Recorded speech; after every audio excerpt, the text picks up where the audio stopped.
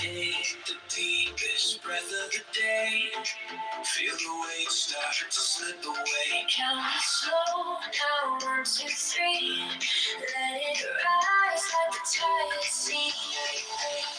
Hold, let it go.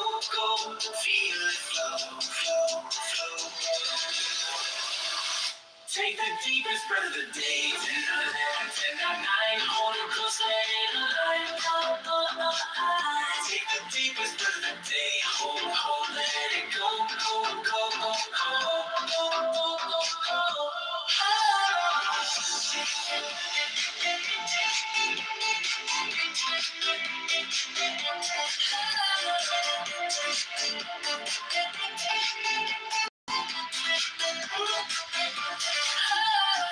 Feel the rush as the seconds heartbeat echoes down the hall. Inhale stars, exhale night. Wrap yourself in electric light. Hold, let it go. Feel it glow.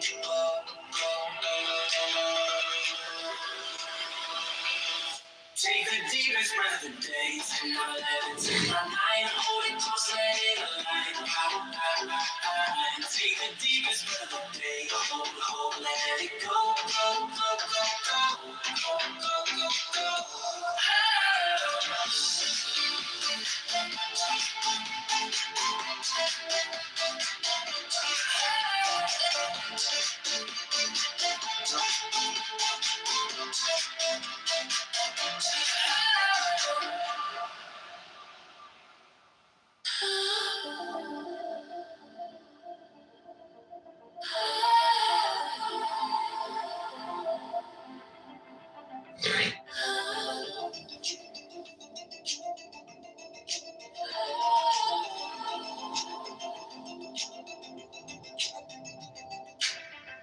Take the deepest breath of the day.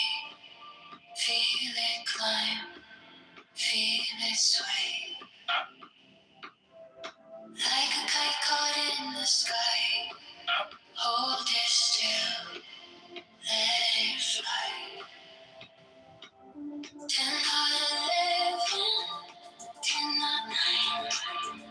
Time's a rhythm, not a straight line. Hold, let it go. Catch the wave, let it flow. Hold, let it go. Breathe in time, let it show.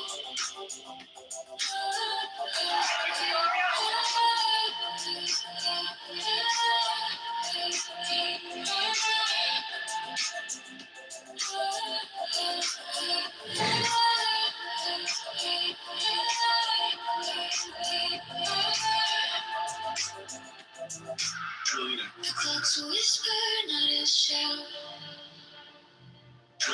Ticking softly in and out. The world's a loop, not a race. Spinning circles, find your space. Hold, let it go. Catch the wave, let it flow. Hold, let it go. Breathe in time, let it show. Feel the air, it's electric. Feel the calm, it's magnetic. 10 seconds to find the glow. Now let it go.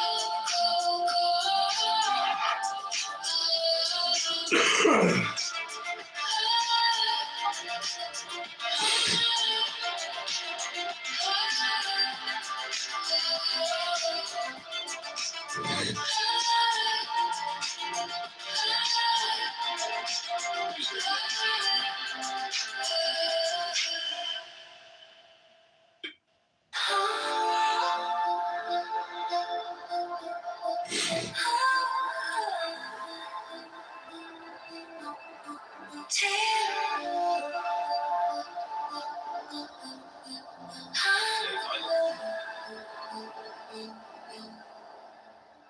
the deepest breath of the day. Feel it climb, feel it sway. Like a kite caught in the sky. Kitover. Hold it still, let it fly.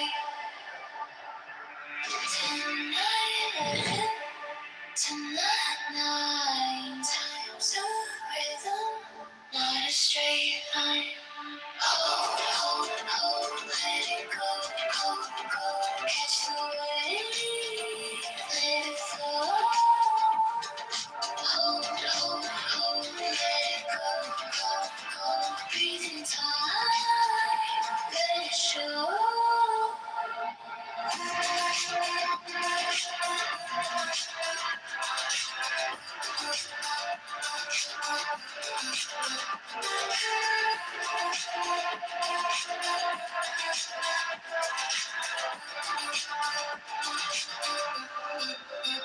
The clock's a whisper, not a shout. Ticking softly in and out. The world's a loop, not a race. Spin in circles, find your space. Hold, let it go. Catch the wave, let it flow. Hold, let it go. Breathe in time, let it show. Feel the air, it's electric. Feel the calm, it's magnetic. 10 seconds to find the flow. Now let it go.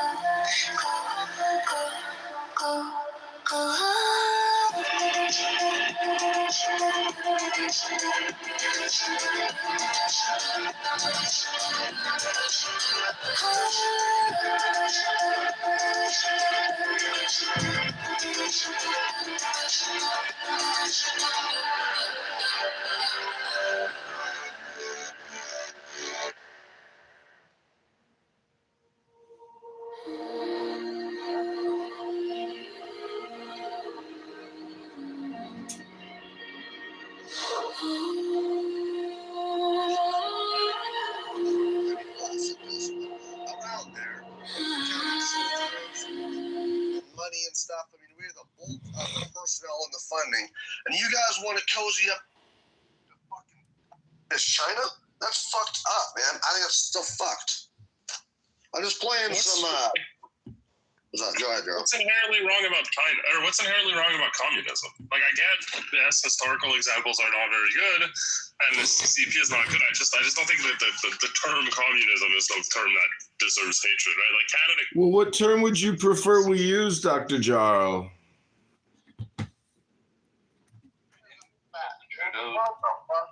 Didn't Justin Trudeau literally say he admired Xi Jinping? Yeah, and now he's married to Katy Perry. I don't think Justin Trudeau was calling out like the human rights abuses. He was tweeting about how much he doesn't like China. Like, I don't think, but apparently so, because we just heard it in the video. Yeah, he said he admired Xi Jinping. Admiration from a faggot. Like that all the time, right? Faggots admire faggots all the time. Dictator? No. We're not going to play the whataboutism game. Faggots. Justin Trudeau here. Faggot. He's a faggot. Not my leader. Justin Trudeau's. He's Fidel Castro's illegitimate bastard child. He's a faggot married to Katy Perry now. He abandoned his wife. He abandoned his children. And now he's married to a witch because he himself is a sorcerer. He literally said he admired Xi Jinping, but how are you going to call out Xi Jinping and China regime for human rights abuses? You're admiring the leader. It doesn't compute. Because Jarl's also a special faggot. That's what special faggots do. They have special beliefs that only special faggots have. Jarl's one of the collective in the Borg of faggotry. if the idea is we shouldn't trade with countries that commit human rights abuses, then we shouldn't trade with America, because America commits human rights abuses all the time. No! So why say you admire him then? Because he's a faggot, part of the collective faggotry. What? I don't. We just don't want to trade. We just want to buy our oil, right? Like, you guys are stealing oil from Venezuela. We gotta find Stealing oil? Stealing what we already own? You can't steal what you already own, Charles. That is true, actually, Jarl, because we saw a lot of those were American companies, Mhm. American tax dollars and investment help build that infrastructure, and they owe us like 80 billion barrels. I mean, at least 80 million. And so really it's not stealing because we were owed that, and they were getting stolen from. The whole country used to be rich, the largest oil reserves in the world, and they're just getting fucking robbed blind. So I'd say we're kind of setting them free myself. So if you have a legal argument to stand on, why not take them to international courts? Why not make the rest of the world recognize your points? Why just decide this on your own and then go take stuff back on your own? It's stealing if you haven't gotten the permission of Permission? international court. So they haven't been found guilty. You don't need international permission to do any fucking thing. We don't need international. We don't trust you anymore. Hold on. We don't need international permission to goddamn go solve a problem in our backyard. We don't trust you anymore. You can't be trusted. But that's why no one wants to trade with America anymore, because you have this attitude that says, like, we don't give a shit what Ukraine says or what Greenland says. We're just going to do what we want. But that's why NATO is no longer sharing intel with you, right? All right, cool. That's fine. Fuck NATO, because weren't we the nation that was paying the most into goddamn NATO, and it was the rest of NATO that pitched the bitch when we told them that they got to pay their fair share? So fuck NATO. Exactly. So clearly, Exactly. NATO needs That's us. what it is, man. I think, dude, Charles, I think you're making that up. We are the bulk of the personnel and the funding of NATO. So how the fuck are they withholding intelligence from us? I don't buy that, man. And second, I'm looking this up here, man, and I don't know if I have to worry about this trade deal, because I'm looking here, most of them have fallen apart between China and Canada in the past. It said, yes, previous efforts at trade deals and trade relationships between Canada and China have fallen apart or stalled multiple times over the years. I mean, really, though. Like, their free trade agreement talk were shelved That was serious in 2010. Trades slowed after diplomatic strains 2018, 2020. Canada trade 2024, 25. I don't know, man. Like that.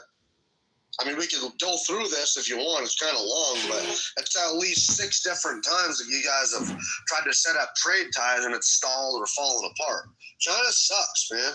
Well, don't you know that Jarl's hypothesis that no one can trust America because of Donald Trump is actually just Trump derangement syndrome? It's not he doesn't like America. It's he doesn't like Trump. He doesn't like his administration, and no one can trust America because of Trump. It is the dumbest logical, stupidity. It's just what F words do. People who are angry because they themselves have achieved nothing and are just critical complainers. Jarl, I have a new nonprofit. It's called the Jewish Complaint Department, where I've realized all people do on this app is submit complaints into the JCD. And thank you for your submission.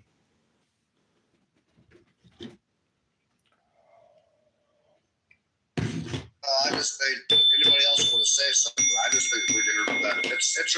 It's honestly going to bite us all in the ass. It's really just letting the globalists win, and letting the Chinese move in and letting, I don't know. I just think that's a mistake, really.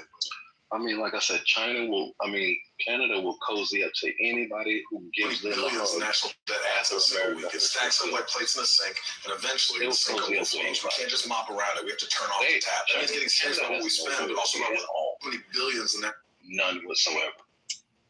Don't forget, the most loyal ally to a country in history ever, right? We had the longest lasting partnership and trade collaboration with any 2 nations in history. So that's absurd. we were the most reliable partner any country has ever had. Dude, Canada tried to say the goddamn we needed them to trade when I think what was brought up? Aluminum? Yeah, aluminum. Come to find out, This is how you can make Canada the just Pearl fucking in America, boss. That's one of the most creative cookie concepts that you'll eat. So why the fuck do we need There Canada he is, huh? to trade Greatest aluminum? writer of all time. Y'all I ain't know. doing I'm it just sorry, for Tony. I money. was with a contractor. We could just cut y'all's motherfuckers out of the picture and just go directly to the source, right? And trade with the source, like Brazil and stuff like that. But Canada literally tries to position themselves as if, oh, America needs us, you know. That's how we all agree on something. Yep, right in John Y'all literally Kitover. cannot mine the shit because y'all have nothing to mine. Like, what the fuck are you talking about? Canada needs to just sit the fuck down and shut the fuck up. Exactly. Seriously. No one is checking for America's hat. I mean, you have Justin Trudeau and you have the gall to insult Americans and say you can't trust us when you had that F word leading your country, that brain dead, F rotted out F word. He was the worst world leader ever, the biggest cuck, sellout, liar, fraud, destroyed your people with COVID-19, a traitor, a terrorist, scum, a shit stain. That's all he was, Jarl. How dare you come into this good room and insult our good name, you vile traitor.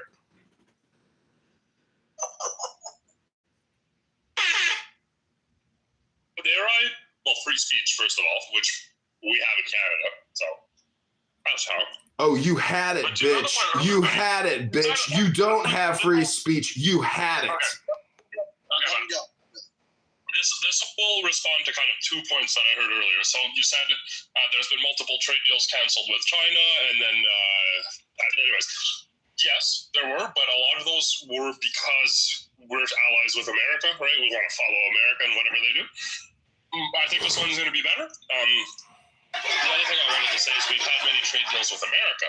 So for the last decade, we've basically been in limbo because we had NAFTA, but then Trump, everybody loved NAFTA as far as I know, right?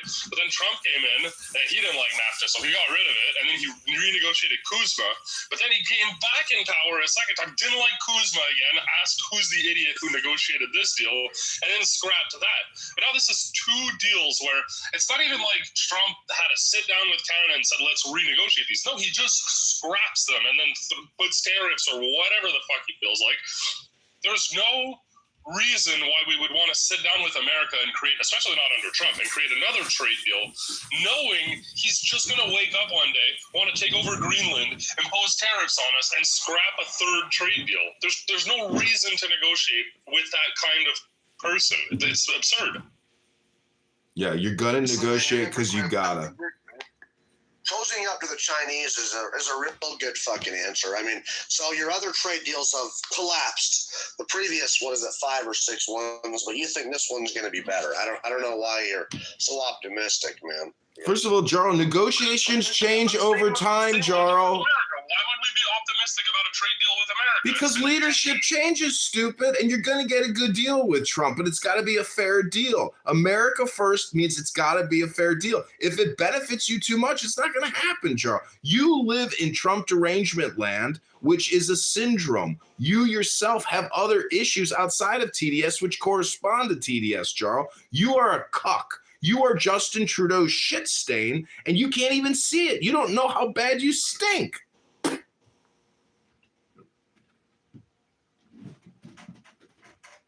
I just don't know. Well, go ahead, Garl. Go ahead.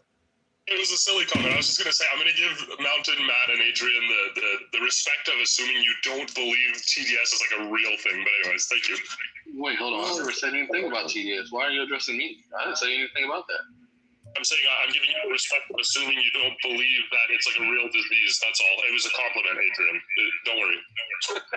It's not, obviously it's not a physical malady. It's a psychological malady, you dumbass. Right. I absolutely believe TDS is real, just like I believe IDS is real. Israel derangement syndrome. I think that shit is real as well. Especially TDS.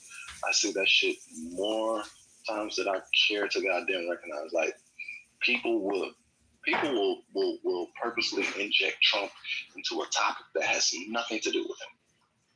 Nothing to do with him. Like, that is derangement syndrome. That is obsession. Like, if you had a best friend, Yo, what's up? Joe, if you had a friend, right, and every time you saw that friend, they just kept talking about another person all the time, 24/7, 365. They talked about nothing but that person.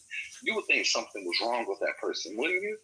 Why would you continue to be friends with that person? Matter of fact, why would you even continue to associate with that person? John could be talking about fishing. Yeah, but shit, I mean, Donald Trump was over here. He was trying to fuck the fish. Like, wait, why are you injecting Trump into something about fishing when we're not even talking about it? That's the type of shit that I'm talking about. People will literally inject this man's name or invoke his name into shit that has nothing to do with him. Even when people are not even thinking about this motherfucker. But they wake up with him on their fucking mind. What type of shit is that, man? You don't think that's a mental illness? You don't think that level of obsession is a mental illness? Jarl would have preferred that Kamala Harris was the president, because then Canada could have gotten a fair trade deal with Tim Walz there. You know, this is the type of retardation that we've been dealing with for many years, and the Israel derangement and the Trump derangement, they're all connected, meaning that people are so identified with identity politics, they can't just see human beings doing business. Every single thing has a label on it. And therefore, their criticism and their complaint is actually fuck you too. What they're actually doing is projecting their own issue into the situation. So it's just the complaint department. And ladies and gentlemen, I got to tell you, it's liberating knowing once you realize all people are doing on this app is actually just making submissions to the Jewish complaint department. That's how low IQ and stupid they are. But Gerald, you don't think that why do you guys care? Right? We're useless. We don't like. You don't like us. We like. There's no reason to trade with us. You don't need our goods. But what does it matter? Let us become friends with China. Let us become Chinese. What does it matter? Okay. Yeah. Because you're literally. I love Chinese food, motherfucker. Okay, cool. But John, back to my original question. You don't think that level of obsession is a mental illness? No. Everybody's accused of having PBS. They don't like Trump. It's fine. There's plenty of reasons not to like Trump. It's totally fine. No, Joe, I outlined a specific thing that people do. You don't think that's a mental illness? What you described would be more like maybe some form of like obsessive compulsive disorder. Not a mental illness, right? Yeah, but it would be OCD. It wouldn't be Trump. It wouldn't be PDS. That is a mental illness. If a byproduct of obsessing about Trump is a byproduct of what you just say, OCD, then by definition or by extension, that is a mental illness. It's not just obsessive compulsive disorder. It is basically political communication and behavior that Jarl and other people are doing. Sure. Like sometimes I want to talk about working on cars, like mechanics and shit, right? Yeah. Why the fuck is a person injecting Trump in the conversation, man? 6.2, it's the best. Because it gives them the dopamine that they're looking for. They themselves are suffering from depression. Majority of the human population suffers from depression. And when you bring up Donald Trump in every other sentence, just like how other losers use the N-word in every single sentence, it's creating dopamine for them. And they are the real dopes. They're truly dopes. Jarl is a dope head. Admit it, Jarl. You are a low IQ schmuck. Just chill out a little bit. Let him hold on. Wait a minute, What do you think about this here? All right. I want to read this a little thing to you. Okay. A huge leap forward for China was their inclusion into the World Trade Organization, or WTO. This was supported during President Bill Clinton's administration and finalized in 2001 during the George W. Bush administration. The largest criticism of China that has not lived up to the agreements that have allowed it to be entered into the World Trade Organization and granted it the most favored nation status within the United States. However, there are other criticisms as well, including its theft of intellectual property from American companies and its policy of requiring the transfer of technology into Chinese hands as a condition for having access to the Chinese market, which are both violations of the World Trade Organization rules. What do you think about that? About them stealing intellectual property and really not living up to the World Trade Organization agreements? What do you think of that? Well, two things. So first of all, it took me only a few seconds to find that Trump threatened to pull out of the WTO and has gone against it multiple times. Even just tariffs actually apparently go against the WTO. Level, yeah, there's a certain level of tariff according to the WTO that apparently Trump has exceeded. The other thing that I wanted to mention is, yeah, the copyright thing is an important issue. It's too bad America also stopped respecting copyright, and now it's legal in the United States to just steal everything the world has produced and create your own AI chatbot with it. So I don't really see the difference between America stealing everybody else's media or China doing it. Like, it's the same thing. It's not media, dumbass. It's proprietary software. You go on Grok and ask Grok to make you like a Pokemon card of Super Mario. That's double copyright infringement. Let me ask Grok, what is a low IQ cuck who hates and complains about everything? Wait, Grok says it's Justin Trudeau. Oh my God, and Jarl for a close runner-up for second. It's all right. We need to have someone to talk to about this stuff. But, you know, I don't know, man. I think you're comparing, what are you comparing? AI? So AI stealing, what is it, fucking Pokemon pictures? You're comparing that to, like, you know, military technology and critical technology that we built with our money, our research and development, and then the Chinese just fucking steal it? You're going to enjoy that.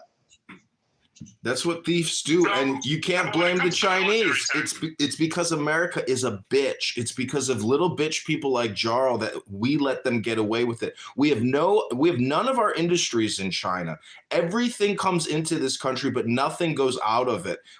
We can't do any business in China. It's a completely controlled marketplace. Zuckerberg can't get Meta in there. JP Morgan Chase can't get banks in there. Ford can't get our cars in there. But yet everything manufactured in the world, they're flowing their products everywhere. So there's a total double standard here. And we need tariffs in order to right the wrongs. And it's going to make us rich again. People like Jarl are going to be sick to their stomach when we don't have to pay income taxes because we're doing $3 trillion a year in tariffs. Yo, fuck terrorists, man. We have to have tariffs, dude. That's the only thing that pushes against these globalists. If you look, man, between the Council on Foreign Relations influence and like the American government, Chinese influence in the international bodies that are in the United Nations, like the World Trade, such as the World Trade Organization, China has never been called into account enough to force them to live by like the rules. But if you look, man, the only meaningful pressure has been from the Trump administration. And the only ones that have been pushing against it are the globalists. And then the media, because they own the media, and then people like you, M, or Jarl, who can't think for themselves, who think, oh, it's going to make my shit more expensive. Meanwhile, shit is more expensive. Have you never heard of shrinkflation? My grandparents own 2 grocery stores, buddy, and I've witnessed as candy bars have gotten more expensive and smaller, okay? Shrinkflation is happening. If we don't make fucking anything anymore, and all we're doing is making the corporations richer and the small mom and pop shops Mountain. down. It's a fucking shitty world. Mountain, let me demonstrate for you what low IQ is. The question that I like to use to prove what low IQ is explain to me what inflation reduction and affordability means and how you achieve it. Go ahead, Jarl. Inflation reduction, affordability. What does it mean and how do you achieve it? Go ahead. Tell us, Dr. Jarl. Inflation reduction is to reduce the rate at which the cost of goods is going up year over year. And the other question is what? How do you... Affordability. It's the same word. Inflation reduction and affordability are the same word. The question is, how does it work? How does affordability work, Jarl? Affordability refers to having cost of goods be, at a price where. Yeah. Why? What? The question is, why are prices rising, Jarl? Inflation. Okay, but dumbass, how does it work? What's the mechanism, the doing that causes the rising in prices and ruins affordability? And so, Jarl, the answer is Congress and the Federal Reserve, dumbass. It's debt. We're $40 trillion in debt. That's why the prices are so high. There's fucking $40 trillion of created dollars that came out of nowhere over the past 20 years. That's why inflation is high, stupid. See, Mountain, you see my point? People don't even understand inflation. It is so common sense, but people cannot explain it because they're stupid. What? Can I ask you a question? I'll ask you just one question. Can you explain to me this is day one business school. Can you explain to me how the supply and demand curve works? You want me to explain to you how a curve works? Go watch the Bears game tonight and go look at a great piece of ass, and now you'll know how a fucking supply and demand curve interact and intersect, stupid. Come on, Jarl. The point is you're low IQ, you're a bitch. You're a bitch. You've always been a bitch, and Justin Trudeau is a bitch, and Canadians are bitches. The only good thing about Canada is you're fucking comedians. That's the only redeeming thing about your whole fucking country. I didn't avoid answering your questions. I suspect you don't know that, but anyway. Dumbass, come on, man. You think I don't understand inversion? Shut the fuck up, Jarl. Well, let's not kill the room here now. Come on. It's not really going well anyway. You can't even explain inflation, and you want me to sit here and try to explain to you supply demand economics? It's just basic economy. It's running a business, Jarl. America has to run it like a business. We can't let you get away with it. We can't let China get away with scamming our business. One quick comment. What you're saying isn't incorrect. It's just only a portion of the answer. If there's more supply, the price of a good goes down. If there's less supply, the price of a good goes up. Therefore, oil prices, based on the supply, affect inflation on just about every other good in the world. So gas prices directly affect inflation. Thank you. Oh my God, you are so stupid. You think gas is what's causing inflation? Money supply, dumbass. And if there's more money, that means that you can buy more goods with it. And therefore, the competition for those products drives the prices up. Listen, Jarl, the point is Canada and America are brothers, or brother and sister, or husband and wife. We're the same people. The fact that you guys even have your own separate thing going is a fucking miracle. And I wouldn't be surprised because we dwarf your economy on a magnitude of 1 million. You guys are a fart particle that comes out of our booty hole on a Sunday. You're a nothing. We could take your country over in a second. We could own it all. We could take the whole Northern Hemisphere if we wanted to. Mexico, Central America, even South America. We're already doing the Trump-Monroe doctrine. So whatever you got, you guys got to give it up because we're in this together. And if you resist, Canada will collapse. So sure, you got you said 1 million. I don't think it's 1 million, maybe 1,000 times, maybe 100 times stronger economy. I'm not sure. But you also have an equivalent. You are 1/16th the economy of California, dumbass. You're a nothing burger, a fart in the fucking wind. You have even more debt than you do GDP or wealth or what. You see, this is where you think debt is a problem. Debt is a negotiation tool, stupid. We've gotten the world to accept our debt. Okay. Now every year America pays, and I could be wrong here, I believe the biggest or second biggest expense for all of your expenses right next to military is interest on your it's interest on the money that you owe for your debt. That's the that is the second biggest expense for the American people every year after military is paying the debt it's paying the interest. Yeah, I get it, Jarl. What's your point? What is your point, sir?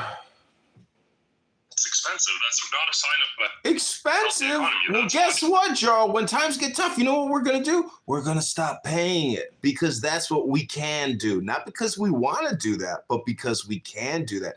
It's all up to us, Jarl. The American people, our Congress, our senators, our president, they will determine the destiny of mankind because we won World War II with you. Not against you, but with you. It's not just our birthright. It's your birthright. Even though we took it from your fucking king that you cucks still get on a knee and bow to. We are the rulers of the world because we bow to no king. We bow to no banks. We bow to no other country. America is independent and wise and powerful. Our military stretches the globe. We have nuclear-powered aircraft carriers, submarines, tanks, roaming the planet, looking for targets, Jarl. You come on here and make complaints. Well, we have 5-star generals and commanders that command the seas, command the mountains, command the deserts. There's nowhere our satellites don't see. There's nothing we can't smash instantaneously. And you come on here and complain and think, that we're a bad trading partner. We're the best thing you guys got going. You speak our language. You should be count your fucking lucky blessings. So Right there. pushing this up, and we don't actually know how much drones China has. I suspect China has like an army of like 100 million drones, right? Because they can have 1 billion people to produce them. And sure, like you can't fly a drone over the ocean and like over America. I'm sure America has defenses for that. But if you blot out the entire sky with 100 million drones, I don't think that we've ever experienced that kind of threat. I don't think nukes are going to really matter in that world. I feel like all of your great military power doesn't matter if the enemy has an infinite army of drones, right? And I don't know, maybe I'm wrong. Maybe America has like super drone stopping, I don't know what, but I just don't think so. Gerald, did we need drones to conquer Afghanistan? Did we need drones to conquer Iraq? No. We sent in tanks, we sent in APCs, we sent in the Air Force. We don't need drones when we will destroy you. Your little booger drones mean nothing when we drop a 13 megaton nuclear warhead outside your major city and say, if you send one more fucking drone here, we'll turn your whole fucking city to a city of glass. So the nuke is nice, but like again, infinite drone army. I don't know. How are you going to nuke a country that's got drones? Like they'll just send drones to stop the nuke.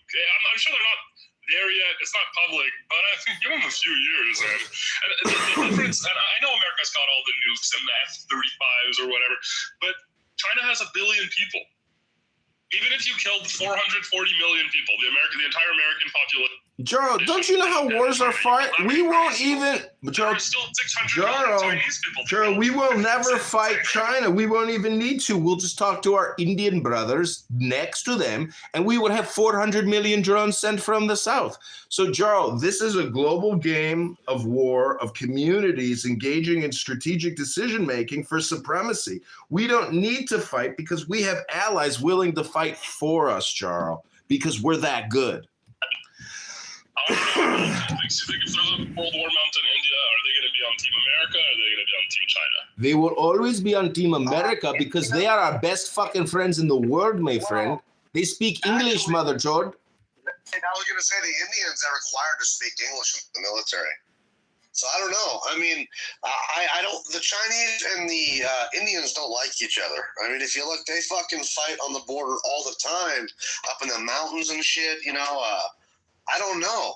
I think that's a tough call. I think we get along with the Indians better, and they speak English because they know that it's more important to speak English than Chinese.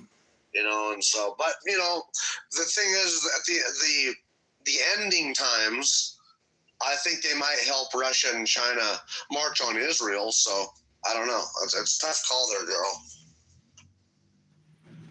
You're right. There's no end times. The reason I thought it was aligned with China is because of the BRICS thing. Now it's not a real partnership, but they still meet and they have discussions. So I thought maybe, but yeah, you might be right, Mountain. I'm not 100% sure about that. It's a big population. They better be on your side, right? Yeah. I mean, if it was Russia, China, and India, fuck, dude. I don't know what you could do about that. Yeah, you could do COVID-19. The number are like the Russian army's actually dwindling now. I heard they have something like 100,000 soldiers left. Which, if you think about it, like America could take them on alone. Like, Are you kidding it's me? like a side mission for Are you America. retarded? I don't buy that. They got millions. They have millions of soldiers, dumbass. What are you talking about? So, like, you do realize that they just had another mobilization and shit, and honestly, they have fucking millions of people, dude. I mean, they're not. It's not the Soviet Union anymore, but they do have 150 million people. Plus, they have Chechnya, and a bunch of fucking allies. I don't. They got Belarusian soldiers. They got fucking North Korean soldiers.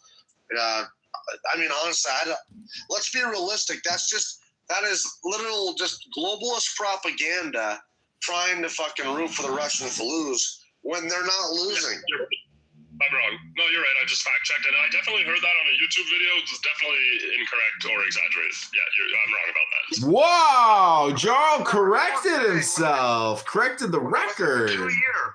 This is it's a big fucking lie, Jarl, because they were saying 2 years into the war that the Russians are fighting with shovels. They're out of the ammunition. They're fighting with shovels now. That's literally like the biggest joke that is still an ongoing joke, like in comments, where people will say, "Oh, but remember, the Russians were out. We're just fighting with shovels." It's a bullshit fucking lie. Russia themselves produces more artillery shells than the entire North Atlantic Alliance combined. I mean, they're not out of soldiers. They're not out of money. Their economy is growing. Yeah. Here's a problem with this thing, okay? Europe has fucked themselves, especially Germany. They had this huge push to try to go green. They shut down their natural gas plants and their nuclear generation and tried to go with solar and wind, and it doesn't produce enough.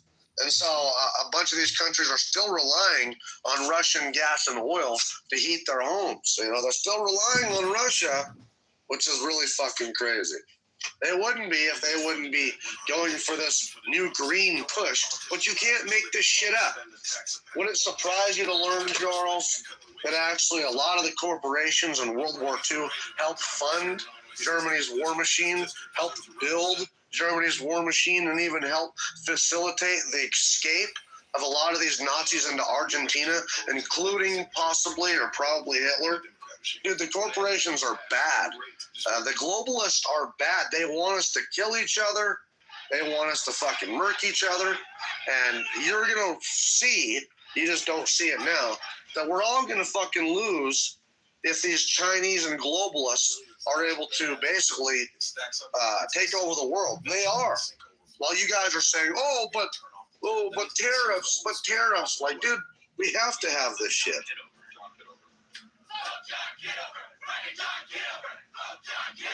Small countries are always a threat. Like, this isn't new for them, right? So that's all, like, to you, like, you're like, oh, it's going to ruin the stability of the world. But, like, yeah, small countries have always had to deal with this and fend for themselves. It's just, like, not...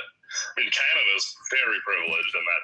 Jarl, you guys are making a fatal error. We're your best friends, but you guys have TDS. You guys are libtards. You guys are social virtue signaling. It's pathetic, and we won't forget it. We will always remember your betrayal. And the fact of the matter is, we do have a separation going back to the founding of this country that we can't forget, that you pussies sided with the king, and your little dominion in Toronto and Vancouver and all these other little hot, basically, you guys are nothing more than a fucking offshore tax shelter for us even. So, guess who goes to Canada? Libtards that have TDS. Don't you see the connection, Jarl? Libtard retards in America who have TDS and think they're getting out of something move to Canada because they hate Trump that much. They hate the orange man bad. Jarl, you have to stop thinking that way. Real Americans love Trump. He is the answer and the solution to the decay, the rot, and the destruction of America that Democrat, communist, socialist, Marxist, terrorist Traitors have been destroying this country, starting with Bill fucking Clinton. If Ross Perot was our president, we would never have had these fucking problems to begin with. They sold us out. The Democrats sold America out, Jarl. And that's why Democrat F-words go to your effing country to get away from the rebirth of America, because they are pathetic, shameless, and they are the traitors, Jarl. Don't be a part of it. Don't side with these fools, Jarl. We are your friends here, trying to wake you up, to enlighten you and educate you, to make you more intelligent, to know that we have all been lied to and deceived, and they have destroyed this country, and we are fighting to save it, Jarl. Unfortunately, it wasn't just the Democrats. We had people on the right, people on the Council on Foreign Relations and globalists like Richard Nixon with Henry Kissinger that actually helped with that too, though. It's a fucking real shame, dude. But it's not, they try to pit us against each other. But I think it's really the globalists don't like us at all, man. Henry Kissinger really helped with that shit, dude. It's crazy what he did. Let me find that exact wording here. But really, I mean, when you say globalists, like what do you mean exactly? Because to me, like there are different. I searched it up too the other day. After there are different like definitions to the word globalist. What I hear is countries that want to do open trade and open relationships with kind of the whole world. Is that fair? I just don't see the problem with that. Well, you don't have your own sovereignty anymore. You lose leverage, obviously. You sell out. So the corporations, they obviously are concerned about the bottom line. So they're going to, sell out. They're going to outsource to the cheapest labor possible.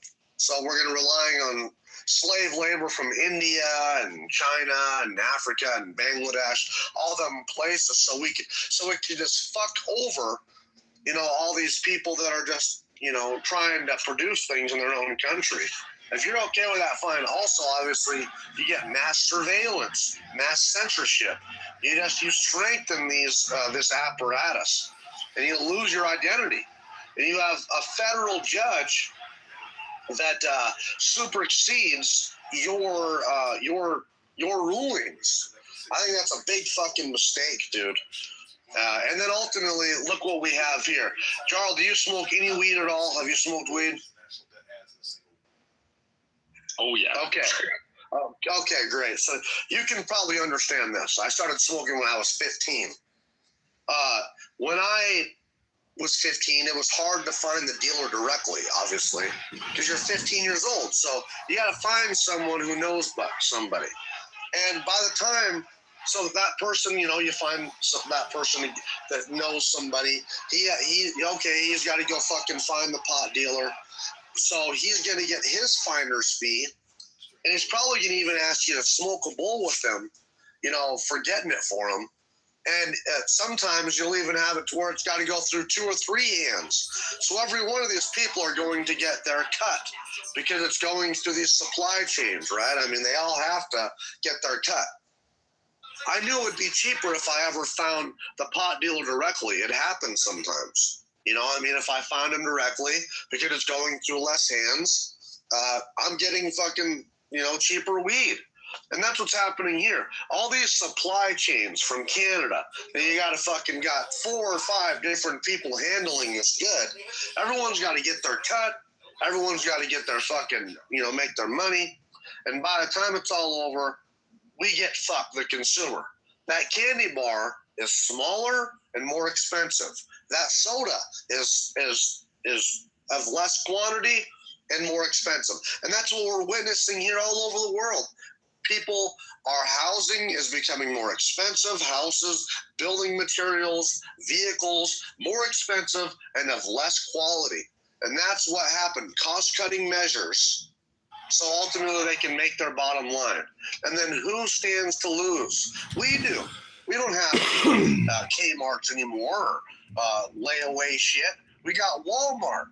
So we could have shitty fucking Chinese products that are not that cheap. And then who do we make rich? The fucking Walton family. So they could get their shit off slave labor. They come in, they shut down the local grocery stores that can't compete, And then Gerald, there's when they don't nothing make their money, left. Walmart might shut down. There's nothing That's left. fucked up. We have fake jobs in this country, fake government jobs. 40% of our economy is borrowed annually just to make the economy move. You know, Jarl, what's your economic philosophy? Because in my opinion, all these political debates will never end, and they're mostly just like virtue signaling, social identity, debates. So what is your real economic philosophy? How do you run a business successfully, Jarl? I don't know, like open trade. I mean, that's a big question, right? I think, but I guess I fall under the label of globalist. Reducing trade barriers. Do you have like a specific part of business you're asking about? It's a big question. It's not a big question, stupid. Let me just ask you this: what's the equation for making a profit? Expenses minus revenue minus expenses, or profits minus revenue minus cost of goods sold equals your profit, your net. So that is the formula for running everything, Jarl. Unfortunately, we keep borrowing, and as you stated earlier, we're paying over $1 trillion now in national. That means we're not running at a profit. So we've got to fix the equation, Jarl. We have no choice, because otherwise it fucking implodes or explodes. And the way we're running shit now is like the Hunger Games or a race to the bottom of the debt barrel. Everybody knows we're playing a Ponzi scheme, but the whole world is sucking it up, because guess what? All these other central banks are doing the same Ponzi scheme. You could say it's the greatest thing ever, but small businesses and big businesses don't run like this. This is super normal, super unnatural, and it can only result in collapse. This is what all great empires and civilizations ultimately do, is they inflate because nobody wants to do any more work. And the politicians are corrupt, and they sell out to the corporate fascists. And next thing you know, there's no sovereignty, and we give up everything we've got. And that's what we've done. Look at Bill Clinton, motherfucker. It's completely blackmailed, completely and totally. Him and Hillary can't even give testimony because they're so corrupt. They can't even open their fucking mouths now, because everything they say is a fucking lie, and it's always been a fucking lie. So, Jarl, are you with us, my Canadian brother? No, sorry, not at all. Jarl, honestly, I don't dislike you, man. I think I don't like.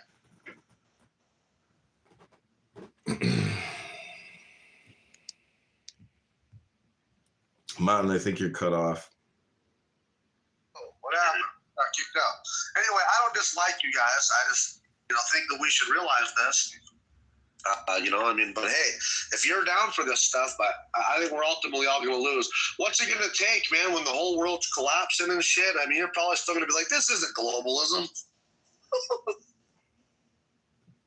See, globalism is. I guess one component, and I guess the response to what music said, it's something called comparative advantage in business, where the idea is if I can buy something for cheaper and save time and money, then it's essentially it's worth it from a business sense. So if we take Apple, for example, they produce their phones or part of their phones in China, right? They're manufactured in China, and they're sold back in America. And I don't know why you guys seem to be okay with that. But Apple, for a long time, was the most valuable company in the world, right? And I mean, it's like, what, 4th or 5th right now? And a lot of the biggest companies in the world they make money for America, but they produce their shit in China. So it's comparative advantage, right? It's beneficial from a business sense to buy your goods from somebody who can produce them cheaper than you. If you can't produce something at a cheaper cost, then you save time and money from buying it from the person who can. So this idea that sure, things get more expensive as they go through the supply chain, but they're still cheaper, because if they weren't, then the local product would be the one that you'd be buying. That local product might be of better quality, and it could preserve, jobs and, your country's future.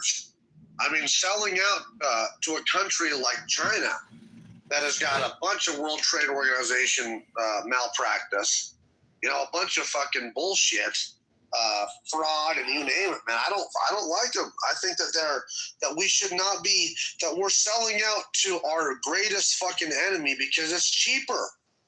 How stupid is that? I actually get that argument too. That I think like that's why it's up to the individual to like support the products and the companies that they want. Like I used to buy local stuff before we started fighting with America. But that's it. Like people should choose to buy locally when they can. But if there's a better option and it's cheaper elsewhere, there's a good likelihood that that's just what's going to sell in a free market. Well, you might think that's the case, though, Jarl, but check this out for an example. In the 1990s, people were dying in the oil industry because parts were failing. And what they were finding out, that these Chinese companies were counterfeiting these parts, even faking the label. And so a lot of these oil companies were buying what they thought were American part replacements, but they were Chinese. And it was killing people. And they would go to these oil companies after it killed people and be like, whoa, what the fuck? Like, you made this part, dude, and it fucking failed and it killed people. This is real shit. We can look up the exact, this happened a few times. And then they, oh my God, what the fuck? And they look at it and, oh my, we didn't make this. This was a Chinese counterfeit part. The Chinese. We get this every together, go to the stars. Now you ain't gotta go. Fucking Chinese. Anyway, I think that's fucked up. But if you want that, man, I think that, it's going to be of cheaper quality. But if ultimately you just want it to be so cheap, then I don't think it's getting cheaper. I think Kitover. I think the quality is getting worse for sure. You might say it's getting cheaper, but I don't think there's like a point. There's like a diminishing return here.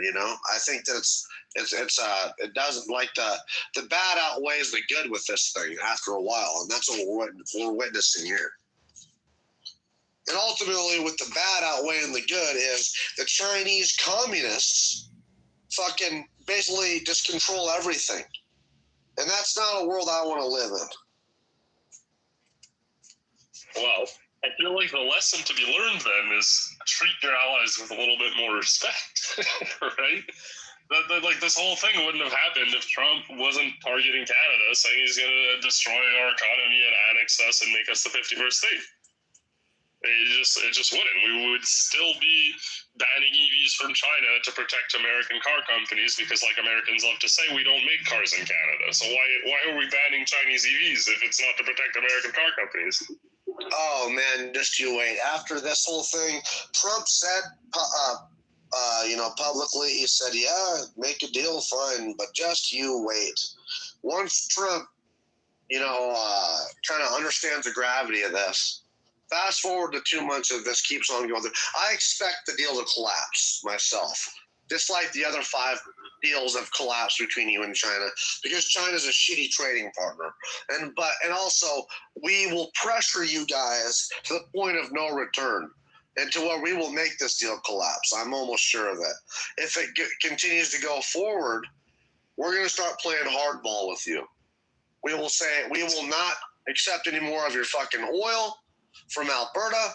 We're just going to start buying it from Venezuela, Mexico, Guyana, Brazil. We could do that.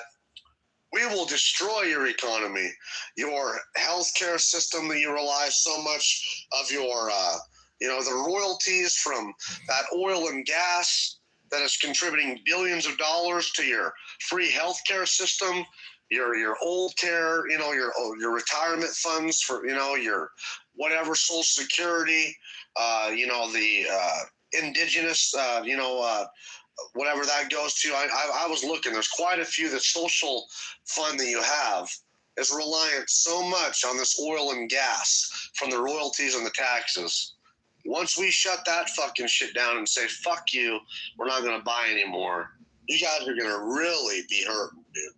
And we could do that. I expect that you guys will bow out of this deal, because you know that ultimately you're going to lose this thing. that cozying up to China is not a good idea, and America has much more leverage over you than you do over us. That's what's going to happen. We protect you militarily. We protect you militarily, and we buy or we refine 90% of your oil. You understand that from Alberta. So we can really fuck you guys hard. And we know, Charles, that your one pipeline, your Trans Mountain expansion, only supplies 890,000 gallons to the ocean. So we buy 4.2 million a day. China can only get, what is it right now, 270,000 barrels. But at max capacity of that pipeline, you're still only going to be able to supply China with 890,000 barrels. So it's going to fuck you guys hard. We have the cards, my friend. We really do.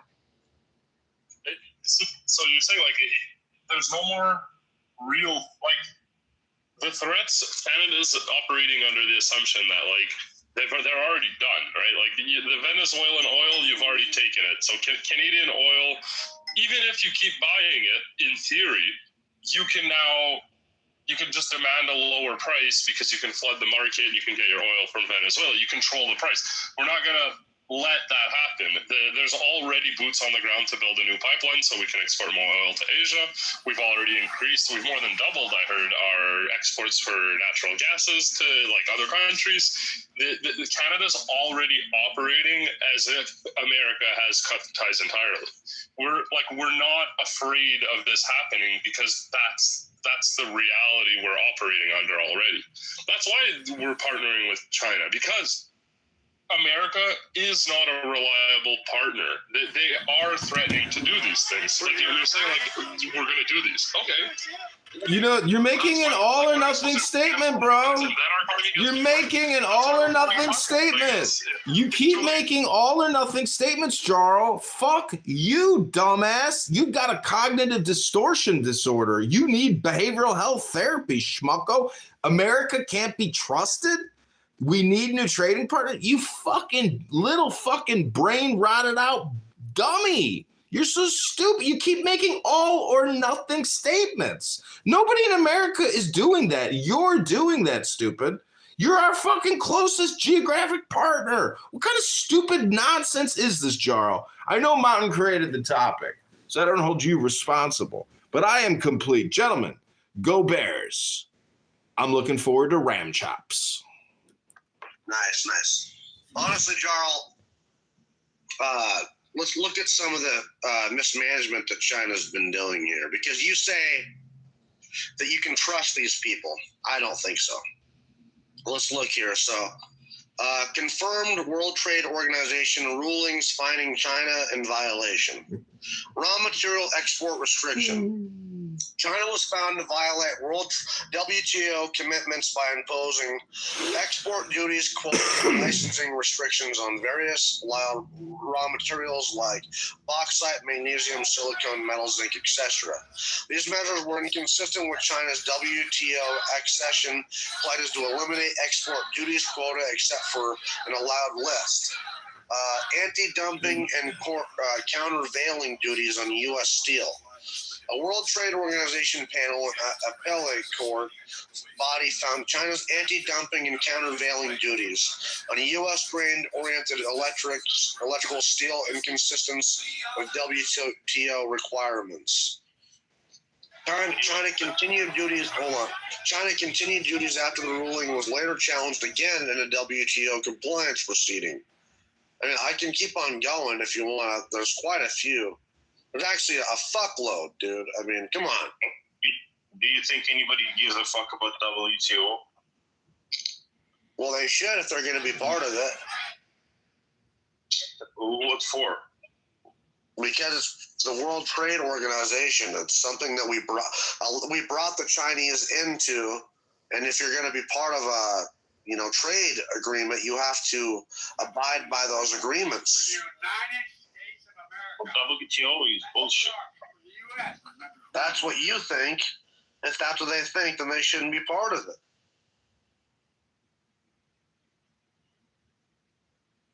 The Trump doesn't respond, right? That's the like the irony of these things we keep saying about China is that a lot of these things like just point back to Americans, so they don't respect it either. Okay, what? So give me an example. Point back to Americans, so they don't respect it either. The tariffs example here. I mean, I don't like. Obviously, I'm using AI for this, which nobody likes. I get that. What was it? I mean, I don't want to make you wait, but there was. Oh, there you go. Trump. You can move AI here. I don't give a fuck. He said he was going to withdraw from it entirely. Apparently, fraction. I mean, again, it's like we can't trust him. Like, what if he does withdraw from it tomorrow? Hold on. So you just said that he was they doing don't the even same pay for thing. it anymore. What? They're withholding Trump is withholding the funding for the WTO. I didn't know they were funding it, but he's withholding it. Excellent news, because we got to cut expenses. If China's not going to abide by it, then why the fuck would we keep on funding it?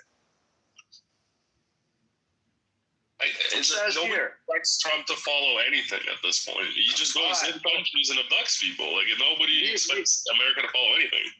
All right, so these are definitely the things that they have been found guilty of as of late. Raw material export controls. WTO found China in violation. Yes. Note, China failed to phase out export duties quotas as promised. Here's another one.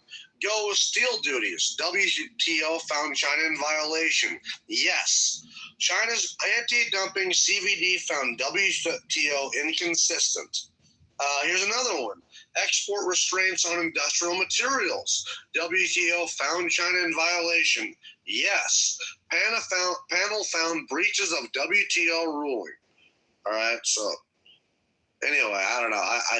I don't know, man. You go ahead and cozy up to these people, but I don't think Trump's going to allow it. I don't think we're going to allow it. We're going to destroy this deal because we have to. And you guys are going to keep on being partners with us because you have to. It simply makes sense because we are on your border. You think it's going to be cheaper to ship your shit all the way across the fucking ocean to China? That's stupid. The only reason why it's cheaper for China to do that because they have slave labor and no regulations. Jarl will never get it. Jarl can't get it because he has a cognitive distortion disorder. There's no point in negotiating with somebody who has a cognitive distortion disorder. Basically, you can't convince somebody who's stupid and has a low IQ of anything because they are that Down syndrome.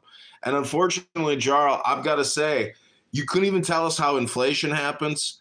Okay, great. You could tell us how supply and demand works. Wow, genius. I rest my case.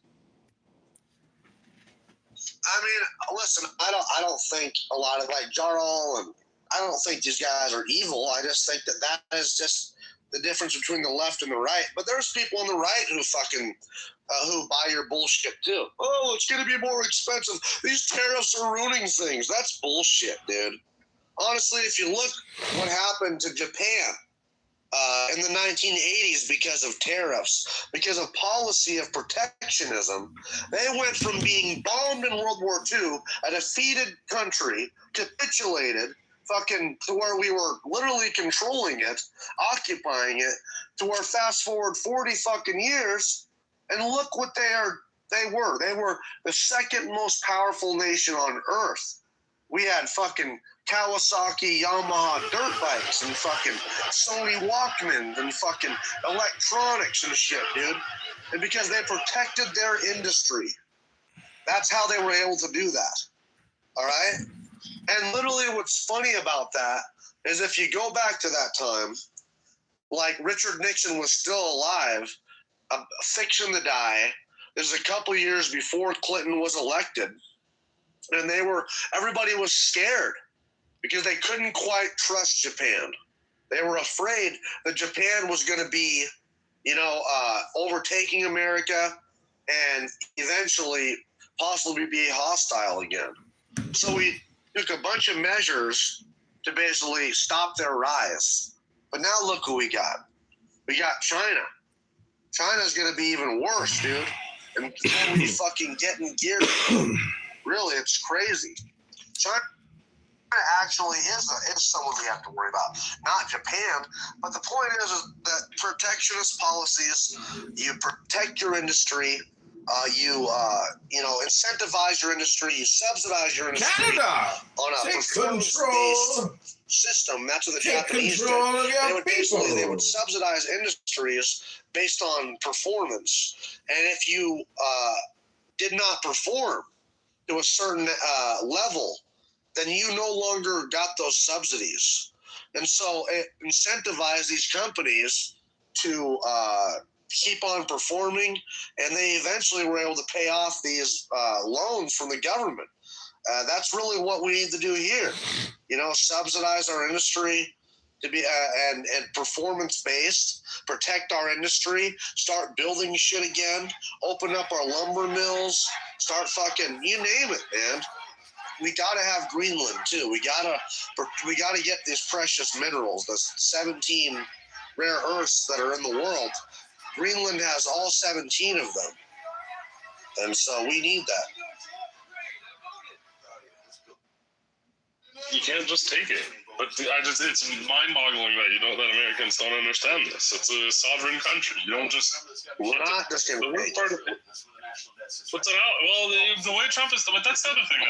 Well, Trump needs to learn how to speak publicly. He needs to how to be more politically presidential. This idea that you called Zelensky an idiot to his face, you threaten Canada's sovereignty, you threaten Greenland's sovereignty, and over and over, right? And he's very serious. I know the Americans think it's just jokes or whatever, but from the rest of the world's perspective, it's very serious. And then the Maduro thing, all of those things added together, it's insane. This idea that America can just go around doing whatever they want, saying whatever they want, taking over whatever country they want, it's delusional, and it destroys the entire world order. And then what's stopping Russia from taking Ukraine, and what's stopping China from taking Taiwan? The leftists fucking think that it's bad to take over Maduro, to basically overthrow Maduro. Don't you get that?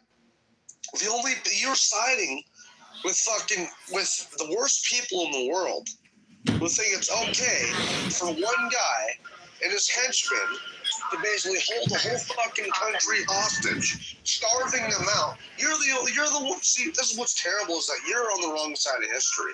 You think it's bad to be to get rid of a guy like that. I think it's just perfectly fine. And what's funny is you're trying to compare the two between Ukraine and Venezuela, Russia and Venezuela and shit, dude. In a lot of ways, we forced Russia's hand there. What do you think happens when you encircle their fleet in the Black fucking Sea?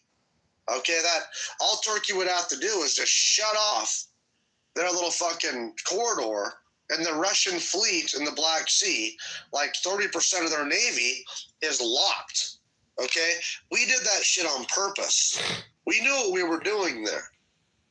All right, but I don't even want to talk about that. Venezuela was in the process of letting China and Russia set up military bases in the south of the country. Venezuela was giving China mass amounts of oil for their war front against Taiwan and to fight America in the future. Also, it's against the Monroe Doctrine. We are not going to allow that to happen. So you should have spoke to the UN about it. That's the proper. The UN should have spoke to the UN about it. What's the UN gonna do? They're the biggest. They're an international confederation, so we can all have peace of mind. And this is ridiculous. Listen, Charles, the game is over. Kamala Harris and Tim Walz are nothing. Donald Trump and J.D. Vance and his administration and a Republican Congress and Senate, they are everything. And America first is the priority, in quotations. But Jarl, Mount and I are very aggressive. We want even more America first. And Jarl, you're not going to like it, but that's the type of cuck you are. That's the type of cuck you've always been. And I got to say, the fact that you're our neighbor is a major disappointment. But it's always been known that the Canadians are dangerous liars. You bend your knee to a man in a shiny crown with golden wands and golden dresses. You are a cuck bitch. F word, and Justin Trudeau with Katy Perry, that witch and sorceress, are everything you need to know about your fucking leadership. Fuck Justin Trudeau. Fuck you Canadians. Chris Farley was the only good thing to ever come out of your fucking piece of shit, oil-ridden piece of shit, international offshore banking scam operation. Fuck you, Jarl. Oh man, look at my picture. You forgot to yell America at the end. Listen though, man. I mean, look at my fucking PTR there. That's NATO's spending there compared to the other countries. I mean, it's kind of a fucking joke, you know. Yep, valid criticism. It's too bad. So one thing I'll give him credit for is that you're going to see that shift like very rapidly, right? Other countries are spending a lot more money on their military now. So congratulations to him. What was I going to say? Jesus, there's a lot of things that were mentioned. But yeah, other countries are going to be spending a lot more. Oh yeah, the other thing I was going to say is all those other countries you see there, the majority of like the weapons they buy, the jets, and shit like that, right? They buy them from America. So, like, in a lot of cases, like, America, I'm not saying that it's right that they spend this big share, but they're making a whole shit ton of money off of all these other countries buying all their military stuff from America. And so, like, again, it doesn't justify it, and good on Trump, I guess, for getting that done.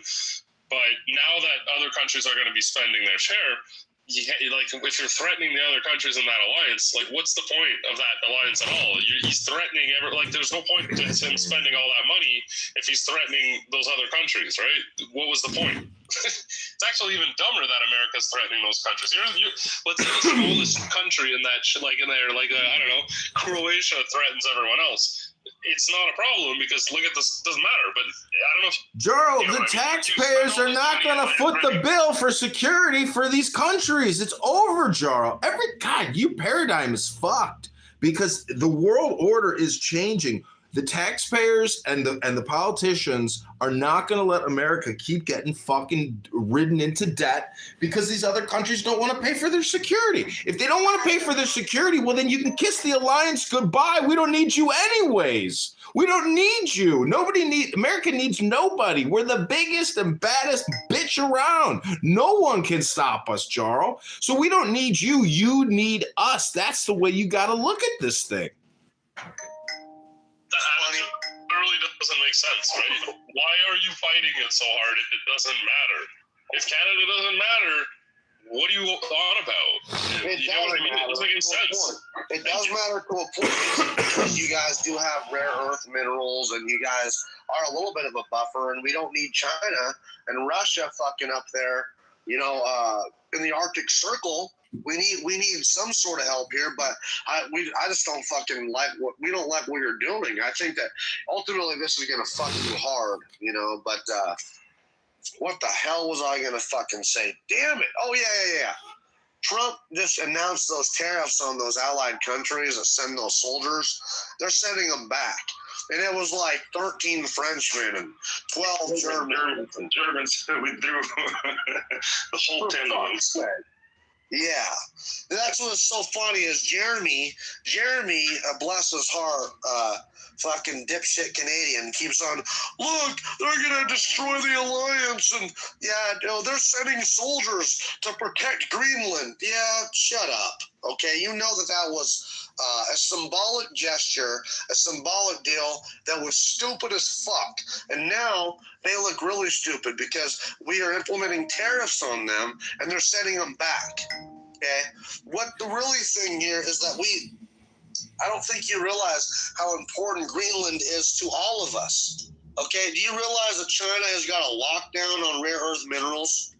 Like, that's a bad fucking deal. So our biggest geopolitical enemy, our biggest enemy, has got a lockdown on rare earth. So that means no AI technology, no semiconductors, no EVs, batteries, solar panels, defense systems. We're just fucked if we don't have that, man. You feel like the first thing America will have to do is build icebreakers, because you have no icebreakers. Like you have maybe like 2, and they're like Icebreakers? What is this, a public speaking event and a networking event? We don't need icebreakers, sir. We got nuclear bombs. We got a Federal Reserve that can create instantaneous activity out of thin air. We own Wall Street. We own the biggest banks on the planet. We got the biggest and baddest tech companies on the planet. What are you talking about? We don't need to worry about shit. It's Canada that's got to fix their fucking attitude problem. What he's talking about is that there is the Arctic trading routes. They're starting to open up. Okay, there's 3 or 4 of them that are very important, and China has already said that they are an Arctic power now. Russia is already up there, and what's really scary is that China damn near made a partnership with Greenland a few years ago to build airports and fucking all sorts of shit, you know. And luckily Denmark and America, through pressure, to Denmark was basically able to stop it, you know. But what China's aim is to do is they're trying to, legally control these places. And so what happens? China will offer to build this infrastructure that's super expensive. The country can't pay it off, and legally they can control it. And that's what was going to happen up there in Greenland. And so I think Trump knows exactly what's happening. Also, the data centers, folks, it requires massive amounts of fresh water and naturally cold climates. And cooling. Naturally cold climates. And that's what's good about Greenland. If we are ever to compete with China, who's kicking our ass and dams and all sorts of shit, we have got to actually take this shit seriously. If we don't have the rare earth minerals, we are fucked. China's got all 17 of them. We don't. And this is the really scary thing, is 80% of those rare earth minerals we cannot refine. We don't even have the refining capacity to refine our own rare earth minerals. That is China. We are in a scary situation here. So if China decides we're not going to refine it, or we're going to lock down our rare earth minerals, no longer fucking let you have access to them, that means no more semiconductors, everything. And then if we just let fucking Greenland just be taken over by the Chinese and Russians, then we're really fucked. We can kiss our fucking future goodbye. We can kiss the alliance goodbye. Why do you think Russia would be interested in anything related to Greenland? Why? We all agree on something. Well, yeah. Why would we be interested in? Why would we be actually interested in Greenland? I mean, because it's a major shipping. It's part of the Arctic Circle, just in general, and so that's obviously 3 or 4 major shipping routes. You know what I mean? So there's that's huge. We have largest presence in Arctic region out of all countries by such significant margin that we really can care less about Greenland. Well, no, it's an important region. First of all, you know that we can detect any missiles launched very early by being in Greenland. And if you guys were stationed there too, I'm sure you have got your own stations to detect missile. So it's mostly done from space nowadays. What? It's done by from space by satellites. Yes, but we have a space force. Basically. Like the antennas that can see like basically half of the globe exists in the 50s, like late 50s, 60s. They just got smaller. They got miniaturized. But right. Well, it's very important though that we are up there. I mean, if you look, man, I mean, it's just.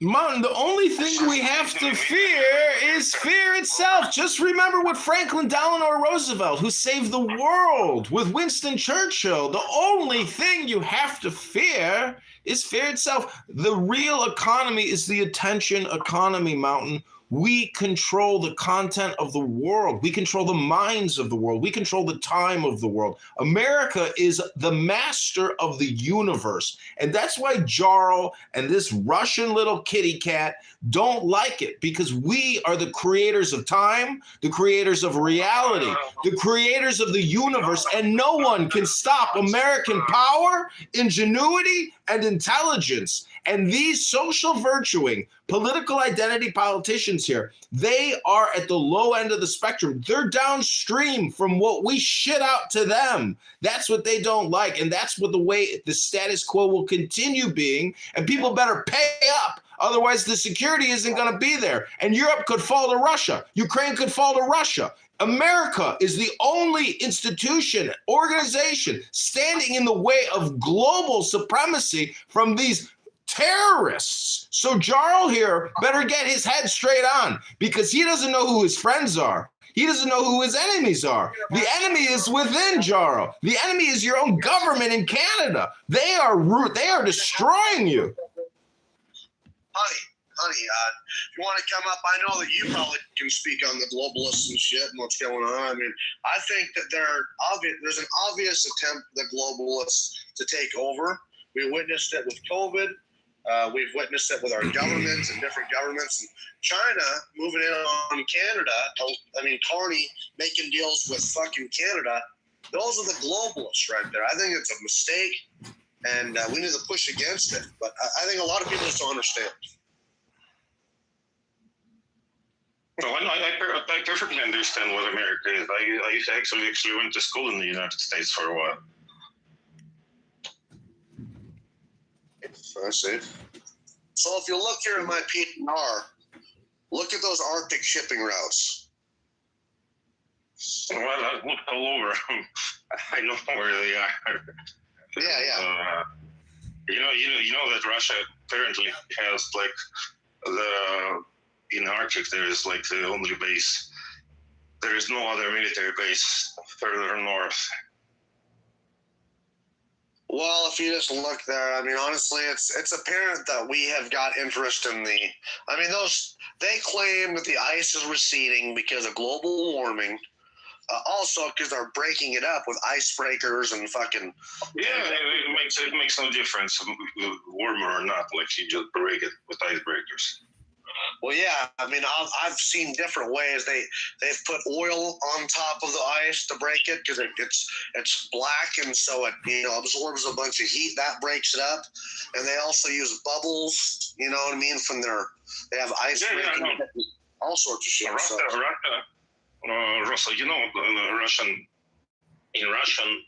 Russian nuclear energy is state-owned, and a company is called Rosatom.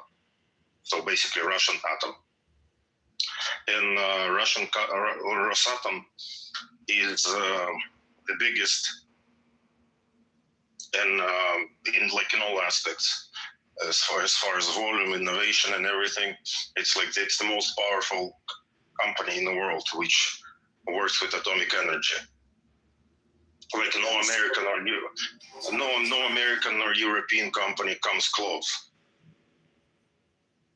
It's impressive Russian technology. I've actually really admired some of the Russian engineering and shit. You know, I mean,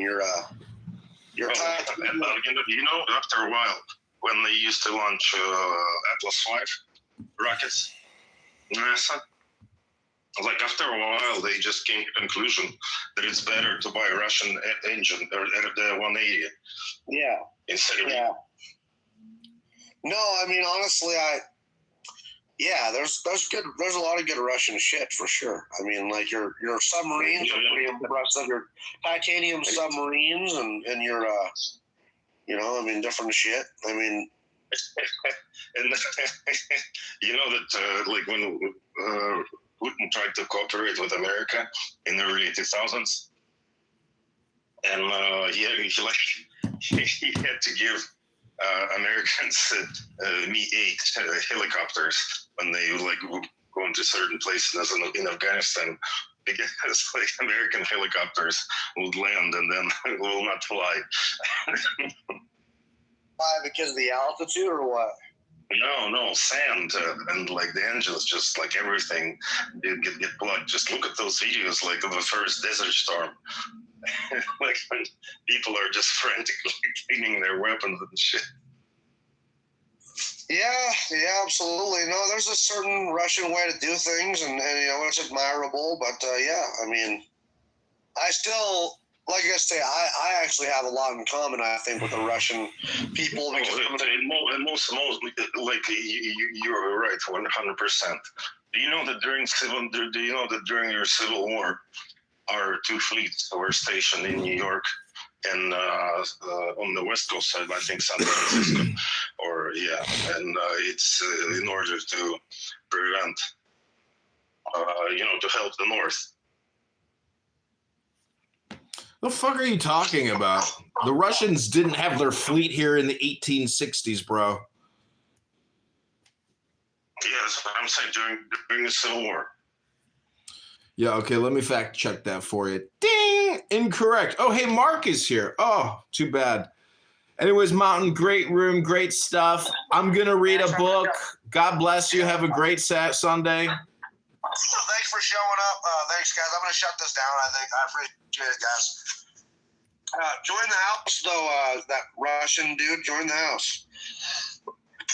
Come in the future, bro. Just did. Thanks, guys. I like 5'7", but I'm a 5'8". Hey, mama, she's not 5'8". What are you talking about, nigga? I'm definitely 5'8", 5'8 and a half. 5'8".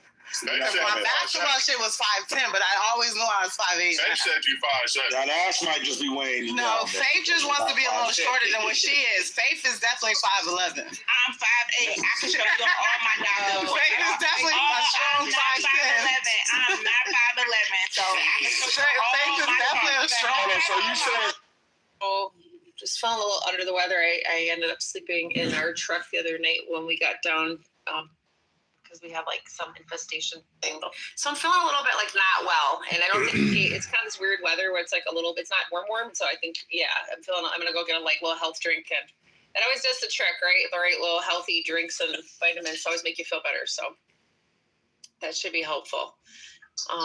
So yeah, I know I miss Minnesota where we had all the Somali brothers and sisters I get to witness to all the time. I haven't seen anyone up here so far or down here. So I love witnessing to the Muslim folk, soon to be Christians, pre-Christians. One miracle and one revelation for knowing Christ. Hallelujah. Yep. Hallelujah. That's right. That's all they need. And One miracle and one revelation for Christ? Just one? That's all it takes is one? Talking about going out of church, how in Iran is the fastest growing church in the world. That's right. And they talk about seeing the man in white. That's correct. Yeah. The fastest growing church? What's that? What's the definition of a Christian? Someone who calls God Hare Hare Krishna and waves beads and gives out roses at the airport. No, I'm only kidding. Okay, just kidding. I'm just kidding. No, I'm just kidding. I know you're like, what? Wait a second. No, a Christian. So, like Jesus said, you must be born again. Nicodemus asked him that. What must I do to inherit eternal life? He said, you must be born again. And he goes, what? He goes, go back to my mother's womb. And he said, no, to be born of the Spirit. So we must be born of God's Spirit. So it's not an intellectual decision, although it does include that, of course. You got to understand stuff. Your mind's got to be renewed, but it's your spirit having the Holy Spirit come into your spirit. And I believe there's people that have done that maybe really don't even have a coming in the hole of what that even means yet. But yet, with the best of their ability that they have. They have God's Holy Spirit into them, right? But then there's a coming in the home, coming in the Holy, coming in the Holy Spirit. I'm sorry. What was that? Was there a demon talking? No. the example of all. I found the No Idea original sample. No Idea original sample. I didn't know that came from Barry White. I was listening to Barry White yesterday, and I was like, wait a second, this is No Idea original. Huh? What song you talking about? Barry White song called hold on, let me tell you. That shit go. I was like, because I was listening, I was like, wait, this is familiar. You know how you hear it? Wake it up! Wake it up! Hold on a second. What the fuck? Grand Rising. Growing up, bro, with these black guys, bro, they were scared to fight us, bro, back in the day. Like, bro, they never wanted to fight us. Yeah. Hello? Those Canadian niggas. Yeah, Hello? Franklin, I got 100 Jamaicans on my block out. Hello? Fuck you talk about? Hello? You got a what? You got 100 bacons? Hello? 100 Canadian bacons? Jamaicans, We don't eat bacon. Hello? I don't eat bacon either, nigga. I don't eat bacon either. Hey, y'all, beat this. Hello? I don't eat swine, nigga. I don't eat that swine. Hello? Hey, Frank, you got old sisters, gang? Hello? You got your homie. Say hello to me. Yo, I ask you a question. Hello? Your man telling hello to me. Like, your man's goofy. Nigga, you have gold sisters, cuz. Hello? Transformer, nigga. I don't know this. That's a nigga. Who a transformer? Hello? That's a nigga bitch. The person that keeps saying hello. Hello? Yo, Franklin. No. Who the fuck came for Franklin? They came for Franklin. No, the fuck they didn't. Hello? I just fuck nigga know my question. Is anybody gonna eat any ram chops after the Bears eat those motherfucking Los Angelinos? I'm at it, this shit. You a badass trans too, nigga. You bad as hell. Batty Tranny, that's my nickname on the street. Hello? Goofy. Fuck that. Hello? Hello? Ah, shit.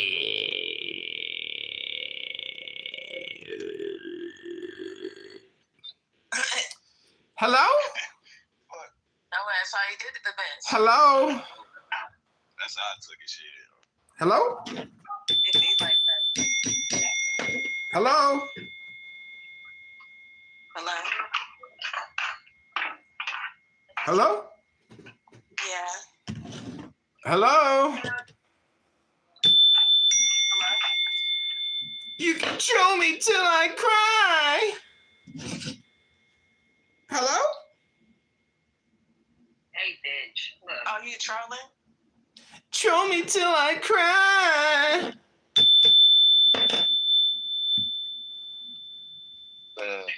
There's no point in even carrying on talking what a bitch said. Well, that what wasn't true? That punk allegation? Yeah, she said that she got on this bitch and said she was lying about that before. Well, she told me it was true. She sent me messages. And that's what I'm saying. She sent me messages. Hello? She sent me the messages too. Hello? But Again, like I said, I don't know what the message said, but like, you know, I didn't see it. Hello? hold on, let me read them. Hold on. Hello? That wasn't true before. Hello? And she Hello? fucking with him still. That's a man? Hello? Oh, I thought it was somebody. Man, y'all get rid of this fucking. You need to stop editing them pictures, ho. Hello? I came for my motherfucking ram chops. Hello? I came for my motherfucking ram chops.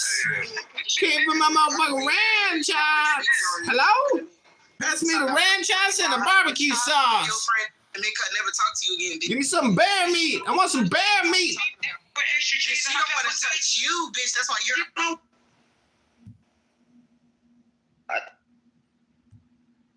When I get a little tipsy, you know, I be. Hello? That shit be. Hello. Hello? Hello. You okay? Hello? Bye. Bye. Hello? Right. This is. She trolling. What the fuck? Right. Troll me till I cry.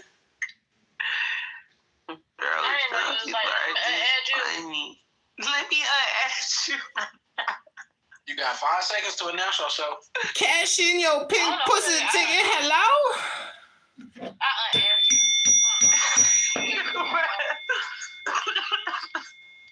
Pass me the ram meat and some bear sauce. Hello?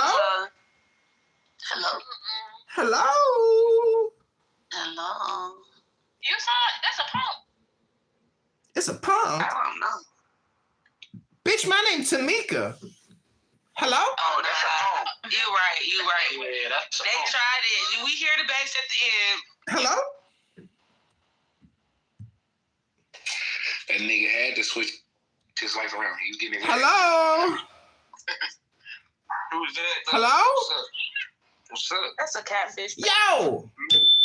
Pass me the bear meat and some ram chops. Hello? That's a man. That's a man. Pass you some what? Ram chops and some bear meat. What you country? I like A1 sauce on my ram chops.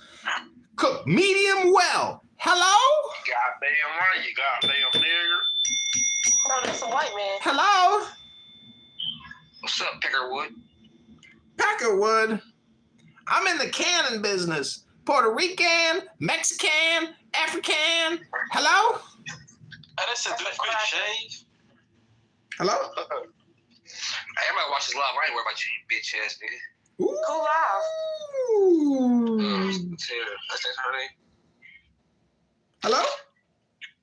I don't know who that is. What happened? Hello? It's busted. She got 361 views.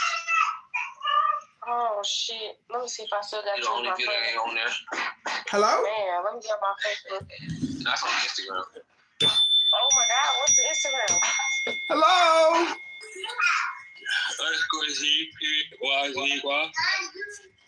Underscore Z. Z.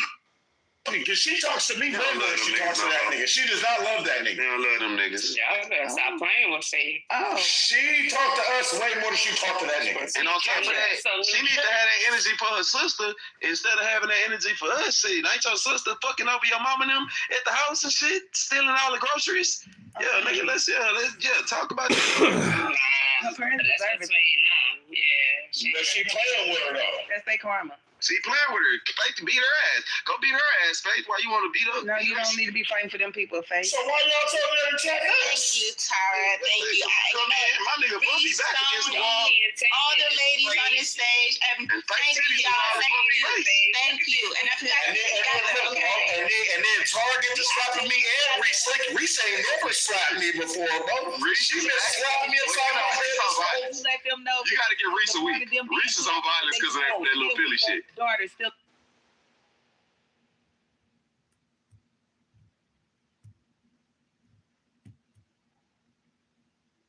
Y'all ready for Hello? Hello? what we doing? Hello? Hello? That's what's going on. Hey, Marcelo, you just talking? Oh my God. We don't need no That's all he doing, bro. This fucking mouth. JB. Hello? Hello? Hello? Hello? Hello?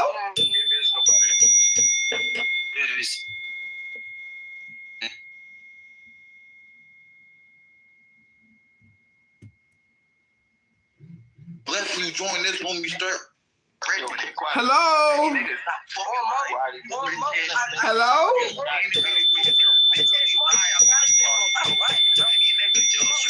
Hello? Hello? Hello? Hello? Hello? Hello? Hello? I don't know you, young boy. Up there keeping his little 2 cents in it. So yeah, I climbed up on his ass because mind your bitch ass business. Okay, so now he's coming over here while I'm in Cherry room. Oh, they was over there talking about Cherry, and now you're in here beamed up and the whoopty whoop and the whoopty wop. They're both my motherfucking homies, bitch. I don't have nothing to do with that. Exactly. Hello? And that's my fucking girl, and that's what the fuck going on. Hello? Hello? Hello? Think he got some fucking Hello? around here. Hello? Then he talking about we Hello? got 2 1 take. We Hello? I just send it to Cherry. Okay, well, Hello? to Cherry, and if you don't send it to Cherry, you getting a fucking deal. Hello? Shit, Cherry knows what's going on. Hello? I know that. But Hello? I'm just saying he all faggoty and shit. Hello? But meanwhile, while he in that room over Hello? there, shut up. Hello? While he in that fucking room over there, keep dick sucking. Somebody in my back channel over there. This what they put in my back channel about this faggot. And then they can go and please let him back up. So he can come defend his shit. He dirty and look like a You really reading it out loud, Mac. I can't. she said, but Aşkım. Çılgınlar gibi dans edesim var. Ya. Hello? Involved getting home. Hello? Hello? What's up? Hello? Trying to find everybody. Where'd everyone go? Hello? This should be interesting. Oh, that's what you bitch, you work? Hello? Oh, shit. Bitch, I don't know you ain't bitch. Roll out. Hello? Fuck wrong with your stupid ass. Shut up, bitch. Shut up, bitch. Hello? Hey, so who we trying to holler at? Hello? I was trying to get the mic on the headlock. Her too fat. Hello? Bitch, shut the fuck up. Hello? Hello? Ain't nobody give a fuck. Hello? Hello? Hello? Don't nobody give a fuck. Shut the fuck up, bitch. Shut up. Hello? Shut up, bitch. Shut up, bitch. Hello? Hey, Miranda, what's wrong with you? Hello? Like, bro, she Shut up, bitch. Hello? Shut up, bitch. Hello? Hello? about that, man. Who's that? Is that Keith? Hello? Oh, that ain't me. Hello? Hello? Hello? Molly, keep on. Hello? Go to the fucking room. Hello? Hello? Hello? That nigga said, who's Will? Hello? Hello? I need that. Hello? I'm talking to Leah. Hello? Bitch, who the fuck is you talking to? Your mother on my back and you faggot ass bitch. Hello? Definitely the DM. Hello? Definitely not. How's your weekend? Definitely not. Definitely not. Hello? Baby mama, one kid. Baby mama. Bitch, put your mother in the bitch ass in the key. You're mad. Hello? That's it. How the fuck am I mad because you chose a friend? My bitch, my friend ain't. Hello? To you. Cause shut the fuck up. You Hello? niggas feel uncomfortable. Hello? Hey, Miranda, calm down. Hello? Shit to my homegirl without me not saying nothing. Hello? Bitch ass up like Hey, that. Miranda, calm down. I don't like Hello? talking like this. Fuck, I'm gonna say whatever the fuck I want to say. Hello? Hey, Hello? Leave me alone, bro. Real shit. Hello? Hello? You talking like this, Miranda? Hello? Talk about none of that shit. Hello? Bitch ass up. Hello? Okay. Hello? Hello? Bitch, why the fuck would I ever be mad that you chose my friend? Hello? Hello? Cause shut up. She clearly told you to shut up. You kept talking. Shut the fuck Hello? up. Hello? What you talking about? Shut the fuck up. Hello? Yeah. Hello? Bitch, ain't nobody said so. Hello? You want to keep on that guy. I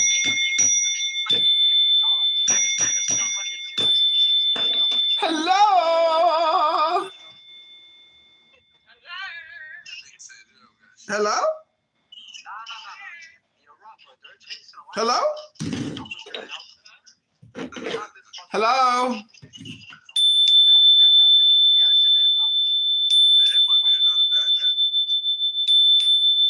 Hello?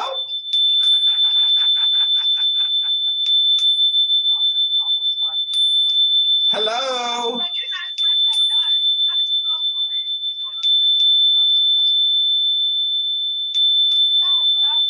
Hello?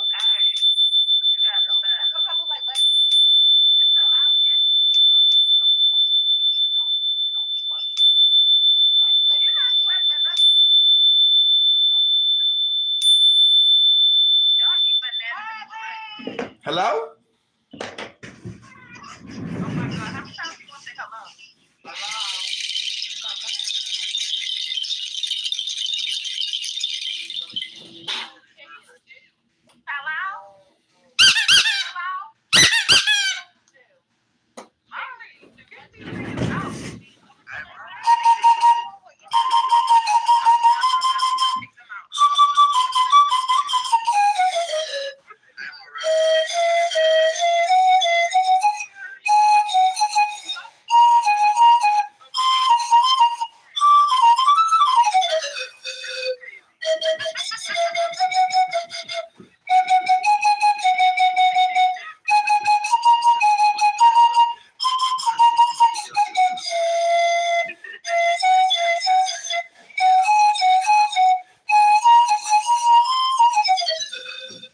Hello?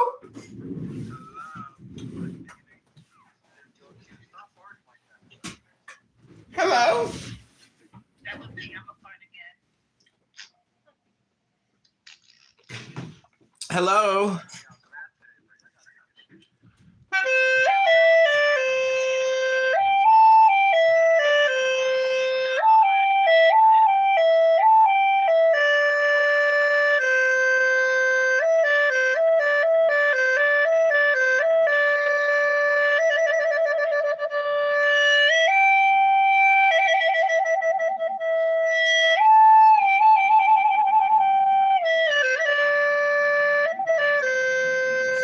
Never had one lesson.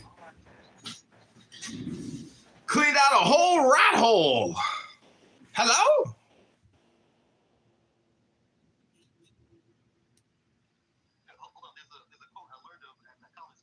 Hello? There's nothing new under the sun. Hello. Everything that is has already been. Exactly. There's a quote from Jesus in the New Testament. There's nothing new under the sun. It's supposed to be a reference to Buddha 500 years before him, who said the same thing. There's nothing new under the sun. Everyone is aware of reincarnation. Only the white man isn't. Like that's why they consider everything black civilizations know to be heresy or nonsense or gibberish. If white people don't know about reincarnation, does that not make them reincarnated and they're just unaware of the reincarnation? We don't know if they're reincarnated. It's Hello? the same cluster of fools. If they're reincarnating like us. Reincarnating? It's the same cluster of assholes, fools. Asshole clusters? Baby Ruth? Can you pass me a Snicker bar? Okay. Hello? I think he's trolling. I think he's trolling. He's interrupting the build right now. So the build? Hello? You didn't even get to the white man yet. Hello?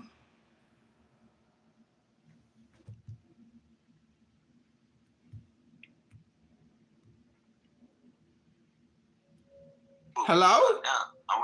I'm gonna let that shit crisp build. Hello? That $100. That $100 down on top of the Hello? go down.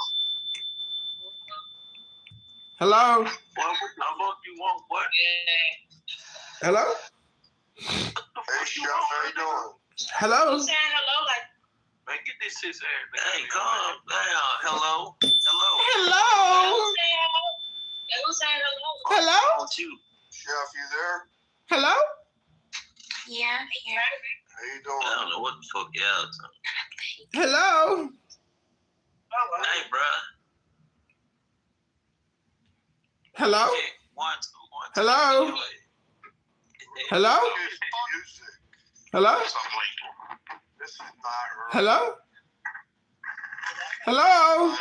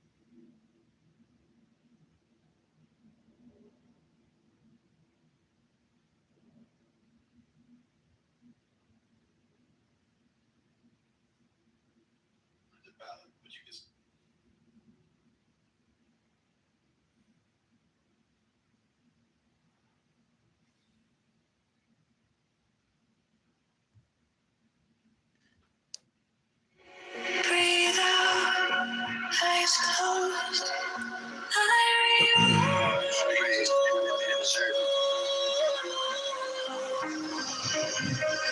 Count to 4, sink through the floor,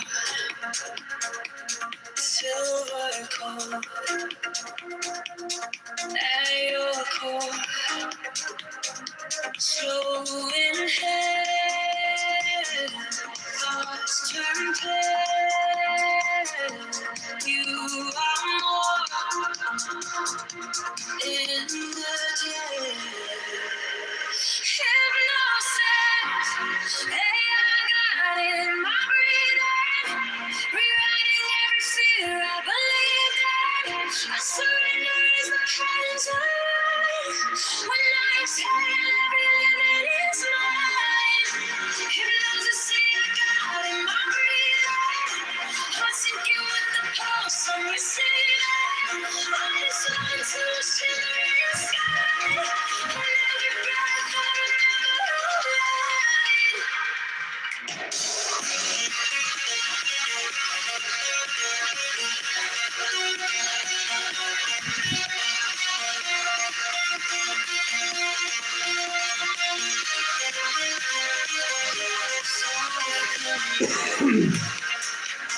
Touch of a hand,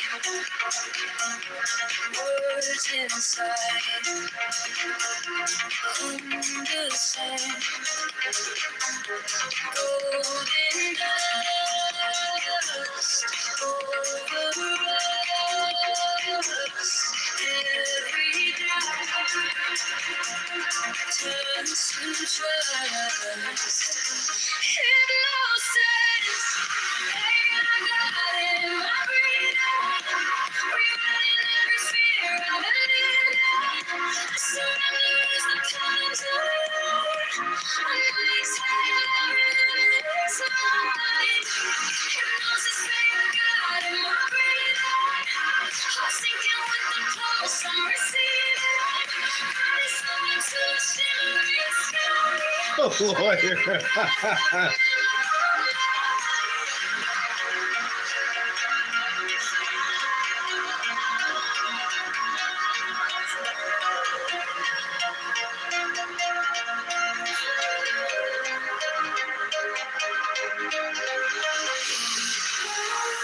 Body like data,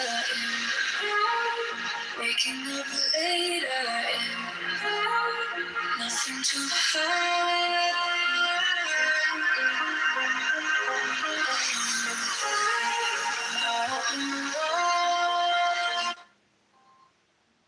Hey, Mom. Good morning. I saw a wonderful picture of you. Oh, You great. sent to Samantha, Nice. and you were notifying you were writing in your Yeah. name for the election. That's right. Write-in candidate. How you feel? I feel good. Yeah, you feel strong? Yeah, I got to go for a run.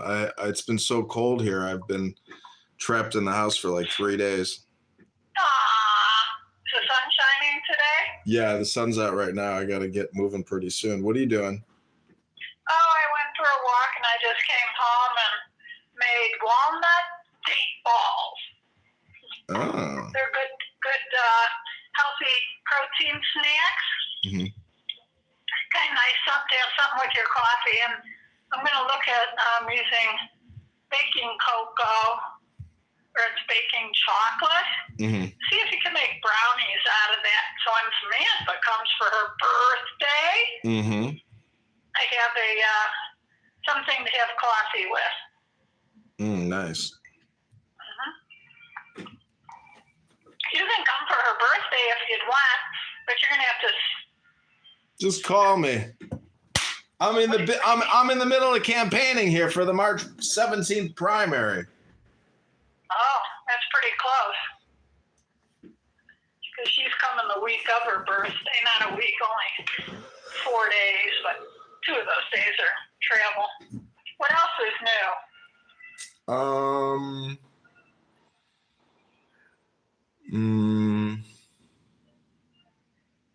I don't know. Nothing really. Just I had the trial with the unemployment hearing.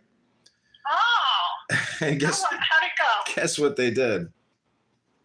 Well, where was it held, first of all? On the phone. Okay. He Okay, so what did they do? The only thing I can think that they did was they fired you or they offered you your job back. No, this is the Illinois unemployment hearing for the unemployment money. They just pushed it to another trial with in the next 30 days. This was the third trial, and they're again referring it back, and they're saying send us more paperwork, and we'll have another hearing in 30 days. I was like, holy shit. Who are they? Who's included in the hearing? Myself and my former manager. He showed up to the phone call. And then a mediator, right? Yeah, judge. Well, how did you feel the party that was there to testify against you? How strong did you feel he was? They didn't even get to him. He just said, yes, Your Honor, 3 times, and that was the end of it. That's weird. I know, it's so weird. And he was screaming. I was like, well, the paperwork says that the judge is supposed to be presiding over this. His name is Kathleen. And he's like, well, she wasn't here today. So I decided to do it myself. And I know what I'm doing. So you ain't got to worry about anything. I was like, holy shit, this guy's crazy. That's because he didn't want to be doing it, and he's being forced to it. So I just said, yes, Your Honor. Yes, Your Honor. Yes, Your Honor. Yes, Your Honor. Yes, Your Honor. What were the questions he was asking? He was asking why I filed late. And my response was, I called and your website was down, and I faxed, but, I heard nothing back. And then he says, well, you got to write in, you have to send in the physical mail. And that's the problem. I said, there's just no, so anyways, I just have to send them a package of exhibits, and then we'll have another conversation. Do it. Because I had a hearing like that, where it was a mediator, but she was acting as the judge. Mm-hmm. And I had all my paperwork to reference, and I had all the receipts. I had everything. Yeah. I did that twice, having everything, and I won. Mm-hmm. It was the other side that didn't have anything to stand the leg on. Yeah. The manager wants to make sure that I get nothing. He overnighted me a package from somebody else with pages and pages of stuff that he could refer to. And it's very punitive. He doesn't have to show up and do all of this, but he's doing it intentionally because he wants to spite me. But I have all the paperwork and the lawsuit against him. So we'll see how it pans out. It's worth like $20,000. So I hope I get it. Well, if you can't get it at that price, maybe there can be a compromise. No, it's all 10 and 10. Hello? It's all or nothing. There's no compromising here. It's you got it or you didn't get it. That's it. But I love how your imagination's always working. Like your imagination is always working. You can, I'll let you feel it for yourself, but when you're done fighting and you surrender, yeah, you'll see what a good feeling that is. Oh, I know what you're talking about. It blows my mind that this is a year later. I haven't received $1 from unemployment. The fact that they can withhold money like this when you pay into it, it's just such a hypocrisy. Well, it's because I think there's some fine lines where you didn't quit. You were given multiple occasions to talk to them. You didn't, and you kept the fight going, but you weren't addressing them. I know that. You told me so. So it's kind of... No, I kind of feel like they're dealing with somebody fucking around. No, I understand. It is what it is. I got to deal with with the repercussions of my actions and communication. But you never know how these things turn out, because I've had it turn out in my favor before, which was amazing. You know, I mean, the judge literally chastised the other party and gave me the full benefits. So I was like, wow, that was amazing. Well, that also were different circumstances. Yeah. So you might want to put this to the mediator's ears is how is it that we're at this point and they can keep requesting the same documents and it doesn't amount to closing this case? Well, they've actually never received the documents. I uploaded them to their website. And for this is like the final appeal, and it's got to be mailed to them. They do not accept digital. I would say mail it with a certified, you want a certified receipt? Yeah, I'm going to do that tomorrow. Then you've got it. Yep. That's really the only way that you got something in your hand that somebody on the other end received it. Yep. Doesn't matter who received it, because that puts that person in place that needed to take it to the person that the name was addressed to on the envelope. Yeah, I also have to send it to the former employer as well. They have to be informed. It's like a real trial, like it's discovery. They have to also receive the information. You know, I just read the fine line in the 32-page when I opened a CD with Discover, who I believe Citibank just bought them. But I wanted to see when it comes time to that CD coming due, who do I notify? How do I notify that I do not want that CD to roll over? Well, they give you an 8-day window. And it said you have to write them. You get it? They want that CD to roll over into the next lowest rate, whatever the offering at the time being. So I say, always put it in the mail because it's got a timestamp, it's got a receipt, and the receipt comes back stamped. Get it? So do it the way they're telling you gotta do it.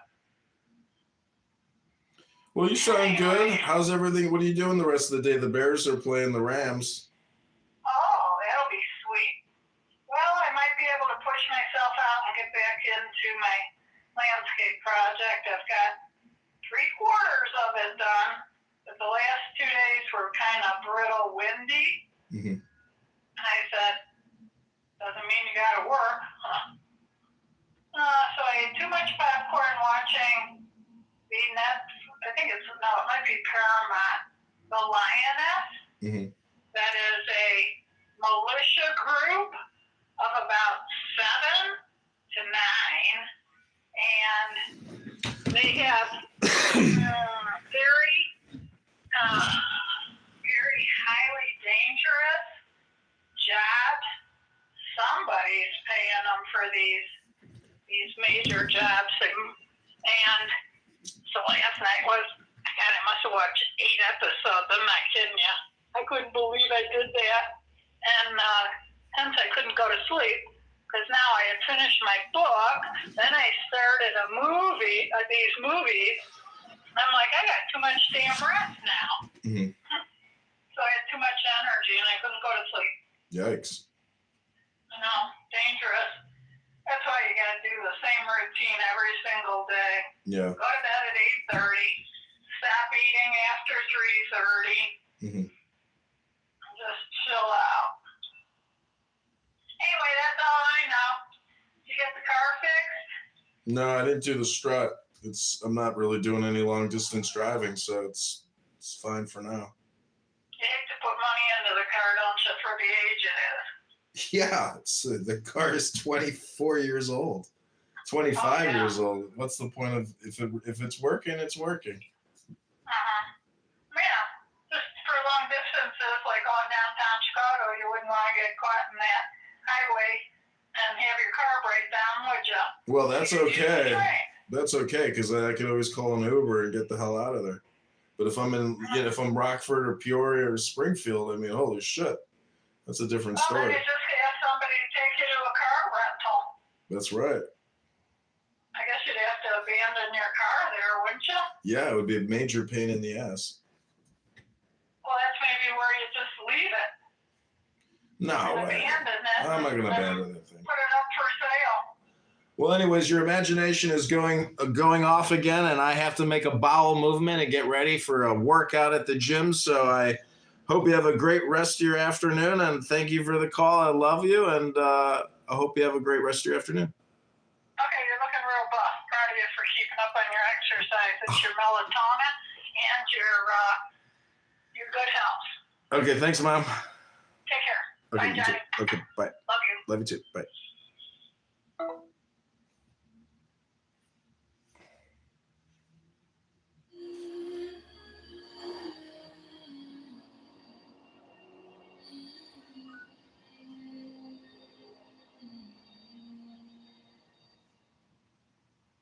Take the deepest breath you've got. Feel your lungs, don't let it rot. Hold it there, let the world start spinning. 10 seconds, start a new beginning. Hold, let it go, feel the rhythm, let it flow. 10 out of 11, 10 out of 9. This is your moment, your design.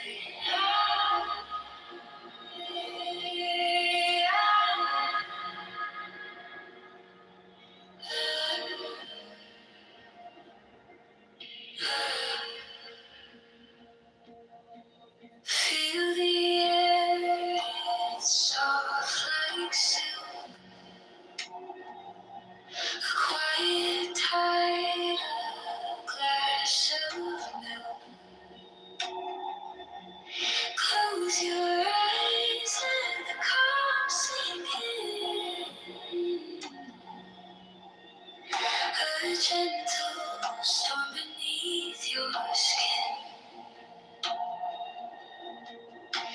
Hold, let it go, feel the rhythm, let it flow. 10 out of 11, 10 out of 9. This is your moment, your desire. Hold, let it go, feel the rhythm, let it flow. 10 out of 11, 10 out of 9. This is your moment, your desire.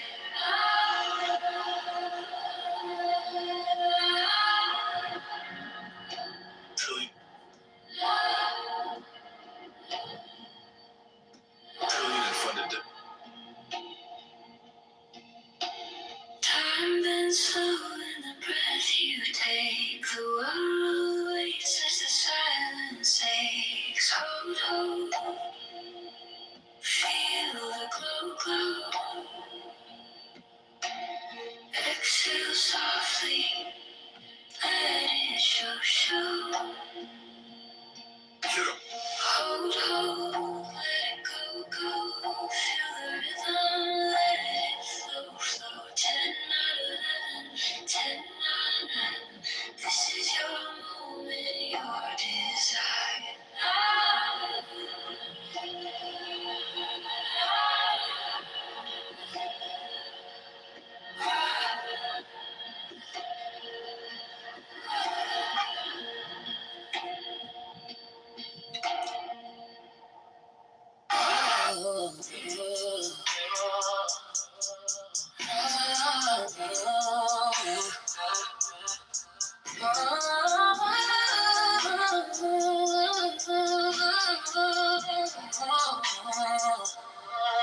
Take the deepest breath of the day. Hold for 10 seconds, 10, 9, 11, 10, 9, 9. Hold,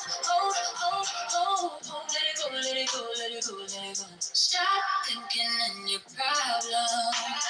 The more think, the more you speak, the further from the truth you will be. Take the deepest breath of the day.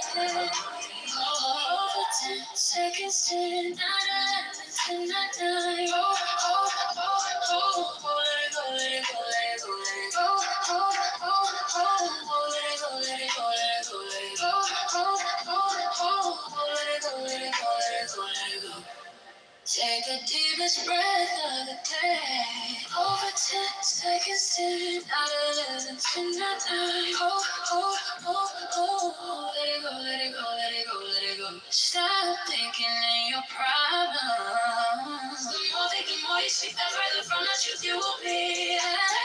Take the deepest breath of the day.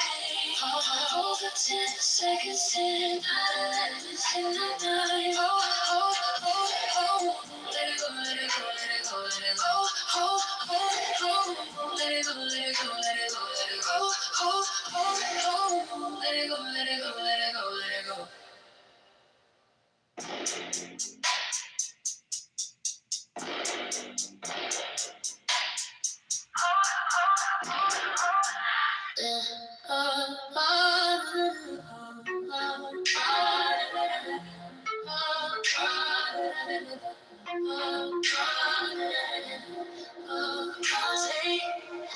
The deepest breath of the day. Oh, 10 seconds, 10, 9, 11, 10, 9, 9. Oh, oh, oh, oh, let it go, let it go, let it go. Stop.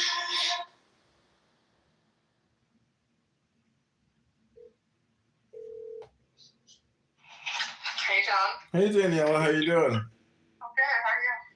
I'm good. I was just talking to my mom on the phone. What are you doing? I'm sitting by the pool in Mexico. ¿Cómo se dice pool en español? La piscina. Sí. Yeah, it's nice. Nice here, John. Yeah, I bet. 80s. It's like in the 80s. Paradise now. Super nice. How you doing? I'm good. I'm about to go work out.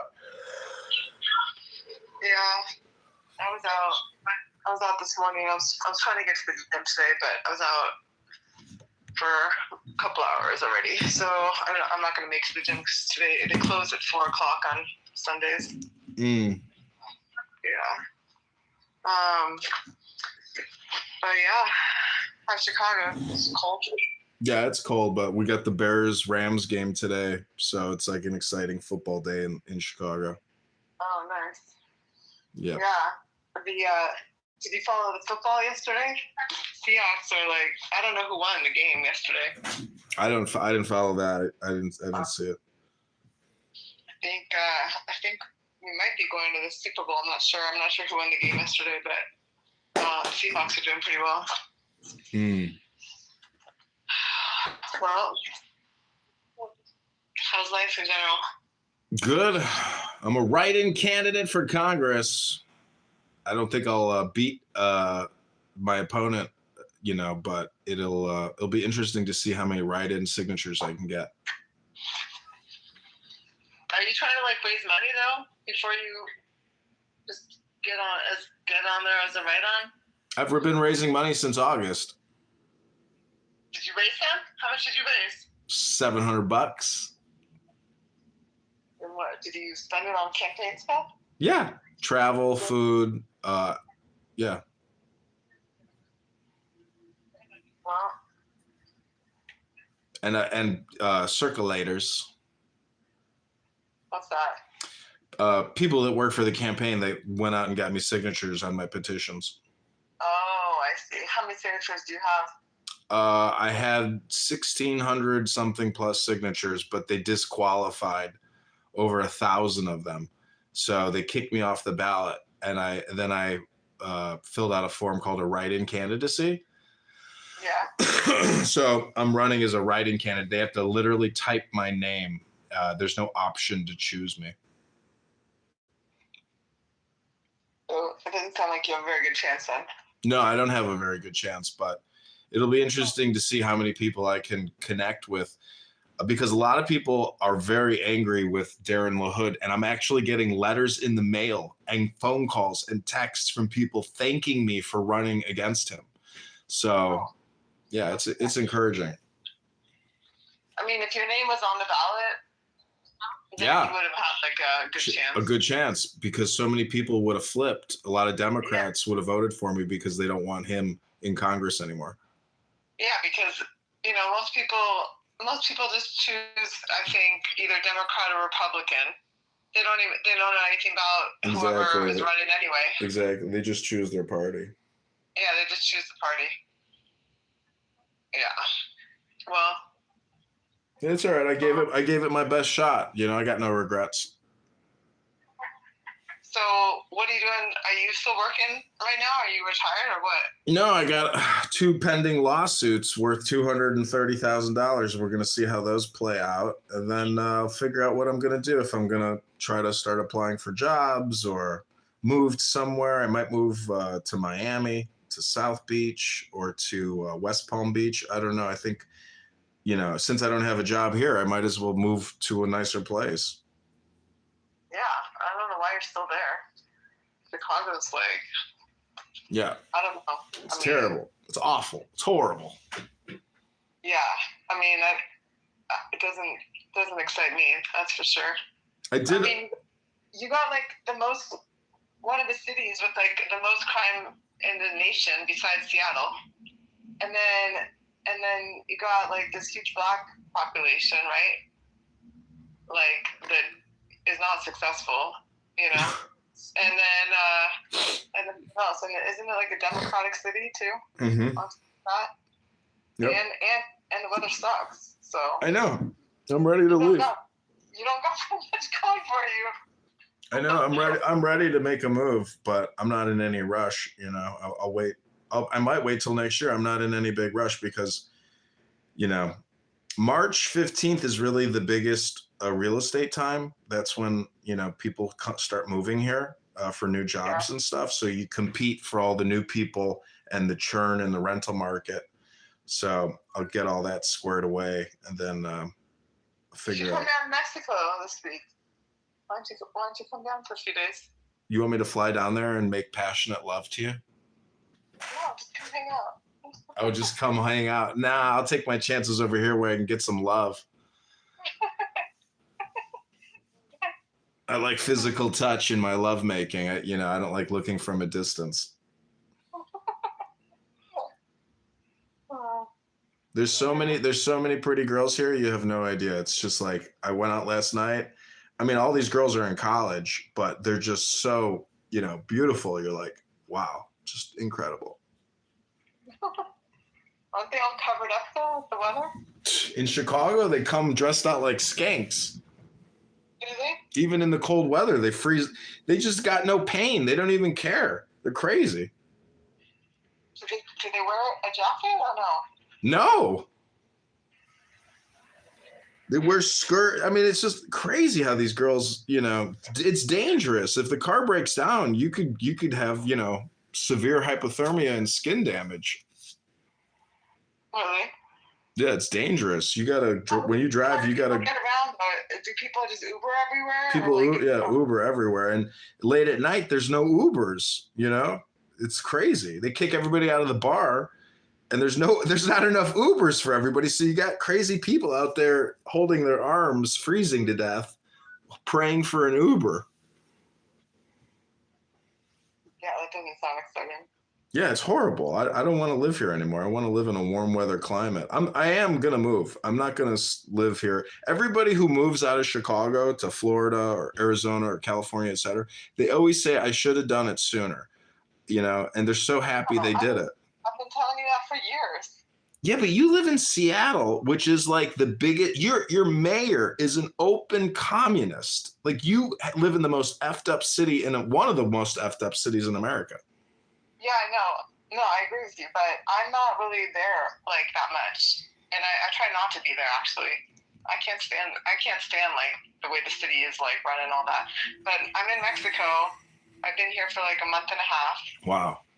I got a few days left, and then I don't know. I mean, it is beautiful here. Like it is like the weather here, John. You would love it. I mean, I gotta take a video and just send it to you, but it is the most perfect weather in the winter of like any place like in the world. I mean, it's in the 80s during the day, like low 80s. It's not like super hot, but like hot enough that you're tanning, like hot enough, but not like unbearably hot. And then the evenings at night, it's like in the 70s. So literally, like I'll come out of the gym, like if I do work out in the evening, come out of the gym, it's warmer outside than inside. I need no jacket, nothing. You know, like I mean, you got good, healthy food. People are nice here. You got a bunch of Canadians that come here for like 3 months at a time. The lady standing next to me, she's awesome. And so I don't know, like it's pretty nice down here. Well, Canadians are the worst. They're the biggest brainwashed group of pussies ever. I know. Do you know what's going on in Canada right now? It's also fucked up. I know. They're just a bunch of penguins. They hate Trump. That's what it is. They're all Trump derangements. I know, but there's like some news like that came out of Canada yesterday. I'll send you some of that. I sent it to Sherry. What about China? Like, the China stuff and the EV cars and all that. Yeah. Yeah, it's crazy. Yeah, so Seattle's a shit city. But yeah, so I don't know about I don't know what else I can tell you. Well, live your best life. I mean, you know. Yeah, I mean, I don't know where else you'd move to because California's shit. Oh, definitely never moving back to California. The girl that I was in love with here, she's like, "You don't want to move to California with me?" I was like, "No, I've already lived there. I'm not moving back there." She moved there. She got engaged and she got married. Who was that? That was a girl. I proposed, or I said I would love to marry you, and then shortly thereafter, she got a new job. She moved. This was like 5 years ago at this point. But, I told her if you move to Cali, maybe you'll meet some rich software executive at Facebook, and I swear to God, I think that's what happened. Well, California, I mean, it's beautiful, but the state's not like shit. So. Oh my God, the homeless population, the debt, like fuck that whole place. It needs to be torn to the ground, and people need to be put in prison. The whole place is corrupt. These liberal Democrats are nothing but traitors and terrorists and scam artists. I know. The fraud that has been uncovered just in Minneapolis, that's just the tip of the iceberg. I know, it's so bad. So yeah, I mean, you got Florida that is terrible. I don't care. I love the heat. I hate the cold. I love the heat. Right, but John, you haven't experienced the Florida summer. It is like unbearably. I know what it's like. I went to school in the South. The humidity comes through the window. It's crazy. I know, the humidity when I was in Florida, like I could not even breathe outside. And then this guy that I was with, he was going around showing me like his different houses that he owns, and he had to leave the air conditioning running in these vacant homes because otherwise, the homes would basically disintegrate from humidity. Yeah. Everything would be freaking wet and the wood would warp and all this crazy stuff. I mean, it was to the point where it was scary because if God forbid your electricity, runs out, shuts down, whatever, and you literally would die.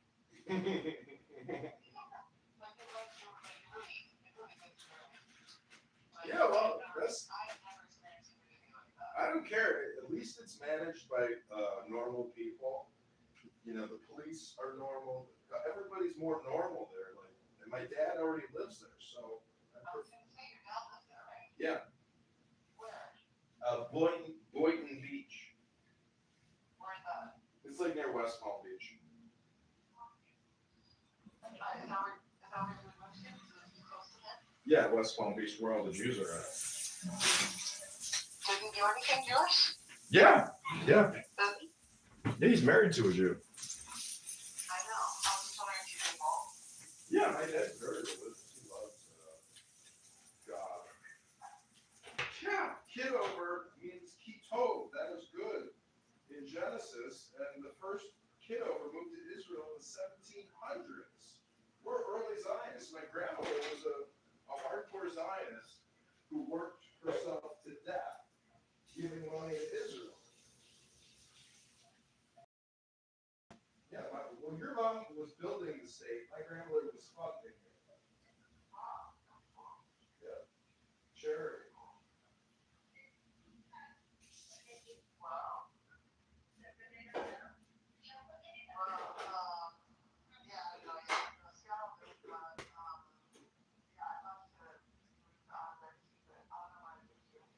Come move to Florida with me. We'll get an apartment.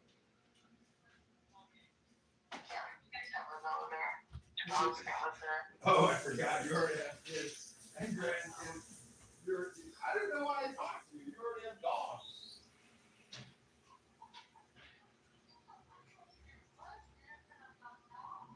Just telling you, it's like impossible to know people with all these dogs. Like one dog, okay. But somebody that's got like 3 horses, 5 horses, it never works out. They're crazy people.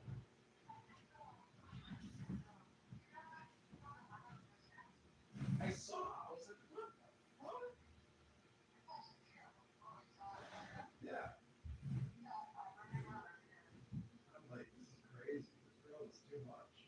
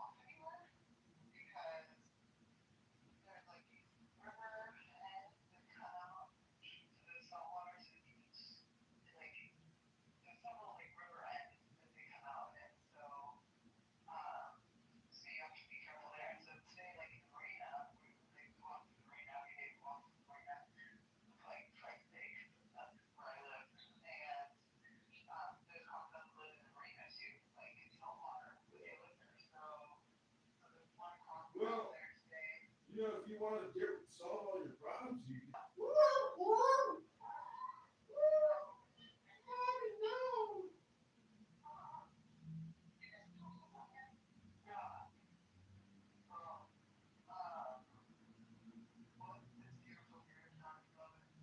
I would love to be there with you right now.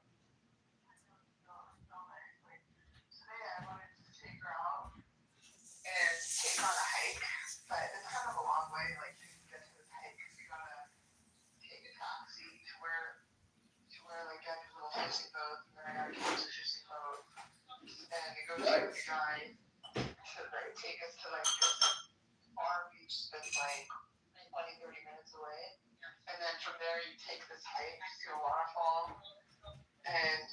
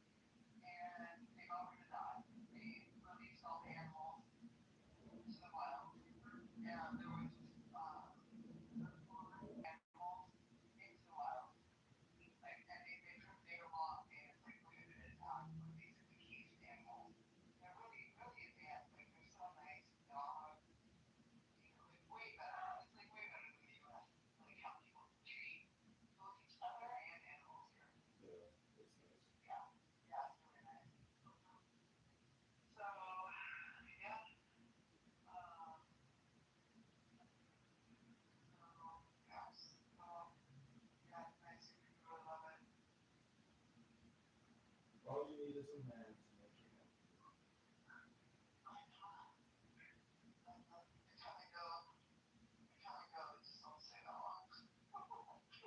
Well, I've known you 25 years. Yeah, but maybe 2002, so 24 years. No, 2002, I think. Really? Oh, well, whatever. You're here. Okay. I'm just saying, I've known you a long time. 23 years. 22 years. Yeah, 20 years is a long fucking time.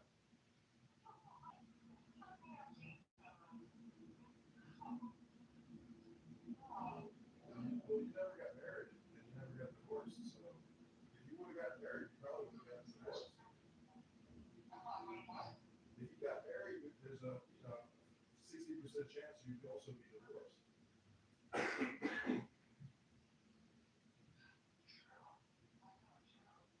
It's crazy how many women on these dating apps are single mothers, and the recent single mothers. That means that they didn't even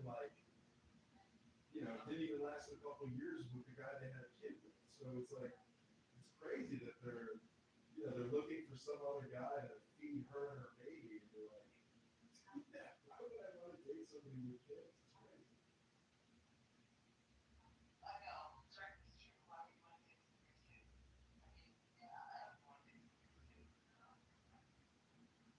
My sister got married to a guy with kids, but those kids were older, but nonetheless, they're still annoying. I think one of them still lives with them. I think she's doing good. She doesn't really talk much. She can't have a baby. She's like fucking 50 years old. She's like almost 45. She's turning 45 next month. And he probably has a vasectomy.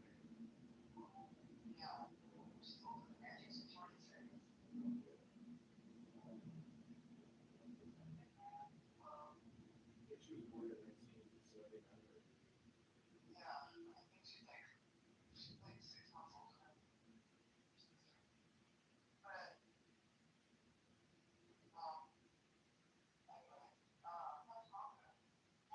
She's good. I just talked to her.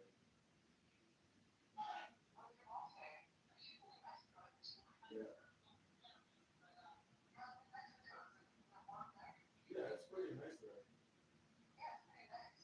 Yeah, I like it there. Yeah, it's desert and mountain. Yeah, it's very nice. We could go there and visit her if you want sometime, but you probably want to leave after a couple hours. Why? Because hanging out with my mom for more than a couple hours could result in hair loss or a migraine.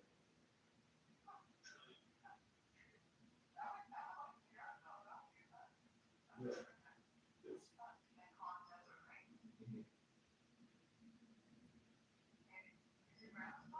Yeah, she's still alive. She just hit 100. Yeah.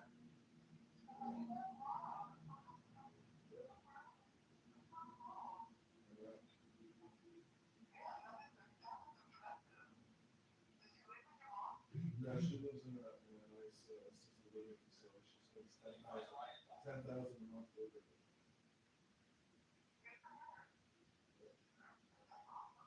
Yeah.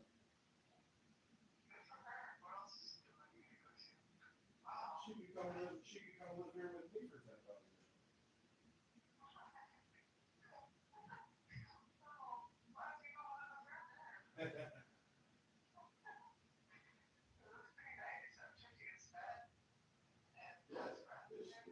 She's got it going on.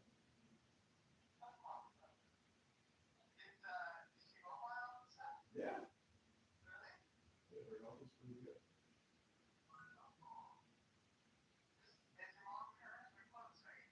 Nobody gets along. Nobody gets along.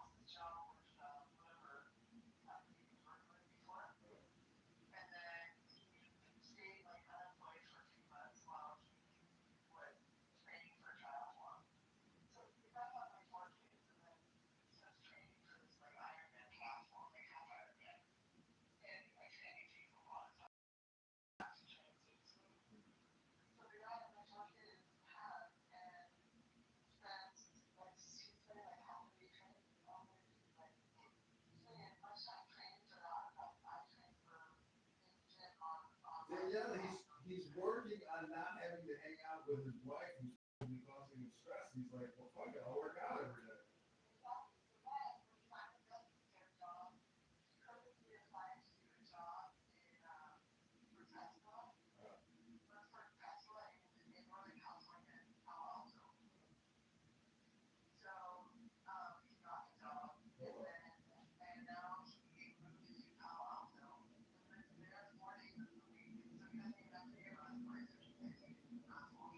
Whoa.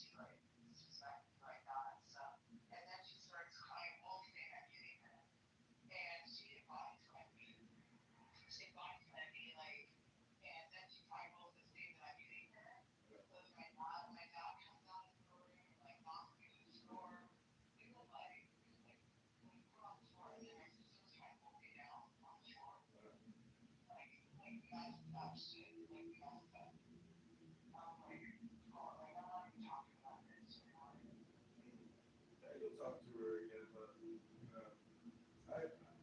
when I talk to my mom, I've like recorded myself talking to her, and I kind of regret the way that I've talked to her in the past because I didn't really know. Basically, she like calls me up to like get her dope. Like she talks to me like she's on a conference call with like friends. Or people who are just like having conversations. I'm just saying that I now am like, I don't get angry when I talk to her anymore because I don't think she's even aware. Half the time, my mom is just like very imaginative. She'll just start making shit up all the time. And it's just her imagination. It's just her brain working. So, I just don't get angry anymore. And actually, I'm just happy because like I don't get angry anymore, in the way that I used to. Like, she can't push my buttons. I'm just along for the ride. There's no reason to have conflict with her. It's just like let her be. If she wants to be a horrible, awful, terrible, obnoxious person, just let her good. Like, I'm not getting angry about it. You know? Just live the best life. Yeah, well, this is different. This is like, I think this is literally, she was like riling my parents up, and like New Year's Eve has me on the floor, like just, you know, not only bawling, but like three broken fingernails, like can't defend myself, and even hurt my dad and her jumped on me. It's like, and the whole thing, like she started it, and she's such a bitch. Like, literally, she always has to lose my heart against her. Like, you know, when I get back on the top, like, I'm gonna jump for this incident. Just let it go. I told her, I was like, you know what, baby? Maybe I'm like, I'm way stronger than her, and I'm paying to get ninja, so I'm not This just is so childish. It's like you never grew up from being 12 years old or something. No, it's like, I'm not gonna ever, this is the second time she's done this shit, and I'm not gonna let this unflag. Like, next time there's gonna be broken bones, like, something drops in my face or something. No. You yourself are your own worst enemy. The fact that she is physically assaulting you is bizarre, insane, and crazy. You need to take a step back and let your sister cool off, because she's using you as her punching bag. Because she herself is so fucked up with stress. It's exactly, but it's like, but she has like my parents in her like back pocket. Yeah, that's the way it works. That's the way it works. You can't stop that. She's got children and grandchildren now, so like, you know, you're the beta orbiter. You're the one orbiting her family, unfortunately, as opposed to like both of you orbiting each other. Because you got no family, like you got no hand. That's your problem. You got no hand in the relationship.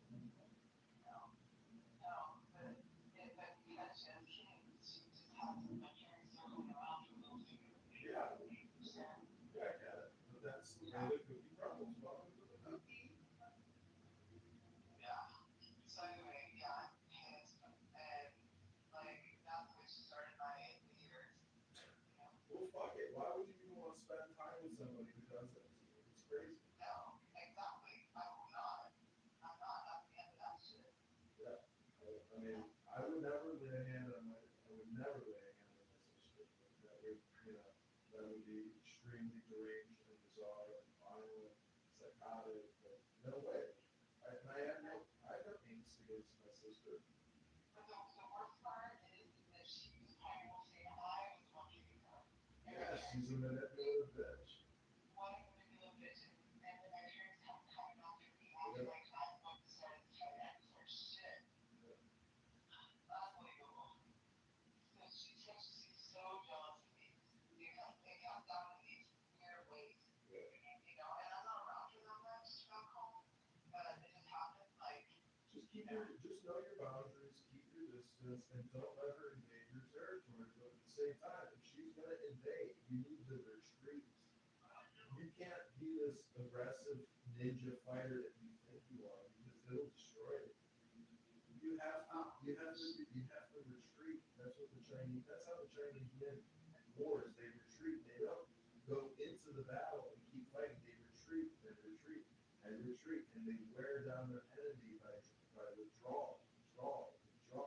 That's the way you can win. It's the way of preserving energy. You are as stupid as your sister. That's the tragedy. Oh no, I know. I try not to be like my sister. My sister can be very passive aggressive, and you know, I just want to meditate in peace and be happy. I don't want conflict, and you have conflict all the time. Why? Because you're just as stupid as your sister. More Torah. A lot of these Jews don't even read Torah. They just Jews, but they don't read. They don't even read. You gotta read more, Daniel. You don't even have a book with you to like contemplate. You got no personal tool for self-development. You need to get a good wisdom book. You're right, John. You are right about that. Read the Tanya by the come on, it's all read. It's called Tanya. It's the sister of the Torah. It's called Tanya. Yeah, it's called Tanya. It's written by the Alter Rebbe, the founder of Hasidism. It's so smart because there's things you don't realize, and that's what's causing you conflict. Yeah. You need more wisdom, more intelligence. It's one thing if it was just her picture, but it's like she just, my parents dropped her on the little finger, and now it's just like, it's so disturbing. Yeah, the only way to unravel that is to literally withdraw, because you make the wrapping even tighter when you increase the pressure. So your problem is your communication is all fucked up. You have a failure to communicate. You have to work on your own personal piece, and when you increase your own personal piece, you will increase their piece, because you will see they can't shake you the way they shake you. You know, they're fucking with you. They're playing games with you. And the only way to play the next level game is not to play their game. It's to transcend what they're doing, because they're stuck in their own stupidity. You will never fix that, Daniel. You can only fix yourself. Yeah, It's not sad, it's a fact, it's true. It's something to be aware of. And when you're aware of it, you will transcend it and it will heal itself. Because you have to work on healing. You know, healing yourself, integrating yourself. These things won't bother you in the future if you work on yourself. The self is all important. You're not working on yourself, that's why you're having all this conflict.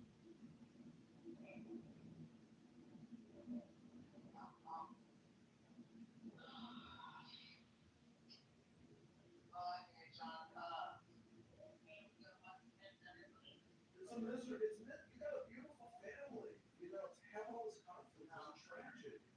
You can be so. It's beautiful because it's rare. You have nieces and nephews. Your sister gave birth to 4 children. That's a miracle.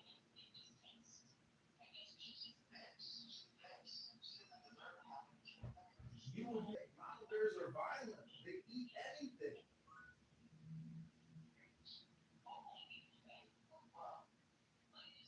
It's the natural kingdom, Danielle. It's the natural order of the world. It's the jungle. We live in a jungle. You know, this is all primate behavior, Danielle.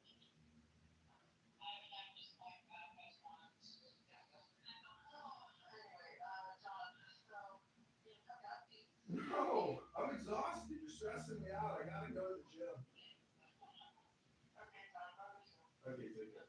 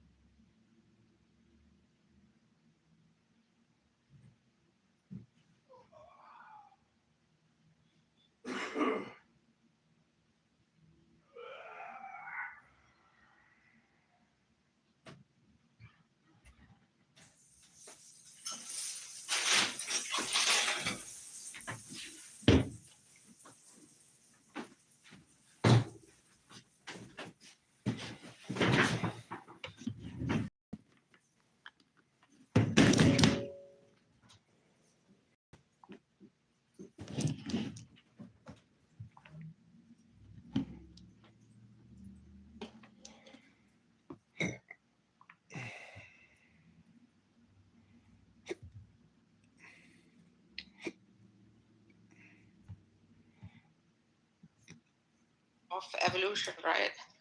Mm-hmm.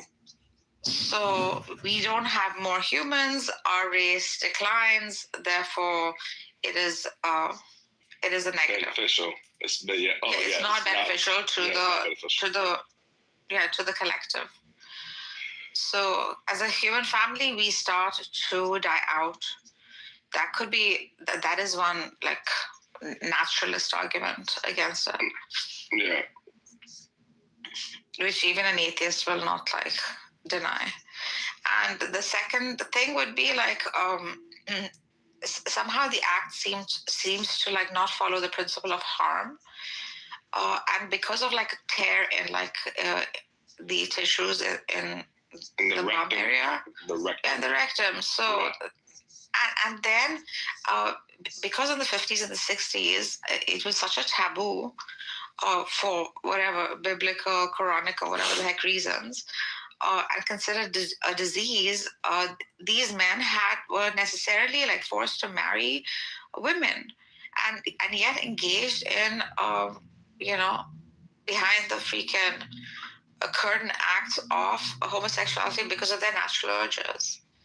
And when they slept with their wives, and if they caught AIDS, then the wife would die unjustly, right? Because there was no, good enough cure at the time. So that could be like another reason of like one can make the argument for injustice. So it's not beneficial for the collective. I've really thought about it. Yeah, those are good points. But however, like discrimination, otherizing, killing, freaking electric shock, therapies that were being done in the freaking 30s and 40s and 50s, 60s. This is inhumane. And where we are now, I think with the homosexual community is the best that they have been in. And they've enjoyed.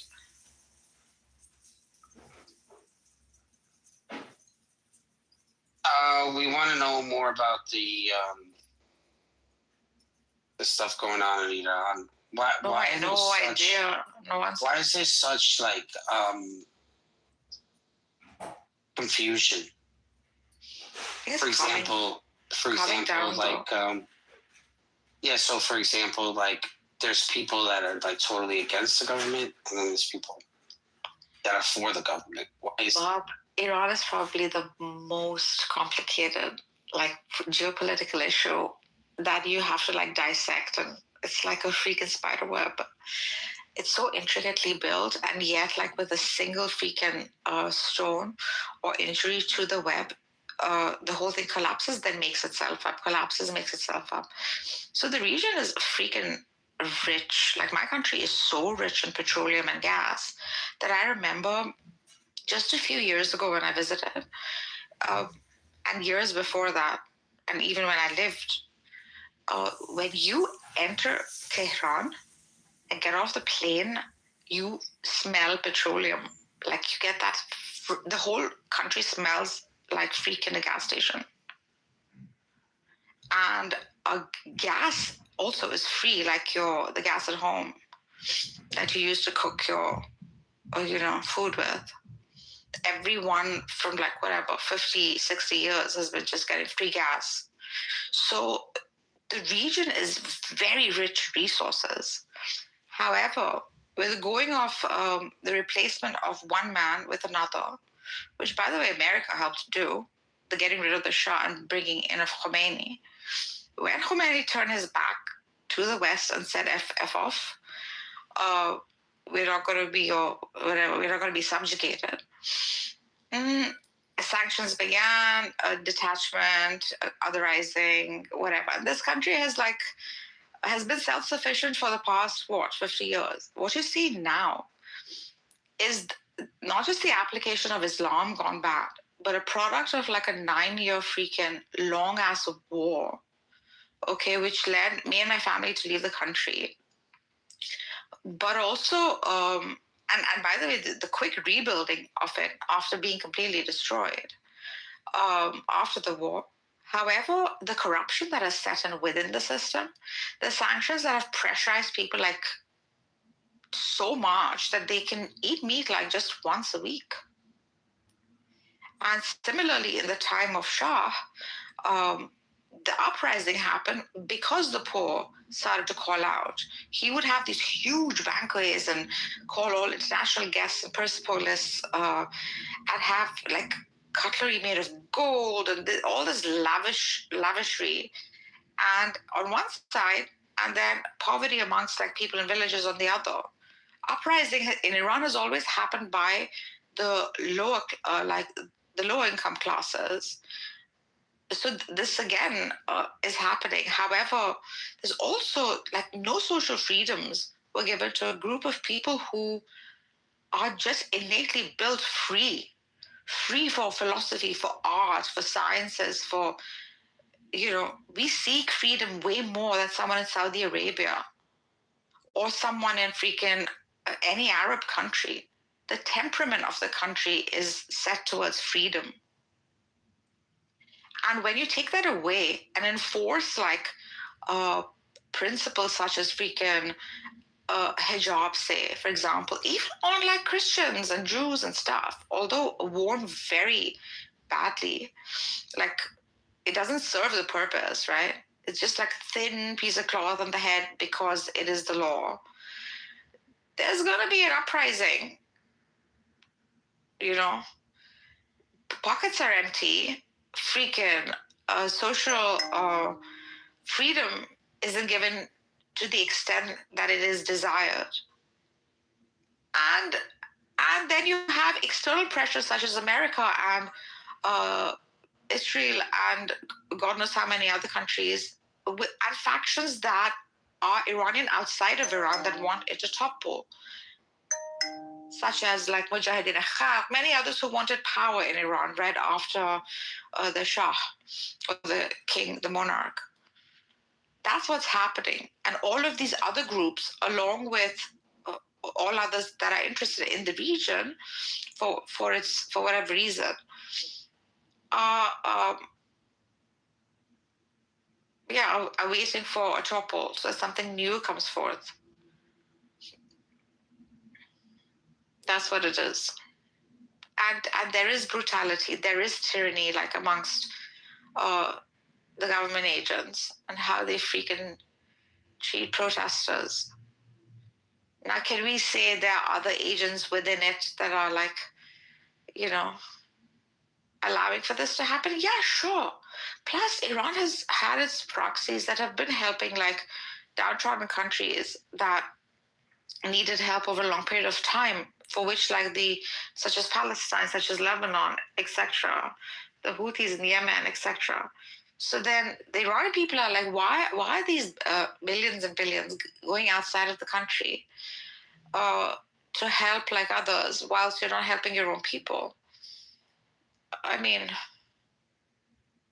10 years, 20 years, it's fine, but over like 40, 50 years when you're doing the same thing, people are going to have an uprising, right? And the other fucking shitty thing they do is to cut off the internet. Whilst like the diaspora is shitting bricks, thinking like, where's my mother? Where's my freaking aunt, my grandmother? You know, they could have just been, whatever, shopping outside and gotten hit, God forbid. So there's a lot of anxiety too that happens during these times. Yeah, it seems kind of stressful, man. Yeah. I don't even know where to begin. And I believe Hashemi was telling me yesterday, one of my Iranian friends, he's like, fuck, man, they're like turning off the lights, okay? And they're shooting in darkness. Bah, think about it. Like, at least when you have the freaking street lights on, you know that you can duck somewhere. Or that, you know, you've tried hard for your survival. Fuck, you don't know when that bullet's gonna come get your head. Yeah. Do you realize the free fear? Well, yeah. Yeah, I mean, if they allow it. It's just fascism, that's all it is. In the name of religion. You don't think they're gonna run out of money? Are you kidding me? These guys are built of millions, billions. So Yeah, all of Rafsanjani economy. But they could. The U.S. government could give sanctions where they'll eat up their reserves in there. Of course, the poor are going to run out. The poor are going to run out, not the government agents. No, fuck no. So because of the corruption, this has happened. Even though there were sanctions, somehow the Iranians had learned how to make every freaking thing within Iran. So self-sustaining powers are just huge within the Persian race because of like prior invasions and the large scale of the empire and stuff. So it's a very self-sufficient sort of system, and people very productive and highly skilled and ambitious. Russia has the same thing shit too. Right. Russia has that same attitude, yeah. Because what do you do in times of like... What else can you do? Yeah. So then the rich became richer, and the gap between the extreme rich and the extreme poor is just increased. The ones who are going to suffer are going to be the just the poor people in the villages and stuff. And then with the advent of the internet, like every Iranian kid, a Gen Z kid is like watching the world progress, right? He too wants to like do the same. And then when he's making product, he's inventing, etc., but he can't freaking sell it because the US doesn't allow for any other country that it freaking allies with to interact with them. It's a sick form of bullying too. Yeah. They're so good at it. US is so good at it too. Yeah, just destructive. We are so destructive as a force. We are not good with nation building, but we're great with nation destruction. Well, this is why I try to tell you, man. That book that they follow is the main problem. Because it's designed for the people to fail. I mean, look at it. That's what I'm trying to tell you, man. The more and more I do research on this stuff, and I'm not trying to say it's like, because he's fake or he's a fake cop, but I'm trying to shit on them. They have not had a preservation sort of culture in a long time. They don't have a preservation culture like the West, and because they got invaded, all of Europe, and with this book, they made sure it's never going to happen again.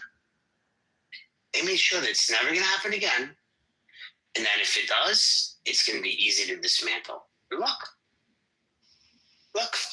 I also heard yesterday that a lot of like Canadian Persians are converting to like Christianity, etc., which would be like a natural transition from Shia Islam to Christianity. They're basically extremely similar, like in worldview, in mannerism, etc., right?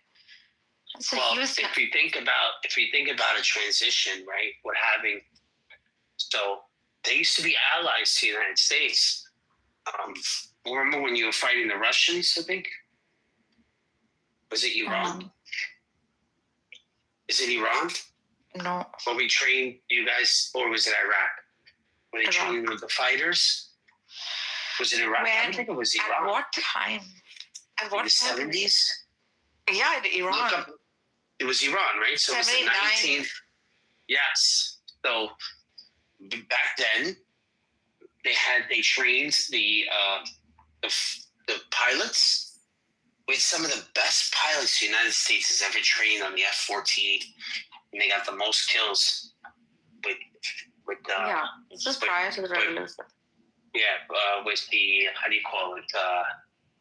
with that specific plane, the F-14. I mean, they kicked ass, man. They learned quick. These men. There was only one guy. There was one guy that took out, I think it was like 12. That was a lot back then. Dude he was like the real Top Gun. Like there, you can look it up. He's like the Iranian gun sort of guy. And the U.S. had a really good relationship, but then something went south.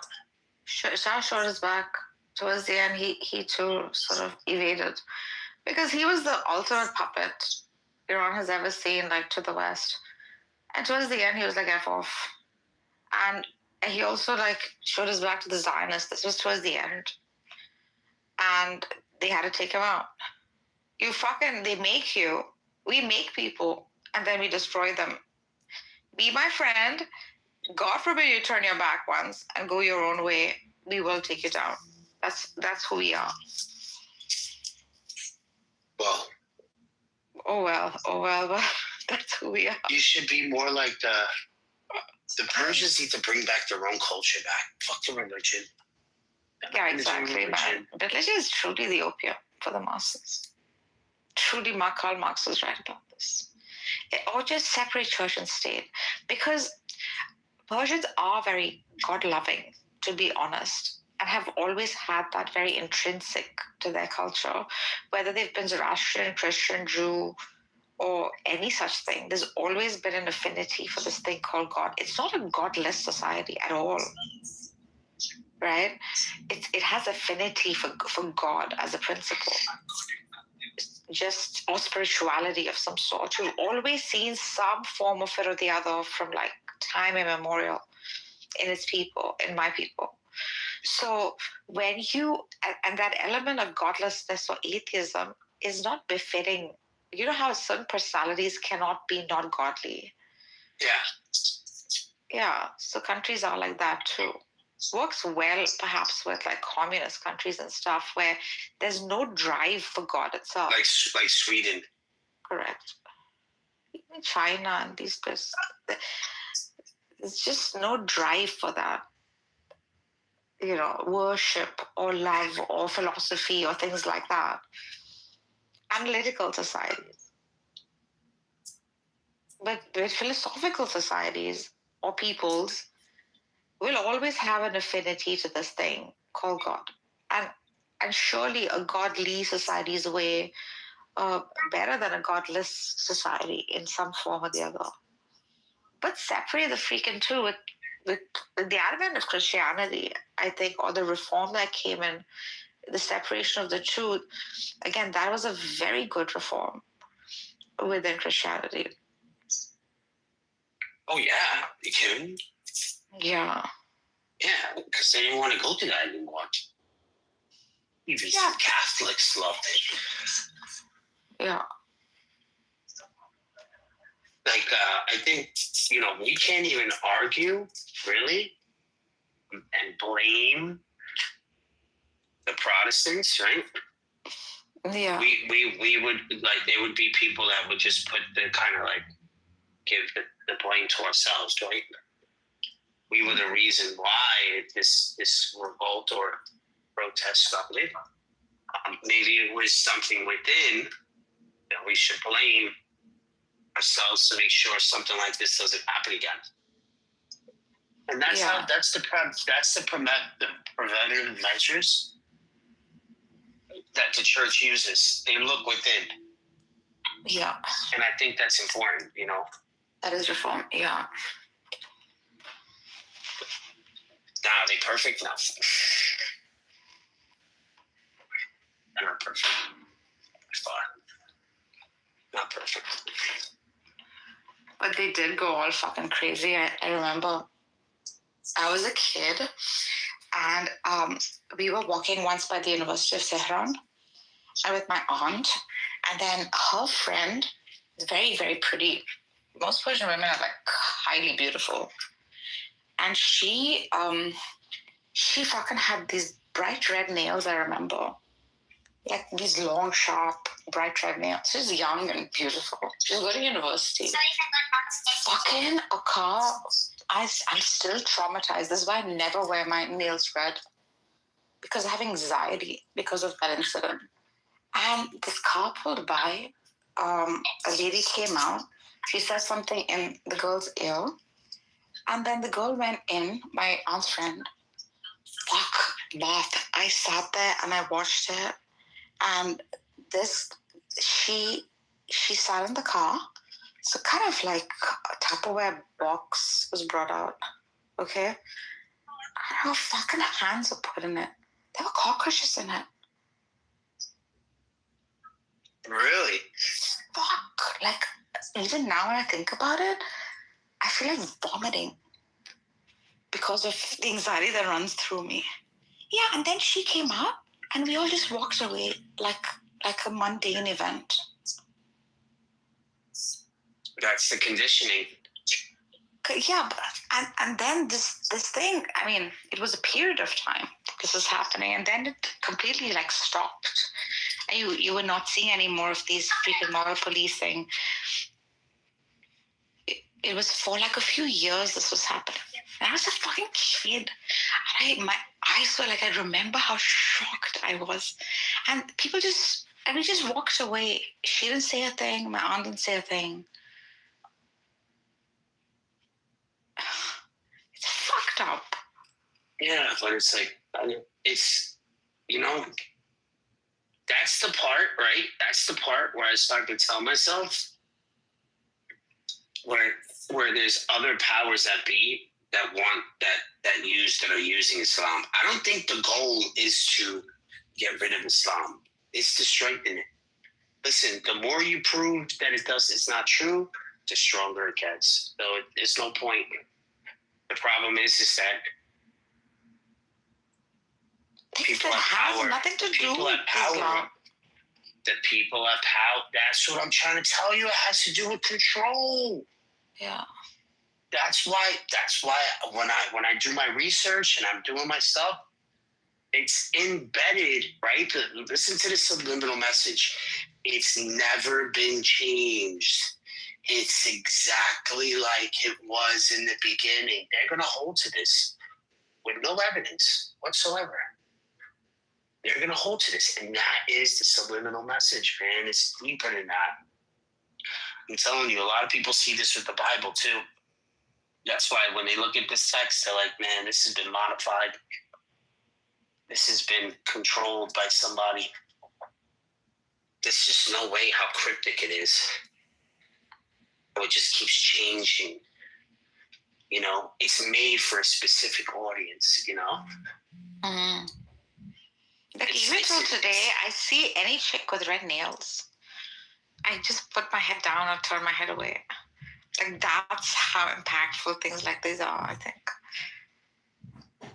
It is control, obviously. Christianity has its they have Christianity has people controlled. Look at the US. Mm-hmm. Look at the US. Everyone pays their taxes. Everyone minds their business. It's a consumer reality. You know? It's not a real Christian state. America I don't think it can qualify as like a real Christian state. What were Christian states, like godly states, were probably during the Victorian period. And then for a few years that followed it, European societies, 18th, 19th century and prior, like these actually enforced and enacted and lived that way. Now, were there freaking mass killings, massacres because of differences in thought within Christianity? Hell yeah. Yeah, but I don't think Christians were killing as much as the Islam people. Yeah, definitely. But they were concentrated killings for a short period of time in history, but large numbers, and then it died out because I think Christianity soon realized that, at least the papacy realized this is not the way. The numbers would dwindle, and just, you know, this is not the way of the Lord. But it's the way of Islam. Yeah, Islam does it. The weird part, right? You can't get rid of Islam anymore, man. You gotta stay. So Saudi, you just have to kick it out of your state. You just have to kick it out of your state. Or you have to separate it. Yeah, or separate it from freaking state. Like, have the church on its own and people functioning how the heck they want. Because if you see like societies like Turkey and these places that I've been to, Dubai and North Saudi, They want nothing to do with Islam. They've separated Been to Dubai? completely. yeah. I lived 1 year in Dubai. How's that? We didn't like it. It's something that it's just hedonism. That's all it is. It's Vegas. It's what? Oh, wow. But just more sophisticated and fine, very fine.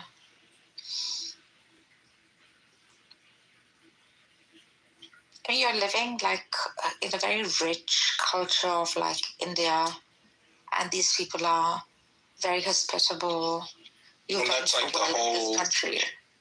And that's the whole area because it's small, right? It's not really that It's big. tiny. It's like Jersey. Yeah, it's Qatar, and yes, it's basically a Jersey. But the advantage is smaller. For example, no freaking anxiety of theft. Yeah. I remember once we got our washing machine from the mall, left it outside the store, came back in the morning and picked it up. Just we left it in the mall somewhere. Yeah, because no one touches your shit. Like, you can leave your doors freaking open. You think we'll come back that's to the like month and mainly- no one would have touched it. You think that's mainly due to like punishment? There's just a lot more punishment, gets more Yeah, if you're gonna have you for richer people in that area. Mostly people are rich there, but the workers there too would never do such a thing. They don't discriminate. The law is the law. Yeah. I think they paralyzed a finger. No, I'm sure the law definitely helps.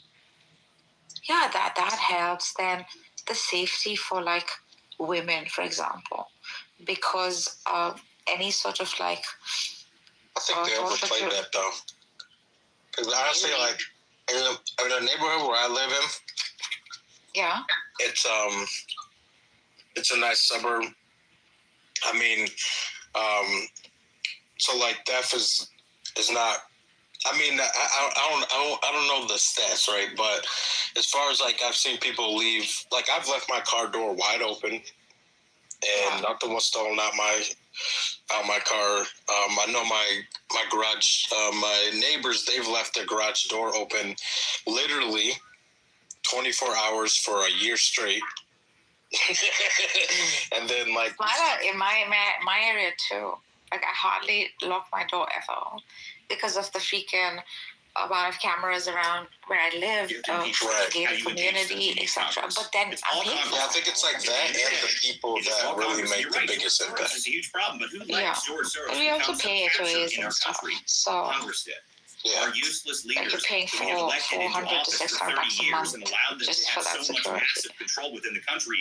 Nothing is free. Congress delegated Yeah. authority out so much. Right. They essentially made the executive branch the most important branch in the country. Like- instead of No, being that's the very branch, interesting. And they also captured all Even the other in sections of Iran, it because they like just to let them walk do at whatever they like want. 2 in the morning on the streets is not a problem at all. I can just get up as a woman, start walking from Tehran, go to Isfahan, Yep. and no one will come close to you. Similarly in other Muslim Exactly, countries, and there's because one it's thing that's really bothering stoning me, or right? whatever, I'm going to bring this lashes up or gently, death, okay? I But I feel like much like or rape people, or any sort of injury to a woman. and it's really bothering me. And See, I feel don't- free to I don't like think- shoot me down and tell me I'm wrong because I would love to be wrong on this. But other than ICE being involved, right, and them having the target of ICE, other than them having the target of like what was happening with George Floyd, or the other times that Minnesota has literally been on fire by its own citizens and protesters, okay? Everybody's acting like, oh my God, have you seen what is going on in Minnesota? Oh my God, this is terrible. This is the worst thing that's ever happened.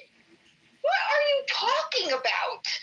Right? Like, I understand it's bad. I understand they're rioting.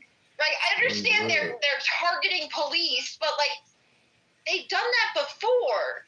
Right? Do you remember when they were looting entire buildings and literally torching them? Torching entire cities in Minnesota?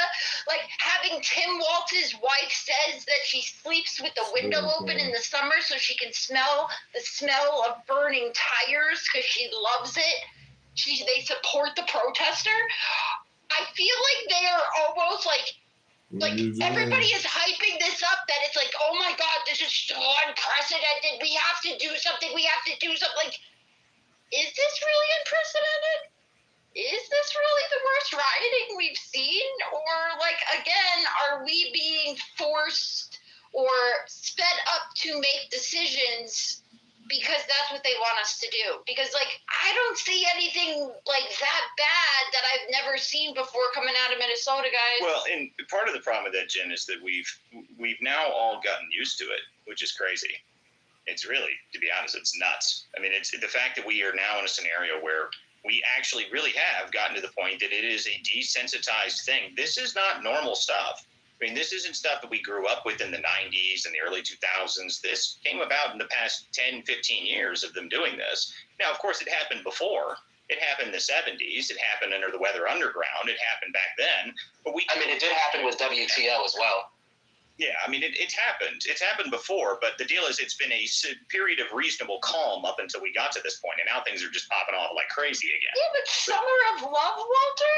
No, I know. There was multiple riots happening, right? No, I agree with you there. I mean, my point is that it's not necessarily that. It's that we've gotten desensitized to the point that this stuff shouldn't happen in the first place. It is happening, and it's been happening, and we're all used to it now, but it shouldn't be happening is what the point is. If they wanted to stop it, they could. Point of order, moderator, point of order. This is all funded by NGOs and USAID and Soros. And if we had the willpower, we could shut it down within weeks by doing mass arrests and ending this fucking nonsense. Okay, that we've established that. But what I'm saying is I feel like we are being like hyped up to like be forced into making quick decisions. And when you make quick decisions, you make bad decisions. Right? Like, what is happening in Minnesota that we haven't seen in the past 10 to 15 years that we should all be like, oh my God, this is so bad? Like, what is the quick decision you're afraid of? The idea is that she's on the same page that I'm at, which is that the Insurrection Act, this is what the Democrats want. Okay, they want the Insurrection Act, and they're just going to play into their narrative, and that's what they're hoping that we get, the Insurrection Act. They're desperate for it. They're obviously pushing for it. What I've been telling people, really, here's what they really want, guys. What they want, more than anything, and this is cynical, but this is true, they want a Kent State moment. That's what they're aiming for. They want federal law enforcement to shoot protesters in the streets, so that way they can absolutely shred the country up saying, look what's happening. That's what they want. They are desperate for it. They are absolutely desperate for it because that's the number one narrative that they've been trying to push. That's why they push it so far. In every single area, they attack ICE so often, so much. And the deal is that now, because ICE has a ton of funding, they actually have the ability to end the training to be able to deal with it pretty effectively without having to go to super violent. But the deal is, Walter, remember, you're right on. You're right on, Walter. You're right on because Kent State, remember, it was a woman who was shot. Yeah, well, the deal is, and why would we give them? What have we witnessed in the past couple weeks that we really should be all up in arms, being like, oh my God, we have to stop this. Like, y'all let your cities burn for almost an entire year when everybody was supposed to be inside because, oh my God, COVID, right? So, like, what is happening here? Because, like, I get it's bad, and the only injection is the ICE officers, but they were targeting police. They were taking over entire police stations before. They had Chaz. They had this. Like, what is so really bad happening that we should be? Oh my God, President Trump, get the Insurrection Act. Like, what? Well, the deal is that they're hoping that he goes as far as it needs. I think part of the problem is that in 2020, you probably should have used the Insurrection Act to put down some of these the ridiculous unrest, and it should have been used, but it wasn't. And the deal is maybe they're hoping that Trump's going to have the ability to do it this time. I don't know. The end of the day, I'm not sure that the action of the Insurrection Act is the best choice. I just know that at some point we have to do something. And the problem, again, I have is that at the end of the day, the DOJ is where we should be seeing some more major action, and they're just not doing it. Okay, I got to get to some hands here. Go ahead, Tom. You've had your hand up for a minute. What's up, buddy? Hey, good to see you. I'm glad you spoke about Congress and the need to reform it. And things aren't all bad news. We are about to retire Senator John Cornyn, who's been there forever and ever. And we're going to replace him with somebody that's much more to our appetite. A man named Ken Paxton is going to be the senator from Texas that everybody really appreciates. He is currently the Attorney General, but I'm happy that we're going to make progress there. We're also going to make progress in the House of Representatives here in Texas. We're going to send Dan Crenshaw packing. And whether you think Wesley Hunt's a good guy or not, he missed a lot of votes, especially this past year. I mean, a ton of votes. And, he may be campaigning with President Trump and all these great things, but last time I checked, if I was going to go be a member of Congress, I would actually want to be there to exercise my authority as a congressman, represent my people, and actually show up to vote. So we're going to be replacing him, too, with somebody that's way better. Are good things that are happening. I know personally around me here in Texas there are. I wish that was the case everywhere else, and we could get things like the SAVE Act passed, and we didn't have to worry about people like Senator Katie Britt from Alabama. I don't know why we should have to worry about anything from anyone in Alabama ever when we have control of the White House. But we have a Congress, and that's just a shining example. A lot of people say that people perhaps like Britt or other people that are not choosing to vote yes on the SAVE Act, which is, abomination. But these people, they must be choosing to not support it because they have families that are tied up in it somehow. It's some NGO or tied up at some organization or somewhere. Somebody in their organization is on the payroll. These very strange situations where you have Republicans that should definitely be voting for things that aren't, and it's repeatedly, and it always turns out to be some money connection, unfortunately. And you find out these people, they ran as some MAGA candidate, but they're just as bad as Mitch McConnell, or they're just as bad as John Thune. And you're just wondering, what are they doing there? Or Tom Tillis, he's another terrible one. And the only thing I can think of to solve this problem with the NRSC spending tens of millions of dollars on people like John Cornyn, which they did. They just did. Tens of millions of dollars trying to prop up somebody that they knew was going to get blown out of the water, right? That's what makes these Senate races so damn expensive. And I'm glad we don't have to deal with them, but I'm looking forward to taking care of people like Lisa Murkowski. Even if we have to rearrange the way things are done in Alaska, we will have Texas Senate seats taken care of for now. And we can go point our firepower, which means our people, our volunteers, and our money toward places where we need to be pointing them amongst the worst. And maybe we can get the House of Representatives cleaned up, and maybe, just maybe, we can get some of these Democrats that masquerade as Republicans and, basically effectively hold Republicans away from having any kind of conservative senator whatsoever in places like Maine and Alaska. I know that people are just like, oh, Tom, that's a lost cause. I think we need to change our mindset on that. And I don't care if we have to relocate companies to Maine and Alaska and start moving people around. Things have to change. This is unacceptable. These people are not acting like America First Republicans. They're voting like Democrats. And I don't want to deal with this anymore. Not in the U.S. Senate. I'm tired of it. Our country is not going to be a country anymore if we keep going down this road. So thank you for focusing on the Congress in our upcoming primaries. Primary Election Day, Super Tuesday, March 3rd here in Texas and in many other states across the country. Figure out who's running in your district and who's running in your state. You can help out. And if you need any questions answered from me, I'd be happy to help you out. Thanks. Thanks, Tom. And you're absolutely right. I mean, we got to get these people out. And I am happy that your primary candidate that you're going to have to run against in Texas looks like it's going to be Jasmine Crockett, who was just out there. She was campaigning with the drag queen. So I'm sure that's going to do really well in Texas. Good job, Jasmine. I'm proud of you. That guy was beautiful. Make sure you bring him to all of your rallies from here forward. I expect him to be your key spokesperson. I really need that guy out there regularly. That's going to do really well in Texas. I couldn't be more amazed at how well that campaign's going. Okay, go ahead, No Quarter. Good to see you all, or good to hear you anyway. It's been a minute. Good stuff. Yeah, got going here. Both of you, Jen and Walt, just wanted to touch on what you were saying. Jen is right, absolutely right, in the fact that it's been worse.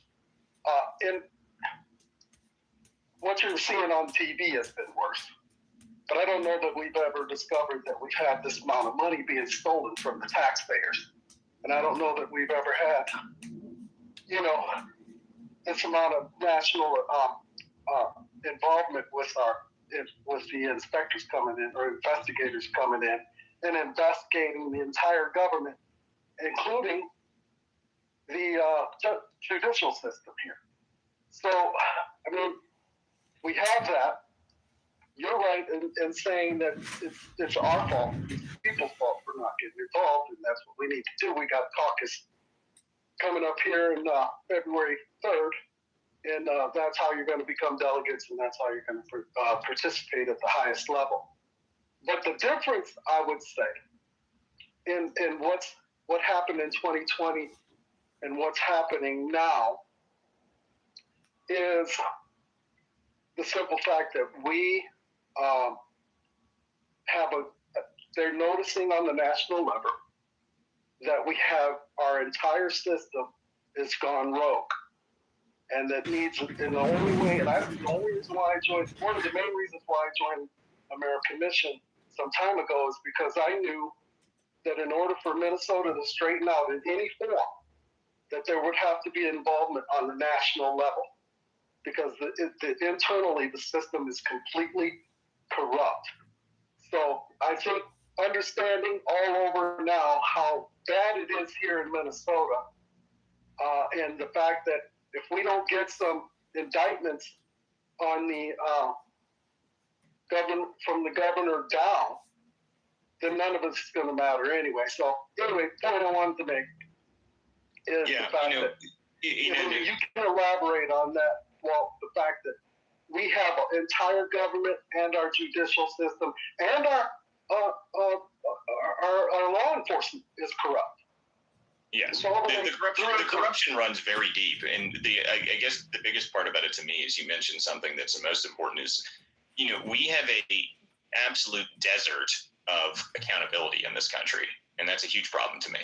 We don't have accountability for the lawlessness. We don't have accountability for the complete disrespect that has happened to the judicial system, to the Americans' constitutional rights. All of these things are huge problems to me, and they're actually the most important problems, really. But we have no accountability for the lawless actions of rogue administrations and rogue bureaucrats and federal agencies with three letters. It's gone on for far too long. So a couple hours ago, the House Judiciary Committee said that they're going to be holding Hillary and Bill in contempt this Wednesday. Yeah, I know. I'm sure they're shaking in their multi-million-dollar house. I'm sure they're terrified. The deal is that unless something happens, the problem is you have to have a DOJ that is willing to move on that. Okay, so they can do all of the contempt and everything they want. They can hold as many hearings as they want. They can do all this stuff, but all they do at the end of the day is they refer to the DOJ. That's all that happens. So if the DOJ is going to actually move and actually do something and arrest them, if we see Hillary Clinton in handcuffs and Bill Clinton in handcuffs for contempt of Congress, then I will be, then I'll say something might actually be happening. But right now we're on the something probably won't happen part of the meter. Nothing ever happens. What's the meter at? It's like nothing ever happens. Something might happen. Something is probably going to happen. That's the meter. So we're on something that nothing ever happens is where we're at still on the meter. I'm not going to hold my breath to see Hillary Clinton in handcuffs. As much as I would enjoy it, I doubt it. Has anybody checked to see if they're still in the country? Yeah, that's a good question. I know that it was pretty funny when the country of origin stuff came out. You know where, what's his name, Alex Soros was listed? Niger. You know where Niger is? And Niger happens to be one of the few countries we have in the world that does not have an extradition treaty with the United States of America. Yeah, she's there with Chelsea Clinton or something, to be honest with you. I saw that. But, Jen, the one thing I didn't want to say is we don't have to check if these people are out of the country. It's a former, Secretary of State, and it's also a former president, right? So Secret Service is literally with them. We know exactly where they are at all times. It's not like we don't. That's the thing. When they're getting held in contempt of court, it's not us saying, oh, we don't know where they are, we can't believe it. No, all Trump has to do is when he pick up the phone and say, where's Bill? And they're going to say, oh, I'm with them right now at the ranch. What do you need from him? Really at? Someone on the line. Jordan, what I'm saying is the one thing the Clintons really don't want is to be in handcuffs, because at that moment, discovery takes over and it gets real interesting, right? So if the Congress is ballsy enough to say, yeah, we're going to hold you in contempt and send it to the DOJ, at that moment right now, I mean, maybe if they control Pam Bondi, but you have Donald Trump in the office, right? Like, do you not, like, I would be a little more scared of a Trump held in contempt than, like, any other president. Well, and then the other thing you got to think about in the long calculus of this is the Democrats might just throw the Clintons under the bus because they don't care anymore. So, you've got the option. Exactly. They might throw the Clintons under the bus, but here's the problem with that is if they go forward with it, you arrest the Clintons for contempt of Congress, and then you do all that, and then the left gets back in charge. They will arrest all of us, just so you're aware. Well, remember... Don't do that without the Clintons. Well, hold on a second. Remember a couple of months ago, Hillary Clinton, didn't she come out and say that if you take me down, I'm taking everybody with me? Oh, God, yeah, I remember that. That was beautiful. Yep. That was beautiful. Yeah, I hope that happens. We'll see. I mean, the body count around the Clintons is very astronomical, so everyone needs to be a little bit aware of that. So I assume that, that should be pretty interesting when that happens, if it happens. What were you saying, No Quarter? I was just going to give up this mic and just say thanks for letting me speak here. So, hey, it's good to hear from you, man. It's been a minute. I'm good to hear from you. Always want to hear from you. More than welcome to come back anytime. I don't know if you guys are aware, but those who don't know, the Political Theater is a weeknight show that runs on X every night, weeknights at 9 p.m. So you guys can always come in here. The show is on every day of the week, pretty much. Even if we're traveling, there's a live video version of it. You can always go to WCDispatch.com. And that's where the live video version of the show goes. We do the weekends editions where it's just audio, but there is a live video aspect of the show that is during the week.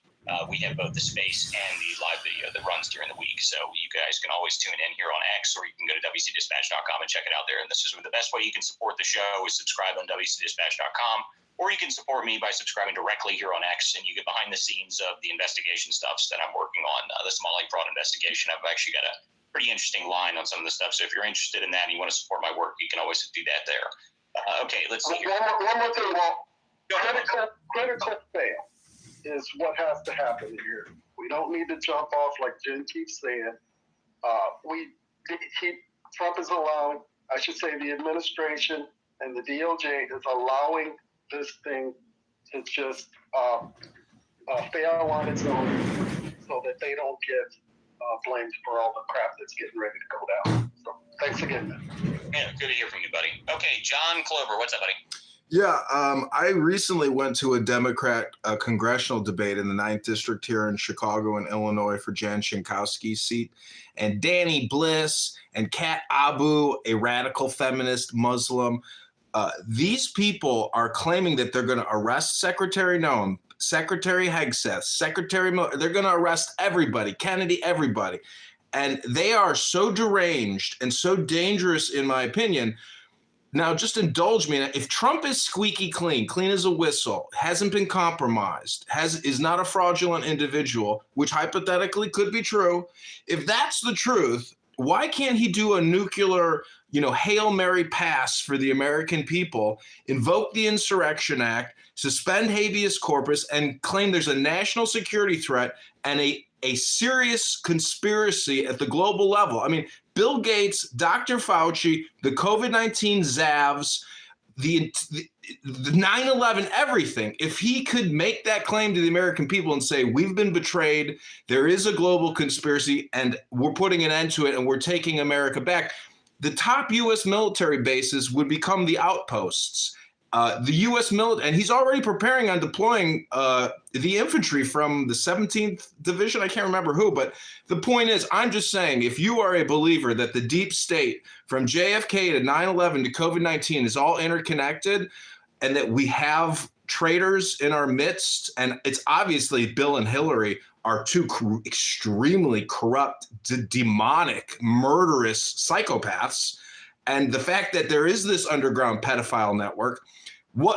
And again, I would only hypothetically propose this if Trump is squeaky clean. If he's been compromised, then this type of activity will never happen because he is covering it up. He's not trying to expose it. So let me just give you one piece counter to you here is the problem with what you're suggesting is you want the absolute radical reaction to actually fixing all the problems. So some sweeping major reform that's going to take out the entire government, and you think they're going to arrest all of these upper level echelon people.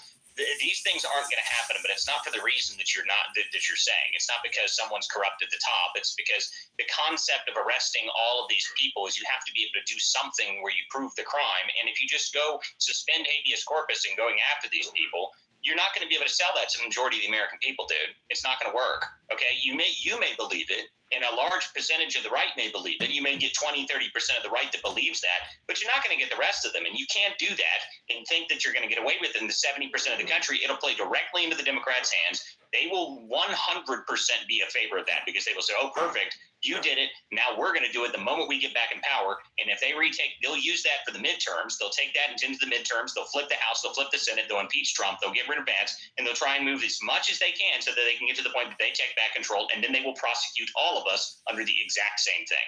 So that is a huge problem to do it like that. You have to be very careful about how this works. You can't just go ram through it and hope that this is going to work, because trying to sell the entire country on the concept that there was a criminal conspiracy that has destroyed the entire country, that they control everything and there's nothing we can do about it, is not going to work.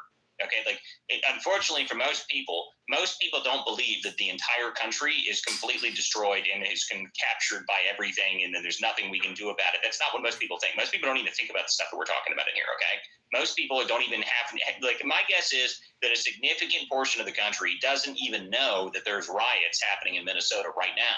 Okay. I mean, I guarantee you, this is how I do my baseline for this, okay? I've got a younger brother of mine who is a AI engineer in Silicon Valley, and I call him every now and then just to see, because he's one of these people that's so focused on his work that he doesn't watch the news. So I ask him, hey, have you heard about this? And 90% of the time, what are you talking about? I've got no clue what you're going on about. He'll grasp it if you explain it to him, but majority of the time, he's not paying any attention to it. He doesn't care. He's not working on it. He doesn't care. His life is fine, all that stuff. And that is a significant portion of the country. Well, Walter, I believe suspend habeas corpus and do all that, you better realize that a large percentage of people are then going to freak out. Walter, I agree with you. I think the status quo will remain, that 99.9% chance that the status quo will always persist. But if you look at history, if you look at Napoleon, there are freak radical occurrences of what you might call extreme movements of energy. And I don't think Trump is going to do it. I think that's kind of subconsciously how he got elected, but I don't think he will do it. I'm just merely presenting a hypothetical, but thanks for letting me present it. No, you're right on the idea, because the hypothetical reality is that in history shows us, you're absolutely right about this. History shows us that at some point, most republics go through a significant change, and the significant change is usually the collapse of the republic-style system, and then it moves into more of a authoritarian-style system run by a centralized area, which you could kind of argue has already really happened in this country. The executive branch somewhat does that already. But the reality is that at some point, it's very possible we could see Caesar rise again, and whether or not that happens or not, who knows? The interesting thing about the time period we're in currently is that within the next 50 years, we're going to get to find out. We're going to find out if an actual republic will manage to maintain itself as it goes through this kind of a turmoil, or if it's going to fall into one form of authoritarianism, or if it's going to change into a sort of an empire-style thing, if it's going to do all these things. That's all very possible. And I love when people say, oh, that can't happen, that could never happen. Well, People that believe that are the same people that believe that revolutions don't happen anymore. That's just not true. Okay, revolutions do happen. Okay, I mean, if you think that somehow we've managed to escape the pathway of history because we are somehow superior to the past, you're an idiot. Okay, the people in the past, the ancient stories of all these things happening, they happen over thousands of year periods. Okay, you know, the Rome didn't rise and fall in a single day, and the Roman Republic stood for several hundred years before it had this problem. Okay, so it's very possible that all this stuff could happen again. I mean, people in Rome, do you think the Roman Republic, at the peak of the Roman Republic, do you think any of those people that existed then, long before Caesar, before any of that, do you think that at any moment they believed that in the future it would all suddenly turn into a massive empire run by a single dude sitting on a throne? Of course they didn't. They thought the republic would stand for 1,000 years, and it didn't. And what happened was it became sort of a republic run by both the Senate and the emperor together, and it still sort of operated like that. But again, you also think about it the other way is that that the Roman Empire was more successful than the Roman Republic. So who knows? But the deal is this sort of stuff has happened throughout history many times. So anybody who believes it's not possible, you're 100% right. It is indeed possible. But the cool thing is we might find out, in the next 50 years, it's very possible that this sort of stuff could happen. If the country reaches a fever pitch, and here's the way that it could happen in my eyes. If the Congress refuses to do what the will of the people is, continues to refuse the will of the people, at some point that will break.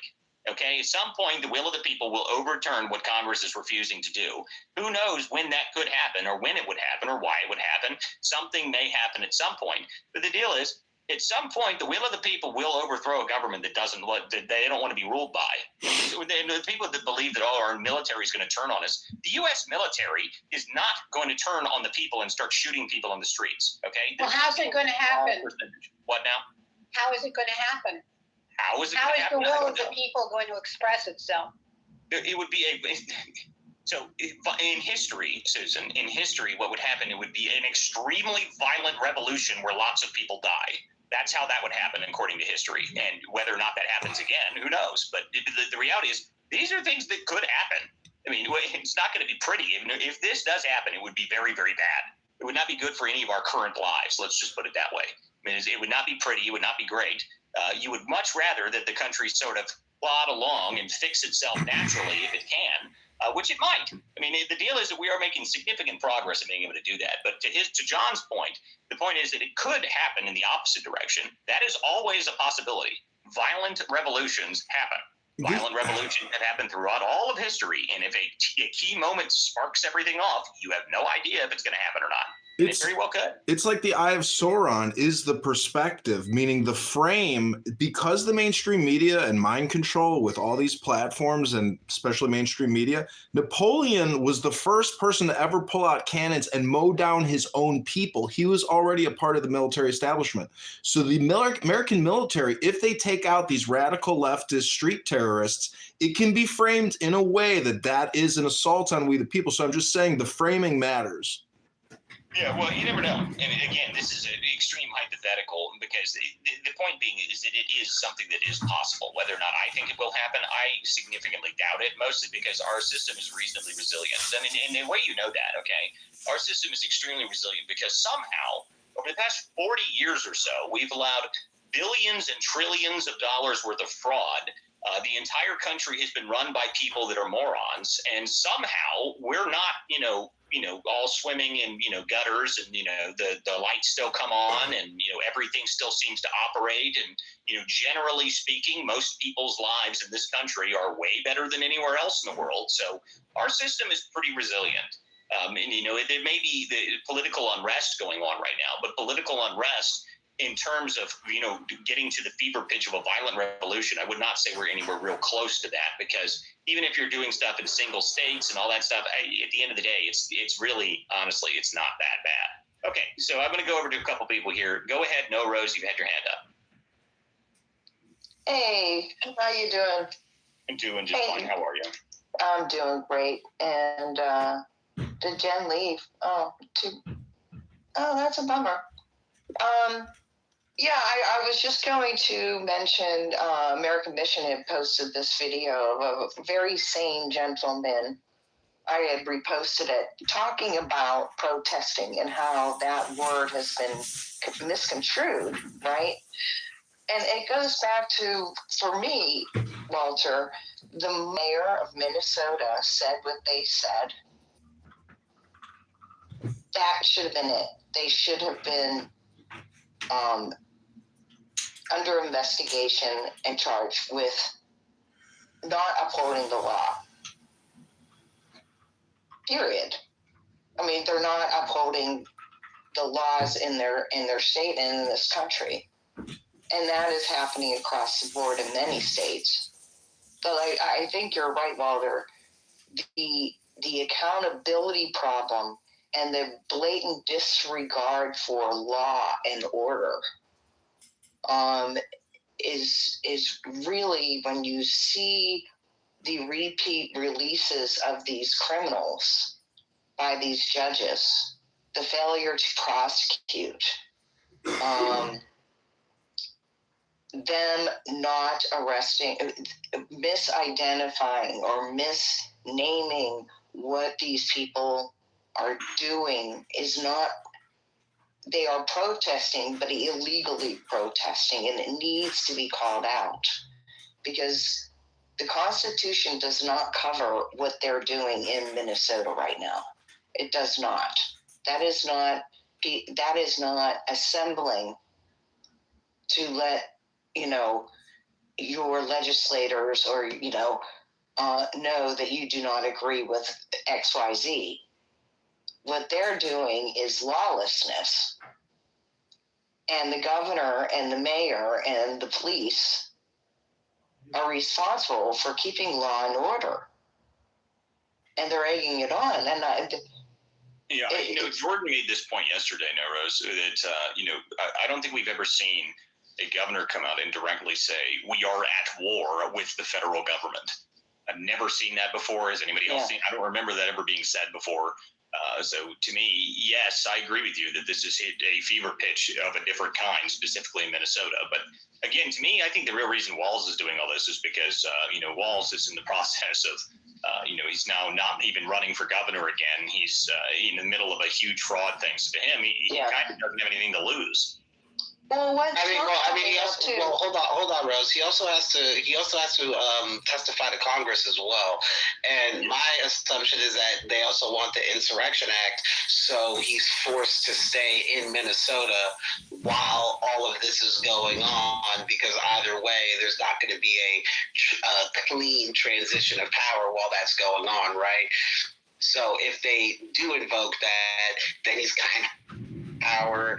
Oh, I don't have to show up for Congress. Look who stay type deal, right? Which is probably Trump won't do it, which is my assumption, right? I'm not saying that that's fact, but I would assume that if Trump calls in the Insurrection Act, let's say Monday, and Walz has to testify to Congress by Thursday, they're just gonna reschedule that. You know what I mean? Mm-hmm. He's not going to call the Insurrection Act because Walter and Jen are exactly right. That is the trap.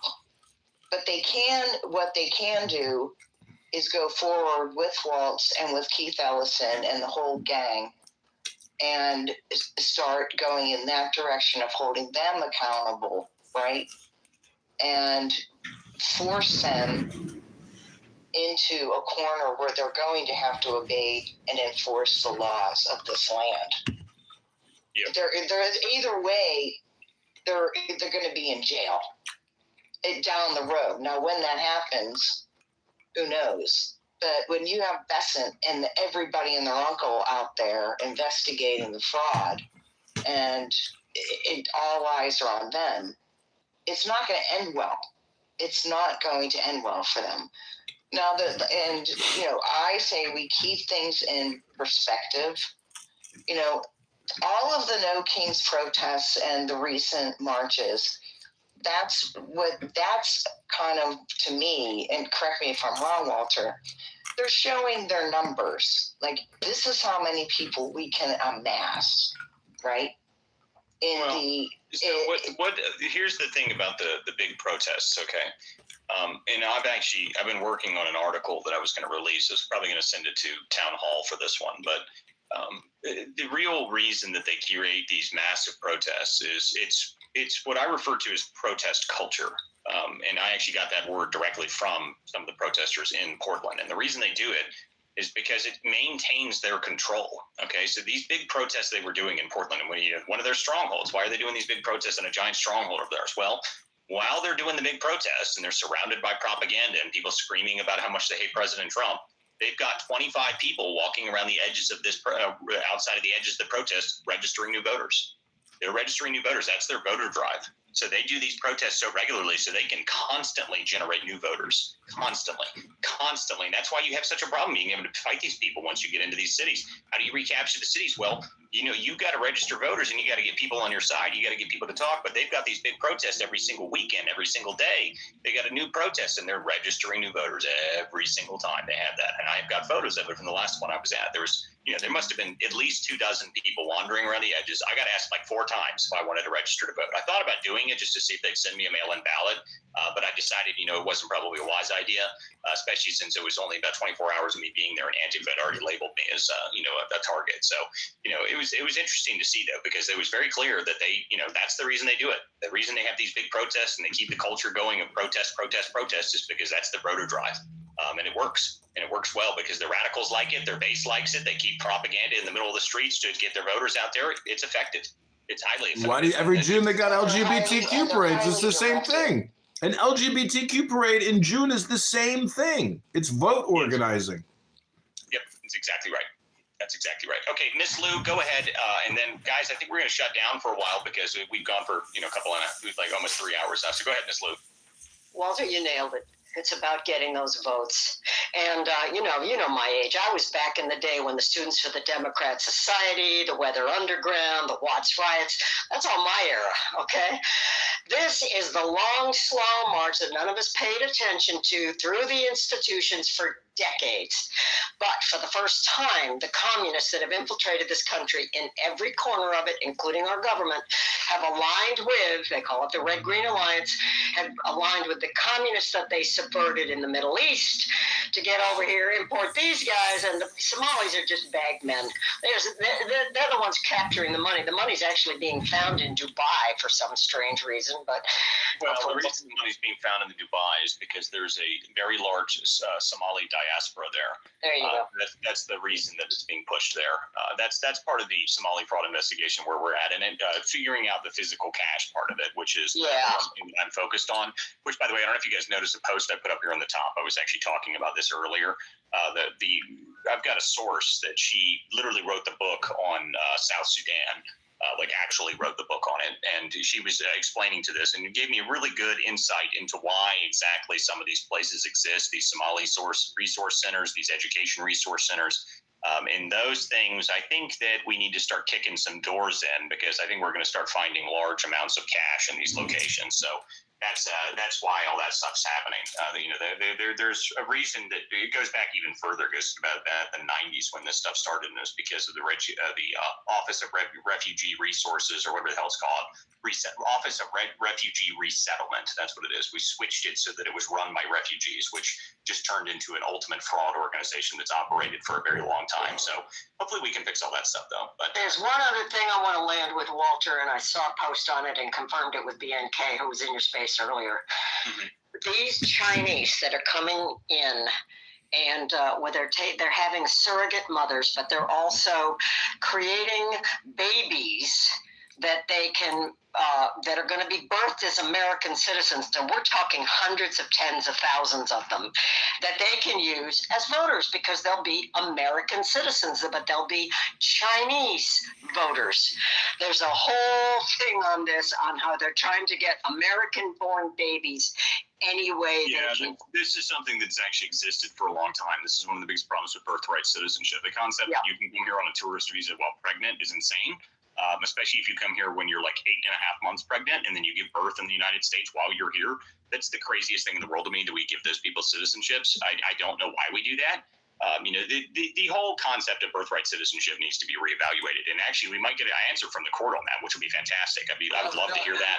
I would love for that actually to happen, because that's one of the biggest problems we have. The concept that you can just wander across the border drop a baby and then suddenly that kid's an American citizen and gets access to all Americans' rights, benefits, and everything else is insane and was never just. If you're a small company. Hi, I'm Patrick Finley. He's Jason Leisure. We're with the Chicago Sun-Times. Jason, I just realized I'm very comfortable. As far as I know, there are other witches who support the Bears, but I'm the only one that I Normal theater. We might have another late night show. I don't know. I'm thinking about popping one open here in a little bit after I go eat some dinner and relax for a little bit. But guys, make sure you guys follow all my people up here on the stage. I appreciate all the people who came up and actually chimed in. This was a good conversation. It was a good show this afternoon. Make sure you guys follow everyone up here on the stage. Subscribe to the content. Go to WCDispatch.com if you want to support this, and you can support me right here on X as well for subscriptions. All these people, I think Jack Tron and Jordan both have subscriptions available. So if you want to support our work, you want to support this show, that's the best way to do so. You can subscribe right here on X. This is a completely independently run group and an independently run show. So I appreciate everyone who comes here and chimes into the show. And we'll see you guys next time with the Political Theater. Thanks, guys.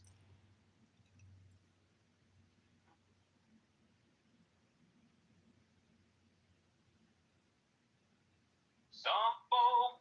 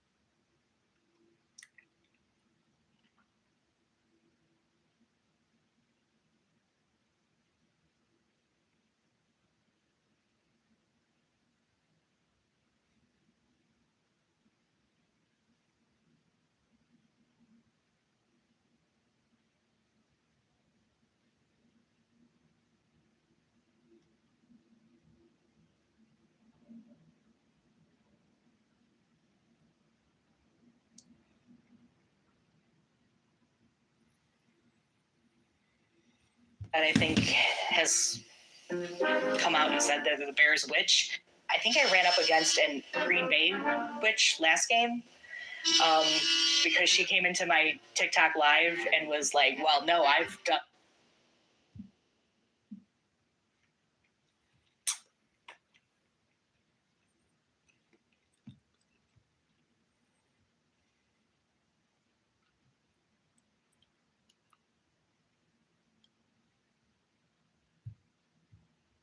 Right? Yeah, I'm putting John Kitover. John Kitover. Vote John Kitover! Bring John Kitover! Vote John Kitover! Bring John Kitover! We got you, John! Counts, right? Yeah, I'm putting John Kitover. John Kitover. Vote John Kitover! Bring John Kitover! Vote John Kitover! Bring John Kitover! We got you, John! Counts, right? Yeah, I'm putting John Kitover. John Kitover. Vote John Kitover! Bring John Kitover! Vote John Kitover! Bring John Kitover! We got you, John! Counts, right? Yeah, I'm putting John Kitover. John Kitover. Vote John Kitover! Bring John Kitover! Vote John Kitover! Bring John Kitover! We got you, John! Counts, right? Yeah, I'm putting John Kitover. John Kitover. Vote John Kitover! Bring John Kitover! Vote John Kitover! Bring John Kitover! We got you, John! Counts, right? Yeah, I'm putting John Kitover. John Kitover. Vote John Kitover! Bring John Kitover! Vote John Kitover! Bring John Kitover! We got you, John!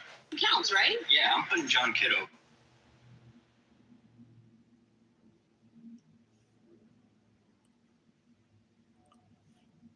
John Kitover. Vote John... January 6th. My...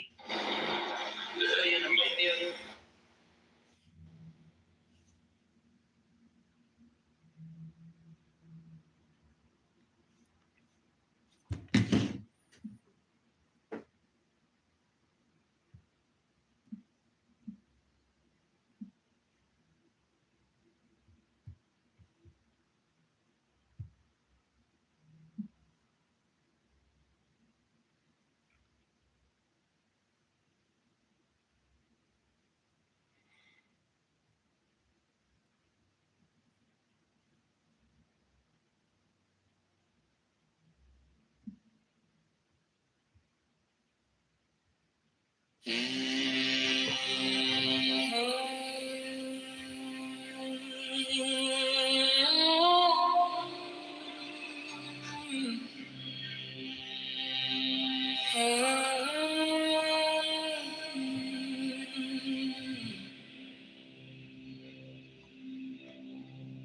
has the right to live by his own law,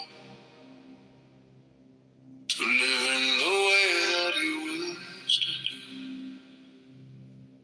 to work as he will, to play as he will, to rest as he will, to die when and how he will. Man has the right to eat what he will, to drink what he will, to dwell where he will, to move as he will on the face of the earth. Man has the right to think what he will, to speak what he will, to write what he will, to draw, paint, carve, etch and mold, build as he will, to dress as he will. Man has the right to love as he will, take your fill and will of love as he will, when, where, and with whom he will. Man has the right to kill those who would thwart these rights. The slave shall serve. Love is the law. Love under will. The law of the strong. This is our law and the joy of the world. Do what thou wilt shall be the whole of the law. Thou hast no right but to do thy will. Do that and no other shall say nay. Every man and every woman is a star. There is no God but man. The rights of man, Master Therian, free to put a rubbo, Alistair Crowley. Alistair Crowley, the master, Alistair Crowley. Man has the right to live by his own law, to live in the way that he wills to do, to work as he will, to play as he will, to rest as he will, to die when and how he will. Man has the right to eat what he will, to drink what he will, to dwell where he will, to move as he will on the face of the earth. Man has the right to think what he will, to speak what he will, to write what he will, to draw, paint, carve, etch and mold, build as he will, to dress as he will. Man has the right to love as he will, take your fill and will of love as he will, when, where, and with whom you will. Man has the right to kill those who thwart these rights. The slave shall serve. Love is the law. Love under the law of the strong. This is our law and the joy of the world. Do what thou wilt shall be the whole of the law. Thou hast no right but to do thy will. Is that Abby Ema? No other shall say. Nope. Every man and every woman is a star. There is no God but man. The rights of man, Master Therian, Freda Putter, Albo, Alistair Crowley. Alistair Crowley, the master, Alistair Crowley.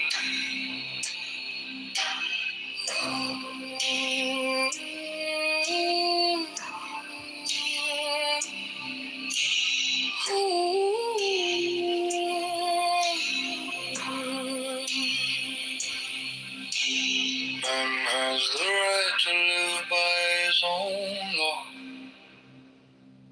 to live in the way that he wills to do, to work as he will, to play as he will, to rest as he will, to die when and how he will. Man has the right to eat what he will.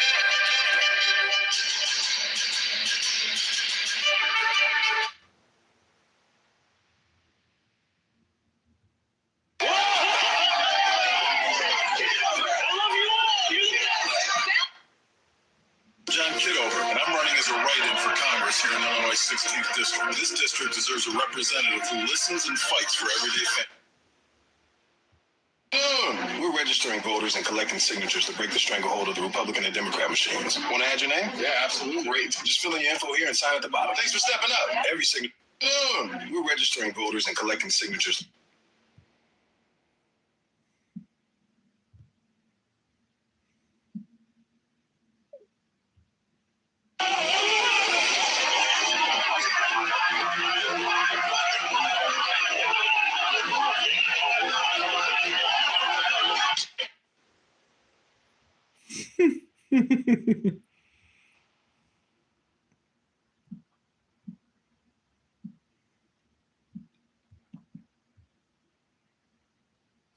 To dwell where he will, to move as he will on the face of the earth.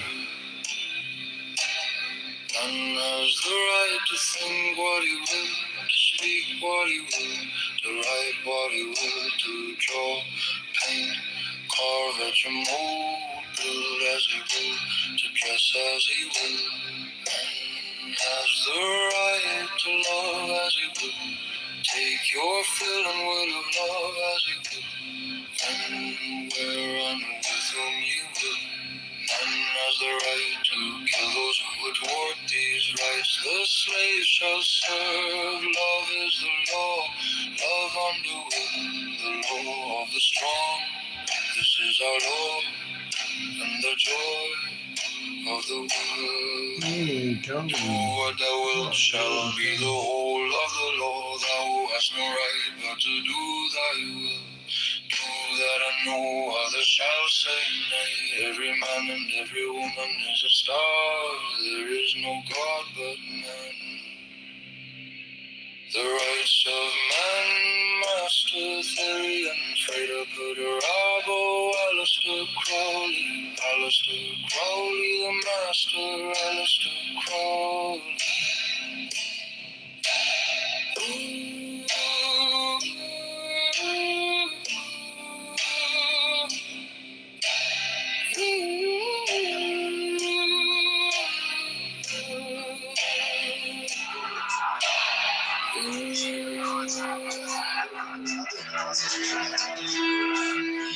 Carthage, though a commercial republic, was the aggressor.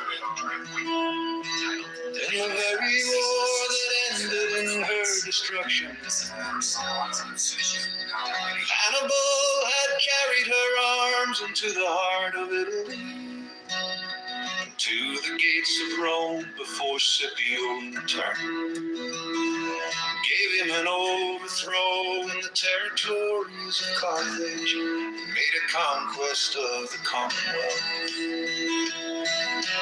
Venice in later times figured more than once in wars of ambition, till becoming an object to the other Italian states. Pope Julius too found means to accomplish that formidable lead, which gave a deadly blow to the power and pride of this haughty republic. The provinces of Holland, till they were overwhelmed in debts and taxes, took a leading and conspicuous part in the wars of Europe. They had furious contests with England for the dominion of the sea, and were among the most persevering and most implacable of the opponents of Louis XIV. In the government of Britain, the representatives of the people compose one branch of the national legislature.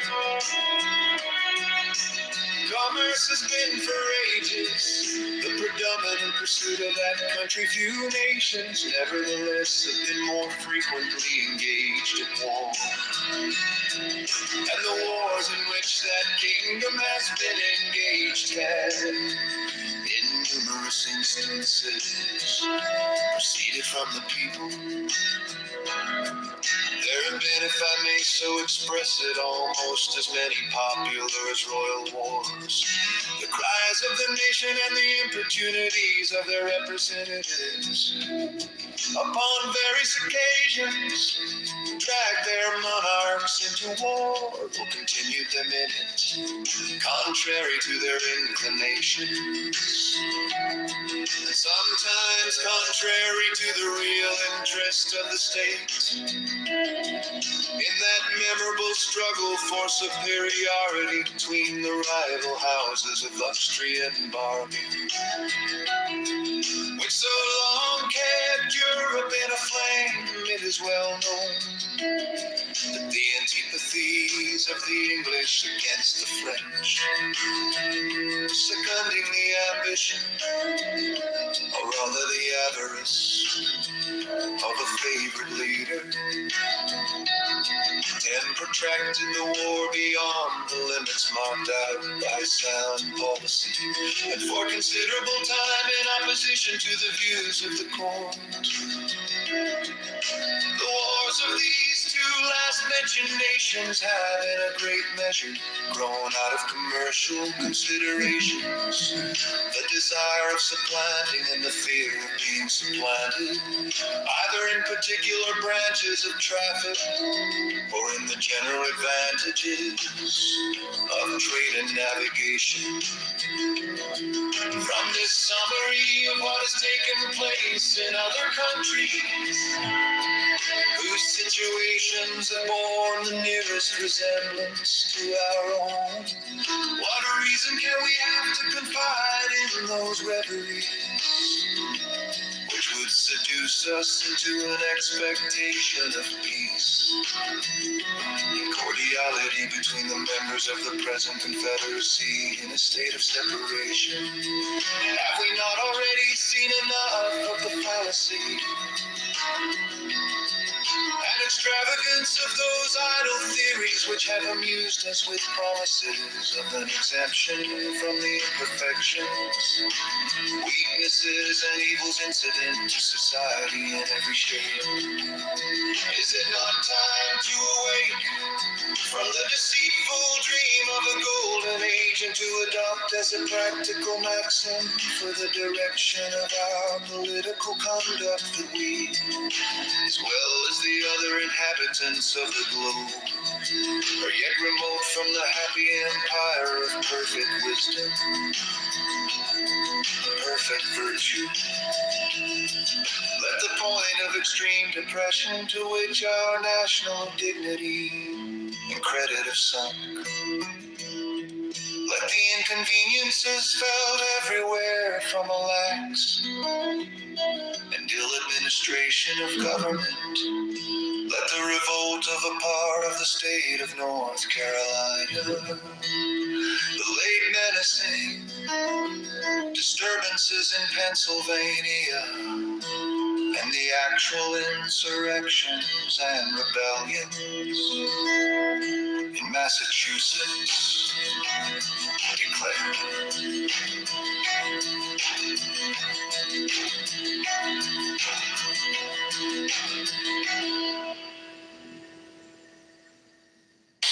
I need to be free of those telling me what to do in order to attain my real fulfillment.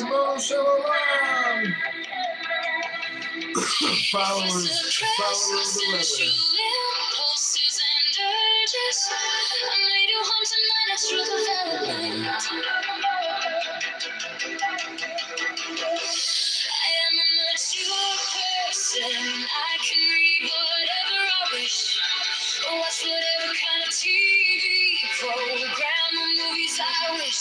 It doesn't affect me at all if I always say no to others in regard to sex or drugs or alcohol. I will never be accepted by others. I will never have any friends. I don't need confession.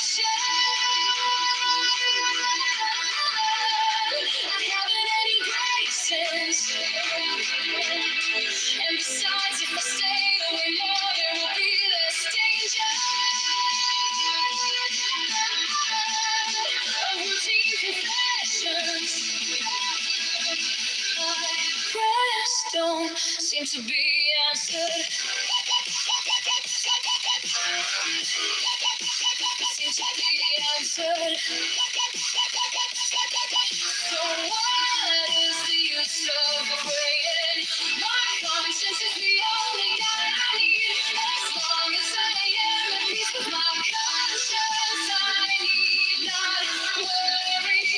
Even if some of my actions and decisions are not always with the teachings of the church and so on without end is the cleverness of the evil one in exploiting our weaknesses, our likes and dislikes. I need to be free of those telling me what to do in order to attain my real fulfillment. If I suppress my sensual impulses and urges, I may do harm to my natural development. I am a mature person. I can read whatever I wish, watch whatever kind of TV program or movies I wish. It doesn't affect me at all if I always say no to others in regard to sex or drugs or alcohol. I will never be accepted by others. I will never have any friends. I don't need confession. I haven't any graces. And besides, if I stay away more, there will be less danger. Of routine confessions. My prayers don't seem to be answered. Seem to be answered. So what is the use of praying? My conscience is the only guide I need. As long as I am at peace with my conscience, I need not worry.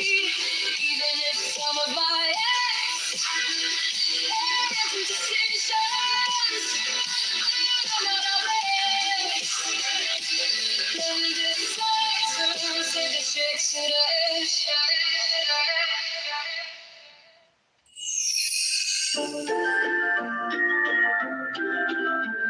Santa baby, oh my little Santa baby, Santa baby, oh my little Santa baby, Santa baby, oh my little Santa baby.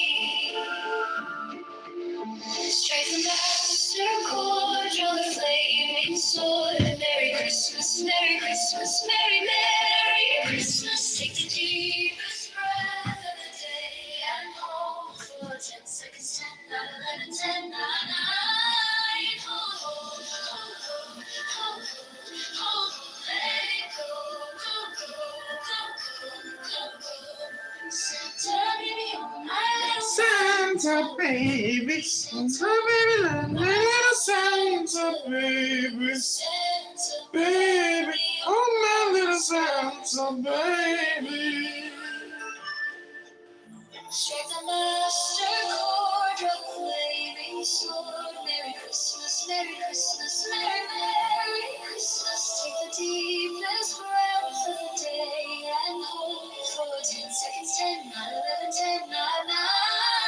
Hold, hold, hold, hold, hold, let it go, go, go, go, go, go. Santa baby, oh my little Santa baby, Santa baby, oh my little Santa baby, Santa baby, oh my little Santa baby. Strike the master chord, draw the flaming sword. Merry Christmas, Merry Christmas, Merry, Merry Christmas. Take the deepest breath of the day and hold for 10 seconds, 10, not 11, 10, 9. Hold, hold, hold, hold. Let it go, go, go, go, go, go.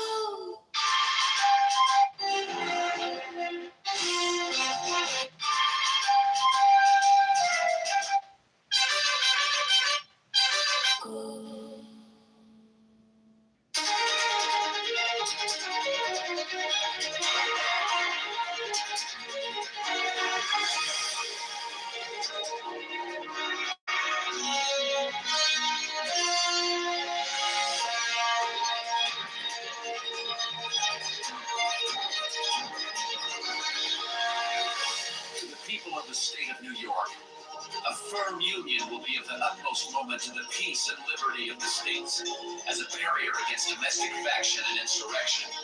It is impossible to read the history of the petty republics of Greece and Italy without feeling sensations of horror and disgust at the distractions with which they were continually agitated, and at the rapid succession of revolutions by which they were kept in a state of perpetual vibration between the extremes of tyranny and anarchy. If they exhibit occasional calms, these only serve as short-lived contrast to the furious storms that are to succeed. If now and then intervals of felicity open to view, we behold them with a mixture of regret arising from the reflection that the pleasing scenes before us are soon to be overwhelmed by the tempestuous waves of sedition and party rage. With momentary rays of glory break forth from the gloom while they dazzle us with a transient and fleeting brilliancy, they at the same time admonish us to lament that the vices of government should pervert the direction and tarnish the luster of those bright talents and exalted endowments for which the favored soils that produced them have been so justly celebrated. From the disorders that disfigure the annals of those republics, the advocates of despotism have drawn arguments, not only against the forms of republican government, but against the very principles of civil liberty. They have decried all free government as inconsistent with the order of society, and have indulged themselves in malicious exultation over its friends and partisans happily for mankind. Stupendous fabrics reared on the basis of liberty, which have flourished for ages, have, in a few glorious instances, refuted their gloomy sophisms, and, I trust,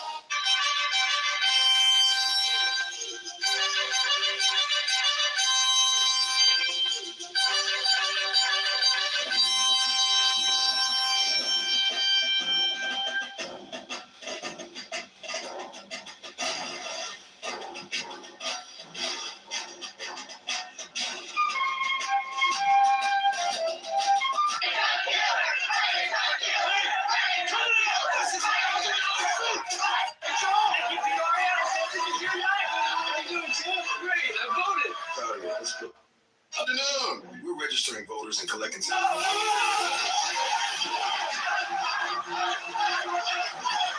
America will be the broad and solid foundation of other edifices, not less magnificent, which will be equally permanent monuments of their errors.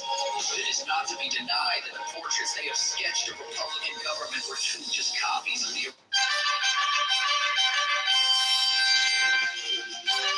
originals from which they were taken. If it had been found impractical to have devised models of a more perfect structure,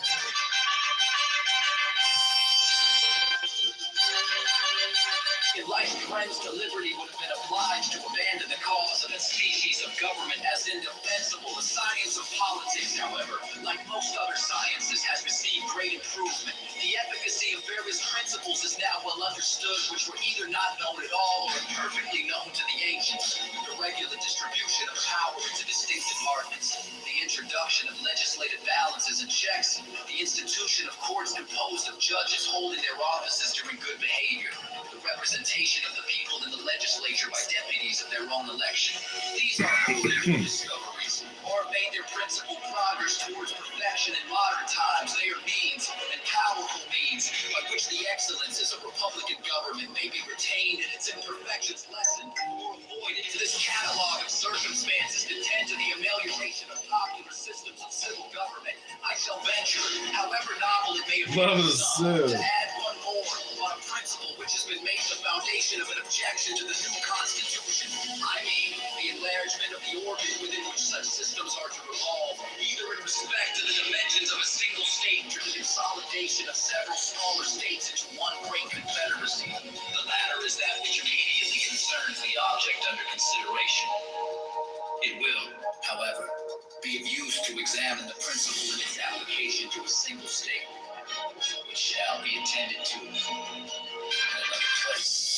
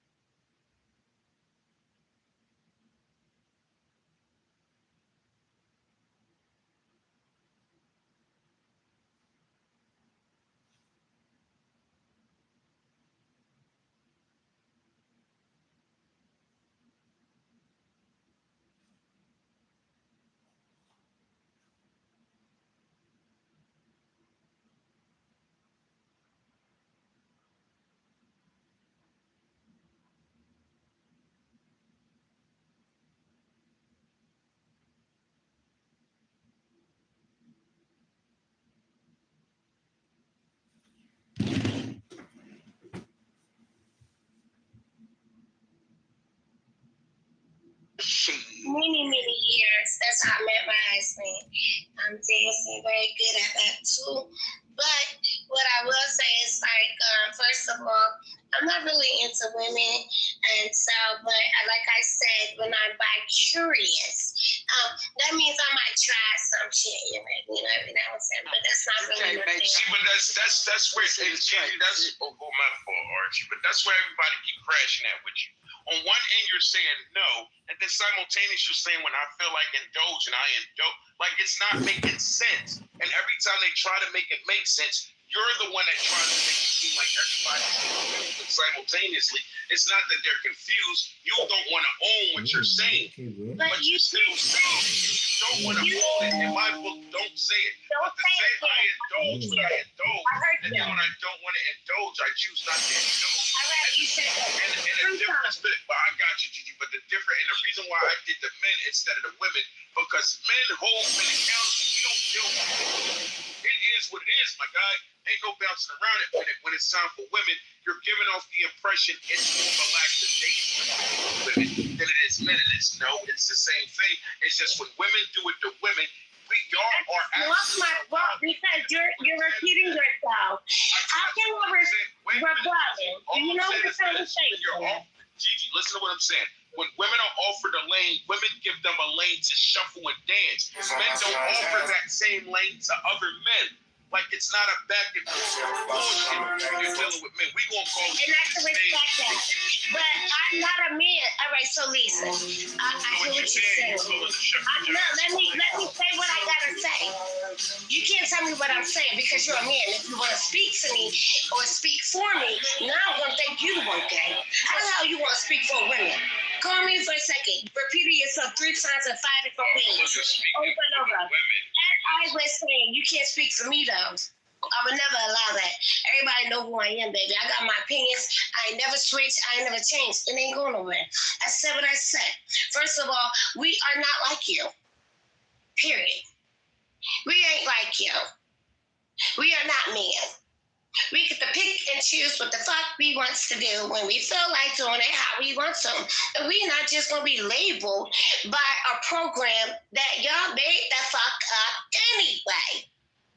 As I said, first of all, if a nigga is sitting there doing weird things with another man and then still with a woman, he is bisexual. See, I like vocabulary. See, you need a dictionary because I'm actually a lot smarter than you think I am. You know, you can't just start making it up. You can't just start making it up.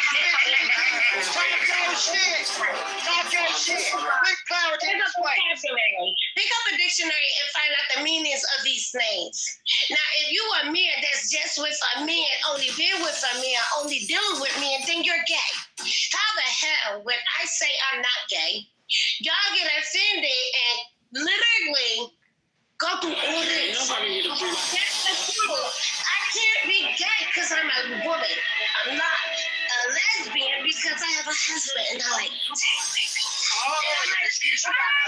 make you not gay. If I might want to be curious and do something, I'm not going to lesbian because I don't just be sleeping around with women and things like that. No. But like I said, there's also a thing called curious. And I'm not going to switch that up. That's just what I said. I'm not judging you or anybody else. That's just what it is. And I don't even, don't be mad at me. Well, Gigi, could I didn't cut you off. I'll let you speak. Could I say this without you cutting me off? Of course. Don't go on me. Go ahead. I'm at this conversation with Archie because I feel as though Archie's an intelligent brother. Archie, let me ask you a question. What's your question, brother Claire? You said stuff like that. If you're curious about selling... Hold on. So you said Archie Gigi, wait a minute. Gigi, you just said you could have a conversation you was getting up. Yeah, but do not insult me, though. Wait a minute, you just insulted everybody just now with the whole... No, I never insulted anybody on the stage. Not once. I like vocabulary and to say you don't understand what you're saying. Yeah, because I don't think the definition that y'all picked on my name, it doesn't matter. I gave you, you said you were done. I just all right, I'll take intelligent. No, I'll take it because you won't take it too. So go ahead. Okay, not a problem. I respect that. Yes, Claire. If you decide to sell drugs, if you're curious about selling drugs, does that make you a drug dealer? No, it doesn't. But if I'm curious about it, I have to actually do it, and I become a drug dealer. Once you engage, you become a drug dealer, right? So right. If you're curious about sleeping with another man, does that make you gay? No, it doesn't. But the minute you engage in sleeping with that man, you're considered gay. Yeah. Now, after you sleep with that man, until you engage in sleeping with another, are you still considered gay? So what I'm saying is, because I carry the mindset of to be considered bisexual, does bisexual really exist when engaging in the act? No, it doesn't. The act itself, bi no longer exists until you engage in the opposing. Correct. So if that's the case, one hand, there is no such thing as bi. Right. So when we get into the technicalities of these vocabulary words, it just creates a freedom for people to move about on some goofy shit on certain levels. So if that's the case, when you offer me this conversation from the vocabulary position of choosing to approach it, then at certain degrees we're showing that words only hold the weight of the meaning to one choosing to respect it to get a pass on certain shit. So if I don't want to own certain shit, or I want to make shit sound a little bit more when I get into what I like to call wordsmithing. Because what it does is it allows me to dance around and be okay with certain approaches. It was a statement made, I don't know if it's important or what an individual said. See, men created these lanes and fucked it up for us to keep us from doing one. So in other words, I want to be freely sexually. I want to sow my oats and do what I want to do. And it's because of these men standing on morals and pushing certain rules and laws and understanding, I can't be frivolous with my vagina.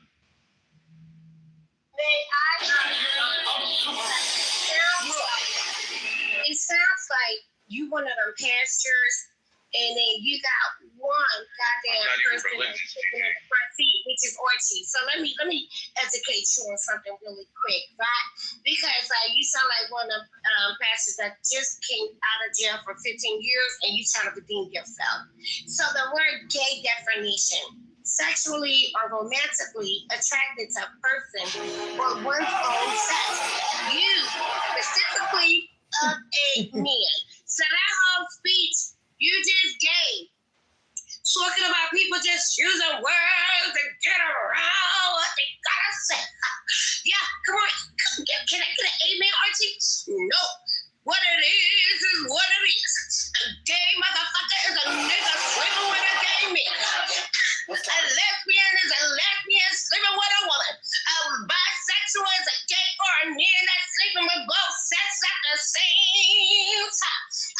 Can we preach the right way with a definition in a goddamn dictionary coming from Webster? Where is my choir? Did you cut that shit out? Amen. Where you at, Archie? Amen. Do I have to read it to you again? See, that's why y'all niggas gay as fuck. You don't even know the definition of a goddamn gay man. A gay is a nigga with a nigga. Archie, where my amen at? Because you amen it. This fake ass, lying ass preacher. And he probably did 15, 20 years in goddamn prison. You ain't hear what he listen to him, y'all? Did he not talk about that goddamn prison? Yeah, I guess he did, y'all. These old faggot ass motherfuckers, he know goddamn well the only reason why he bringing up gay shit because he probably sat in prison for a long time and seen it. So you gotta be mindful. You coming from a man point of view. It's like he think women that same way because you know, an asshole is a coochie and it's really a booty hole. So don't not you have to call me gay because I'm a woman. I got coochie baby. Well, Gigi, check it out. What I did was... Where my amen at? You just heard that teacher. He was preaching to the motherfucking choir, and the only person that was sitting on the stand was Archie. And I just shut you down with a whole definition on some real shit. Okay? I'll read it again. Sexuality or romantically attracted to people in one own sex. Used specifically of a man. That is the death of gay. So how the hell am I gay? And then when I say y'all want to argue me down to the I heard you, Gigi. I got something to read you. Give him some education. And this here, it says, because people doing things, God let them do shameful things that they want to do. Women stop having natural sex with men and start having sex with women. To what Ink asks you, in the same way, men stop having natural sex with women and begin wanting each other all the time. Men did shameful things with other men, and in their bodies, they receive the consequences of those sins. Now, to what you just stated, what he said, the Bible doesn't say if you're not curious or whatever. It says when you stop at that moment in time, leaving the natural use of a woman want to lie with a man to lie with a woman, that's gay. Clarity tried to help you. You wanted to preach. You brought me in here because you know I know God's word. So you wanted me to amen you, but I'll never go against what the word of God says. And I'm here to tell you, since you want to amen, God said in his word, I'm not going to touch it, but that is an abomination unto God. So no matter how you dress it up, no matter how you want to make it sound, the way they made it for you, God, it goes against the natural needs for a man and a woman. Just be honest. You gay, but you still like men. It's okay. That's your preference. But see, Archie, this is a thing, and I don't do Solomon and agree with this. What I get was I to a woman who came from church. My mom owns 3 churches with her. DG, hold on that loud ass motherfucking mic, DG. Chill out.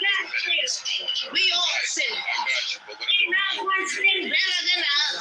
You know, that's right. You ain't worthy. Ain't worthy. Good luck. You ain't speaking the Holy Ghost. You ain't going to heaven unless you get on your knees at the kids of your feet and then turn around from them. And you on Clubhouse acting a whole fool. I hope you repent by the end of the night and don't get hit by a book. And good luck. Good luck. But what I tend to do is motherfucking luck. Because guess what? He also said at the same time, he's a giver. That's why he died on the cross. Right, and covered us with the blood. Yo, hey, because that's some ignorant shit. I was saying, I just want to hop in. I want to straight to whatever you think I'm going to do. I'm not worried about you going to, I don't judge, if you're going to hell. It sounds like this nigga didn't need a hell. If anybody getting in them gates, it's going to be me. On the brand of my generation. I'm done. This shit ridiculous. Yeah. I can't do no wrong, honey. Okay, you talking about the prayers of the saints from a long time ago? I'm covered. Oh my God. The best second content of the day. This is wonderful. Well, I'm just saying, you sitting Hey, here. Archie, this is some sad shit. All right, let's get to it. What's your favorite drink? Dumb shit. Like, What's your favorite drink, Gigi? He a little retarded. You're trying to base a focus and a point on that doesn't make any sense. So if you want to go to the scripture, I could do that. I got the Bible back and down. From Genesis to Revelations, I could read it in the scripture. And then if you want to go to just what makes sense, we could do that too. We could just make the fuck shit up like everybody else do, right? At the end of the day, if you want to go to the dictionary, we could do that too. I'm very bookmark. You tried to call me gay. This is how we got here. Let's revert back to that. You called me gay, and I just corrected you and said, first of all, I can't be gay because I'm not a fucking man. You're arguing the fact that I can't be gay. He's a little retarded. Yeah, he's going to call a woman gay. So that means you think that I'm in the I don't think that was me that led with that. That's exactly why we even in this situation. I didn't lead with it. I moved. The Bible says you're homosexual. That's what the Bible but that's another word. You did not say that. You are gay. You live a abomination life. And you say you know the Bible, you want me to amen you, and I told you what it says. It says that women stop left a natural of laying with men to lie with women.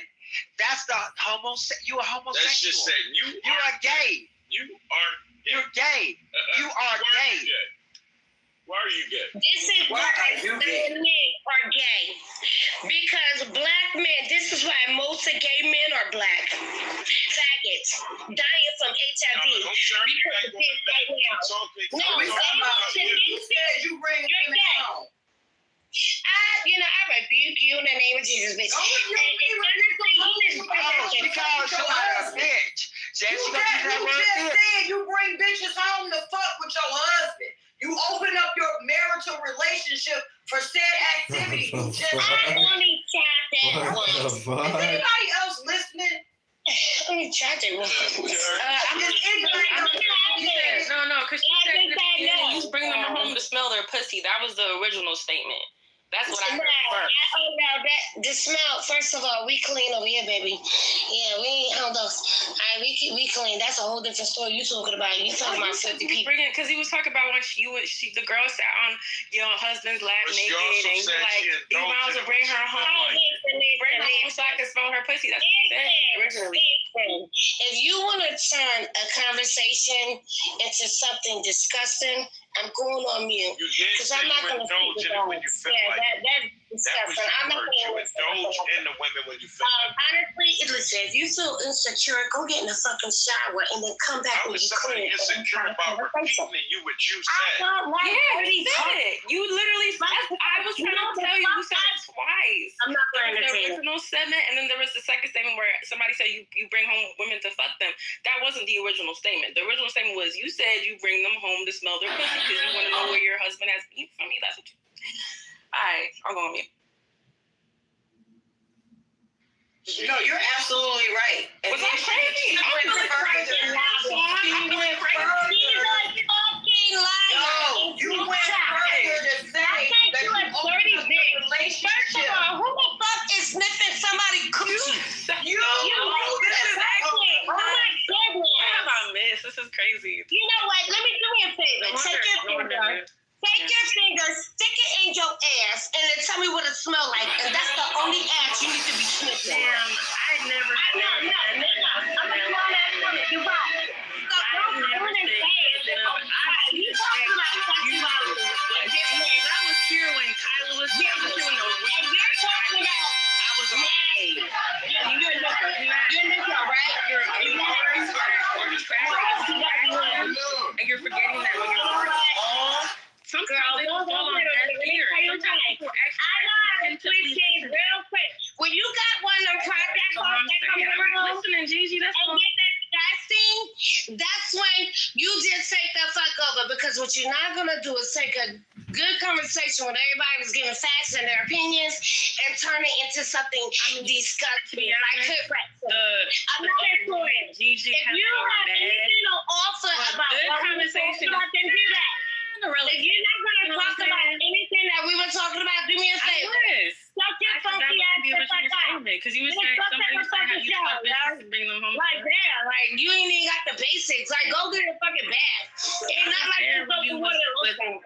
Alright, but go dip, bitch. Go dip and then come back when you fresh. Alright, you ain't protecting none of your fuck on us. See, this is what I'm saying. When you on this app and you talking to people, make sure that you say what you really mean. You see what I'm saying? When you say stuff, it don't always fall on deaf ears. Like people are actually really intentively listening to these conversations. I'm not listening to nothing you say because you're not making no sense. It's general. It's a I don't general give a conversation. fuck. You're not the only person on You stage. just started off the whole wrong way. When you say things, what you're saying no can I talk? Dang, you've been talking this whole time. You a dirty bitch. You don't even know how to take a bath. That's right. Wow, she got mad. Why was you calling her a bitch? Oh my God, because she's dirty. Archie, I literally repeated to her what you are lying. The stage was exactly. And I'm just like, I was here in the very beginning. First of all, let me tell you something. This is a general conversation first of all, GD. So you I can wish I would. participate or you can be argumentative. You're fucking argumentative. on his dick. What are you talking about? What you're repeating the same things we've been hearing. You're repeating the same things we've been hearing about how women are. No, honestly, you've been hearing the same things. I was talking to clarity, all right, and also orgy. None of it had to do with downgrading a woman in a smell of a private part. That's what you said. Then just be like, I didn't mean it. Be a real bitch and be like, I didn't mean it. Be like, I didn't mean it, because it came from your lips. I could never say something shit like that. I don't have imagination. I really don't give a shit. To even think of something like that. I'm not that imaginative. That's when I can't stand. You see that? Hey, Harriet. You could just be like, I didn't mean it. No, you ain't saying nothing. Take it back.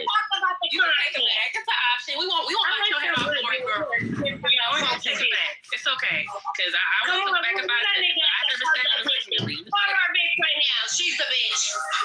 Where that nigga at? Let's get your own everybody a bitch. I feel like everybody else. Because you call everybody a bitch at this point. I'm sorry. You can't talk to me. But like I was saying, if you're on this app, can I extend my statement real quick? I don't want to argue. No. If you're on this app, be careful what you say, because some people are quiet in the background and they're really listening. Like they're really intentionally listening to what you say. To the point where somebody can repeat something you say. And they gotta remember that. Which is like interesting to me, because if I say something, even if I don't remember, somebody like, you said it. I'm accountability. I'm gonna be like, oh, I said it? My bad, I didn't mean it, man. It was a bad day. I changed my mind. I've grown. You can't take no accountability, clearly. You gotta attack every person with a female voice. This is strange. No, it's everything. But here's the thing. Gigi, you gotta take a breath. Take a breath. You didn't make water. Take a You walk. made like 10 people leave the room with this bullshit, right? Take a walk. Eat an apple. Go get a snack. Like, be fucking for real, man. Like, you know what I'm saying? You wanna fuck up your fucking ass? Come here, bitch. This is weird. And you married too? This is weird. I think I'm allegedly married. I don't know what else to do. Where the fuck is ear? Come snip. Them spirits is coming through, honestly. You gotta be careful. That's what I'm saying. Be careful what you say on this app, man. People are listening. So many times people's stories get spread on this motherfucking app. People start saying things they don't remember. Right. Y'all need to be careful what you say. She came from her own two lips. I smell. If you bring, I'm smelling the coochie. I said, oh, okay. And then when I asked a clarifying question, and that's when she was like, "Oh, I open up my marriage sometimes," and she went on about how long she been married and whoop whoop whoop, and ain't nothing wrong with that. Am I tripping? I was there for some of it, and I remember hearing that. I definitely remember hearing the story about the friend, and they was in the bathroom together and trying to eat her pussy. I heard the facts, Gigi. I'm not making shit up. I was there, okay? I ain't got nothing to spread. I don't got no lies to spread. I don't get lying. It's not my forte. It's not my testimony. But anyways, God bless your soul. For real. So at this point, I don't even know what else we could talk about. Who put Gigi name in the title? That's why I came back in here, because I'm like, no way. I left because of her, honestly, and I came back because of her. So really, I can't even lie. But I was like, we gotta take her name out the title. I don't. We need a new topic. Like, let's not do that. What y'all want to talk about? It's Sunday. It's a great when day. they get frustrated at that point, it's hard to crash out. Well, And normally, when you try to hold people's feet to the fire in positions of things they said that they now realize was fucked up, that they refuse to take accountability, they shift the dynamic to giving off. They start to deflect and make it seem like you're crashing out. So what they do is they try to get you to crash out, so it can look like the derailment of the conversation is just confusing, and it's not confusing. It's just they don't want to take ownership of what they said. But clarity, you pulled up late, sweetheart. When you pulled up, Swan, married women gone wild on Clubhouse. Yes, please. Change the voice. I'm in motion. I'm getting ready to go to the grocery store. But when you say one thing within the freaking room, it wasn't like I heard it another day. This was today. This was this afternoon. Like an hour ago. Be for real. Yeah. So when you say one thing and then you say something completely contradictory to it, it's similar to, not having women around your men. That's what she was saying at first, and then it turned into my homegirl that wanted to eat my, you know what I'm saying? We sat naked on my husband's lap. Like, be for real, be for real. What are we doing? I mean, if you want to be honest, if it's two totally different stories, then in one room she read it and she realized saying that would make her look a certain way. In another room she read it and she finally just was like, oh, well, I can be comfortable with saying it in here. Simultaneously, they're not under the impression another person heard them prior to, and now at this point they start to see what they look like. So now what it turns into is what we call word semantics. You understand what I'm saying? And what I'll do is I'll keep engaging in a word semantic part, because what it does is it strips or it blinds the individual from the ownership part. So notice she never really pushed against the fact that she was said not lesbian or bi. She wanted to be called bisexual. So when you called her gay, it allowed her to say, no, I'm not gay because that's men. But when Archie spoke about the word homosexual, notice she couldn't get around that. So she only could keep responding to Archie. Well, that's not what they said. That's not what they said. Because at this part, I'm not arguing the whole position of they're wrong. I'm arguing the position of they used the wrong words. You understand what I'm saying? When simultaneously the end result of calling her gay, she understood that. So I can't argue the fact that you're calling me gay. I can only argue the fact that you're calling me gay and I'm not a man. So notice she was never really arguing with y'all from the fact of being wrong per se, what y'all was speaking about. She was calling y'all wrong from using in her book, the wrong choice of words. And that's what she wanted to stand on. And when that stopped working for her, at this point, her language is and that's the end result to anybody on Clubhouse that lacks the accountability, can't shift the dynamic of the approach. They start just over-talking you. And over-talking you, they feel as though they cancel you out. And in canceling you out, it also in their mind cancels the message that you're trying to convey. So that works. So even when Dee was trying to speak to her, notice she couldn't more so deny what Dee was saying, only attack what Dee was saying. And in the process, when she couldn't destroy it, at this point, I'll just drown it out. This is why she wouldn't let me talk after that. The same thing she did with Archie, the same thing she did with me. When I can't destroy it, I'll just consistently drown it out. And I'll drown it out until either they cancel me out or the individual leaves. But they refuse to take accountability or accept what's being said. But because we're over at, if you mute me up, I got no choice but to hear it. And that's what she was doing. She was refusing to hear it because if I keep listening, eventually accountability has to set in. So she was saving her emotions and trying to trigger yours by responding the way she was responding. It wasn't gonna work. And honestly, I love this app for a little bit of a emotional wherewithal bandwidth exercise, because a lot of people just don't show their true colors very quickly. And I was gonna give her some advice. Like, if she would control her emotions enough, I was gonna give her some sound advice. People need to stop telling their life stories on this app. Avoid everything at all costs. I don't care if you're trying to add an example into the conversation that will make your point correct within 2 minutes. Stop telling your life stories on this app thinking this is a safe space for anybody. This is a war zone. What?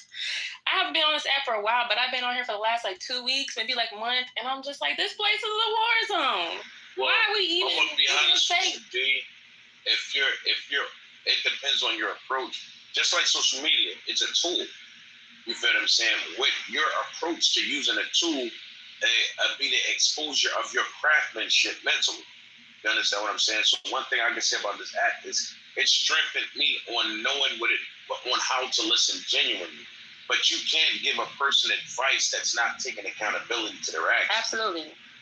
Absolutely. So when you see they're no longer accepting or receiving, they're only just trying to be belligerent and talk. These are individuals that are using, let's say, Clubhouse as said a psychiatrist. They're coming here to relieve shit and get rid of shit that they can't relieve in their own personal home, or they can't relieve in society because of how they feel as though they would be looked at. So a lot of times they get on here and they express themselves in a lot of different fucked up ways. And when they do that, they're not looking for advice. They're not looking for help. They're looking for an out. And a lot of times Clubhouse become their out. That's why you go into a lot of shit be chaotic and shit like that on here.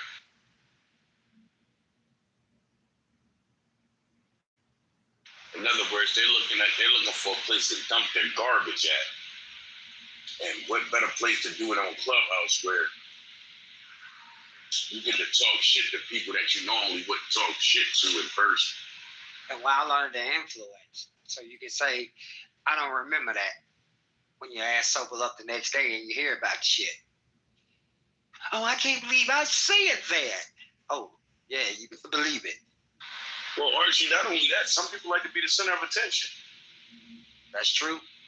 So, a lot of times when they say when they know it's some foul, fucked up shit, and they bring it to the stage, so all focus can be on them. Notice, even when you talk around these type of individuals and try to change the subject, everything you say, they revert back to them. Wait a minute, you're talking about me. And it's like, no, I'm not talking about you. I'm talking about in general. No, you're talking about me. It's one of them things where they want to be, I like to call it the mascot of the conversation. And you get a lot of mascots from this motherfucker. It happens a lot. A lot of people, like you said, speaking in general, men and women be speaking about general, and you know it exists, and people internalize, and they be like, oh, shit. They must be talking about me. What the fuck have they heard about me? No, motherfucker. You just been moving foul in your own life. Say the truth will set you free. You say hit dogs holler, huh? Shit, yep, and that dog got hit.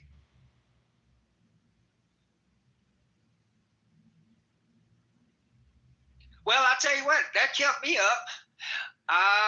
Shit. I'm 5 miles from my delivery up here in Coleman, Alabama. Be here at 6:15. I'm here early. Shit, this helped me get up here. I got sleepy as hell. I mean, shit. When she started preaching, that shit fucked my head up. I said, Clubhouse has evolved again. That was the first time I ever heard that. Motherfucker wanting to preaching about the lesbian shit. I said, oh man, it's different. So hey man, to each his own with that shit. But I mean, fuck. She didn't want to hear God's word say that that's gay.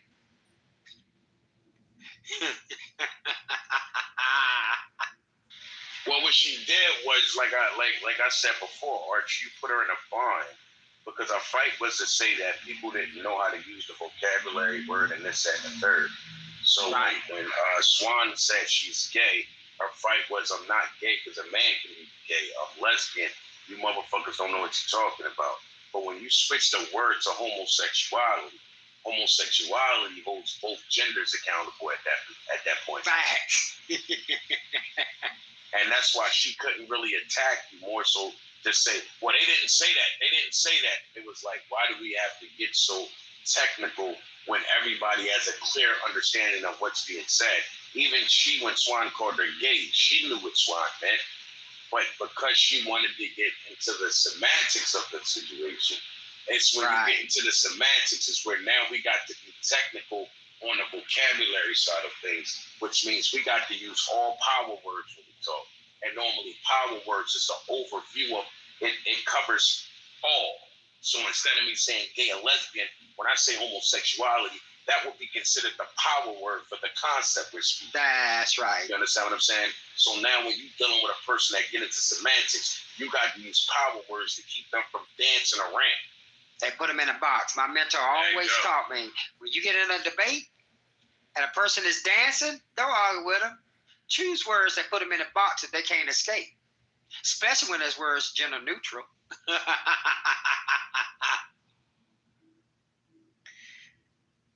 Y'all still in here acting crazy with Gigi? She left? Girl, she was in here doing the most. And what else is new? I couldn't take it. I had to put it in the goo. I couldn't take it no more. She act crazy. I was wondering when one of y'all was going to do that. I was trying to be diplomatic and shit, you know. Well, at least y'all know there's one married woman that tell you if you put your man beside her, she going to take him down through there. Oh, my God. And she wasn't out of line. Well, but here's the thing about Swan with the being diplomatic. There's nothing wrong with being diplomatic. The problem is when you get the extremists. Is that you, Lorenzo? God damn it. What is we doing here? This is clarity. Yeah. All right. Whatever, child. That voice cannot hide. But the thing with being diplomatic, I'm sorry. I was trying to make you a moderator. Come back up. Not you over here fucking up. I'm sorry. He made me laugh. Yeah. You know, Erie did that shit on purpose, man. You know she did that shit on purpose because we got rid of I like Lorenzo. But Swan, the thing with being diplomatic, there's nothing wrong with it. It's just when a diplomatic individual will always lose when being in a room with an extremist. Because the extremists uses the way the diplomatic move to their advantage. You see how that works? And Gigi was an extremist. So an extremist normally, as long as you allow it, they will not hold back. They will keep their foot on the gas full throttle. And because she seen nobody was willing to address her or put her in her position, what she did was now start to take advantage. This is when she starts canceling everybody out. I'm only going to let you speak until I'm uncomfortable with what you're saying. The minute I'm uncomfortable with what you're saying, you are no longer allowed to speak. Notice she did that to you, Swan. She did it to Archie. She did it to D. Everybody that she felt uncomfortable, she will let you speak until she felt uncomfortable. Or she didn't like what you were saying. And then at this point, she turned that extremist come to the forefront. You can't talk no more. And I'll just drown you out. I'll disrespect you. I'll do everything I can do to cancel you out because at the end of the day, this is how extremists move. And the only thing that kept the conversation on a certain level was the fact that nobody came off the mic trying to vouch for it. If anybody would have came off the mic and tried to vouch for it, you'd have seen this room turn into something real stupid, real fast. And all they would have took is one person to come off to agree with her. Ticking time bomb. And that's what they wait on, a ticking time bomb. Just one. Do I got one? And Gigi would have screamed, Autobots! Roll out!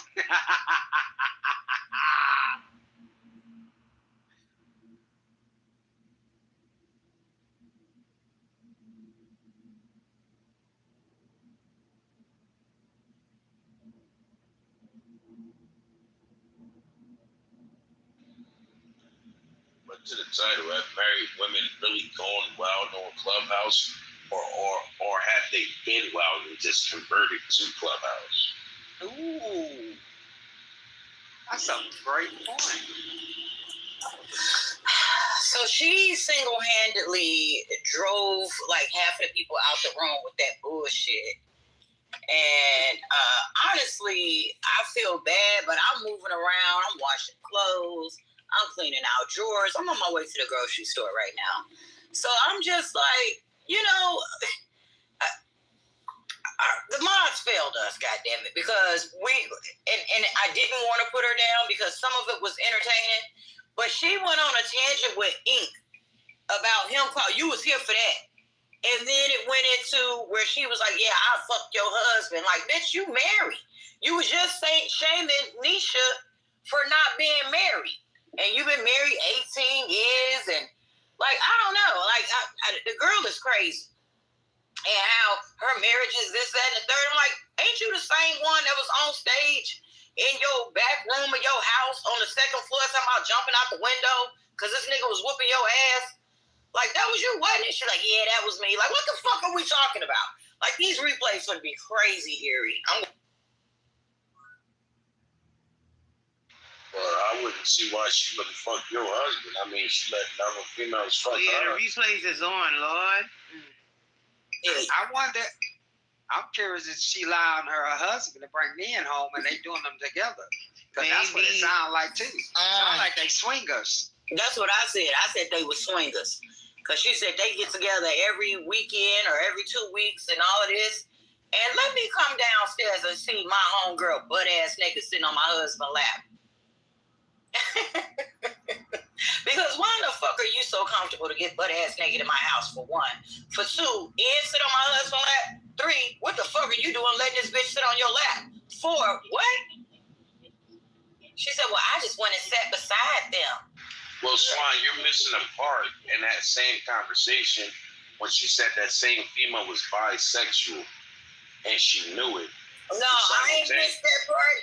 That's the same one. That was a setup then. That's the same one she said went in the bathroom with her trying to eat her pussy every time she went to go piss. And I'm like, who the fuck goes to the bathroom with their homegirl at their house? Now, we at a club. That's one thing. But I'm at home. Why are you in the bathroom with me while I'm using the bathroom? It's all. But if I already know you bisexual, you're trying to go to the bathroom with me. We both know what you're trying to go to the bathroom for. Right. And in the process, if I don't stop you, then to a certain degree, that would be called leading you on, wouldn't it? Child, people act strange when they're on drugs. I'm going to just leave that there.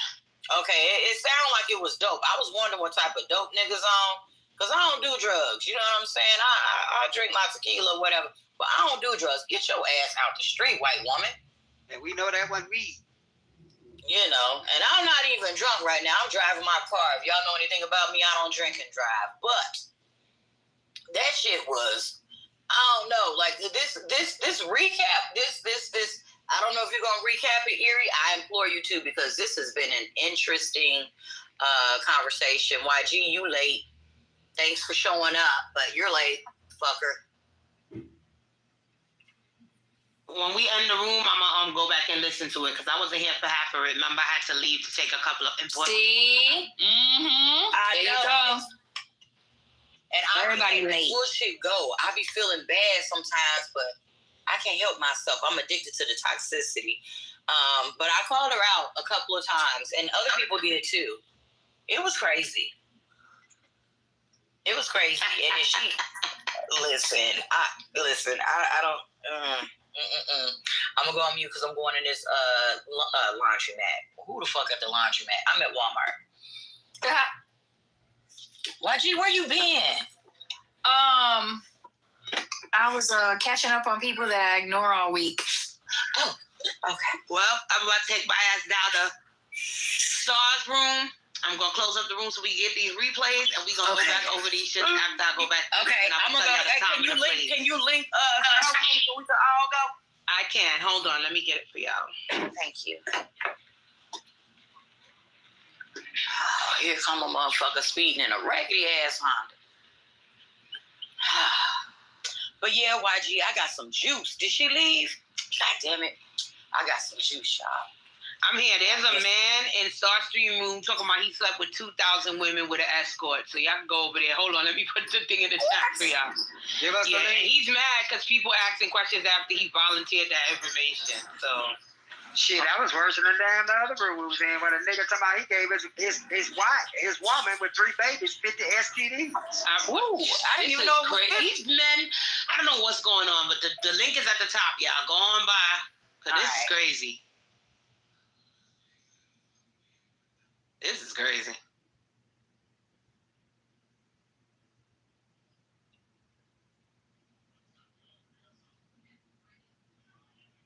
Go ahead, goo people.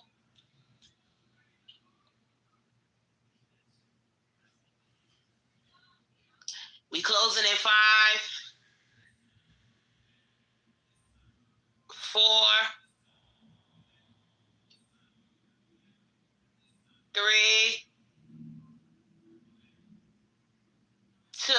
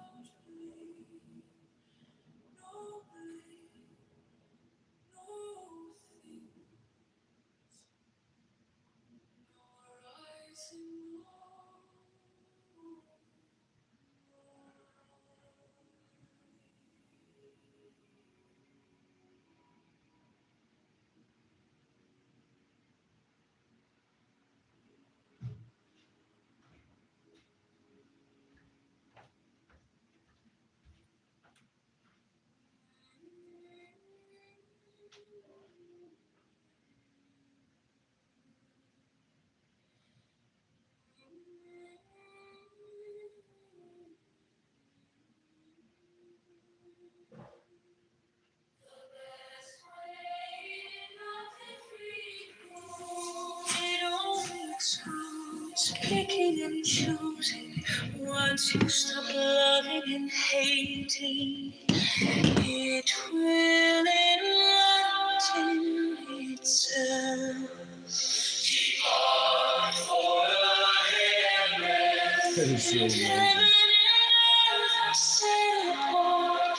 If you want to appear, do not be for or against. To set longing against glory makes the mind sick, not knowing the deep need. It is useless to quiet thoughts. Complete it is like great vacuity with nothing lacking, nothing in excess. When you grasp and reject, there is no such nest. Do not follow conditions. Do not dwell in emptiness. Cherishing oneness in the earth, everything will stop by itself. Rest to stop motion and rest to move it away. If you are merely in ether, how will you know oneness? Now understanding oneness, you will miss in two ways, expelling beyond. You will without it. Following emptiness, you are always behind. The more words and thoughts, the more you will go astray. Stop speaking, stop thinking, and there is nothing you cannot understand. Return to the roof and obtain the purpose. Following the outcome, you lose the source. For a moment, turn inwards past the emptiness of things. Changes that go on in emptiness all have their cause in ignorance. Do not seek the truth, only abstain from views. Do not dwell into views. Be careful not to pursue them. The slightest trace of right and wrong is lost in confusion. Being is the source of the two. However, do not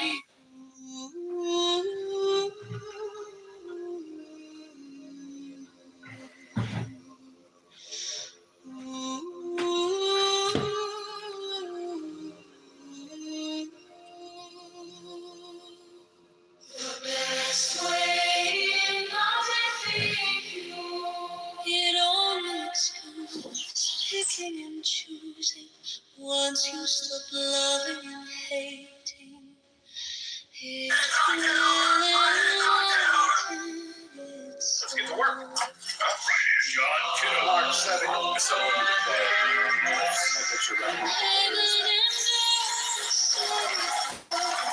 Blake, you're under arrest for corruption. Hands behind your back. I can't do this. I'm an elected.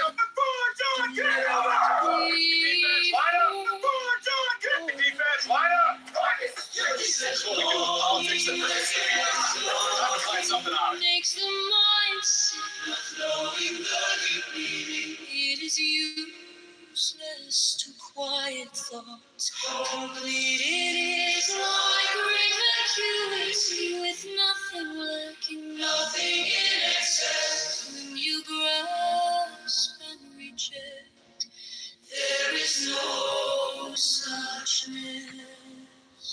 Do not follow conditions. Do not dwell in emptiness. Cherishing oneness in the earth. Everything will stop by itself.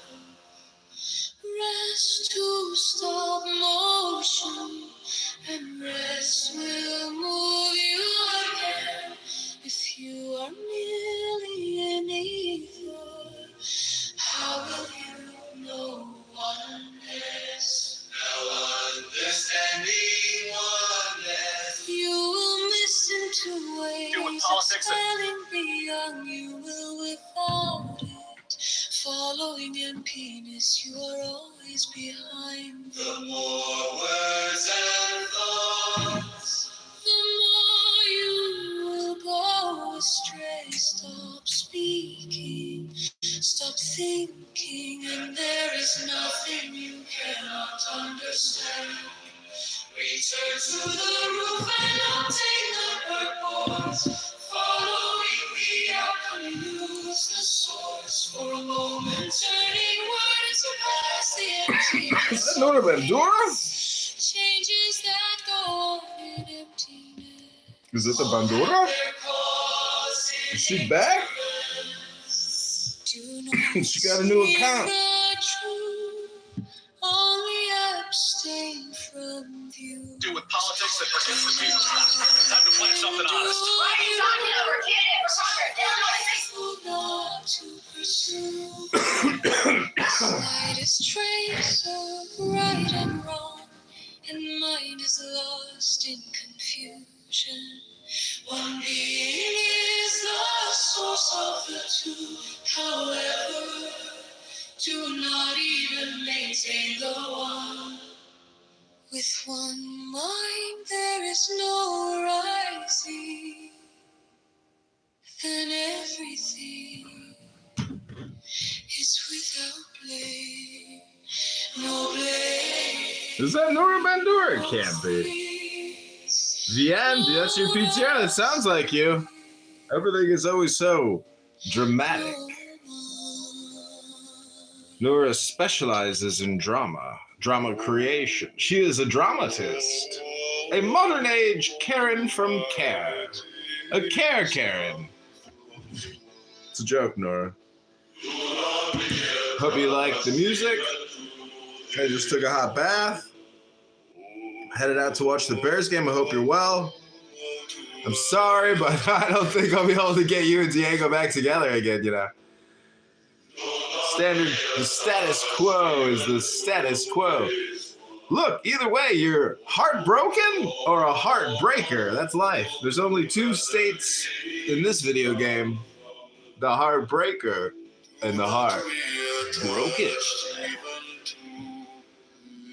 Ribbono Shel Olam. The followers of the Rebbe say that Ribbono Shel Olam is extremely useful. Ribbono Shel Olam. Ribbono Shel Olam.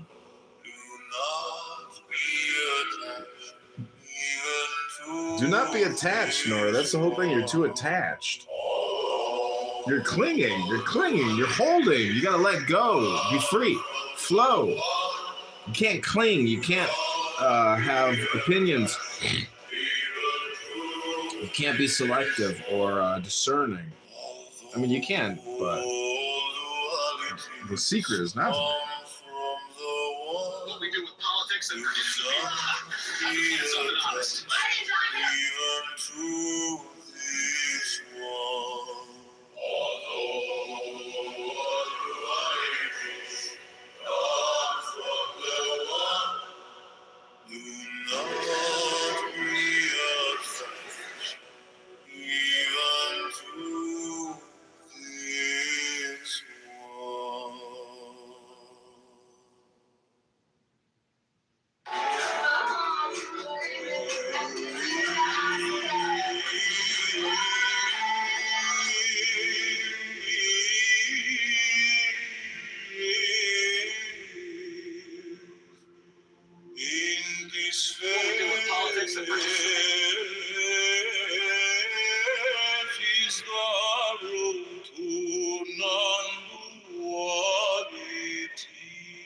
What we do with politics and participate.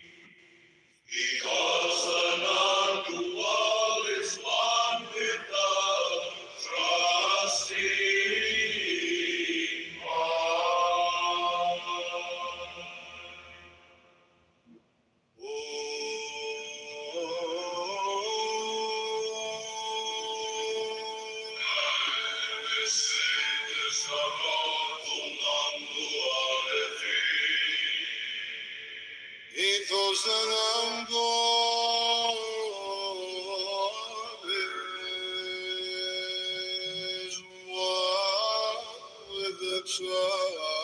Trusting Customers like that. You're not customers as far as I'm concerned.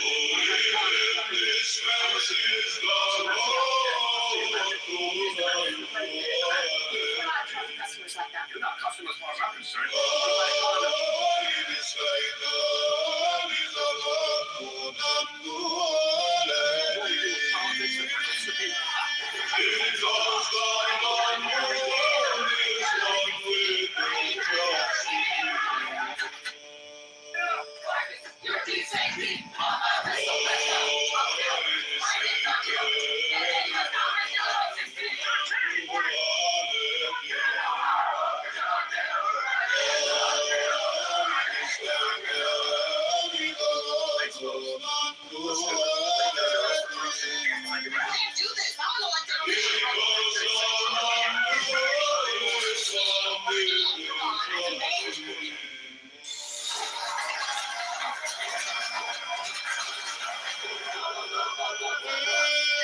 Let's make it official. Vote right here.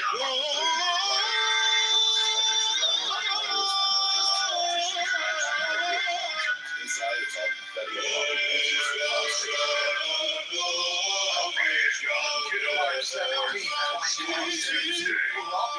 That's quite the endorsement. Never thought I'd get campaign advice from a woman. 10 arms, 10 phones, one message. People deserve a choice.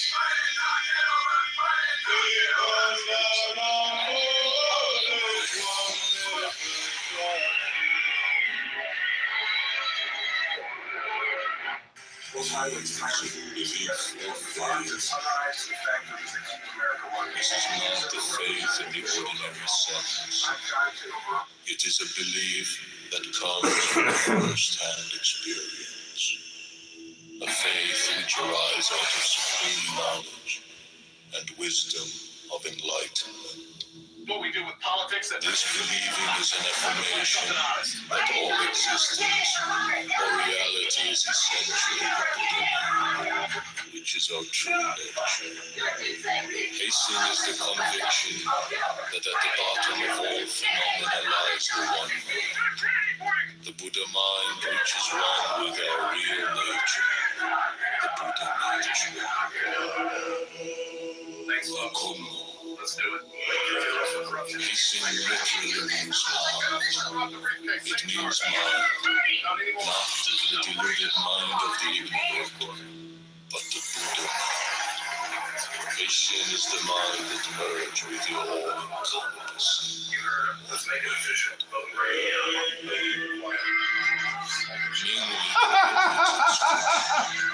It means written expression or record. Also means warnings. Hissing Ming is one of the earliest and most influential Zen writers. It is usually referred to as the first Zen.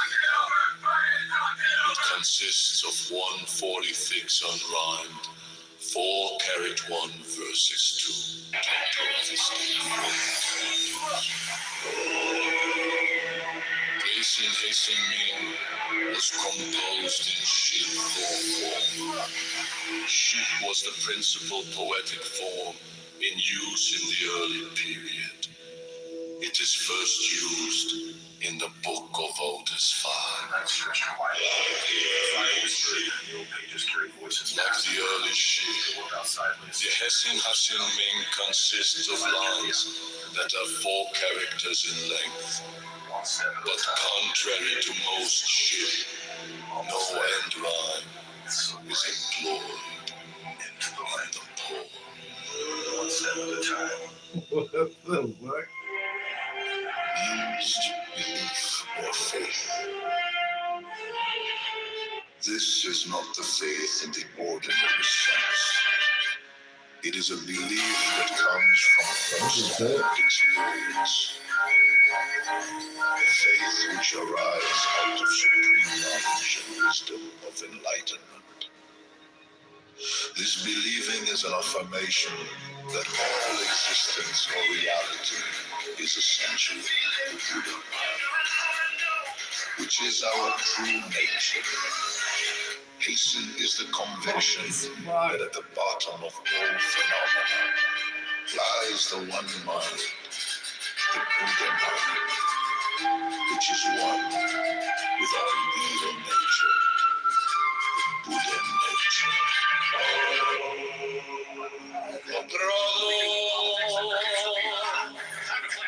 Hasten literally means home. It means mind. Not the deluded mind of the ignorant, but the Buddha mind. Hissing is the mind that merges with the all-encompassing. Who are you? Why are you famous? Ning literally means inscription. It means written expression or recorded meaning. Also means warnings or admonition. Hissing Ming is one of the earliest and most influential Zen writers. It is usually referred to as the first Zen poem. It consists of 4-6 unrhymed, 4-1 verses 2. Total consist of 4 characters. Hissing Ming was composed in Shi 4-4. She was the principal poetic form in use in the early period. It is first used in the Book of Otis 5. Like the early Shi, Hissing Ming consists of lines that are 4 characters in length, but contrary to most Shi, no end rhyme is employed in the poem. Fellas, the number of this guy. Yeah, I'm putting John Kitover.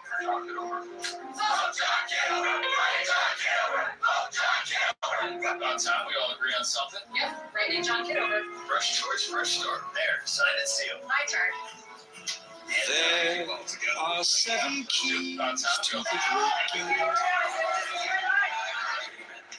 being a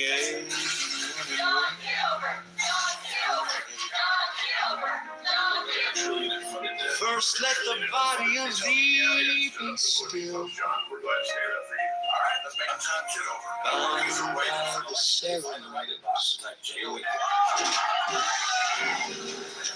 Corpse rigid, thus thou mayst afford the frigid babes that tease the third.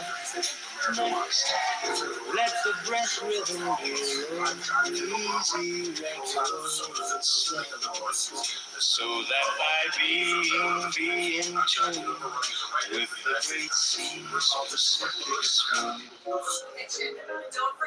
Third, let thy life be pure and calm, swayed softly as a windless palm. Fourth, let the will to life be bound to the one love of the profound. Fifth, let the thought divinely free from sense observe its entity. Watch every thought that springs in once, hour after hour thy vigilance. Intense and keen, turn inwardness.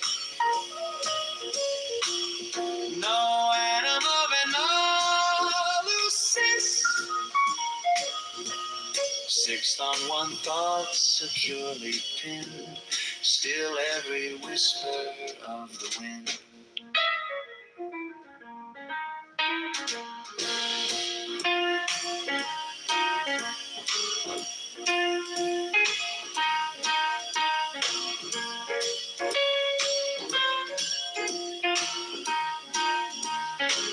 So like a flame straight and unstirred, burn up thy being in one word. Next, stilled at ecstasy, prolong thy meditation steep and strong, slaying even God should he distract thy attention from the chosen act. Last, all these things in one o'erpowered time that the midnight blossom flowered.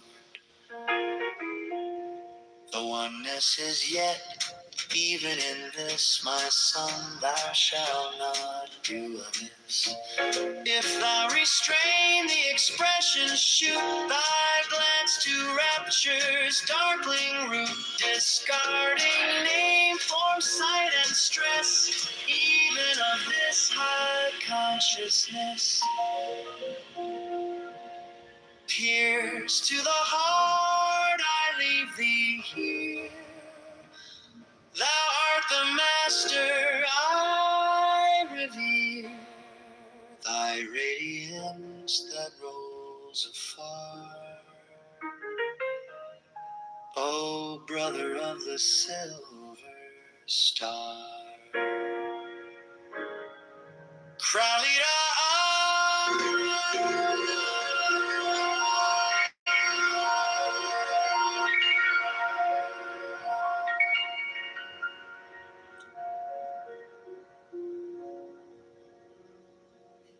In Chicago, you have to be a homeless cat living in a shelter before being able to be considered.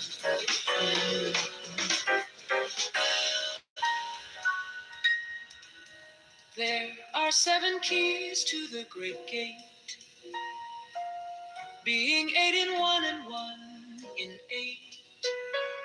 First, let the body of thee be still, bound by the 7 winds. Thus thou mayst avoid the fidget babes that tease. Next, let the breath rhythm be low, easy, regular,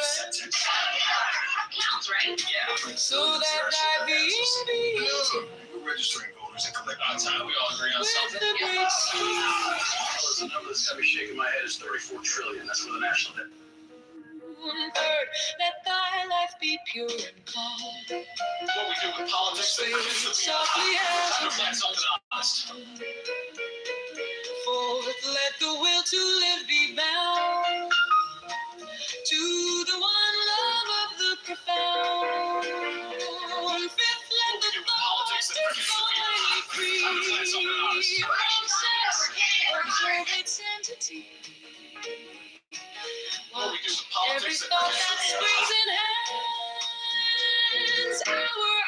hour thy vigilance, intense and keen, turned inward miss.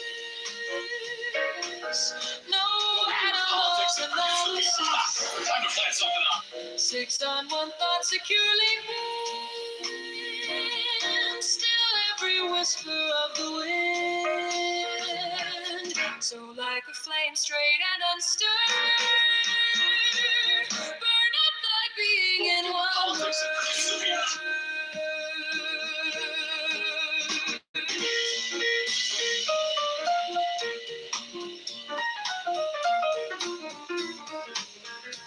What we do with politics and Sabina.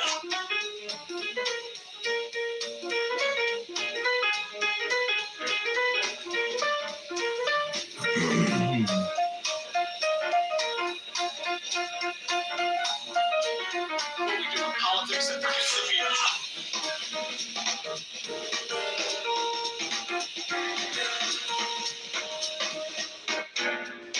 Next, still that What we do with politics and ecstasy, prolong thy meditation steep and strong, slaying even God should he distract thy attention from the chosen act.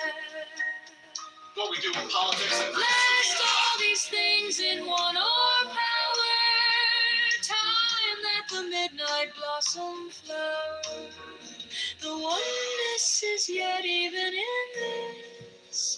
What we do with politics and Sabina.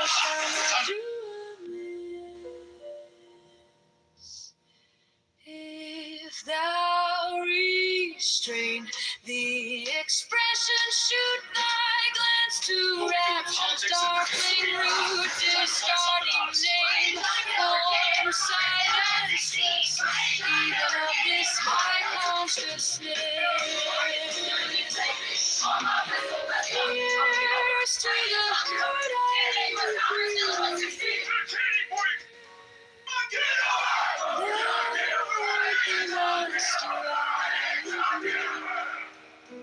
Thanks, folks. Let's do it. Like you're under arrest for corruption. Hands behind your back. Do this. I'm gonna let you know this. Drop the briefcase. Same charter. Not anymore. This is outrageous. Come on, I demand.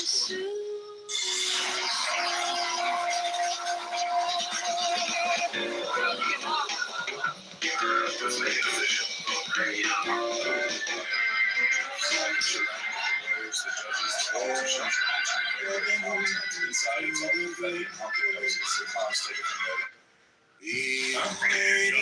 March 17, 2026. We'll all be. That's quite the Yes, let the body of thee be bound by the sentiments of people deserve a choice. hopes rigid, thus thou makest a glow.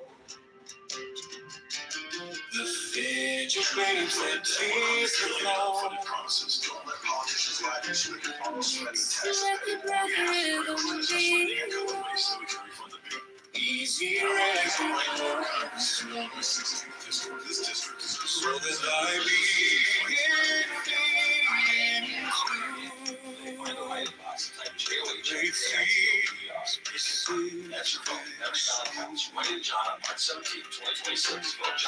let thy life be pure and calm, sway softly as a windless swan. Forth let the will to live be bound to the one love of the profound. Fifth, let the thought divinely free from sense observe its entity. Thought shed forth that springs in hands, hour after hour thy vigilance. Intense and keen, turning wordless. No animal that elusives. 6 on one thought securely hid. Still every whisper of the wind. So we like to flame, straight and undisturbed. Burn up thy being in the world. Next to that ecstasy, prolong thy meditation steep and strong, staying even thank God should he distract thy attention from the chosen man.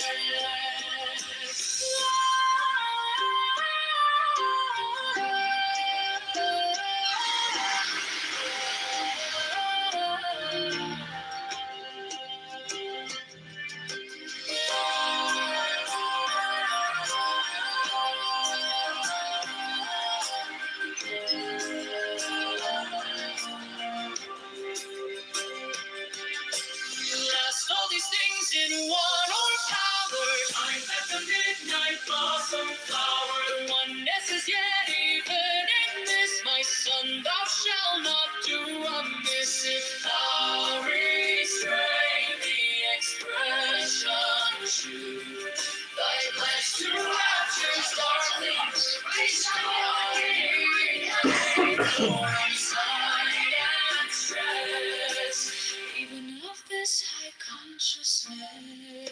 About time we all agree on something. There, sign and seal. Thou art the master, I reveal thy radiance that rose afar. O brother of the silver star. You know that feeling when you're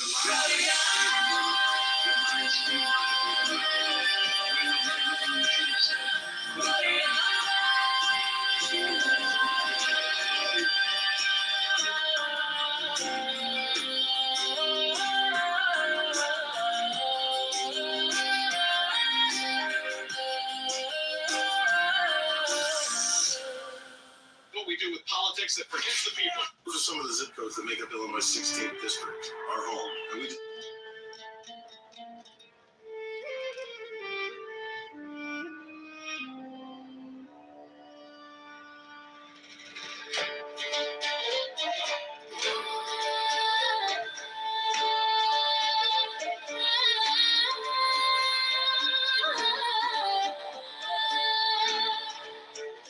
There are 7 keys to the great gate, being 8 in one and 1 in 8.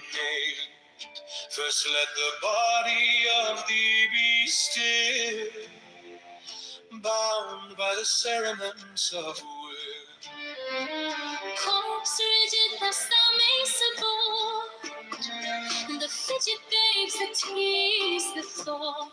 Next, let the breath rhythm be low, easy, regular, and slow, So that thy being be in tune with the great sea's Pacific swoon. Third, let thy life be pure and calm, swayed softly as a windless palm. Fourth, let the will to live be bound to the one love of the profound. Fifth, let the thought divinely free from sense observe its entity.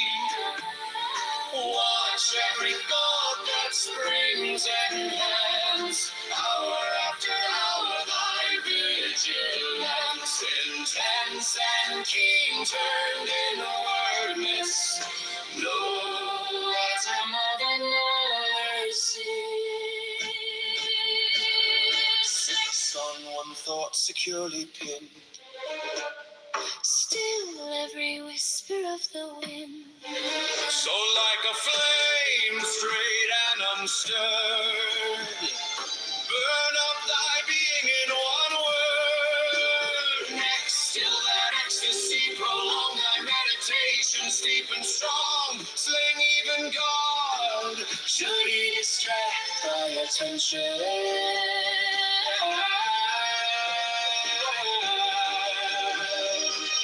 from the chosen act. Last all these things in one or power, time that the midnight blossom flower. The oneness is yet even in this, My son, thou shalt not do amiss.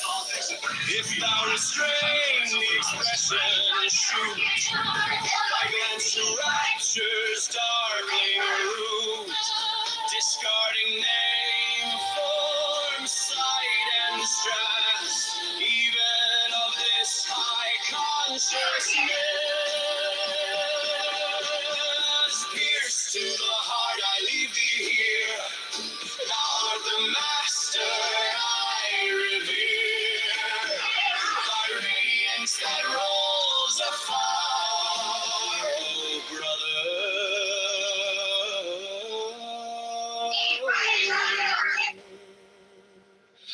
Of the silver star.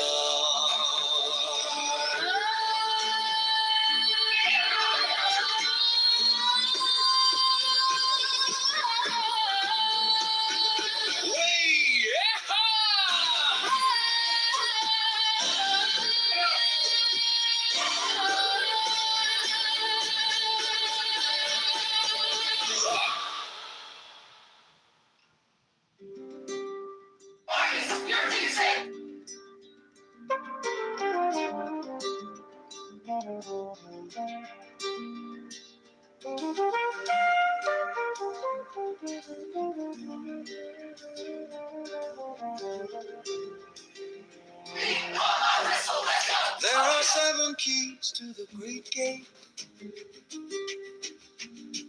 being 8 in 1 and 1 in 8. First let the body of thee be still, bound by the cerements of will. Corpse rigid, thus thou mayst abort the fidget babes that tease the thought. Next, let the breath rhythm be low, easy, regular, and slow, so that thy being be in tune with the great sea-specific swell. Third, let thy life be pure and calm, swayed softly as a windless palm. Fourth, let the will to love be bound. Let's do it. To the one love. Fifth, let the thought divinely free from sense observe its entity. Watch every thought that springs and hangs, hour after hour thy vigilance, intense and keen, turned inwardness. No atom of analysis. 6, on one thought securely pinned, still every whisper of the wind. So like a flame straight and unstirred, burn up thy being in one word. Next, still that ecstasy prolong, thy meditation steep and strong, slaying even God should he distract thy attention from the chosen act. Last, all these things in one power, time that the midnight blossom flower. The oneness is yet even in this, my son, thou shalt not do amiss. If thou restrain the expression, shoot thy glance to rapture's darkling root, discarding name, form, sight, and stress, even of this high consciousness. Pierce to the heart, I leave thee here. Thou art the master, I revere thy radiance that moves. O brother of the silver star. Crowley,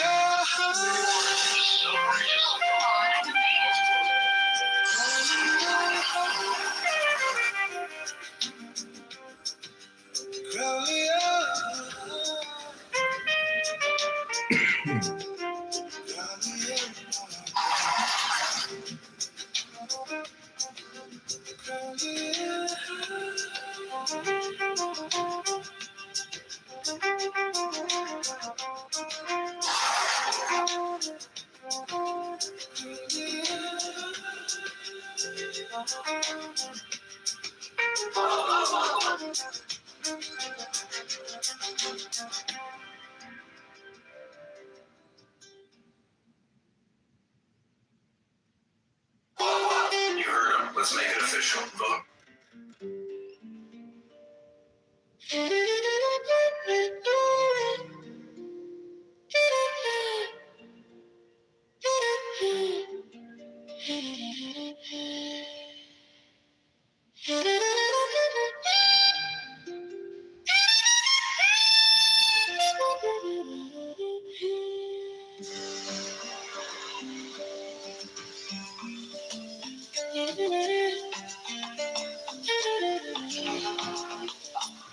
There are 7 keys to the great gate, being 8 in one. Let's make it official. Vote right in.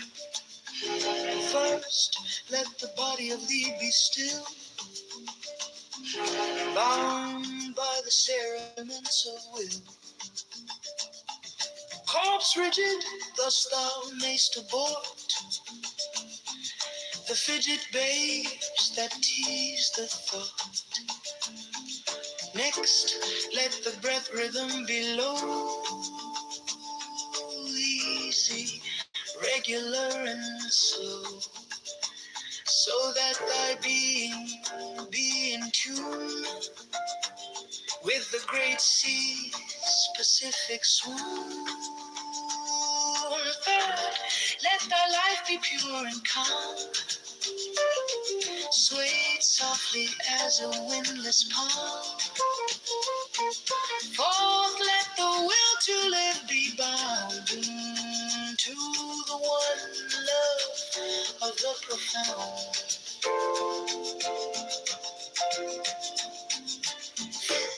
Let the thought divinely free from sense observe its entity. Watch every thought that springs enhance. Hour after hour thy vigilance, intense and keen, turned inwardness. No husband of analysis. 6 on one thought securely pinned. Still every whisper of the wind, so like a flame, straight and unstirred, burn up thy being in one word. What we do with politics and participate. Still that ecstasy. Thy meditation steep and strong, slaying even God, should he distract thy attention from the chosen act. Last all these things in one power. Time that the midnight blossom flower. The oneness is yet even in this. My son, thou shalt not do. Time to plan something honest. If thou restrain the expression, shoot thy glance to rapture's darkling root, discarding name, form, sight, and stress, even of this high consciousness. Pierce to the heart, I leave thee here. Thou art the master I revere. Thy radiance that rolls afar, O brother of the silver star. Cry-dee-ha-ha,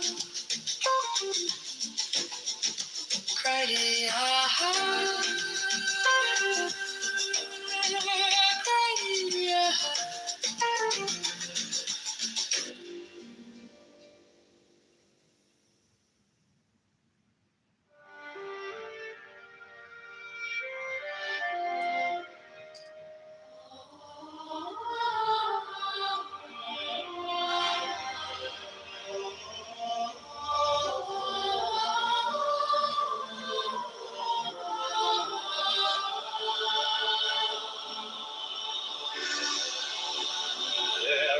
7 keys to the great gate, being 8 in one and 1 in 8.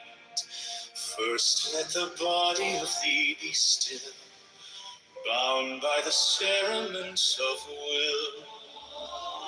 Corpse rigid, thus thou mayst avoid the frigid winds that tease the floor. Next let the brief rhythm be low, easy, regular and slow, so that thy being be in tune with the great sea's Pacific swoon. Let thy life be pure and calm, sweet softly as a windless palm. Fourth, let the will to live be bound to the one love of the profound. Fifth, let the thought divinely free from sense, observe its entity. Watch every thought that springs enhance. Hour after hour, thy vigilance, intense and keen, turned inward miss. No atom of another sees.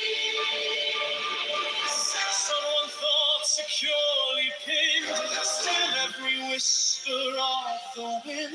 So like a flame straight and unstirred, burn up thy being in one word. Next till thy ecstasy prolong, thy meditation sleep and strong.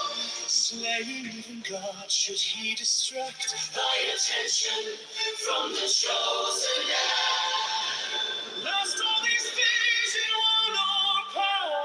Time as the midnight blossom flower. The oneness is yet even in this. My son, thou shalt not do amiss. If thou restrain the expression, shoot thy glance to rapture's darkling root, discarding name, form, sight, and stress, even of this high consciousness. Pierce to the heart, I leave thee here. Thou art the master I revere. Thy radiance that rolls afar, O brother of the silver star.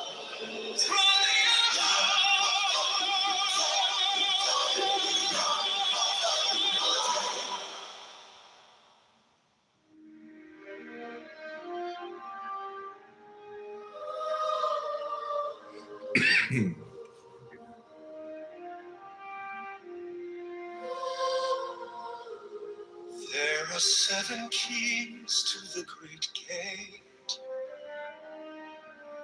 being 8 in 1 and 1 in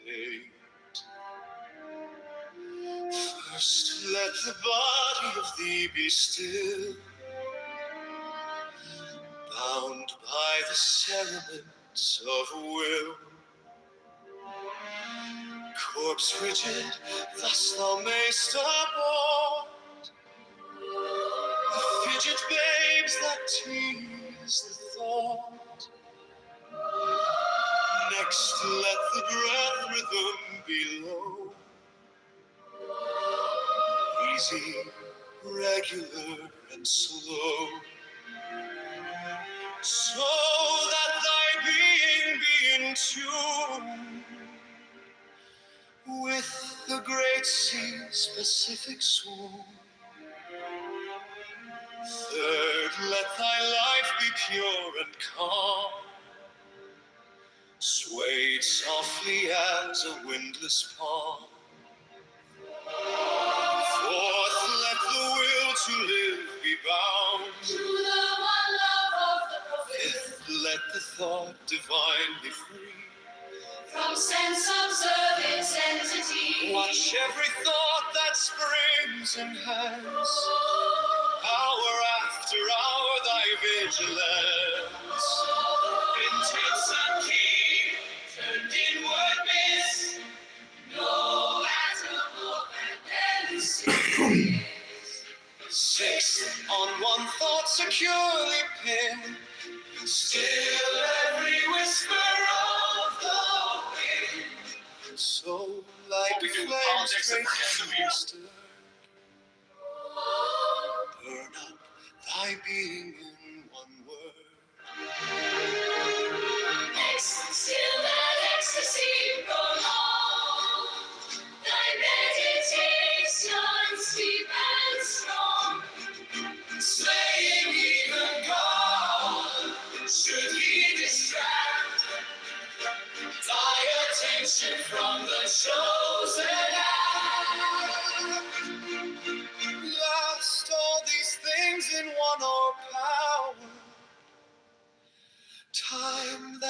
midnight blossom flower.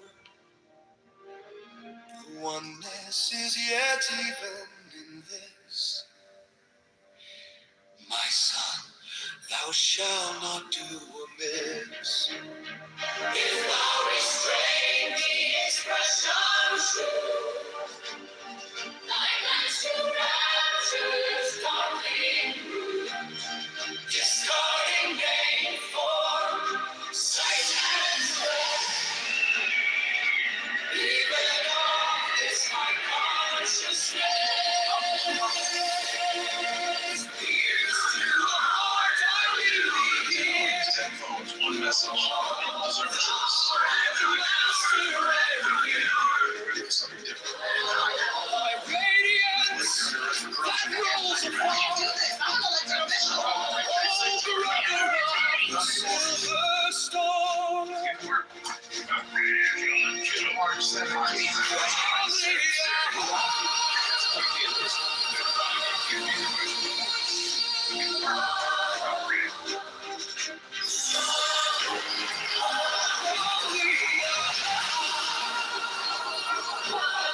You heard him. Let's make it official.